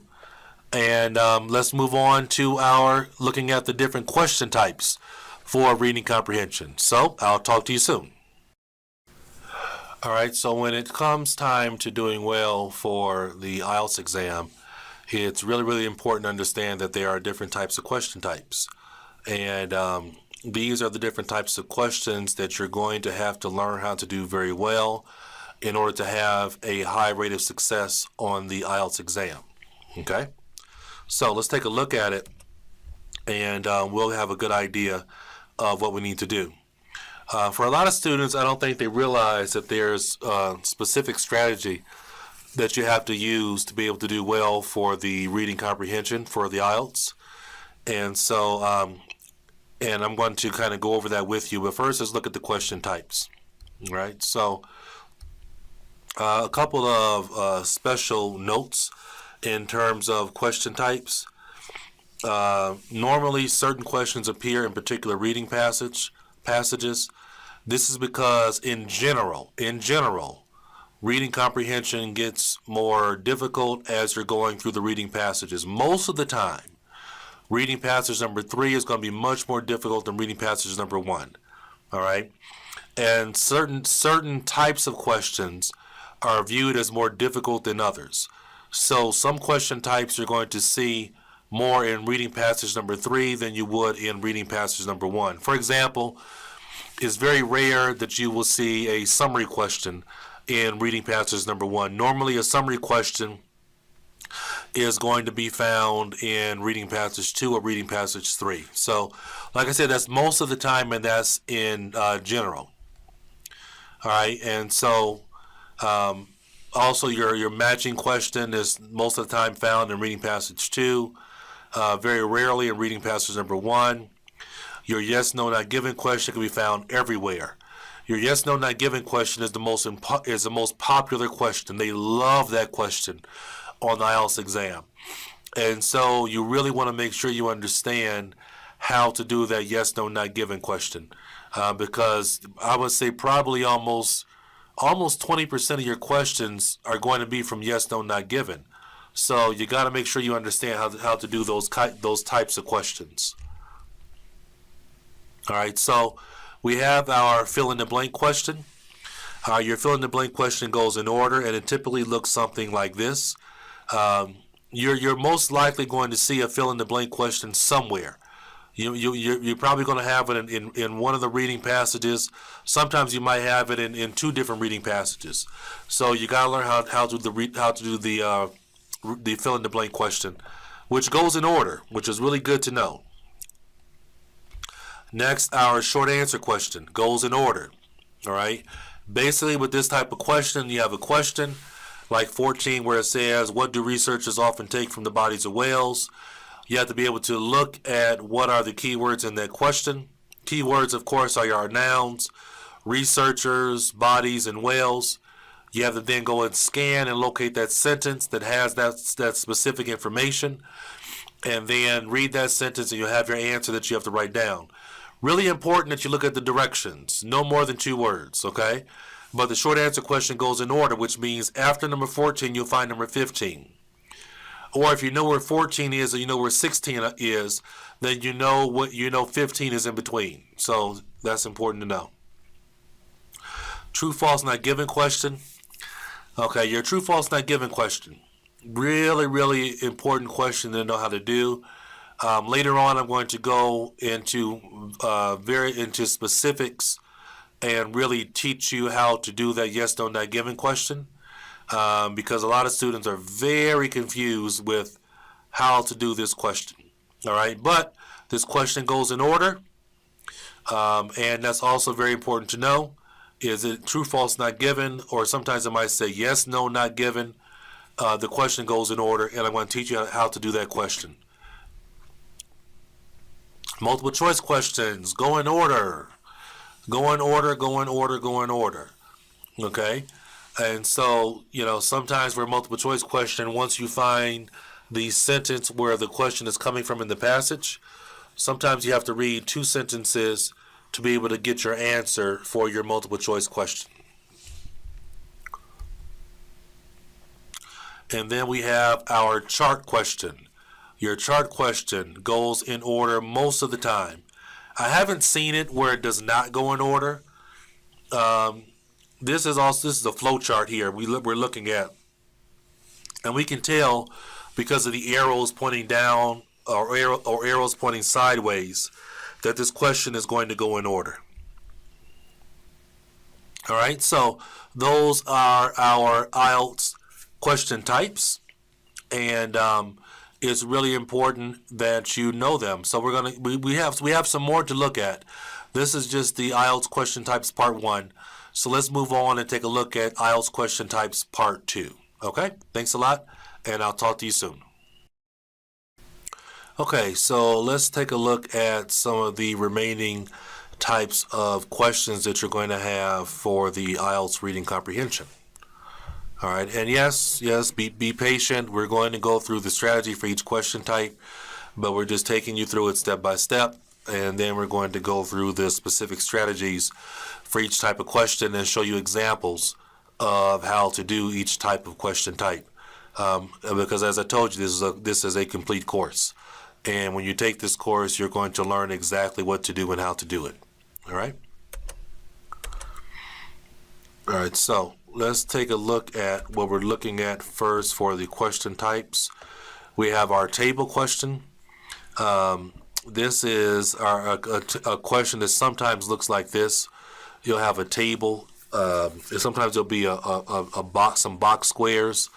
But basically, this question goes in order, but this is called a table question. Next, we have our sentence completion question. Our sentence completion question goes in order most of the time. With this type of question, basically what they're doing is they give you the first half of a sentence, and you have to look at A, B, C, D, E, F, G, and determine which part is the second half of the sentence. So to do this question properly, you have to find the keywords for like number 31. You have to find those keywords in the reading passage and then read the sentence where you see those keywords, and then you'll know which of A, B, C, D, E, F, G is the missing part. Okay? So we're going to go over that in more detail. Next, we have our matching question. Sometimes it goes in order. Sometimes it doesn't. So just be aware of that. But your matching question is pretty much exactly how it's described. When you look at number 31, you have to be able to know which of A, B, C, or D is a match for number 31. So what that means is you have to find the keywords in the passage for number 31, and then read that sentence where you see the keywords for number 31, and you'll know which name belongs with number 31. So also keep in mind, with this question, you have more questions than you have answer choices. So that means somebody's name is going to be used twice. Sometimes it might be the other way around, where you have 4 questions and 6 names. That means that 2 of the names are not going to be used. So just keep that in mind when you're doing a matching question. Classification question. This question is not asked a lot. It's not asked a lot. It's not that complicated to do. It goes in order some of the time. But basically, like for number 1 here, you have to know, does this information about John Williams, is it classified under biology, chemistry, or sociology? So you have to know how is it classified. Okay? Next, we have a diagram question. A diagram question is basically the same as a fill-in-the-blank question. Don't be confused by the diagram. The diagram is helpful because it can give you a good idea of what paragraph or paragraphs you should be looking at, because the proper paragraph is going to be describing this diagram. And you have to be able to know what answer goes on the blank line. So it's basically a fill-in-the-blank question. But you have to be aware that a diagram question does not have to go in order. It does not have to go in order. It's possible to find the information for number 19 before you find the information for number 18. All right? But you handle it like a fill-in-the-blank question in terms of strategy, in terms of looking at the keywords in the question, and then locating those keywords in the passage, and then finding the correct answer choice. We have our paragraph location question. It's not in order. This is a really difficult question. Very, very challenging question for most students. Very challenging. Basically, with this type of question, you have to be able to, for number 27, you have to know which of the paragraphs is the information for number 27 mentioned. And the trick with this question is that it doesn't go in order. So the information for number 27 might be in paragraph F, and the information for number 28 might be in paragraph A. So it doesn't go in order. So that's why I've told students, you don't do this question first. You save this question for last in this question set. You would do your fill the blank question and your yes, no, not given question, and then do your paragraph location question last, because then you would have looked at a lot of the passage, and you'll be able to do this question easier. But it doesn't go in order, and it can be difficult. Next, we have our summary question. Sometimes it goes in order. It kind of depends on which reading passage you have this question. If this question is in reading passage number 3, most likely it doesn't really go in order.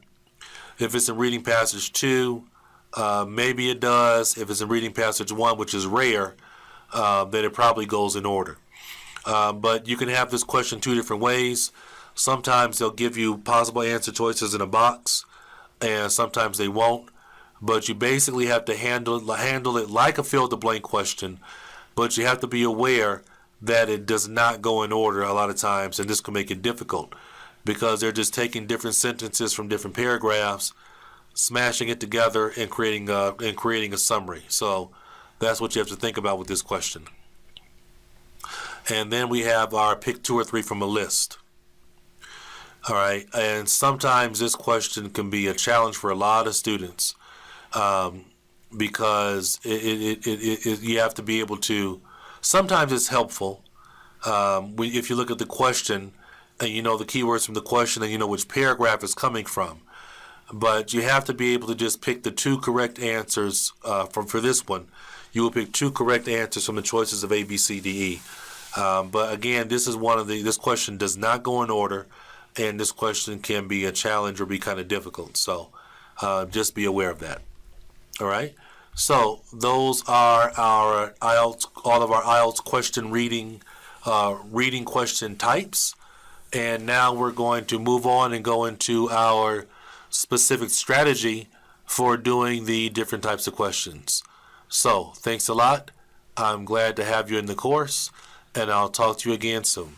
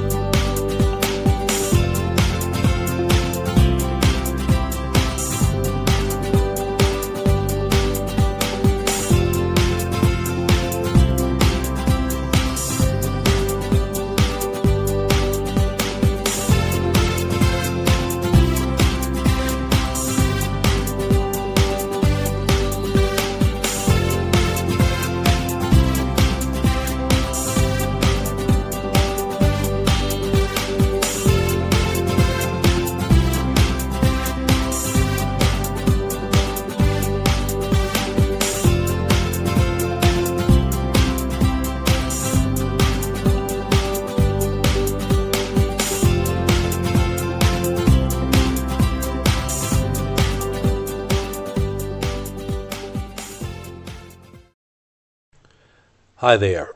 In this next lecture, we're going to go over something that is really, really important when it comes to reading. And it doesn't matter if it's the general exam or the academic exam, the same thing applies. This lecture is, of course, for the academic test because it's in that section. But there is a similar video that's in the general test. And if you're taking the academic test, you can practice with the general materials. If you're taking the general test, you can practice with the academic materials. All right, so what we're going to be doing today is really practicing and learning how to scan for keyword language, right? How to really scan for synonym language. Now, sometimes when you are scanning for the matching sentence, sometimes you have some really good keywords that you can use to help you find this sentence. And that might be a date, or it might be a name, or it might be a name of a country, or some type of scientific word, or something like that that's going to make it easy to find the matching sentence from the question to the passage.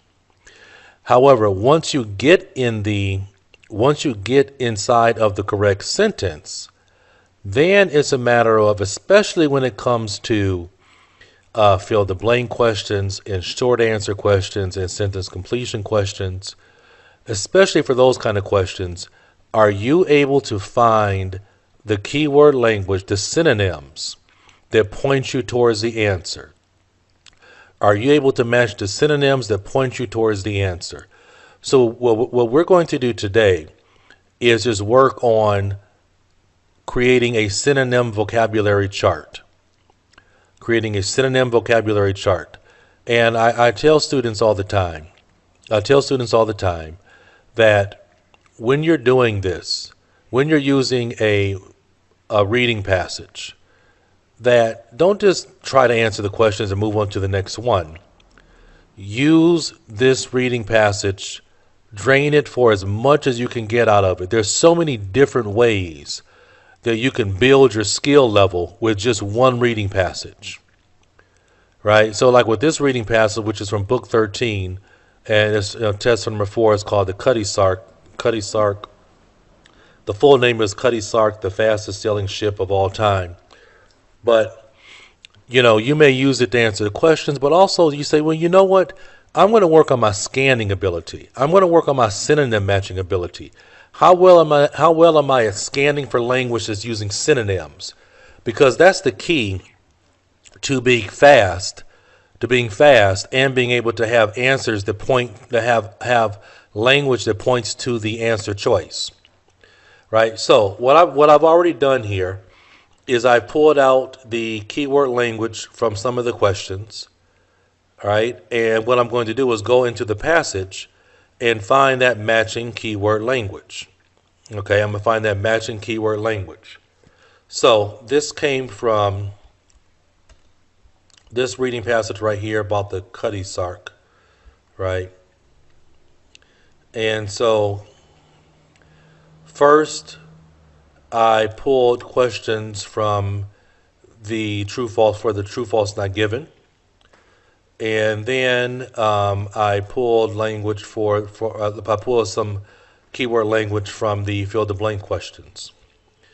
Now for the true false not given question, we're just working on scanning, being able to find matching language. Like the matching language that we're scanning for and synonym language we're scanning for, this is not necessarily the language I will be using to find the sentence.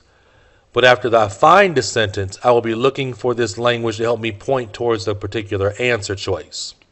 Okay? So let's be clear about that.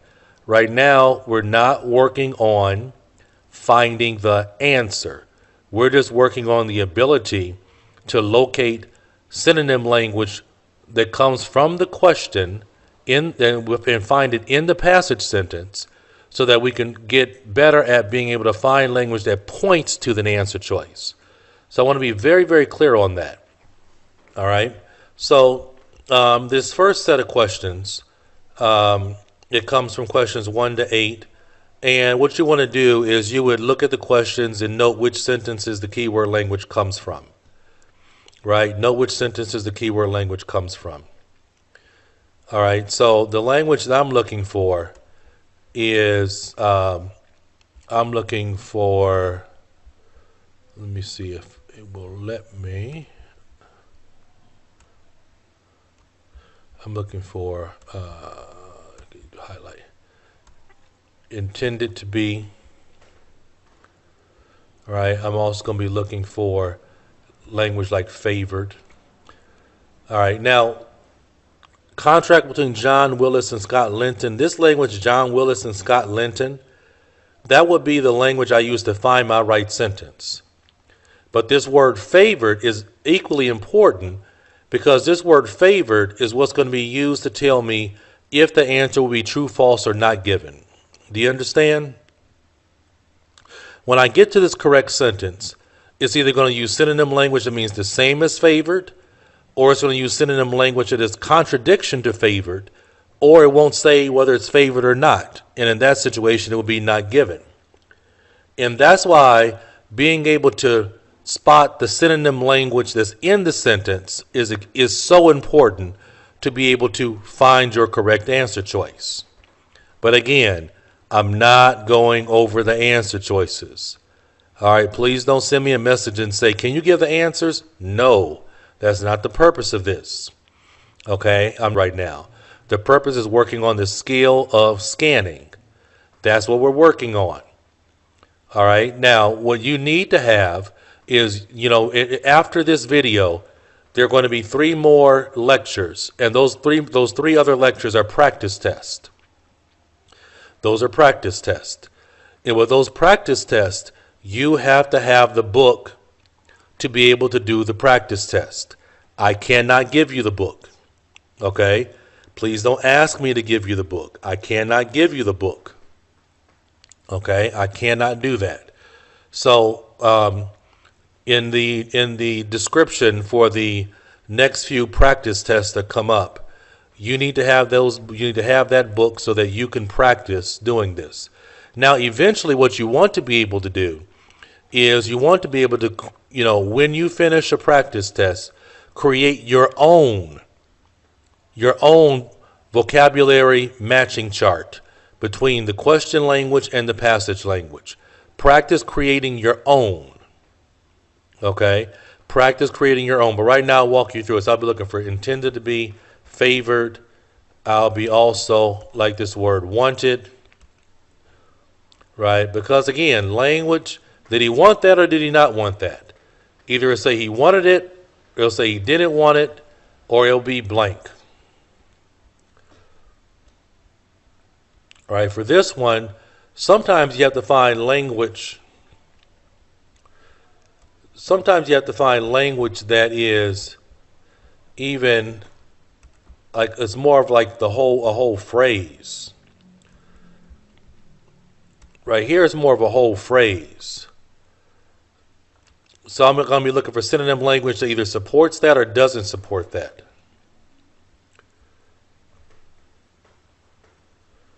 All right, and what else am I going to be looking for? Oh yeah, the word travel. Right, now just because you find the synonym, like if for number 7, if I find a synonym for the word travel, it doesn't mean the answer is true. Okay, this is just a synonym that helps me confirm I'm in the right sentence. You still have to look at the sentence and determine is it true, false, or not given. You still have to do that. All right, and also I'm going to be looking for at risk of hitting. All right, so clippers were originally intended to be used as passenger ships. So watch how I do this and watch how I fill in the chart. And then afterwards, you can practice with the practice test to see how it's done. Okay? You can practice to see how it's done.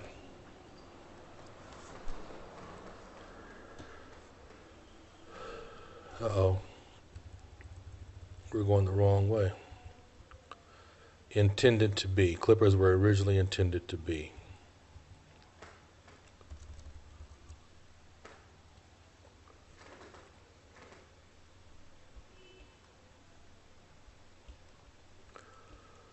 The fastest commercial sailing ships of all time were clippers, 3-masted ships built to transport goods. All right, so, for example, built to is the same as intended to be. Now, I said previously I'm not going through the answers, but just to show you, just very briefly, I'm going to do it just this one time to show you what I mean by just because you find the synonym language, then afterwards you would determine true, false, or not given. But right now, we're just working on finding synonym language. But just to make the point, right, here it says built to transport goods. What does our question say? Intended to be used as passengers. So this would be what, everybody? False. I was pausing for a second to give you a chance to answer. The passage said built to transport goods. The question says intended to be used as passenger ships. That would make this answer to be false. But the point, now I'm not going to do that again, so don't ask me. All right? The point I'm making is intended to be, the synonym match would be built to. Okay? Now, the next one is, we're skipping number 2. We're talking about the contract. And I'm looking for language about favored. or not favored, or empty.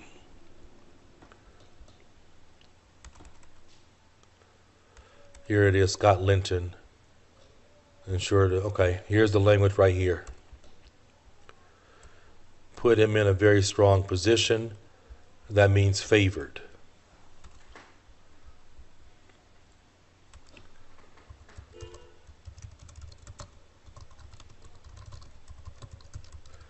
Again, here we found a synonym language, but our answer was false because they had two different things: intended for passengers, intended built to transport goods. So just because you find a synonym language, you still have to look at the sentence and determine what is the answer. All right, wanted.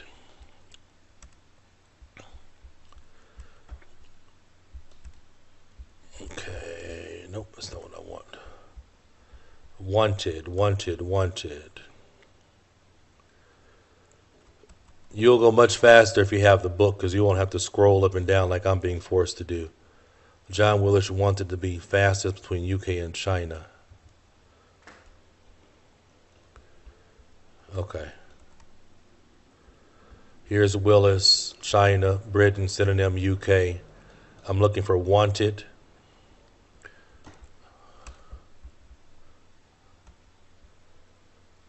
Was designed to. Was designed to is a synonym for him wanting to do something.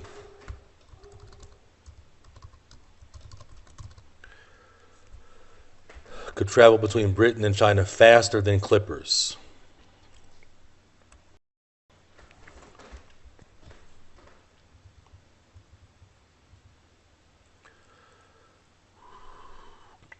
Steamships could travel between Britain and China faster than clippers. Britain and China faster than clippers. Britain and China. All right, and I think it was also Suez Canal. All right, so here's our language right here that confirms it. The canal was of no use to sailing ships. The canal was of no use to sailing ships.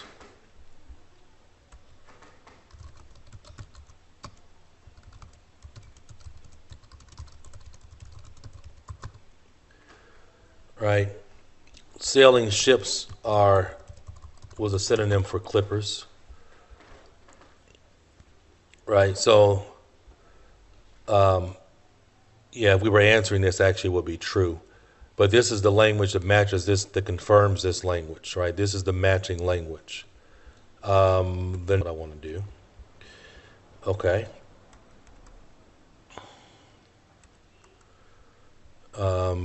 Right here is a synonym for travel, the word journey. Okay, the word journey. Travel and journey. All right, and then at risk of hitting. Okay, where's the question? Captain Woodgett put Cuddy Risk at risk of hitting. Captain Woodgett put Cuddy Risk at risk of hitting. Here's Woodgett. Here's Woodgett. Bringing her dangerous, here's the language right here. Dangerously close. Dangerously close to.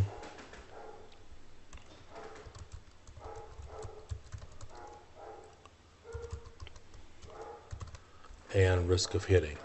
All right, so this is how we look at matching language, which will help us determine then if the answer is true, false, or not given. Okay, but again, we're just working on our ability to scan and recognize synonym language. That is one of the keys to doing well at the exam. All right, and this is something you have to be able to do on your own. Next, I'm looking at questions 9 to 13. I'm looking at questions 9 to 13. All right, so these are fill-the-blank questions. So I'm really paying attention to like the word carried, This one's actually easy because as a captain and something else, that means it's two positions, a captain and something else. We're going to find a synonym language for carried. We're going to find a synonym language for very skilled, because whatever this answer is connected to very skilled. We're going to find, what else are we looking for? Used for. Okay, used for and damaged by. All right, after 1880, he carried what? After 1880.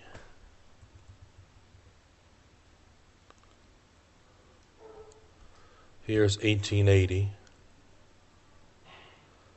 All right, so I'm looking for a synonym for carried. Right here. Transporting. All right, and so we can immediately find our answer for that one. Next, very skilled. Here was the captain, right? And was an excellent navigator. Excellent is a synonym for very skilled. I told you it connected to the language. Right? Excellent. And what you're doing when you're doing this is what you're actually doing is you're just working on the skill. You're working on the skill of being able to. The skill of being able to locate language. All right, so between 1923 and 1954, Cutty Sark was used for. 1923 and 54. Here's 1922. Here's 1954. Okay, here's used as a. Okay. Used for. Used as a. And our final one is something about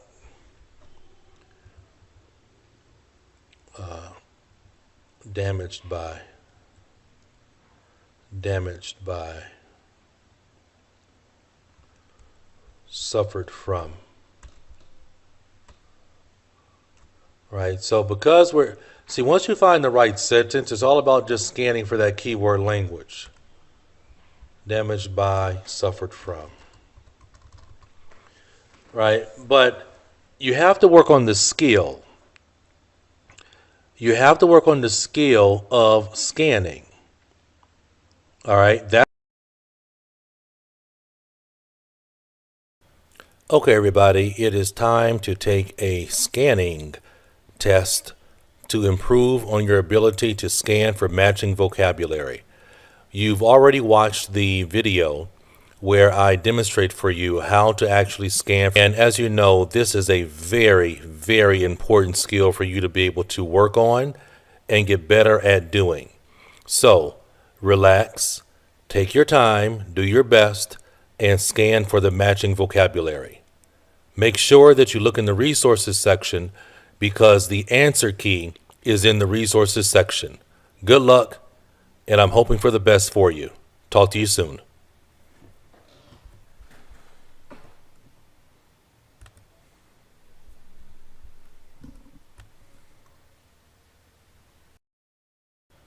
Okay, everybody, it is time to take a scanning test to improve on your ability to scan for matching vocabulary.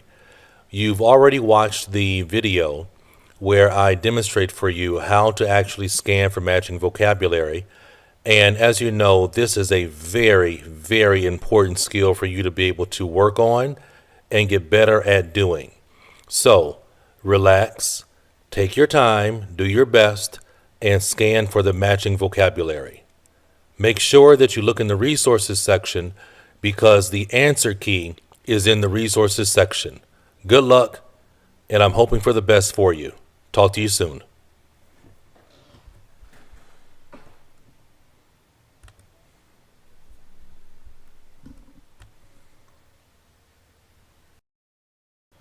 Okay, everybody, it is time to take a scanning test to improve on your ability to scan for matching vocabulary. You've already watched the video where I demonstrate for you how to actually scan for matching vocabulary. And as you know, this is a very, very important skill for you to be able to work on and get better at doing. So, relax, take your time, do your best, and scan for the matching vocabulary. Make sure that you look in the resources section because the answer key is in the resources section. Good luck, and I'm hoping for the best for you. Talk to you soon.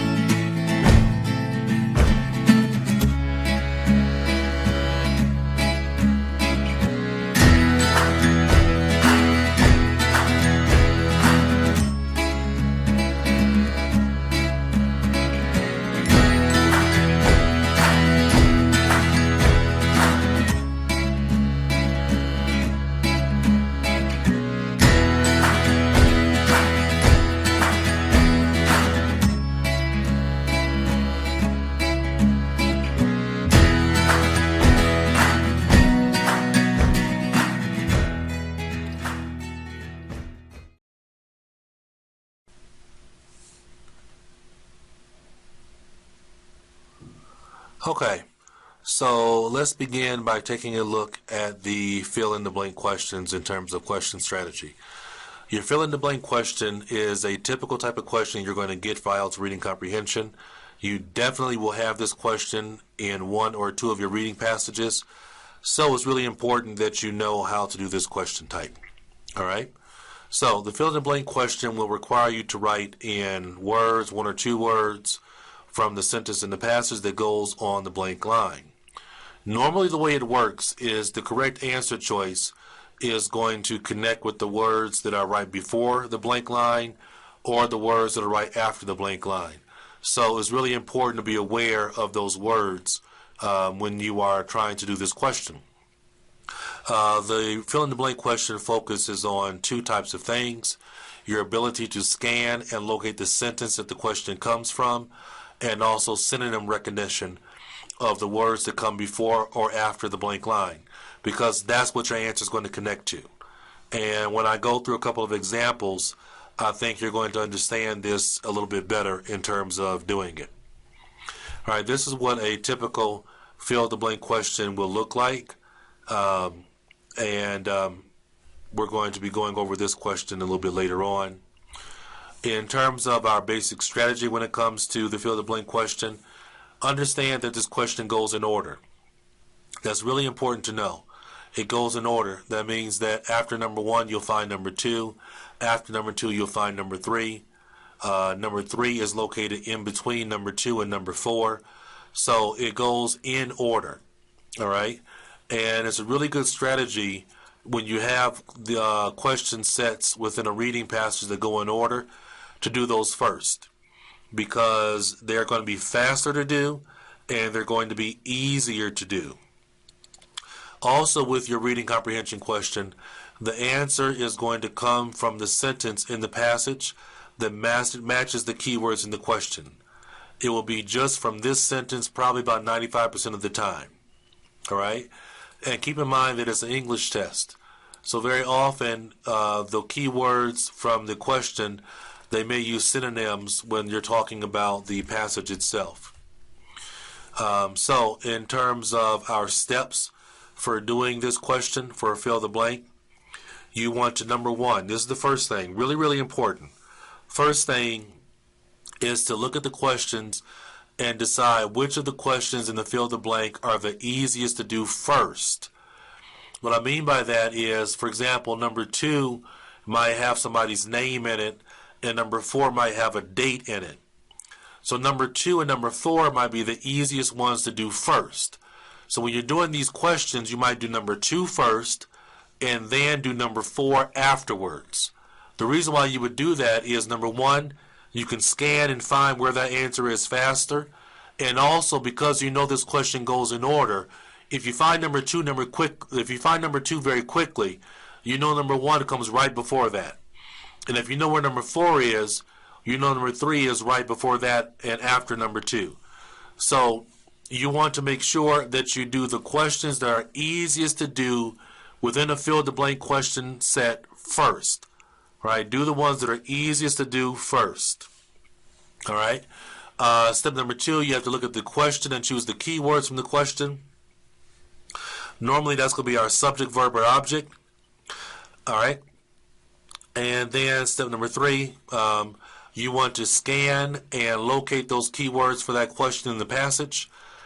And then afterwards, read that sentence, and then quickly look at the question, and in particular look at the words that come before and after the blank line. Look at that sentence in the passage where you have the question. Look at that sentence. Locate the words that come before or after the blank line in the question, and then you'll always know where the answer is. You will always know what the answer is if you can find the correct sentence in the passage and the keywords from the question that are before or after the blank line. You will always be able to find the answer for a fill-in-the-blank question. And like I said, it will become more clear for you when we go through the examples and you see exactly what I'm doing and how I do it, and then you can do the same thing for the IELTS exam. All right, the fill-in-the-blank questions are some of the easiest questions to do, and you should definitely do these questions first in your set for a particular reading passage question set. So, okay, so let's get started with our fill-in-the-blank question examples. I'm going to go through a few examples of the fill-in-the-blank question to make sure that you understand how to do this for the IELTS reading comprehension. As we know, with the fill-in-the-blank question, the questions go in order. So it's very important for us to first look at the questions and decide which ones are going to be the fastest for us to do first, which ones are going to be the easiest to find. Because once we have our starting point or starting points, we'll know where the other questions are in terms of being able to locate them. So that's the first thing we want to try to do. But in terms of strategy, we have to look at the question, then we have to look at the keywords in the question, and after we find the keywords in the question, we have to scan and locate the sentence that has those keywords. And because that's the sentence that the question is based on. And then we read that sentence and we'll be able to locate which word goes on the blank line, word or words go on the blank line. And we have to keep in mind that our answer is going to connect to the words that come before or after the blank line. So this question is fairly straightforward, but I'm going to go through several different examples and show you how to do it. So here is example number 1 that we're going to go through right now. All right, so we're looking at, and this comes from the Cambridge IELTS Book 10, Test 2, Reading Passage 2. I encourage you to buy the books for the Cambridge IELTS Book 10, Cambridge IELTS Book 9, and also the official IELTS practice tests. There were 8 of them that come in a set from 2014. And I encourage you to buy them so that you'll be able to practice and follow along with us. But that's what we're using for our practice, our teaching this class. So I encourage you to buy those books and to practice along. But here we go. So we have a reading passage about gifted children and learning. You don't need to read the passage in advance. It's not necessary to do that. Some people will say, well, look at the topic sentences of the paragraphs and it's a waste of time. It's not necessary to do that. If you know which questions to go in order, that's going to give you all the guidance you need to be able to move quickly through a reading passage. That's what you have to do. You have to move through it quickly and efficiently. That's very, very important that you're able to do that quickly and efficiently. All right. So let's go ahead and why don't we let's move it up to this is big enough. This will be fine. We have it big enough now. All right. So let's move down, and I think that's better before. Yeah, it's better before. That just reduces it too much.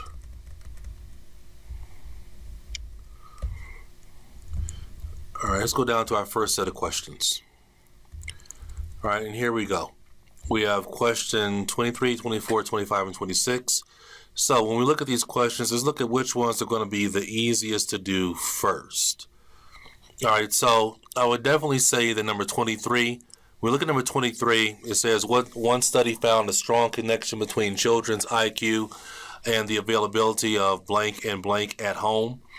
The keywords in number 23 that are going to help us a lot are children's IQ and also study. Children's IQ and study, and also the word home. Those are our keywords from the question. And we were talking about, of course, nouns and verbs, which are keywords. And then for the rest of them is pretty much almost the same. Number 25 also might be easy to find because number 25 has the word metacognition. And that word is going to be very easy to locate also, the word metacognition. So the easiest ones to probably find here are number 23 and number 25. If we know where those two are, then we'll be able to then locate number 24 and 26 a little bit easier. But these questions go in order. So let's first try to find number 23 first and look for a sentence that has the keywords of children's IQ and home and discussing a connection. So let's look for that first and see if we can find that first. I want to make it big enough for you guys to be able to see well. Okay.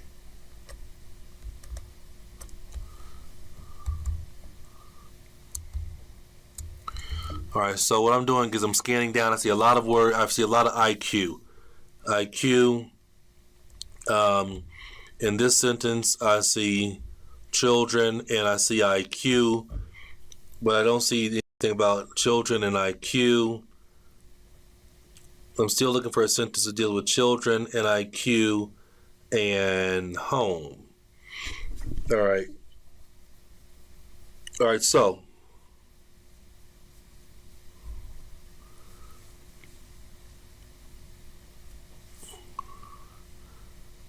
I think we found our sentence right here. All right, this sentence right here would be our keyword sentence right here. All right, because this sentence is dealing with children's IQ scores. All right, here we have our keywords right together, children's IQ. All right, children's IQ. And this is exactly how it appears in the question with children's IQ. So this is our keyword sentence. So when we talk about our keyword sentence, I'm talking about this sentence that stretches from from the where it says the higher the children's IQ scores, especially over IQ 130, the better the quality of their educational backup, measured in terms of reported verbal interactions with their parents, the number of books and activities in there. There's our word home, right? We have children IQ scores and the word home. So we're looking for the words that connect to the word home. And our answer will be books and activities, right? If we look back at it, the question, right? Children's IQ, home. The words, we have to have two words that are connected to the word home. So the answer for number 23 will be books and activities. Books and activities, because those are the two words that are directly connected to the word home. Books and activities directly connected to the word home. So that's our answer. That's the answer number 23. Okay. So now let's move on and see if we can find number 25.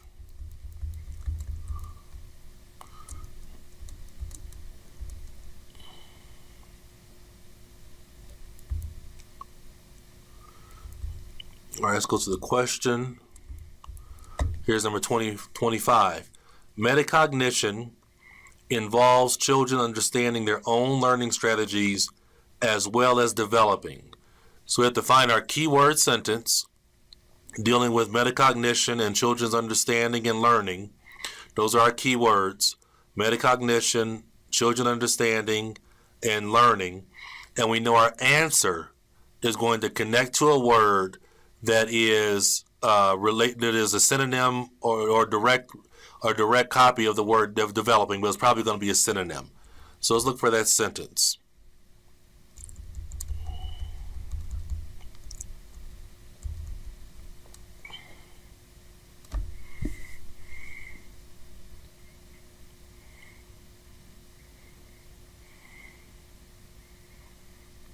All right, so I'm scanning down after our previous sentence because it goes in order. So I know it's going to come after this sentence right here that talks about that.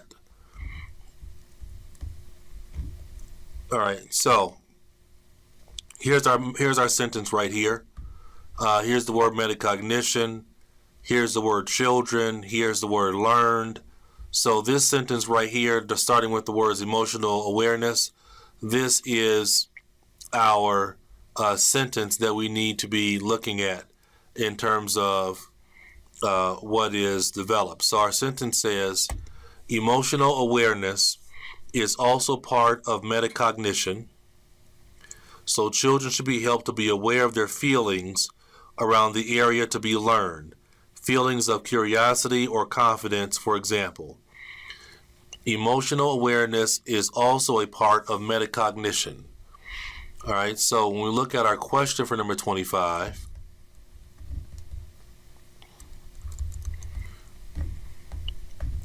metacognition involves children understanding their own learning strategies as well as developing. Answer here that goes is emotional awareness.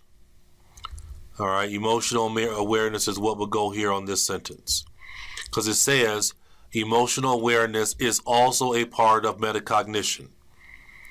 All right, emotional awareness is also a part of metacognition. So our answer for number 25 is metacognition involves children understanding their own learning strategies as well as developing their emotional awareness. All right, now we know where number 23 is and we know where number 24 is. So now we know where 23 is and we know where number 25 is. So finding number 24 is actually going to be really easy because number 24 has to come from a sentence that is found in between number 23 and number 25. So let's have a look and see if we can find that. So our keywords are 24. Children of average ability seem to need more direction from teachers because they do not have. All right, so what don't they have? All right, children of average ability seem to need more direction from teachers. Keywords here are children of average ability and also teachers. And our answer is going to connect to words related to what they do not have. Our answer has to connect to something they do not have. But we're going to use the word teachers and children and average ability to locate our sentence. So I know where to look. All right, I know where to look because here's emotional awareness. And up here is our other sentence that we use for number 23. Down here for emotional awareness is where we look for number 25 and found it. So that means that our answer is going to be in between here. So we're looking for a sentence talking about teachers and teachers. And so if you're looking at this with me in your own book, then you can try to look for it with me. And we're scanning for this sentence that's talking about teachers. Here we go.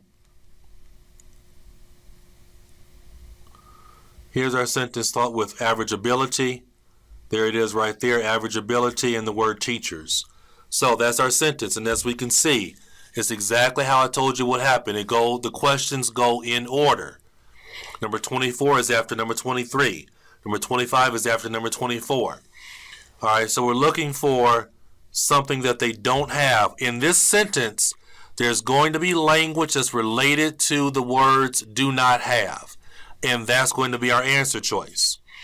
So it says there appears to be a qualitative difference in the way the intellectual, highly able think, compared with more average ability or older pupils, for whom external regulation by the teacher often compensates for lack of internal regulation. So our answer is internal regulation, because the words lack or this lack of is the same as do not have. Right? Lack of is do not have.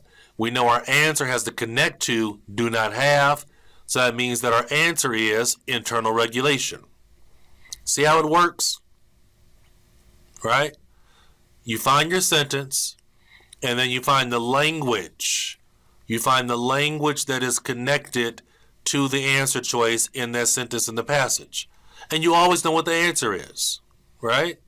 And that's how you're able to move through it very quickly without much effort. Let's look at our last question, question number 26. And if you're looking at it with me, like I said, you can scan with me, because scanning is really an exercise that you want to be able to work on. You have to work on your ability to scan. All right, you have to work on your ability to scan and locate sentences. That is probably the number one skill you have to be good at doing when it comes to reading comprehension, is scanning. All right, so number 26, it says teachers who rely on what is known as blank often produce sets of impressive grades in class tests. So key words in number 26 that I'm looking for: teachers, impressive grades, and class test. Teachers, grades, class test. Our answer is going to connect to known as. Our answer will connect to known as. So first we find our sentence, and then once we find our sentence, we look for the language that's connected to those words before the blank line, and that will always point us to the answer choice.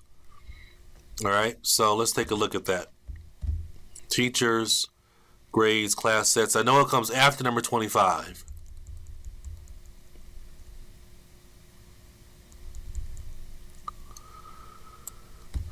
All right, so 25 is what was right here with emotional awareness. So there's nothing about teachers here.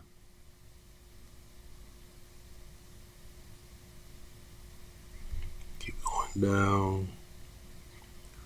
There's instructor, but there's nothing about grades or test. Let's keep going down.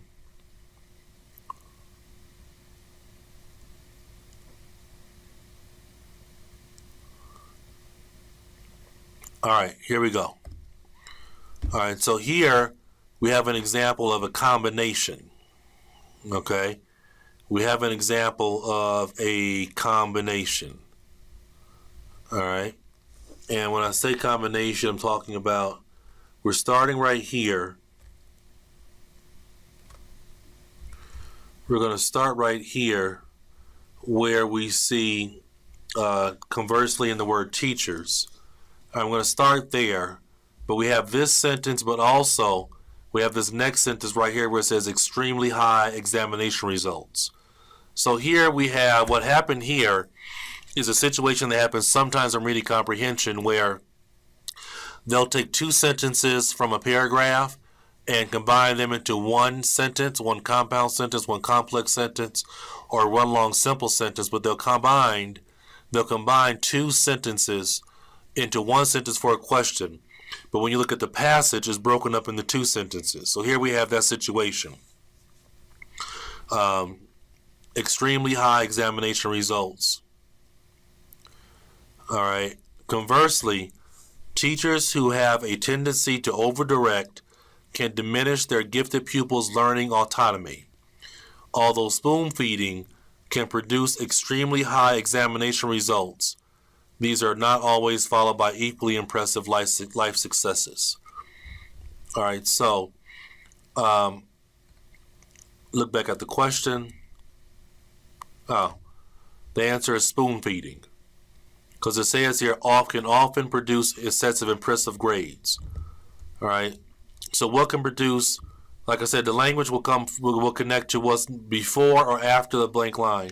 So here, whatever this is, will produce sets of impressive grades in class, whatever it is. So when we look here, it says spoon feeding can produce extremely high examination results. So our correct answer is spoon feeding. Spoon feeding is what will produce those results. Okay, so this is an example, and I hope you enjoyed it. We're going to go through another example so I can kind of tell you how it's done in terms of just going over it with you again, so make sure that you understand how to do this fill in the blank question for the IELTS exam. So I'll talk to you soon, and if you have any questions about anything, be sure to send me a message, and I'll be happy to answer it for you. So thanks a lot, and I'll look forward to talking to you again soon with another example. Okay, so let's go through our next reading comprehension fill in the blank example. And this example is coming from the Cambridge IELTS book 10, test 3, reading passage 1. And so, like I said, I encourage you to have the books so you can follow along with us. You can purchase the books online. You can find them online. And I encourage you to do that so you can follow along with us, because I think that the Cambridge books are the best practice books. Those are the books that I use to teach my classes. It's the book that I'm using to teach this class. And I encourage you to use them in your practice, because those are the best books. They don't have the strategy and tactics in them. That's why you're taking this course, so that I can teach you strategy and tactics. But the practice material is authentic, and I think that's what you should use. All right, so here we have a reading passage about the context, meaning, and scope of tourism. Let's look at our questions. We have fill-in-the-blank questions. So when we look at these fill-in-the-blank questions, like I said, the first thing we want to always keep in mind, these questions go in order. You'll find number 11. After that, you'll find number 12. And after that, you'll find number 13. We want to look at the questions and decide which ones are going to be the fastest to do first. Clearly looking here, numbers 11 and 12 are going to be the fastest to do first because of the word Greece, the words Greece, and the word Jamaica. Those words are going to be very easy to find in the reading passage. And once we find those words in a sentence, for number 11, we're looking for the answer that's connected to most important. And then when we find the sentence with Jamaica, we're looking for the words that are connected to the word major. And then after number 12, we're looking for number 13. Keywords in number 13, the word problem for sure. And then also international tourism. And our answer will be connected to measurement of. When we find the right sentence, our answer will be connected to measurement of. All right, but first let's find number 11 and 12. And then we can be able to find our answer choices rather quickly with this one probably. So let's start at the top. And let's start scanning for Greece.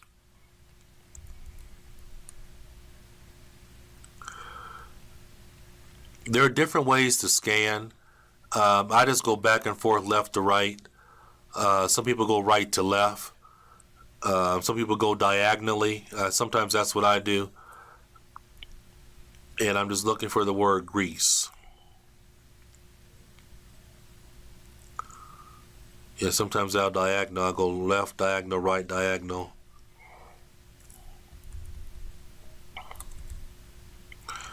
I haven't seen it yet. If you see it before me, let me know. There we go. All right, here's the word Greece. All right, here's the word Greece right here. All right, so here's our sentence. For example, tourism is the major source of income in Bermuda, Greece, Italy, Spain, Switzerland, and most Caribbean countries. That's our sentence. All right, so let's look back at the question really quickly. Tourism is the most important for Greece. Tourism is the most important. So when we look at this sentence, major source is the only language here in this sentence that's similar to most important. So our answer is going to be source of income or income. They would accept also as an answer choice. But our answer here will be source of income because the word major is connected to most important. So we know after that we're looking for a sentence with Jamaica, and there we have it right there. Here's our sentence with the word Jamaica. All right, so in addition, Hawkins and Ritchie, quoting from data published by the American Express Company, suggests that travel and tourism is the #1 ranked employer in the Bahamas, Brazil, Canada, France, West Germany, Hong Kong, Italy, Jamaica, Japan, and blah, blah, blah, blah, blah, other countries. So we're looking for language connected to major. All right, and here it says is the #1 ranked employer. All right, the language #1 ranked is synonym for saying major, so our answer is employer. That's our answer from this sentence, employer. When you're looking at the language that comes before and after the blank line, you have to look for similar language that means the same thing. It's not a lot of times they're not going to give you the exact same words. Remember, this is an English test. All right, it's an English test. So you got to keep that in mind. This is an English test. All right, look out for synonyms. And now, number 13. The problems associated with measuring international tourism are often reflected in the measurement of. Measurement of. Keywords are problems, international tourism. We know it has to come after this sentence with Jamaica because this is a fill-in-the-blank question and the questions go in order. All right, so let's see. Here we go. Here's the word difficulties. All right, difficulties. Difficulties is a synonym for the word problems. This is the only sentence. This is the sentence that I'm looking for. All right, now you might look at this previous sentence also because it's talking about problems of definition, and we have the word statistical measurement. All right, statistical measurement. But really, this is our sentence we need to look at right here. This is the one actually. In many cases, similar difficulties arise when attempts are made to measure domestic tourism. All right, our answer here is domestic tourism. All right, difficulty synonym for problems. Right, that's our sentence. Yeah, I know that's our sentence because they're using synonym language. The sentence before, a lot of students might go to it because they see the exact word problems. But our answer is coming from that last sentence because you have to look for synonym language. That's an English test. If somebody can recognize synonym language, it's very helpful to be able to find this is the right sentence. Because when a test maker looks at a sentence to make a question, they're going to make the question and try to use synonyms for what's in the reading passage. And so you have to be aware of that when you're trying to make sure you find the right sentence. So the answer to that last question is going to be domestic tourism. Is going to be that answer. The measurement of domestic tourism. Okay? So that will do it for that example. And let's go ahead and do one more to make sure you clearly understand how to do a fill-in-the-blank question. Talk to you soon. Okay, so let's go through another practice test, and this one comes from the Cambridge Official 8 practice test. This is test number 8, reading passage 1. This actually is probably one of my favorite Cambridge books to practice from, so I'd encourage you to go out and get it and use it because it has 8 great practice tests in it. I think they're great practice, really, really great practice. And so this is coming from test 8. So if you have it with you, make sure that you have it and you can do it along with us so you can take a look at our strategy and tactics. So we're still looking at fill in the blank questions, and this is our third example of the fill in the blank question. So let's have a look at it.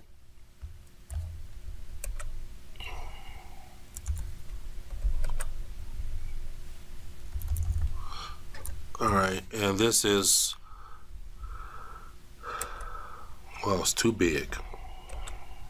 Well, it's better. All right, so this is the Phoenicians and almost forgotten people. I know about the Phoenicians because I love history, but you know, if you don't, that's what the title of this is. So sometimes you find the reading passages are interesting to read, sometimes you don't. But that doesn't matter because it's really not about your background knowledge. It's about your understanding of strategy, tactics, and English. That's what they're testing. Strategy, you know, you're having good strategy and you're understanding English. If you have those two things, then you can actually do pretty good on the exam. So let's keep going and let's move forward in terms of our strategy and tactics, okay?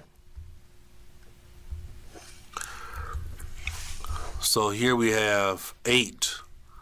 Wow, we have eight questions that we're doing. So like I said, first thing we want to do, as we did in the other examples, here is look at and see which ones are going to be the easiest to do first. Some of these have some really great words. Wow. A lot of these are going to be easy to do. Number 2, I would probably start with number 2. Because it has the words 50 ships and Egypt. Number 3 is also easy to find because of the word King of Israel and Phoenicia. Number 7 is probably easy to find because of the word carved and the word cedar. So I would probably start with 2, 3, and 7. That's what I would probably start with, 2, 3, and 7. If I come across the keywords of 4, 5, and 6 and I recognize them quickly, I can do those also. But I think if you're talking about which ones are the easiest to find first, it will be 2, 3, and 7. If you know where number 3 is and you know where number 7 is, then you know numbers 4, 5, and 6 are in the middle. You know number 1 will be found before number 2, and number 8 will come after number 7. That's the beauty of having a fill-in-the-blank question. That's the beauty of it, because the question goes in order. And when you know the questions go in order, it's much, much easier for you to be able to handle and manage your getting them right efficiently. So I'm going to start with number 2 first, and then we're going to move on from there and find number 3, and then find number 7 also. Okay, so first I'm looking for 50 ships and Egypt. And I know for number 2, when I find my sentence, I'm looking for a person or a person in a profession like teacher, because it says the word who. In an ancient story, a blank from Egypt, who. So we're talking about a person for number 2. So when I find my right sentence, I'm looking for a person or it could be a person or it could be a word like a lawyer. You know, that's a person. It could be a word that describes a person also. So let's take a look.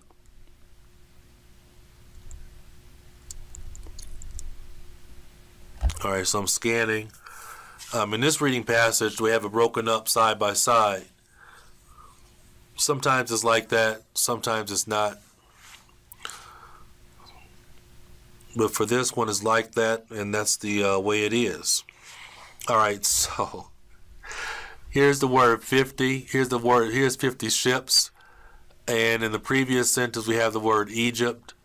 So our first question is coming from a combination of these two sentences. Remember, I told you previously what they do sometimes is they'll take two sentences from the reading passage And when they make the question, they'll combine information from both of those sentences into one sentence. So that's our situation that we have here.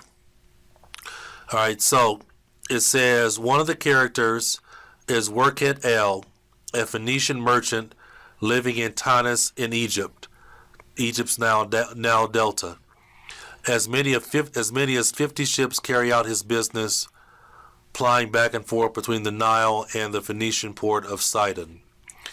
All right, so we're looking for a word, a person. All right, we're looking for a person here. So our question again says, in an ancient story, a blank from Phoenicia who lived in Egypt owned 50 ships. So we can't, it says a, right? So we can't use a person's name here. You can't say like Aquino, which, as most of you know by now, is my name. You can't say Aquino from Phoenicia or a John from Phoenicia. No. So here, when we look back at the sentence or the two sentences together, our answer is going to be merchant, right? Merchant, because a merchant describes a person, and a merchant and the word merchant can follow the article a. All right, so the answer is merchant. In an ancient story, a merchant from Phoenicia who lived in Egypt owned 50 ships. So in an ancient story, a merchant from Phoenicia who lived in Egypt owned 50 ships. The answer is merchant.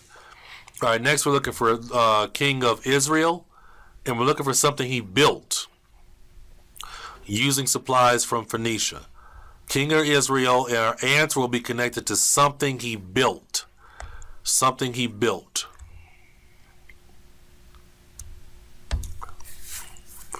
Ah, boom, there it is. King of Israel. Right there. King of Israel.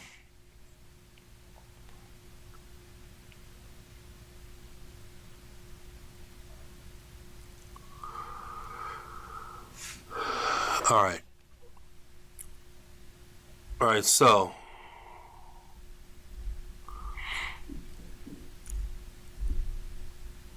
here we're going to start right here. Hiram, the king of the Phoenician city of Tyre, was an ally and business partner of Solomon, king of Israel. For Solomon, so we're still talking about, this is our sentence when we see king of Israel, but our answer is not coming from this sentence because in this sentence, we don't have the word built, or we don't have something that was, we don't have the word built, or we don't have an example of something that was built.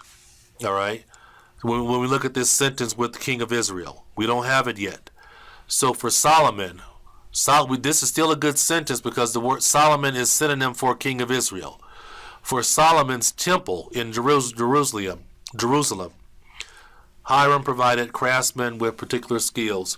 So, what was built was a temple. Right? That's our answer right there. Temple. A king of Israel built a temple using supplies from Phoenicia. We know that's our answer because, again, it says,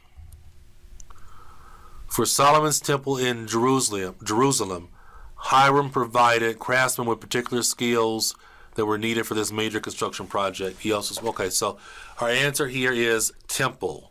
Solomon's temple. This is what was built. This is what was built. Solomon's temple. Now for our next one, we're looking for cedar and carved.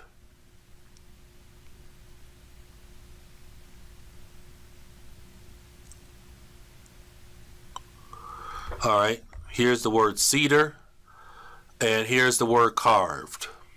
All right, so I will look at those. I will look at these two sentences to get number 7, cedar and carved. All right, so we look at number 7.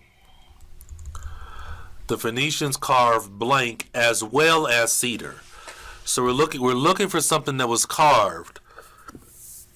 We're looking for something that was carved. Cedar is one thing, but we're looking for another object that was carved. It has to be a material that was carved. Okay?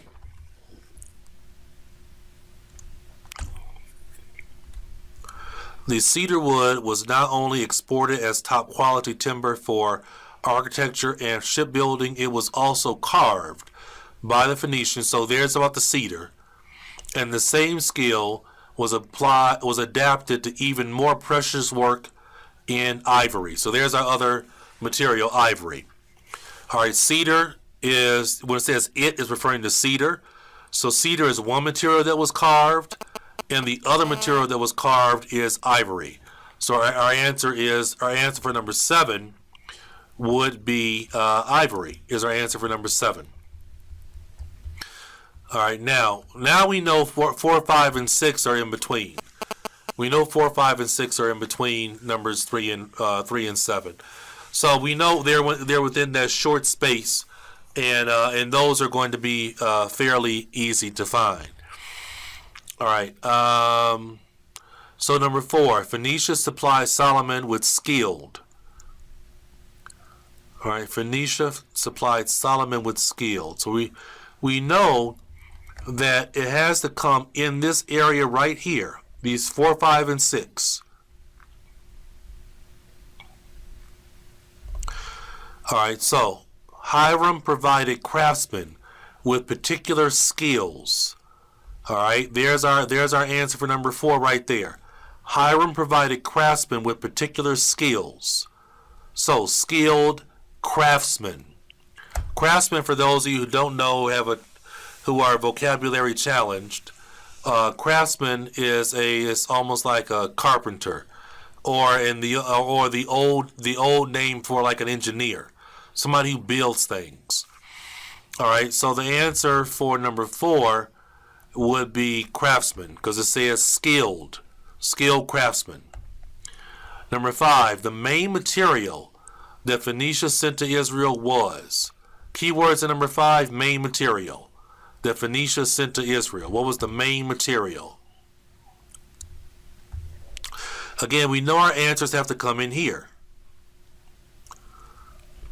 All right. He also supplied materials, particularly timber. All right. Particularly timber, including cedar from the forest of Lebanon. Particularly is our synonym word. So our answer is timber. Our answer is timber, the main material. When it says particularly, right, that's like saying like mainly, particularly, especially. It's like saying especially, right? It's like saying especially this. So our answer for number 5 is timber. Number 6, the kings of Phoenicia and Israel formed a business, blank, in order to carry out trade. Keyword here are kings of Phoenicia and Israel, and formed a business, blank. All right, our answer is going to connect to business. Has to.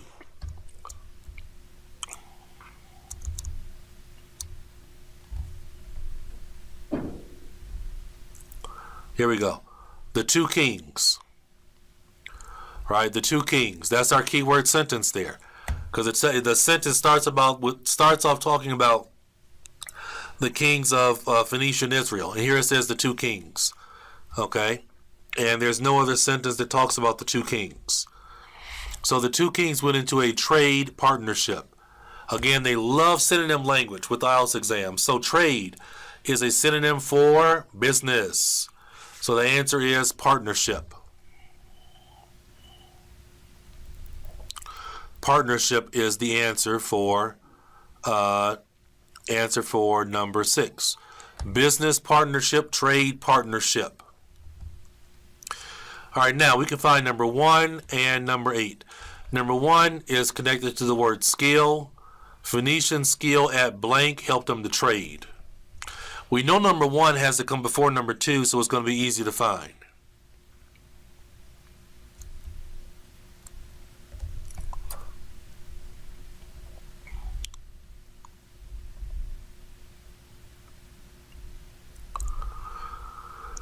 All right, it's this sentence right here that starts with the word both. All right, because the word ability is the same as the word skill. So I know this is the sentence. The word ability is the same as the word skill. All right, the previous sentences don't have a synonym for the word skill. Both of these activities were based on seafaring, and ability of the Phoenicians. So the Phoenicians had the skill of seafaring, seafaring, seafaring, because ability is the same as skill. And our sentence says, the Phoenician skill at seafaring, the Phoenicians' ability at seafaring. So our answer that we would put on the blank line there would be seafaring, seafaring. And number 8, the Phoenicians also earned a blank for shipping goods. They also earned a, whatever goes on that blank line for shipping goods. What do they earn for shipping goods? Keywords here are shipping goods. So whatever our answer here, it has to connect to shipping goods. We know it has to come after number 7, which was right here with the word carved in ivory. So we're looking for something dealing with shipping goods. There it is, goods. All right, they took a commission on a much greater range of precious goods than they transported elsewhere. Answer is commission. Commission. Because our question says the Phoenicians also earned a blank for shipping goods.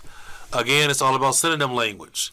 They took a commission for shipping goods. They earned a commission for shipping goods. All right. So shipping and so earned and took, they're using a synonym language, and our correct answer would be commission. Okay. So thanks a lot, and I hope you enjoyed these examples on how to do the fill in the blank question. And now I hope you're clear on how to do the fill in the blank question. All right. So I'll talk to you soon, and we're about to now move on to the short answer questions yet next, so I can teach you how to do them. Take care. All right, so here we're looking at the short answer question strategy, and we're going to be looking at what is the proper method that we have to use when we're doing a short answer question for the IELTS reading comprehension passages.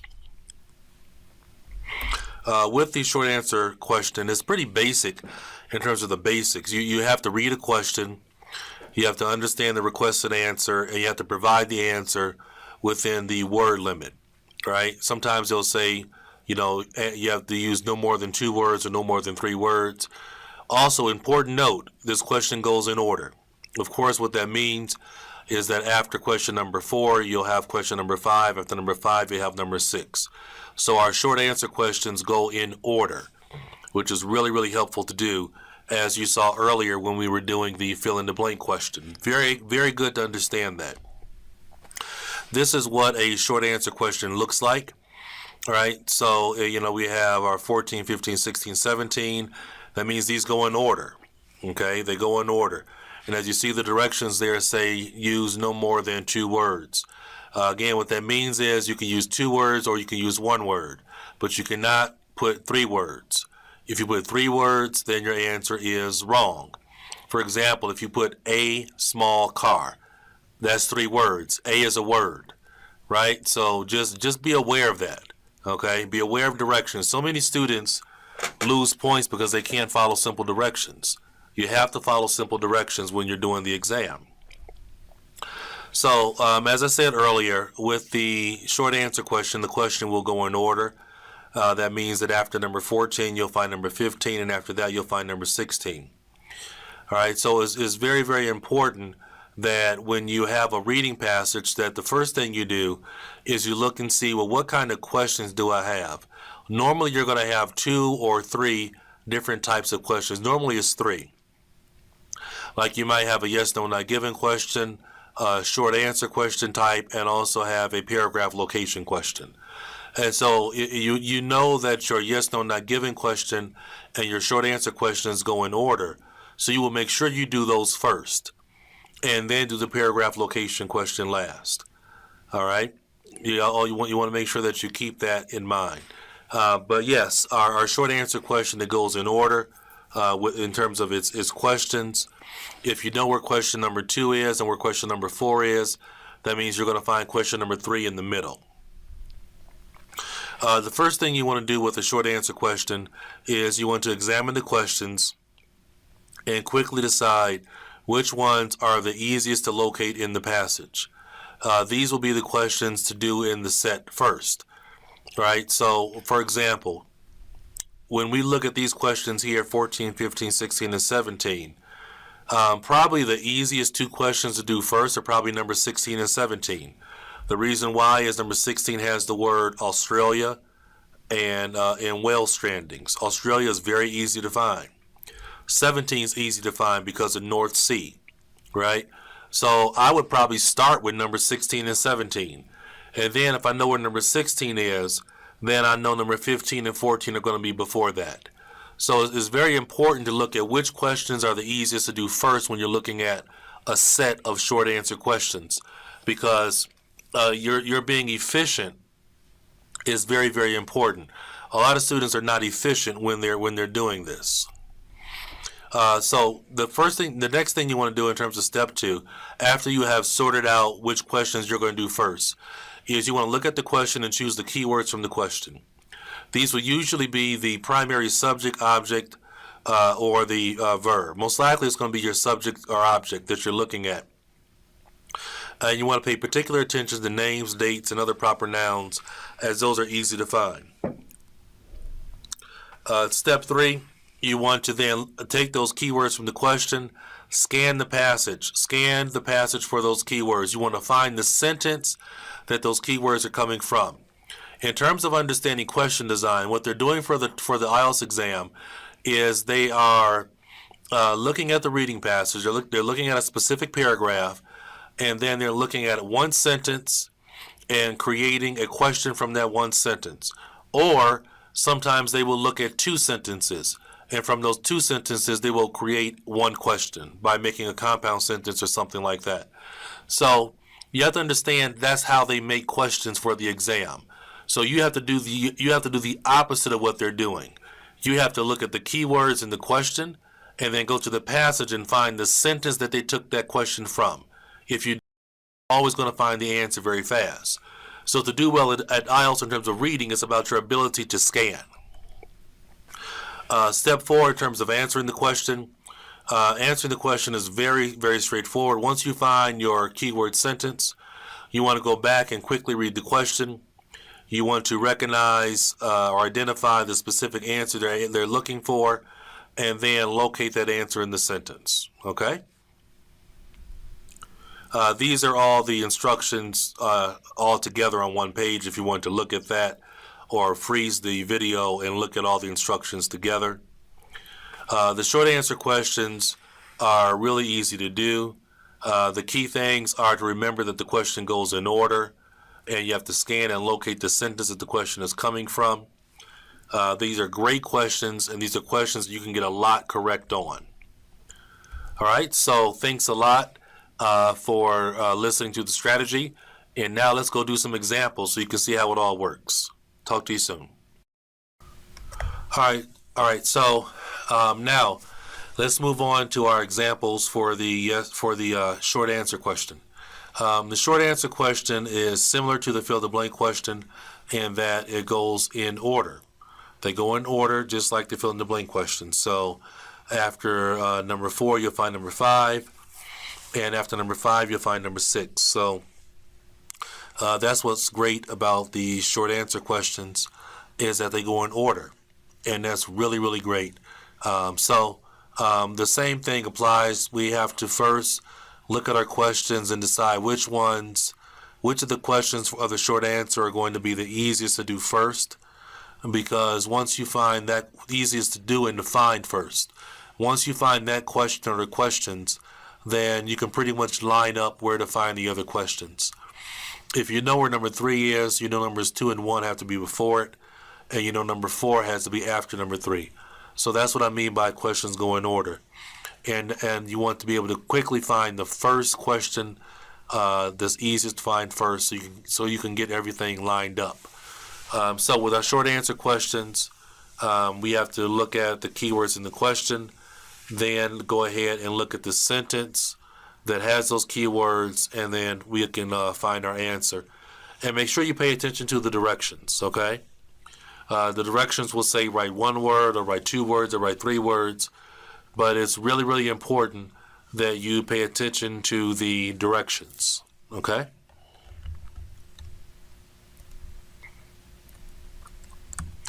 All right, so this comes from the Cambridge IELTS Book 10, Test 1, Reading Passage 1. Work again, Cambridge IELTS Book 10. I'm a big proponent of your getting these books. These are the best books to practice from. I don't work for Cambridge, so I'm not getting any profit from that. I just think that the books are great, and I think that you should buy them because those is important for you to learn the strategies and tactics that I'm teaching you, but then you have to make sure that you have the right materials to practice with. And if you're using other books from Barron's and other people, they don't know what they're doing in terms of writing their books. So that's what I recommend. All right, so let's take a look. Step Wells. Let's look at our questions. You don't have to read the passage first or look at the topic sentence. That doesn't matter. It's useless. Right? You do the questions that go in order first, and then do the questions that don't go in order. It's that simple. All right, so in looking at numbers 6, 7, and 8,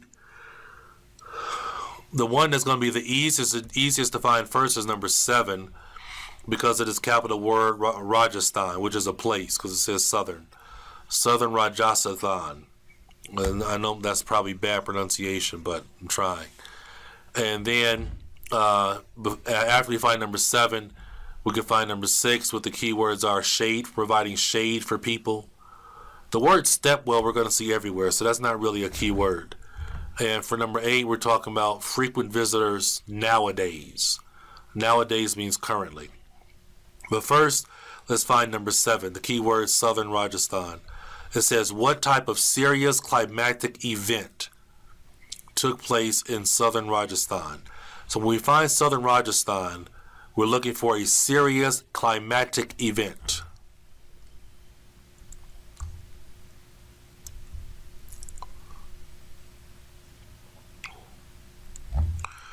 All right, here's Rajasthan, but there's no climatic event here. All right, there's no climatic event in the next sentence afterwards. All right, so we need to keep checking because Rajasthan might appear more than once. All right, there's Rajasthan again. But again, in this sentence, Rajasthan, but that's not what we're looking for, guys. Keep in mind, we're looking for what? Southern Rajasthan. Southern Rajasthan. That's really important to be aware of that. All right? I almost forgot when I was looking. Should be better than that. Here we go. Southern Rajasthan. All right, Southern Rajasthan. And we're looking for a climatic event. So that sentence says, their condition hasn't been helped by recent dry spells. Southern Rajasthan suffered an 8-year drought between 1996 and 2004. Answer is drought. There's Southern Rajasthan, and drought is a climatic event. So our answer will be drought, D-R-O-U-G-H-T, drought, right there. That's our climatic event. All right, now let's look for number 6. We know it comes before number 7. We're looking for a sentence that talks about shade. It says, which part of some step wells provided shade for people?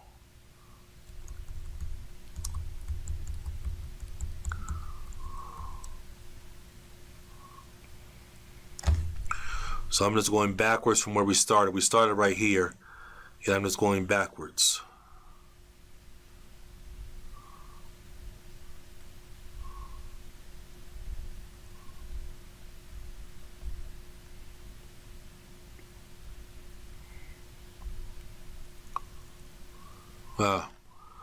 There's the word, sheltered.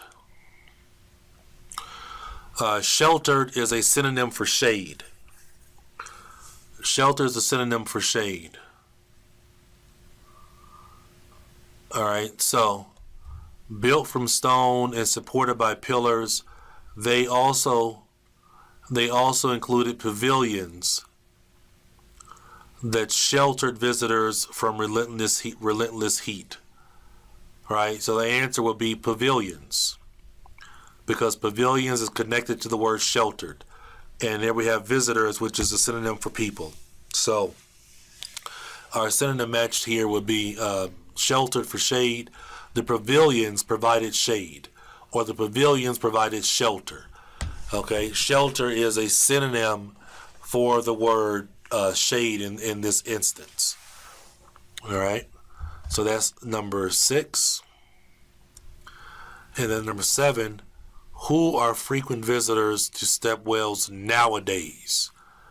We need a sentence that's talking about nowadays, and we need to find out who are frequent visitors nowadays. Who? So we're talking about a group of people. Okay, that's key. Who? Who?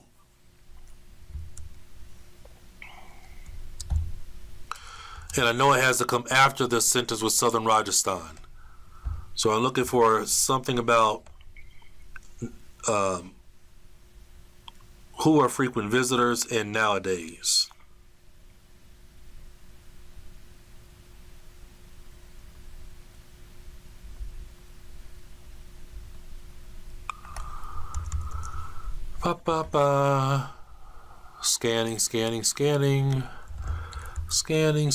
Scanning.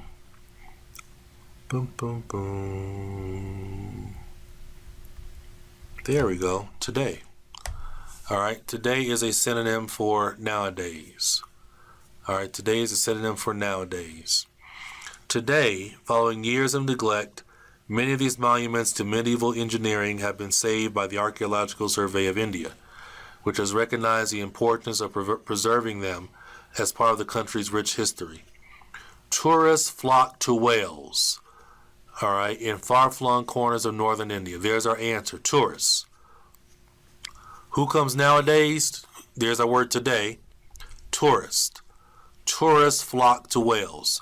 So here we have another situation or instance of them taking 2 sentences from the passage, taking information from 2 sentences in the passage and combining them into 1 sentence for a question. All right, but if we want to know who are frequent visitors nowadays, it's tourists. Tourists flock to Wales, so our answer is tourist, because that's a group of people. Okay, so there is our first example of a short answer question, and I'll talk to you soon as we move on to another one. Okay, talk to you soon, everyone. Okay, everyone, let's have a look at another short answer example on how to do the short answer questions. As a quick review, as you know, these questions go in order. We want to look at the question set for the short answer and see which ones are easiest to find first and start with those. Then we know the questions go in order.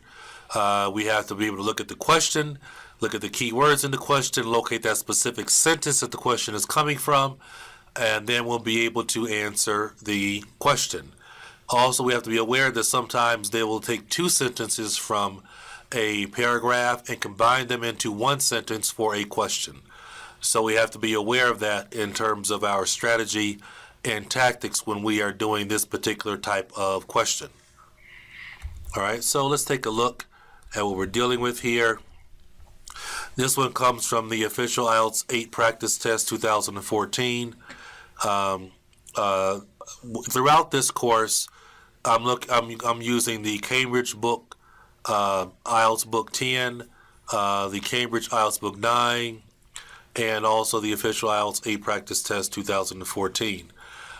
Those are the best books to practice with. Love those books because they are designed by the people that make the test. So I encourage you to go out and get those books because that's what is good to practice with. That is what I'm teaching from. And if you want to do the practice along with me, that's what you need, okay?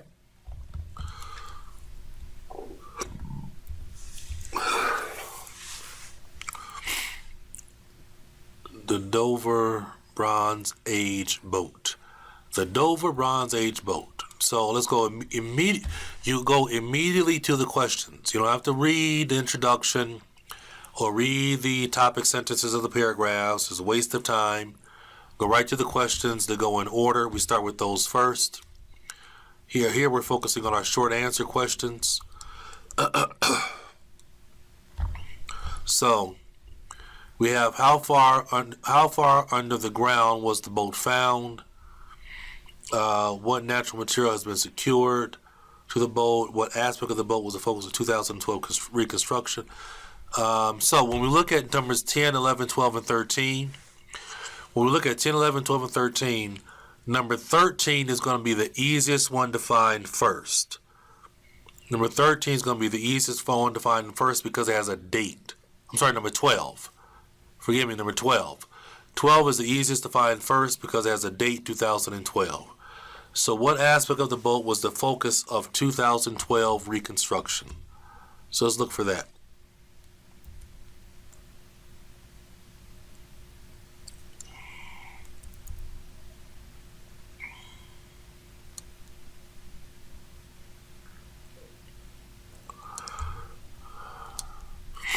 I found 2012, but I'm going to look on this first page and make sure I don't see 2012 again. As I was scanning up, I saw the number 2012, but I don't see it on this. I see 2002, but I don't see 2012. All right, and here's 2012 over here, and here we have 2012. All right, so our question says, what aspect of the boat was the focus of the 2012 reconstruction? All right, so our answer is in this sentence right here, and I'll explain to you why. In 2012, however, the whole shape was at the center of the work, because the words center of the work are synonym for focus. The words center of the work are synonym for the words focus in the question. So our answer is whole shape. Whole shape was the focus. Whole shape was the center of the work. So it's all about being able to find that synonym language. So our answer for number 12 is whole shape. Okay. Now for the other ones, for numbers 10, 11, and 13, you know, it's pretty much, I mean, they all are pretty much the same. There are no real words that stand out. So I'm going to go ahead and look at number 11 first. Number 11 says, what natural material have been secured to the boat to prevent water entering? Keywords here are, we need a natural material, boat, and also water. All right, that's key.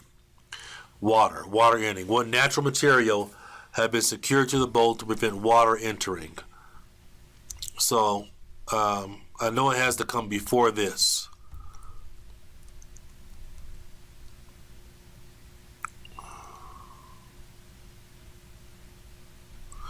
And we're scanning.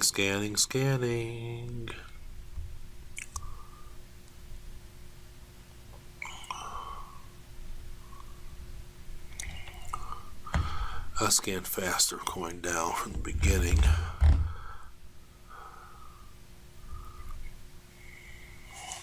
There's water log.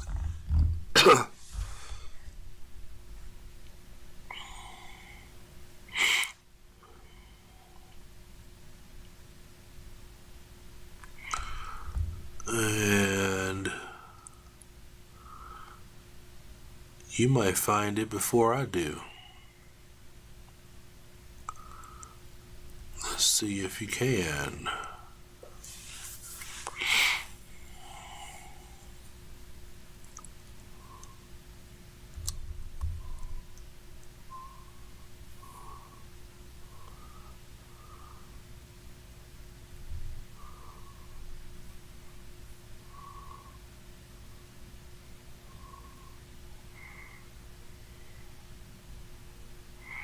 Here we go.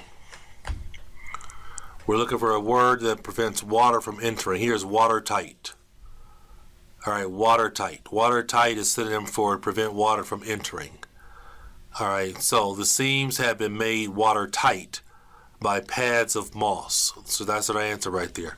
Pads of moss. Watertight and pads of moss. So we look down at our question. What natural material have been secured to the boat to prevent water entering? When it says prevent water entering, and we see the words watertight, that's prevent water from entering. That's our synonym language match. And then when we look at that sentence, we see the answer is pads of moss are what have been secured to prevent the water from entering. All right, now, number 10. How far under the ground was the boat found? How far under the ground was the boat found? Keywords are under the ground. All right, so we also know what's helpful with number 10.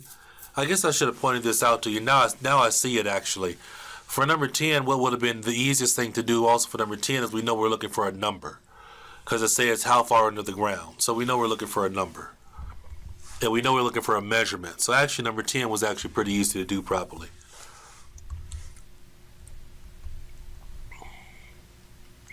And we're starting backwards from here where it says watertight. Oh, here it is right here. 6 meters below. At the base of a deep shaft, 6 meters below the modern streets, a wooden structure was revealed. So, keyword, 6 meters below. Okay, 6 meters below. That's our answer. Yeah, I'm just checking. This is the 9 meters of the boat's length. This is talking about how long the boat was, where it says 9 meters. But here it says 6 meters below the street. So that's underground, right? So the answer is 6 meters. All right, now when we look at number 13, which two factors influence the decision not to make a full-scale reconstruction of the boat? So for number 13, we're looking for two factors. It's very important. We're looking for two factors. Two factors influence the decision to not make a full-scale reconstruction. Not make a full-scale reconstruction. Two factors and not make a full-scale reconstruction. We know it has to come after where they talk about 2012, right?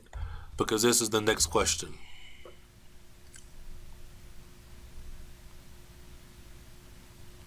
And we're scanning.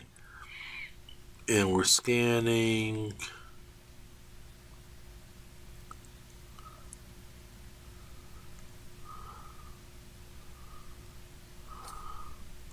Here we go. It was decided to make the replica half scale. So this is talking about them not making it full scale, right? It was decided to make the replica half scale. So this is the same as them saying they're not going to make it full scale. Get it? Okay. So it was decided to make the replica half scale for reasons of cost and time. There are answers right there. Cost and time. Cost and time. So as we see with the short answer question, our question went in order, right? Our questions go in order. We found the answer to number 1. Number 1 was right here at 6 meters. Number 2 was right here where it talks about pads of moss and watertight.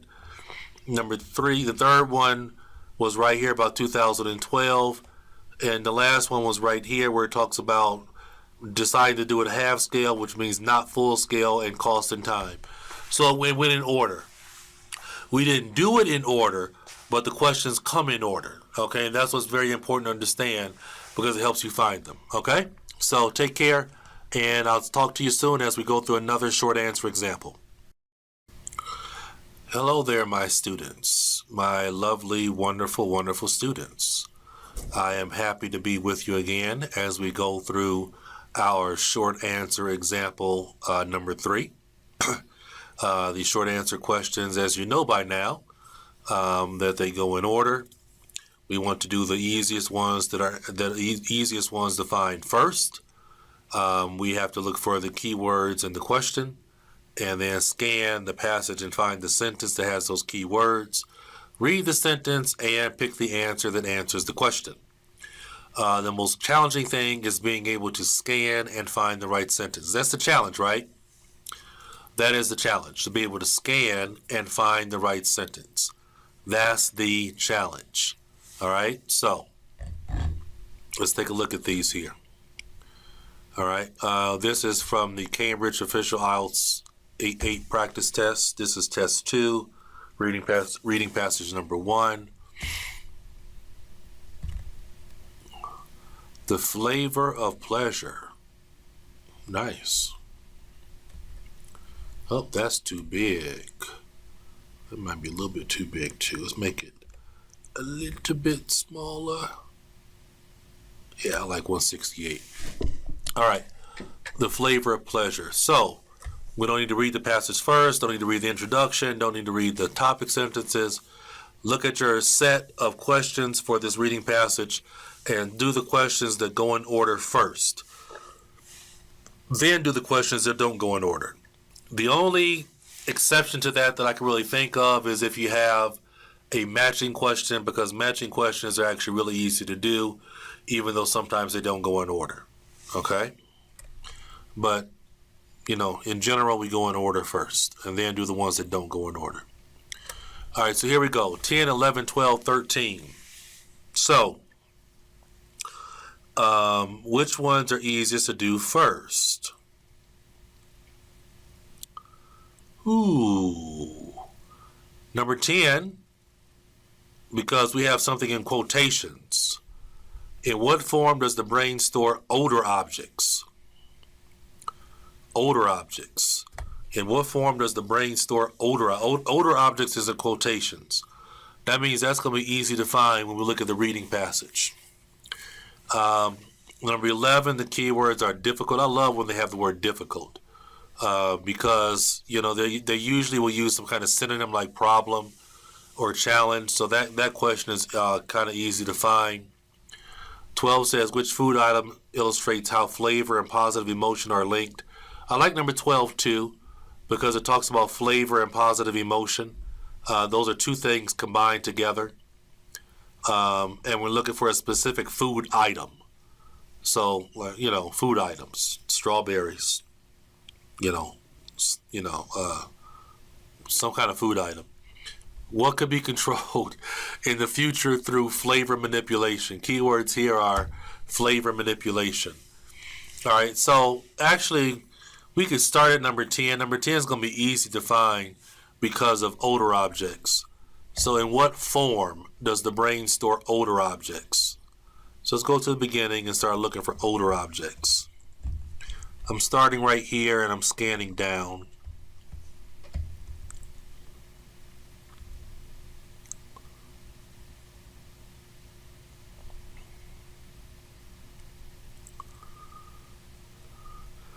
And we're scanning, and we're scanning.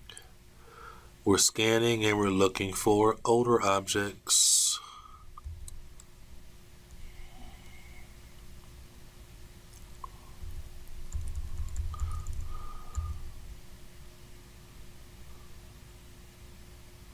Bum, bum, bum. I don't see it yet, but we're scanning for it. Oh, there it is. Odor objects. All right, so smell stimuli form what Shepard terms odor objects, stored as memories. That's our answer right there, memories. Because it says, in what form does the brain store odor objects? All right, they're stored in the form of memories. All right, so the answer to number 10 is memories. They're stored as memories. Now it's going to get easy because we're at the end of the reading passage and we're right here at this part right here. So that means number 11, 12, and 13 have to come after number 10. So that means I don't have to go backwards. I don't have to go backwards to the previous page. I don't have to.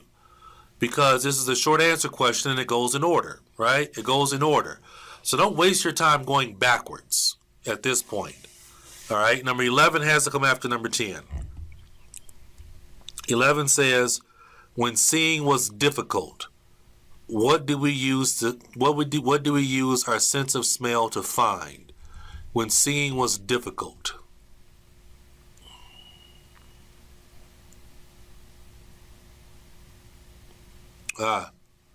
Here we go.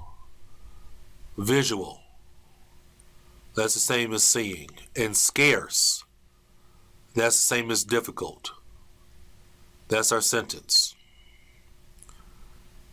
Like most animals, we drew on our sense of smell when visual information was scarce to single out prey. All right, when visual information, we drew on our sense of smell when visual information was scarce to single out prey.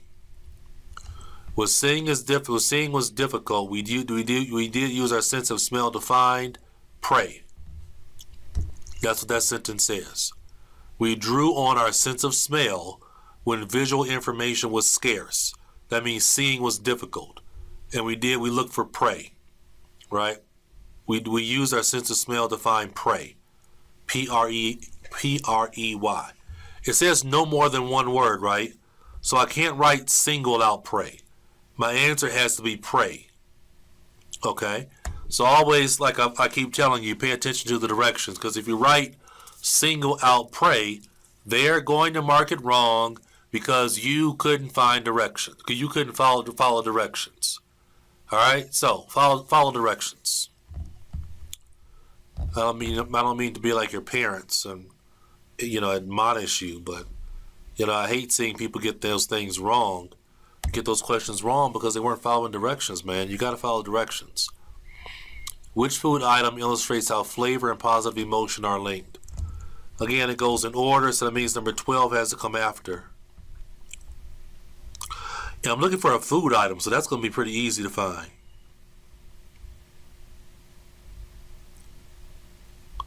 Here, lemon. All right, lemon and chocolate. And it says, which food item illustrates how flavor and positive emotion are linked? Positive emotion.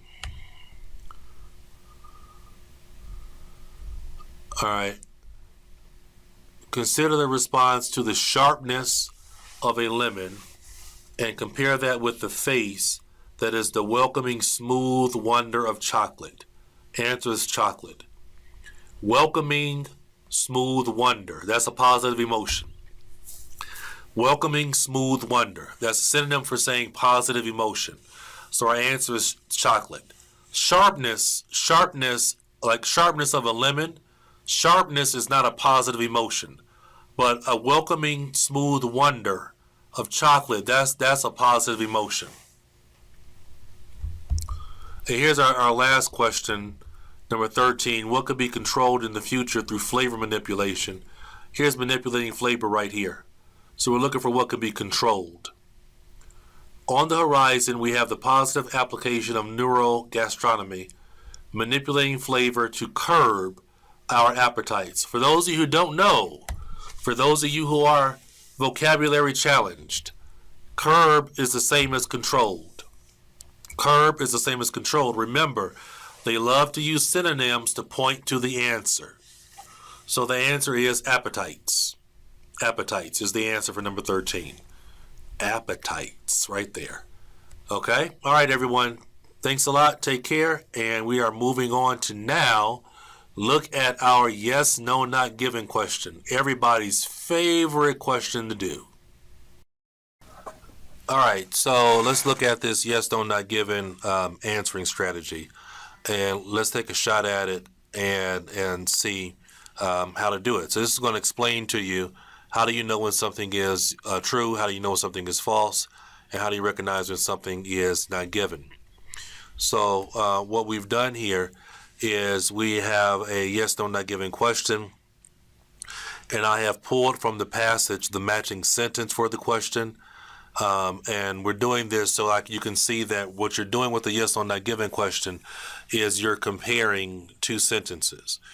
Now on the exam, this is not what they're doing. On the exam, they're not going to tell you the sentence that the question is coming from. You have to scan and find the sentence and then compare. But here, I'm putting the two things together so you can see the question and also see the sentence that is coming from the passage, and then see that you have to compare those two things together, okay? All right, so that's why we're doing it this way, all right? Now, if you want to try to do the questions along with me, what you need to do is you need to, when I say so, you need to stop the lecture, and you can try to answer it, and then afterwards you can listen to my answer and my explanation. So that's what we can do if you want to be able to go along with me. Okay. So here is question number 1. All right. So question number 1 says, Michael Faraday was the first person to recognize Perkins' ability as a student of chemistry. All right, so that is the question. And then the matching sentence from the passage.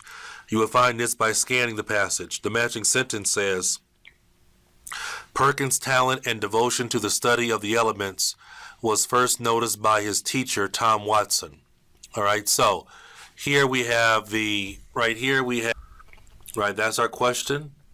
Okay, and then right here, this right here is sorry about that. This right here is the sentence that is from the passage itself. I pulled it for you. I pulled it from the passage and I put it together. So when we look at this, like I've told you, what we're looking at is we are comparing. We're comparing the question and we're comparing it to the sentence that's coming from the passage. And you have to look at it and say, well, is the subject the same? All right, is the subject the same? Are the nouns the same? Are the verbs the same? And is the limiting language the same? You know, adjectives and adverbs and so forth and so on. So let's look at these two sentences here. All right, so the question says, Michael Faraday was the first person to recognize Perkins' ability as a student of chemistry. So sometimes when you look at a question, you can almost tell what they're going to be focusing on, right? The real focus here is dealing with was he the first person to recognize his ability. So when we look at the question down here, at the passage sentence, it says Perkins' talent and devotion to the study of the elements was first noticed by his teacher, Tom Watson. All right, so here we have two different subjects as the person who first noticed. In the question, it says Michael Faraday was the first person. In the passage, it says he was first noticed by his teacher, Tom Watson. So this answer would be, well, here, you want to stop the tape now if you want to answer for yourself. Stop the tape. Okay? So this answer would be false, right? It would be false. Because, like I told you, an answer is false when one of the subject or object or, the nouns or verbs are changed or different or opposite. Here they've been changed. The question says Michael Faraday was the first person. The passage sentence says that Tom Watson was the first person. So that's an example of false because it was changed. The names were changed. Question number 2. Question says, Michael Faraday suggested that Perkins enroll at the Royal College of Chemistry. Here is the matching passage sentence.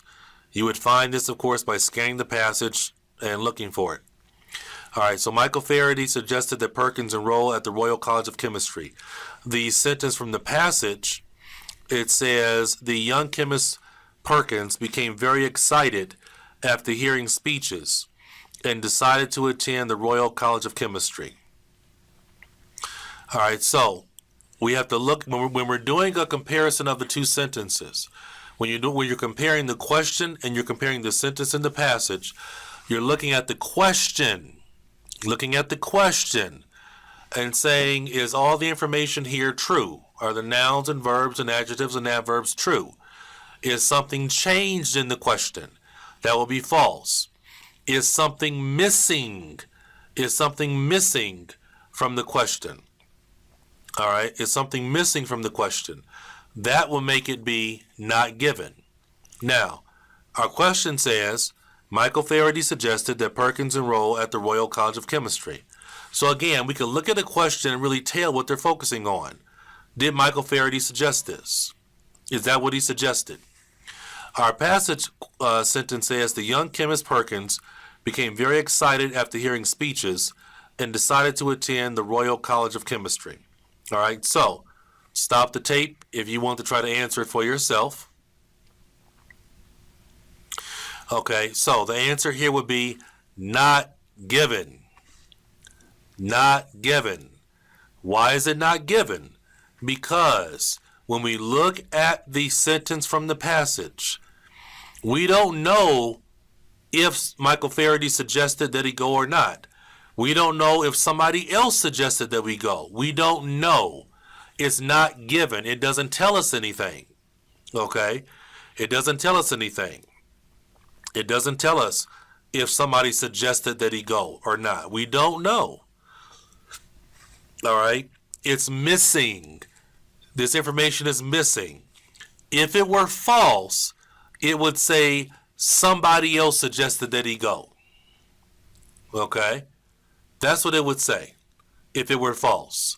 It would say somebody else suggested that he go. All right? If it were true, it would say Michael Faraday suggested that he go. But we don't know. All right? We don't know. When you don't know, the answer is not given. If it's maybe, the answer is not given. True is always true. False is always false. Number 3. Perkins was still young when he made the discovery that made him rich and famous. The matching passage sentence, not long after he became the youngest assistant, he made the finding that would bring him fame and fortune. All right, stop the tape if you want to try to do it yourself and come up with the answer. Again, Perkins was still young when he made the discovery that made him rich and famous. All right, so was he young when he made the discovery that made him rich and famous?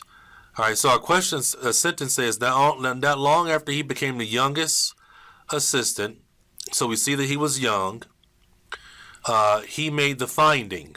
Finding is synonym for discovery that would bring him fame and fortune. Fame and fortune is synonym for rich and famous.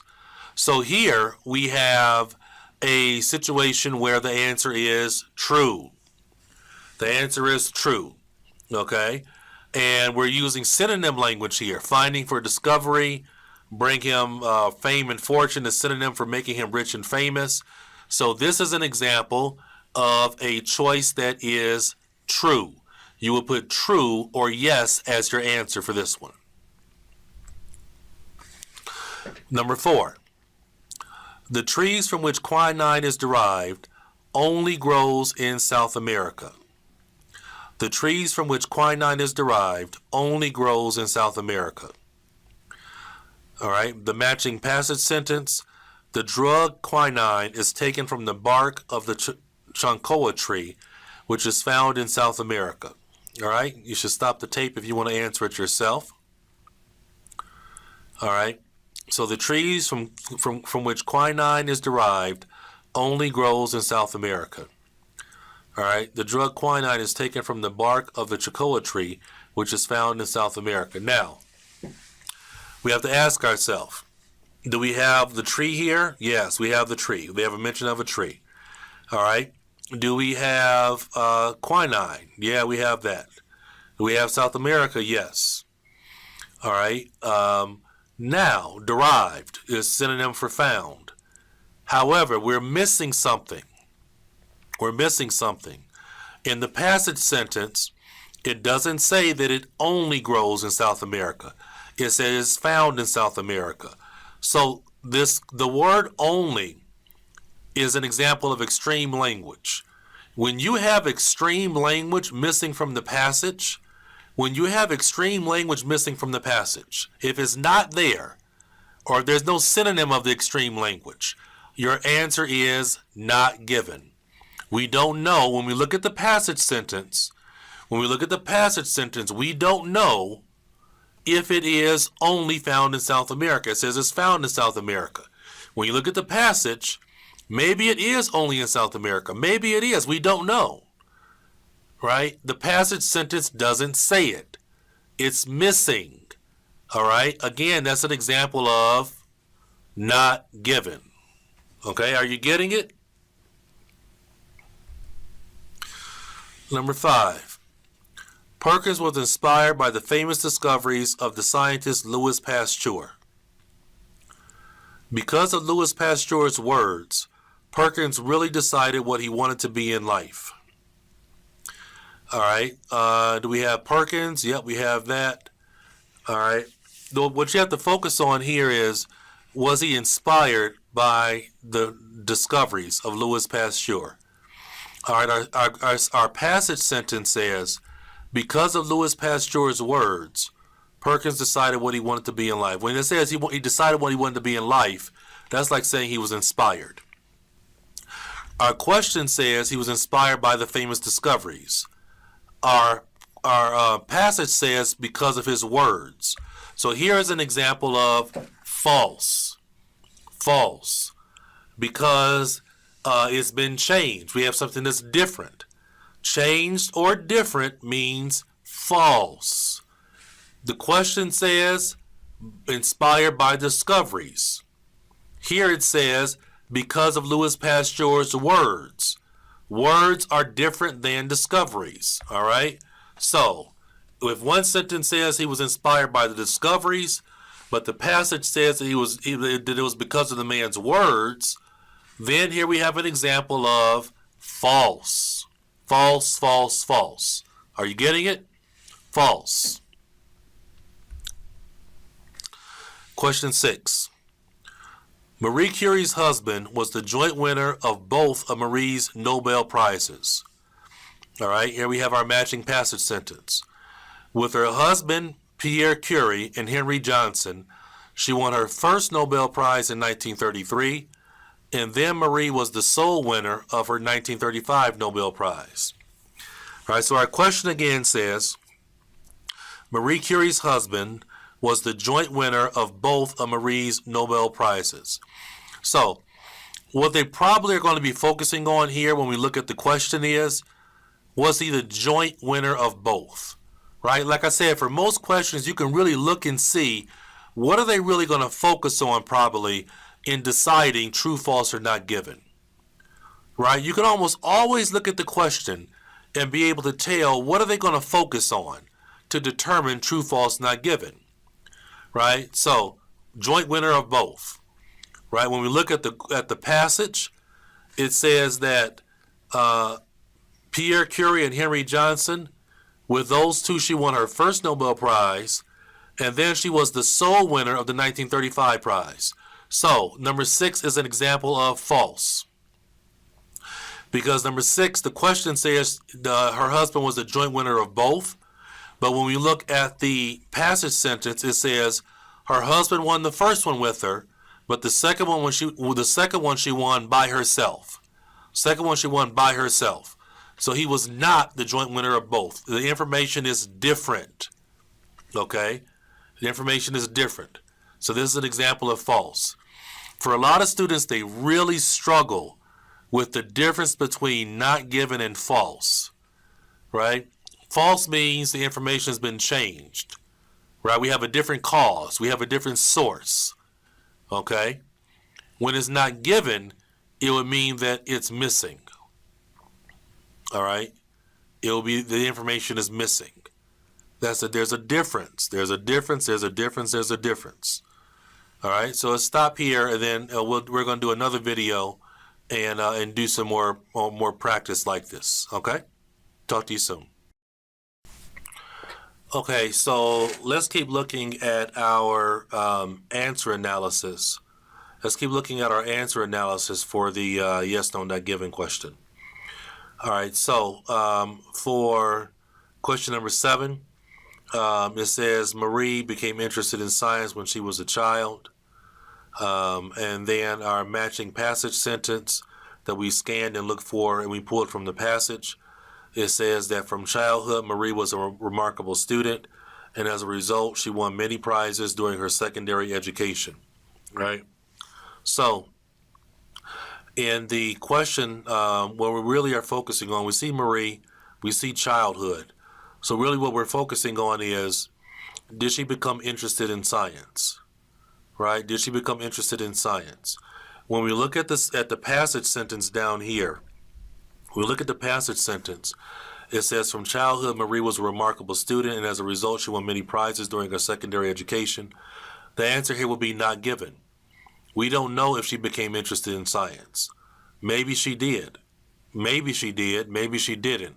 But like I told you, if you come down to it and the answer is maybe, right? If it's maybe, that is not given. Maybe is not true, right? Maybe is never true, right? If you ask me a question, you say, Keno, do you want to go to the movies? Maybe. Right? You can't say that's true. You can't say it's false. I didn't give you an answer basically. I said maybe. You don't know. Okay? Right? It's not given. Okay? And you can't, these are not inference questions. So you can't say, well, it says secondary education, and that could mean science. No. If it's maybe, could be, then your answer is not given. If this were true, it would say that she won prizes for biology and chemistry. All right? That would be true. If it were false, it would say that she began to like history when she was a child. That would be false, because our question says she became interested in science, and then our passage would say she became interested in history. That's an example of false. Something has changed or something is different. Okay? So that's how you have to understand it when it comes to the yes, no, not given question. All right, let's look at another one. All right, question 8. Marie stopped doing research for several years after her children were born. And the matching passage sentence, the birth of Glenda and Dora did not interrupt the findings that Marie made. Okay, so we scan the passage, we look at the question, and our keywords from the question were Maria. We see Marie everywhere, but research, and then children were being born. So that's the information that I used from the question to find the matching sentence. And then when I saw this sentence here, it says the birth of Glenda and Dora, that means children were born. And then I see findings. That tells me that this sentence is the matching sentence for number 8. All right, that's how you have to know what you're scanning for when you're looking for it. All right, so when we look at these two things, all right, do we see Marie? Yep. Do we see children being born? Yes. Birth of Glenda and Dora. So what we're focusing on here, really focusing on is, did she stop doing research? Okay. Very often that really critical information that you're analyzing for yes, no, or not given is following some verb or some adverb or something like that, but stop doing research. Right here, when we look at the passage sentence, it says the birth did not interrupt. All right, here it says in the question, stop doing research. Here it says did not interrupt the findings. Findings is the same as research. So here our answer will be false. It will be false because the question says that she stopped doing research. The sentence in the passage says did not interrupt, which means did not stop. Okay? So this is an example of an answer choice that will be false. All right, it's been changed. It's different. It's opposite. Change, different, opposite means false. Number 9. Marie's sister Branya studied the medical uses of radioactivity. And our matching passage sentence, Marie became very attached to the work being done at the Warsaw Radium Institute, where her sister Branya was the director. All right. Marie's sister Branya studied the medical uses of radioactivity. That's the question. Passage sentence, Marie became very attached to the work being done at the Warsaw Radium Institute, where her sister Branya was the director. All right, so our question says that Branya studied the medical uses of radioactivity. When we look at the passage sentence, it says Marie became very attached to the work being done at the Warsaw Radium Institute, where her sister Branya was the director. This is an example of not given, right? When we look at the passage sentence, we don't know if Branya studied the medical uses of radioactivity. We don't know. When we look at the passage sentence, it doesn't say she did study it. It doesn't say she didn't study it. So we would put not given in this situation. We know her sister worked at a radium institute, but we cannot imply that that means that she studied the medical uses of radioactivity. These are not implied inference questions, everybody. For something to be true, the language must be explicit. The passage sentence has to say that she studied the medical uses of radioactivity. For it to be false, it would have to say that she did not study, or it would have to say that she studied something else. That's the only way it would be false. Here it's going to be not given because, again, we don't know. We don't know. Question number 10. The FAA was created in 1996 to govern the rules of flying. All right, keywords here are FAA and 1996. All right, we can scan the reading passage and easily find the matching sentence, very easily, very quickly, because of that 1996 and FAA. A terrible accident occurred in 1996 over the skies of the Grand Canyon, and as a result, the FAA was established to give rules to flying.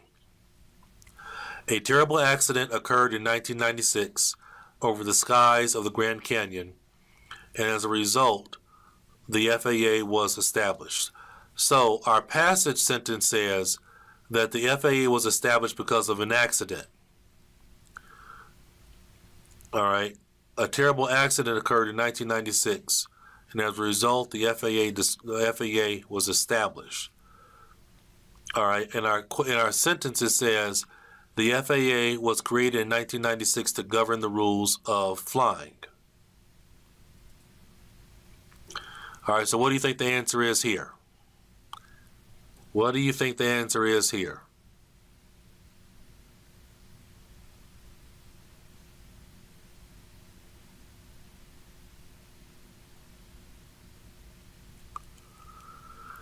This is a tricky one, right?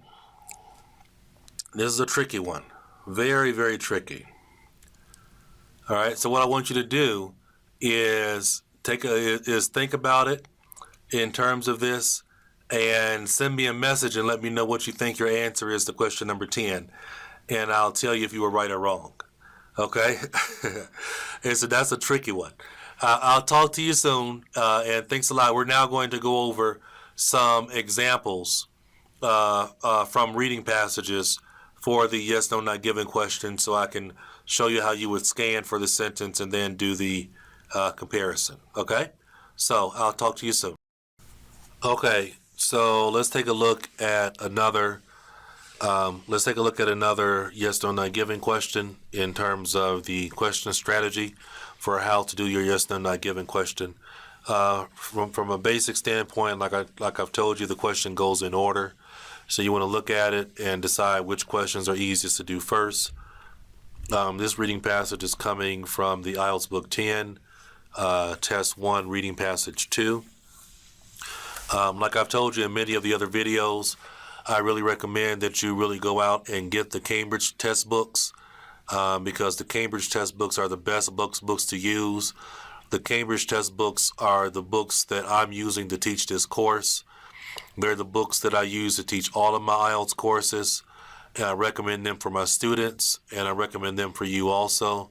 I don't work for Cambridge. I don't get paid by Cambridge, but I'm just telling you, as I always will, what I think is the best. It's just like in my TOEFL course that I teach for Udemy also. You can know that I'm going to recommend to you the best thing. So let's get started.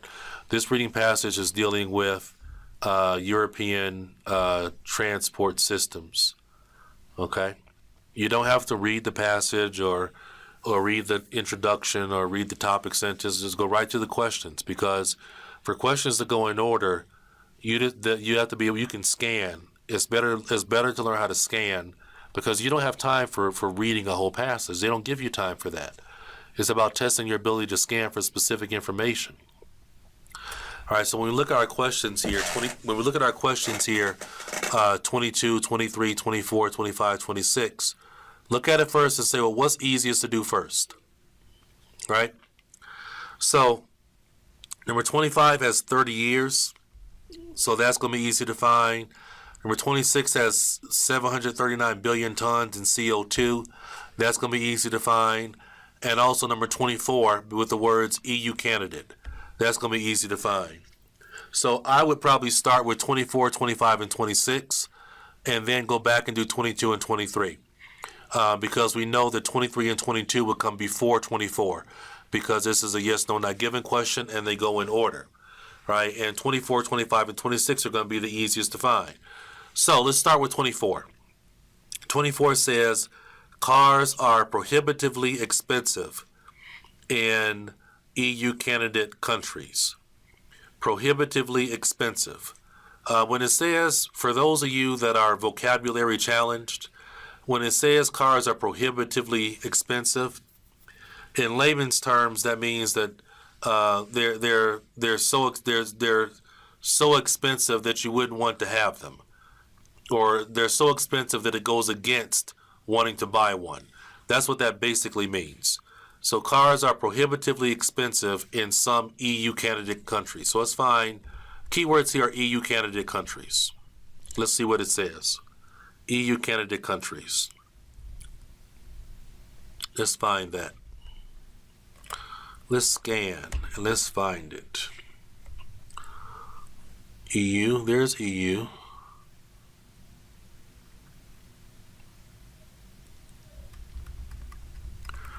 There's EU, but no candidate. All right, and here we go. Here's the word candidate, and here's the word EU, right? So that's our sentence, okay? That's how you know what's the right sentence to look at. It's not about reading the whole passage. It's about being able to recognize. It's about being able to recognize what is the right sentence that I have to look at. What is the proper sentence to look at here? And that's what you have to do. You have to know that. You have to be able to do that. All right. So let's go back quickly. It says, the strong economic growth expected in countries which are candidates for entry to the EU will also increase transport flows, and in particular, road haulage traffic. The strong economic growth expected in countries which are candidates for entry to the EU will also increase transport flows, in particular, road haulage traffic.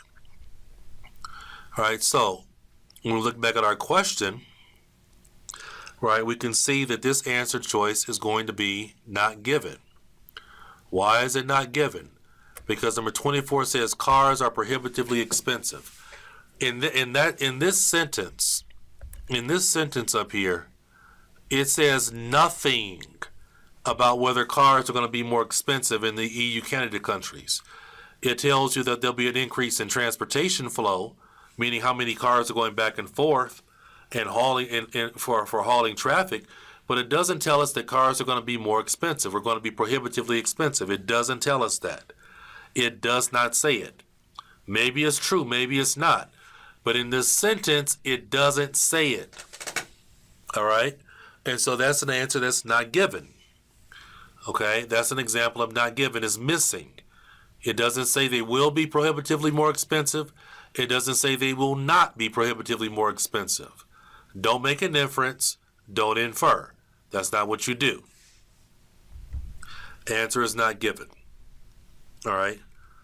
Next, we're looking for 30 years.